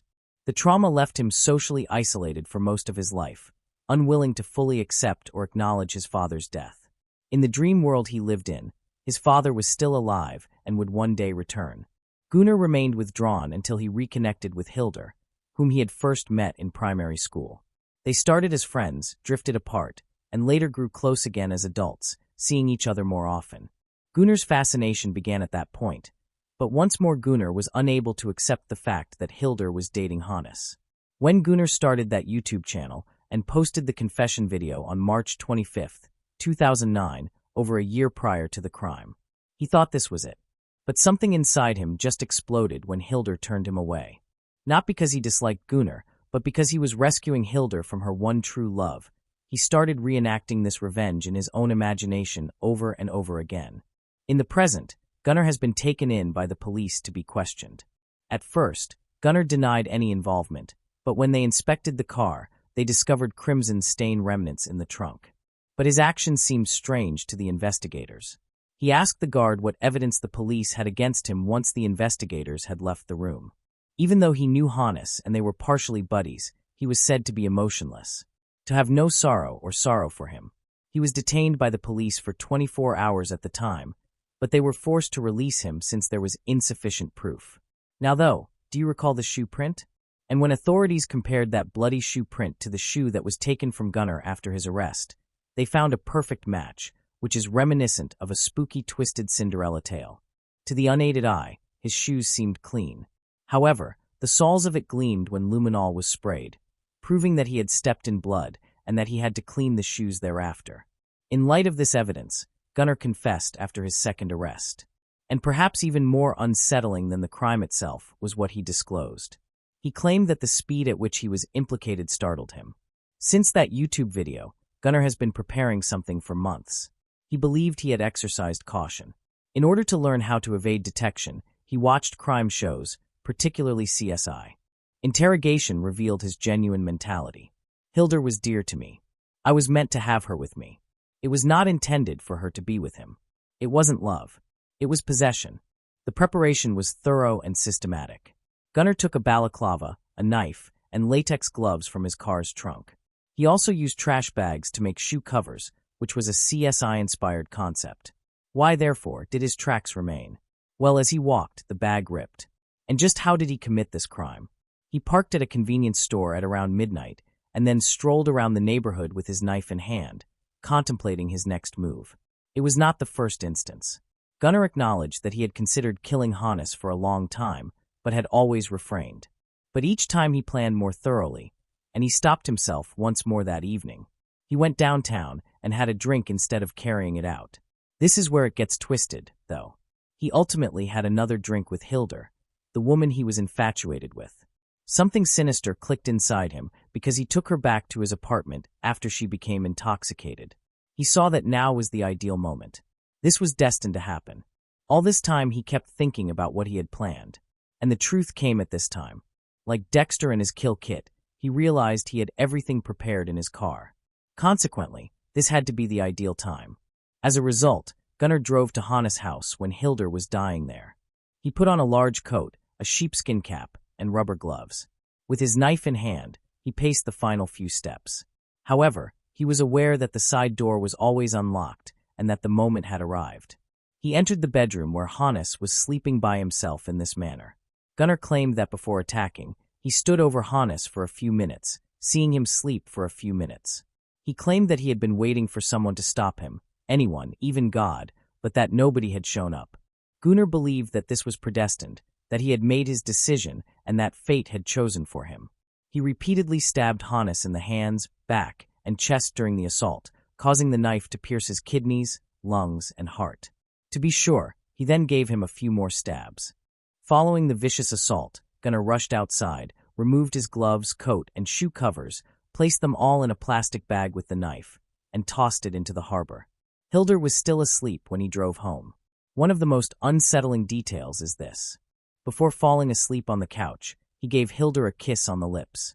He sacrificed everything for her, and now she was his. This is a psychotic episode of some sort. I'm not even sure what it's comparable to. This is a genuine story that is a mix of American Psycho and something else entirely. When word leaked out the following evening that Hannes had been located, Gunnar's reaction was startlingly indifferent. He just started playing video games as a diversion after sending an email to work, claiming to be unwell. When police questioned him about his feelings for Hannes, Gunnar claimed that although Hannes was a good man, he wanted to get rid of him because he was jealous. That's what he said. That is all there is to it. He had no hatred for Hannes. He simply viewed him as a barrier. Hildur was shocked to hear the confession and went down in tears. She had known this person since elementary school. Very lonely, innocent, but decent guy, she famously said at the time. The sad thing about this whole affair is that Hannes felt sorry for Gunnar because he was aware of his fixation with his fiancée. To help Gunnar feel less alone, he had even proposed that he spend time with them. Because he felt terrible for Gunnar, Hannes was always kind to him. As a result, this was a full betrayal of not just one, but two persons. When the matter finally went to trial, Gunnar's mental health became the main topic of discussion. Was there a defense of any sort to explain what had occurred? In fact, Gunnar's trauma from witnessing his father harm himself in public was highlighted by the defense, who argued that it made him vulnerable and immature, destabilizing his mental health. They claimed he lacked sound judgment, attributing his actions to what they called lovesickness and a dual personality disorder. A mental evaluation diagnosed him with schizophrenia. Gunnar was committed to a mental institution on March 1, 2011, after being found not guilty by reason of insanity. However, Hannes's family was outraged. The idea that Hannes's life was treated as worthless while a cold-blooded murderer was allowed to plan his crime for nearly a year was completely unacceptable to them. The prosecution refused to relent and appealed to the Supreme Court of Iceland. On October 13, 2011, the ruling was overturned. Gunnar was found guilty and sentenced to 16 years in prison. The Supreme Court's reasoning was pivotal. Despite his mental disorder, Gunnar had maintained control over his actions.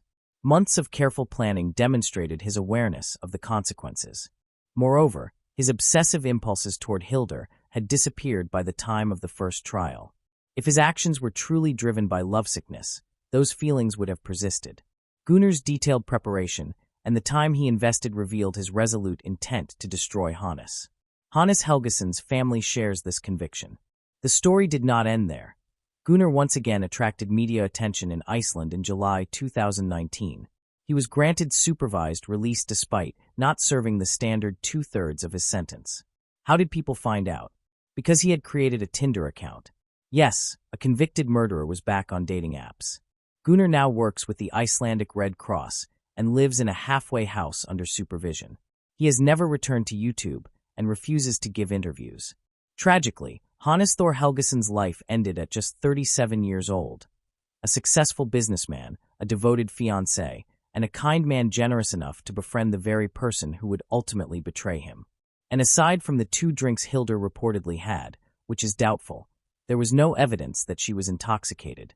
She was likely drugged, as she slept soundly through the entire crime, but no proof of this has ever been found. Sadly, this true crime story leaves behind a grim message. Childhood trauma may play a role, but at its core, it was obsession. And when left unchecked, obsession can sometimes spiral into horrifying consequences that devastate innocent lives. Gunnar's YouTube video was not a love confession. It was a digital breadcrumb trail that led directly to a brutal crime. Moving on to the next case. Louise Coker. On the night of October 25, 2016, the peaceful inhabitants of a small South African village were shocked when Louise Coker rushed out of her house in distress, carrying her 3-year-old daughter in her arms. She was screaming for assistance, insisting that her daughter had suddenly become unconscious. At that time, nobody could have imagined this event would initiate an inquiry that revealed disturbing realities about a family's concealed existence behind closed doors. Louise had petitioned for divorce from Christo Vandermeer in 2014, only a year after their daughter was born. Her choice was driven by growing threats and violent outbursts from her husband. Once a gentle and devoted auto mechanic, Christo had changed into a man inclined toward reckless conduct, even endangering her life. This conduct forced Louise to pursue a restraining order through the legal system. Before her life with Christo descended into disorder, she believed she had at last discovered the right companion. She became acquainted with Christo following a stormy separation from her first husband, Freddie. That union as well had brought her no joy. When Christo came into her world, he appeared to be everything Freddie was not. Industrious, reliable, and stable. Their rapid romance quickly resulted in marriage, and they welcomed their first child, a son named Johan. 2 years afterward, their daughter Poppy was born. Yet Louise's life had been scarred by hardship well before these circumstances. In 1984, when she was 10 years old, she suffered the heartbreaking death of her father, with whom she had shared an especially strong connection. His death was a devastating shock. Shortly after, Louise's mother remarried, but her new spouse brought conflict into their household. This man brought hostility and abuse into the family, constantly demeaning and undermining everyone around him. He was infamous for his anger and would frequently turn to physical violence to maintain control. The years Louise spent living under his authority left a permanent scar on her, creating a deep feeling of inadequacy and uncertainty. When Louise finally departed from her childhood home, she was resolute about seeking freedom at any cost. Her first marriage was a hasty choice, one that resulted in more suffering than comfort. After leaving Freddie, she believed Christo would be her new beginning. Yet this next marriage turned out equally destructive. What made Christo's decline especially tragic was that it appeared to happen alongside the birth of their children. Their daughter Poppy, born in 2013, quickly became the focus of attention for everyone familiar with the family. Her golden hair and vivid blue eyes attracted universal admiration. However, what might have been an ideal family existence soon disintegrated into something much darker. By the point Louise sought divorce, she realized she could not permit the nightmares of her own childhood to be relived. She had grown up suffering hostility and constant degradation, and she was determined to shield her children from an identical outcome. In 2015, Cobus Kamar moved to Orania, seeking a new beginning after multiple unsuccessful marriages. The tight-knit community provided him with a position at a neighborhood supermarket where Louise Coker was already working. It was there their lives intersected. At first sight, Cobus appeared to be an ordinary man, yet his past, filled with divorces and repeated disputes, caused unease. His ex-wives depicted him as a man inclined toward violent tendencies, and his connection with his children was said to be limited to court-ordered financial assistance. At this stage, Louise had already established herself in Orania, though she was still adapting to her new lifestyle. She was occupied with arranging her household and taking care of her 2 children, Johan and Poppy, along with her 14-year-old stepdaughter, Marissa. Marissa, who had moved in with Louise after a prolonged legal dispute, assumed many of the household duties, enabling Louise to concentrate on her job. The teenager became a caregiver for her younger siblings, serving as a second mother to them. In spite of the hardships, the family slowly achieved a measure of stability. Court rulings had imposed strict restrictions on Christo's contact with his family. He was granted supervised visits with Johan and Poppy 3 times per month, always overseen by a social worker. He was also allowed weekly phone conversations with his son and daughter, the majority of which were recorded. To onlookers, he gave the impression of being a committed father, yet Louise insisted this was nothing more than a facade. She regarded him as a danger to her household and dreaded a recurrence of earlier episodes. The Orania community had embraced Louise warmly. Members of the Dutch Reformed Church assisted her in obtaining housing and employment. Louise believed this small, close-knit town, inhabited by just over 1,000 individuals, would be the ideal place to restore her life and put behind years of misery and conflict. Famous for its minimal crime levels, Orania's residents, mostly descended from Dutch, German, and French settlers, worked collectively to maintain a secure and supportive setting. But Louise's newly found tranquility started to crumble once Cobus entered her world. Despite his problematic past, he swiftly embedded himself into her circle of acquaintances and became a regular visitor to her house. Outwardly, his actions appeared innocent, yet murmurs regarding his history began spreading, leading some to doubt how safe his presence truly was. Alarm grew when Johann began showing strange behavior at preschool. Teachers observed that the boy avoided social interaction, frequently hiding and showing hesitation about returning home at the day's end.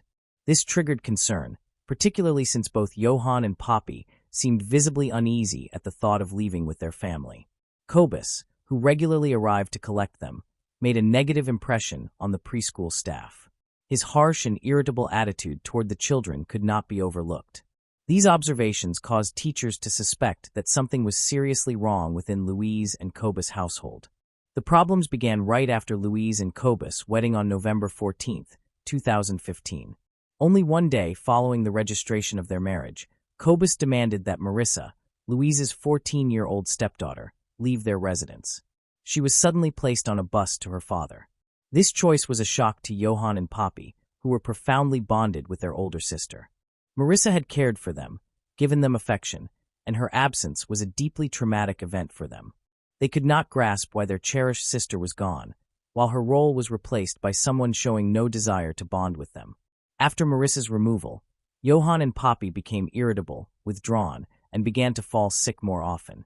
These changes matched the period when they began daycare, since neither Louise nor Cobus could supervise them at home anymore because of work. The daycare staff started detecting strange conduct in Johann. At times his responses were sluggish, almost as if he were under the influence of sedatives.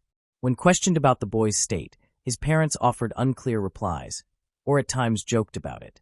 Although these suspicions were never verified, the children's behavior continued to alarm observers. Poppy, the younger of the siblings, started crying more frequently, and Johann often concealed himself in hidden places, especially when Cobus arrived to collect them. Teachers observed that the siblings appeared frightened to return home, yet they were unable to intervene directly. Cobus himself frequently seemed impatient and annoyed, particularly whenever the children cried or acted lively. Louise, in contrast, appeared detached, weary, and absorbed in her work which, according to the daycare personnel, likely kept her from recognizing the situation. The family's difficulties continued to intensify. Cobus refused to form a bond with the children, and his treatment of them became increasingly cold and distant. At the same time, Louise started to realize that her expectations for a new life with him were collapsing. At that moment, however, she was unaware of the consequences she was about to encounter. The first significant turning point occurred when Poppy ceased attending daycare. This happened after staff began questioning the bruises that appeared regularly on her body. Despite her speech limitations, the little girl attempted to explain what was taking place at home, but her explanations were confused and unclear. Staff observed that the bruises often appeared in strange locations, such as on her ears or the inner parts of her arms, areas not usually linked to accidental harm. Louise and Cobus consistently reassured them that the bruises came from active play, insisting that Johann frequently pushed his sister and that she, being clumsy, often stumbled and injured herself. By this stage, Johann was still enrolled at daycare, yet his behavior was raising growing alarm. The boy refused to remove his heavy clothing, even in the scorching summer heat. He would arrive dressed in a jacket and trousers, regardless of the temperature. Caregivers tried to persuade him to change into lighter clothing, but Johann strongly resisted and repeatedly said that his parents would be angry if he removed his clothes. When the caregivers finally decided to check under his clothes, they found bruises. After this incident, Louise and Kobus stopped bringing Johann to daycare, claiming he was difficult to manage. Around the same time, Louise began stating that Johann was acting aggressively toward his sister. She explained his absence by suggesting he couldn't control his emotions and could pose a danger to others. The daycare staff noticed that this withdrawal happened right after they began asking questions about Johann's unusual condition. They suspected that the parents might have pulled him out to avoid further scrutiny. Poppy often woke up crying at night, trying to muffle her sobs so as not to attract attention. But her quiet weeping could be heard through the thin walls. A neighbor recalled that this happened nearly every night. The parents appeared to completely ignore her tears. When they did intervene, it was only to shout harshly at her to stop crying. Over time, the neighbor noticed that Poppy's nightly crying episodes were accompanied by other alarming signs that could not be ignored. One incident that stood out to the neighbor involved seeing Poppy with her leg in a cast. He recalled that the girl was brought home in the back of a pickup truck. Instead of helping her out of the vehicle, neither parent offered any assistance. Poppy had to climb out on her own, struggling with her injury and carrying a heavy backpack. Rather than showing concern, Kobus impatiently rushed her, telling her to hurry up. The neighbor was shocked by this display of indifference and began suspecting that something was seriously wrong in the household. The incident with Poppy's broken leg, according to the neighbor, occurred after he had heard Kobus yelling at her. The shouts and insults could be heard through the house's windows, and shortly after the yelling was replaced by crying. This time, however, the crying sounded different, more like a scream of pain. The next day, Poppy was seen with her leg in a cast, making it clear that she had suffered a significant injury. The neighbor's suspicions were further fueled by other observations. He frequently heard arguments in the house.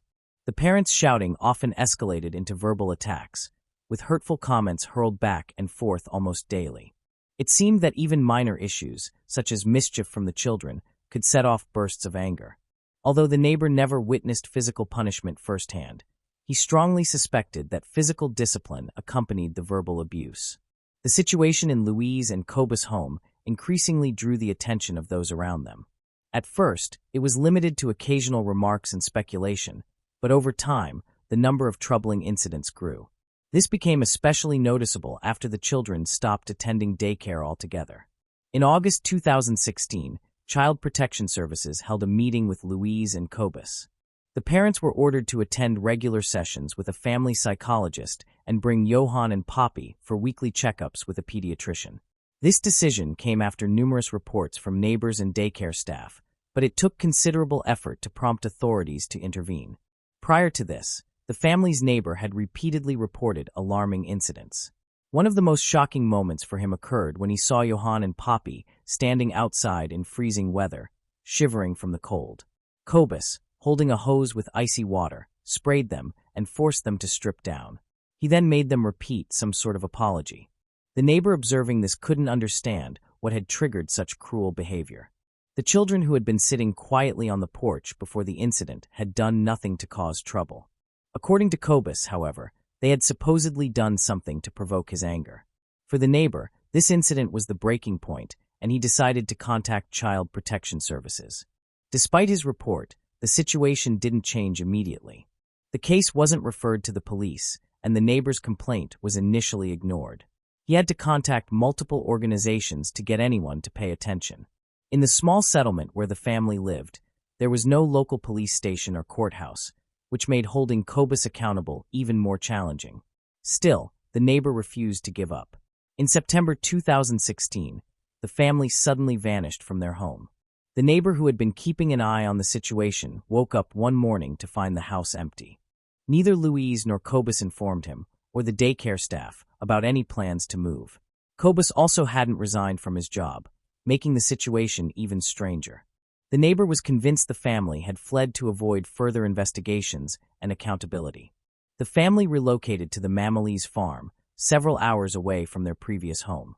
Louise's mother lived there, though she rarely interacted with her daughter or grandchildren due to strained family relationships. Now, however, they were all under one roof. When the grandmother saw Johann and Poppy, she was shocked. Their bodies were covered in bruises, some of which were clearly recent. She immediately asked Johann what had happened. Despite being scared, the boy admitted that Kobus was responsible. Louise, who who was present during this exchange, quickly interrupted, insisting that her son was making up stories. The grandmother, who had spent years living with an abusive partner herself, knew something terrible was happening in her daughter's home. Unsure of what to do, she decided to seek advice from the local pastor. Instead of offering support, the pastor accused her of meddling too much and said Louise needed to handle her family issues on her own. Discouraged, the grandmother stopped trying to seek help, fearing that any action she took might make things worse for her grandchildren. The family had been skipping the mandatory medical checkups ordered by Child Protection Services for several weeks. However, during one of their rare visits, doctors noticed new bruises on Poppy's body. Despite these findings, the injuries were not properly documented. One of the doctors failed to record the marks, citing that the girl couldn't clearly explain their cause, while her mother claimed the bruises were from frequent falls. This allowed the parents to evade accountability, even as the signs of mistreatment became increasingly apparent. On October 25, 2016, Louise arrived at the local hospital carrying Poppy in her arms. She was shouting that her daughter had fallen ill and begged the medical staff for help. But Poppy was already deceased. Doctors attempted resuscitation, but it was too late. The injuries on Poppy's body immediately raised serious concerns. Bruises covered nearly her entire body, including areas where such injuries are highly unusual.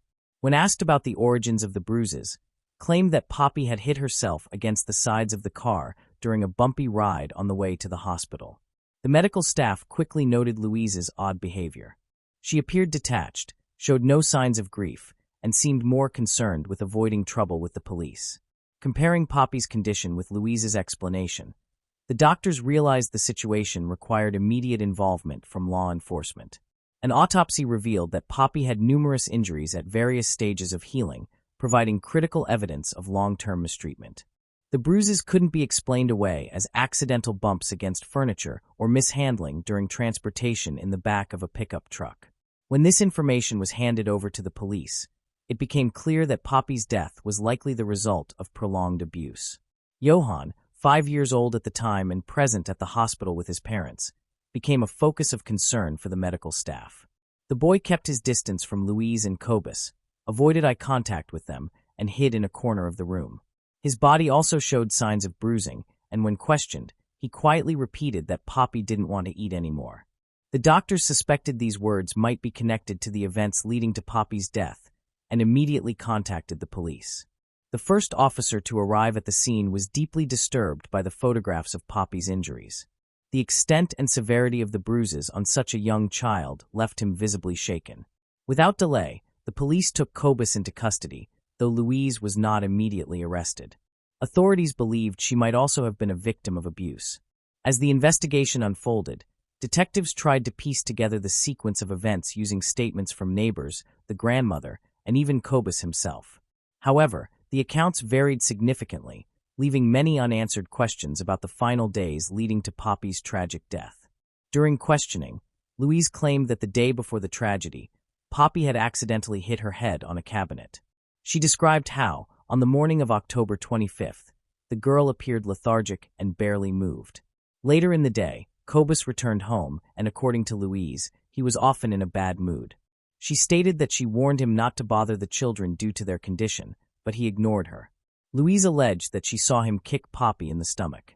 However, instead of intervening, she said she left the house to go grocery shopping. When she returned, Kobus reportedly told her that something was wrong with Poppy. Louise said she found her daughter unconscious in an empty bathtub. Poppy's lips had turned blue. Her body was cold, and she was unresponsive.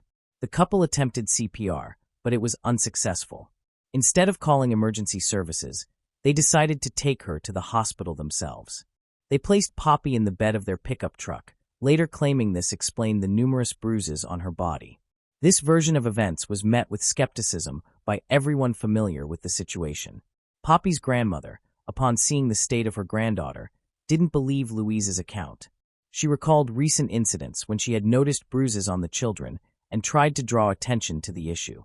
She also remembered how the pastor she had sought advice from discouraged her from taking further action, insisting she shouldn't interfere in Louise's life. The investigation gained momentum when a doctor who examined Poppy's body stated that the injuries couldn't possibly have been accidental. Testimonies from neighbors, the grandmother, and other witnesses were collected. The evidence, along with Louise and Kobus's conflicting explanations, laid the foundation for accusations of prolonged mistreatment. Forensic examinations revealed that Poppy had endured severe physical abuse over an extended period. The nature of her injuries indicated that she had been struck with hands and feet and thrown against walls or furniture. The primary cause of death was a traumatic brain injury resulting in a fatal hemorrhage. Poppy's body bore numerous bruises and abrasions, concentrated on her face, chest, and thighs. Experts concluded that these injuries were not the result of a single act, but rather systematic and deliberate harm. The findings shocked the local community, but the public's outrage was further fueled by the fact that Louise remained free for some time. While Kobus was in custody and facing attacks from other inmates, suspicion began to grow that Louise might have been just as complicit in the ongoing abuse. In the days leading up to Poppy's funeral, tensions boiled over. Two women pretending to be police officers convinced Louise to go with them to the station. Instead, they drove her outside of town and assaulted her, claiming they were avenging Poppy's death. At Poppy's funeral, Louise appeared with visible signs of injury. However, this did not evoke sympathy from those in attendance. The girl's biological father, Christo van der Maar, was present at the ceremony and openly accused his former wife of failing to safeguard their daughter. He believed Louise had always been indifferent toward her children. Throughout the service, Louise appeared distant, avoided communication, and displayed no outward emotion, further intensifying doubts about her role. Louise was arrested a month and a half following the funeral on December 15, 2016. She was charged with the same offenses as Kobus. Nevertheless, her arrest and the ensuing investigation were filled with difficulties. The trial did not commence until October 2017, mainly because of trouble finding attorneys willing to defend the accused and Kobus' worsening mental state, as he had attempted self-harm several times while in custody. A decisive moment in the proceedings was the testimony given by Johan, Poppy's brother. Johan disclosed that Kobus regularly harmed both him and Poppy, while Louise stood by without stepping in to stop it. According to Johan, his mother frequently witnessed the abuse and even justified Kobus' actions to others. He also refuted Louise's assertions about trying to resuscitate Poppy. Johan stated that after Kobus had harmed Poppy, he submerged her head into a toilet in an effort to revive her. While Louise merely stood watching without taking action, Johan's account became the foundation for the charges against her. It supported statements from neighbors, the grandmother, and medical professionals, forming a complete picture of ongoing mistreatment inside the household. The trial concluded with a ruling that signaled the end of a lengthy and complicated case. Louise and Kobus were convicted of Poppy's death and were both sentenced to life imprisonment without the possibility of parole. In addition, the court imposed 10 further years onto their sentences for the continued abuse and threats directed at Johan. While issuing the verdict, the judge highlighted the extreme cruelty of their conduct and remarked on their absence of remorse throughout the proceedings. The investigation disclosed that during the months preceding Poppy's death, the family's neighbor had repeatedly attempted to bring attention to the matter. He reported witnessing bruises on both Poppy and Johan, hearing constant shouting, and observing the parents' suspicious behavior. Yet his complaints were never adequately addressed. Officials from Child Protection Services later asserted that logistical obstacles and bureaucratic delays had restricted their capacity to intervene. Nonetheless, no one from the agency faced accountability for failing to take action. During the trial, it was also revealed that Louise and Kobus had made no genuine effort to save Poppy when her condition deteriorated. Instead, they placed her in the bed of a pickup truck and drove her to the hospital, even though she was already dead. They attempted to attribute her bruises to the roughness of the road, but medical evaluations confirmed the injuries had been caused long before that.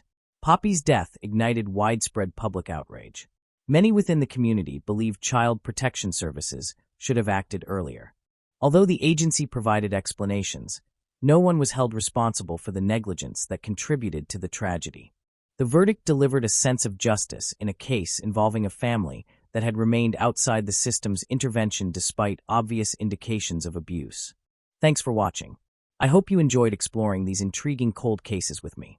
If you found the video fascinating, don't forget to give it a thumbs up and subscribe to Cold Case Mystique for more deep dives into cold case investigations. Your support helps me bring you more compelling content. Leave a comment below with your thoughts or any cases you'd like me to cover next. See you in the next video. And remember, the search for truth never stops.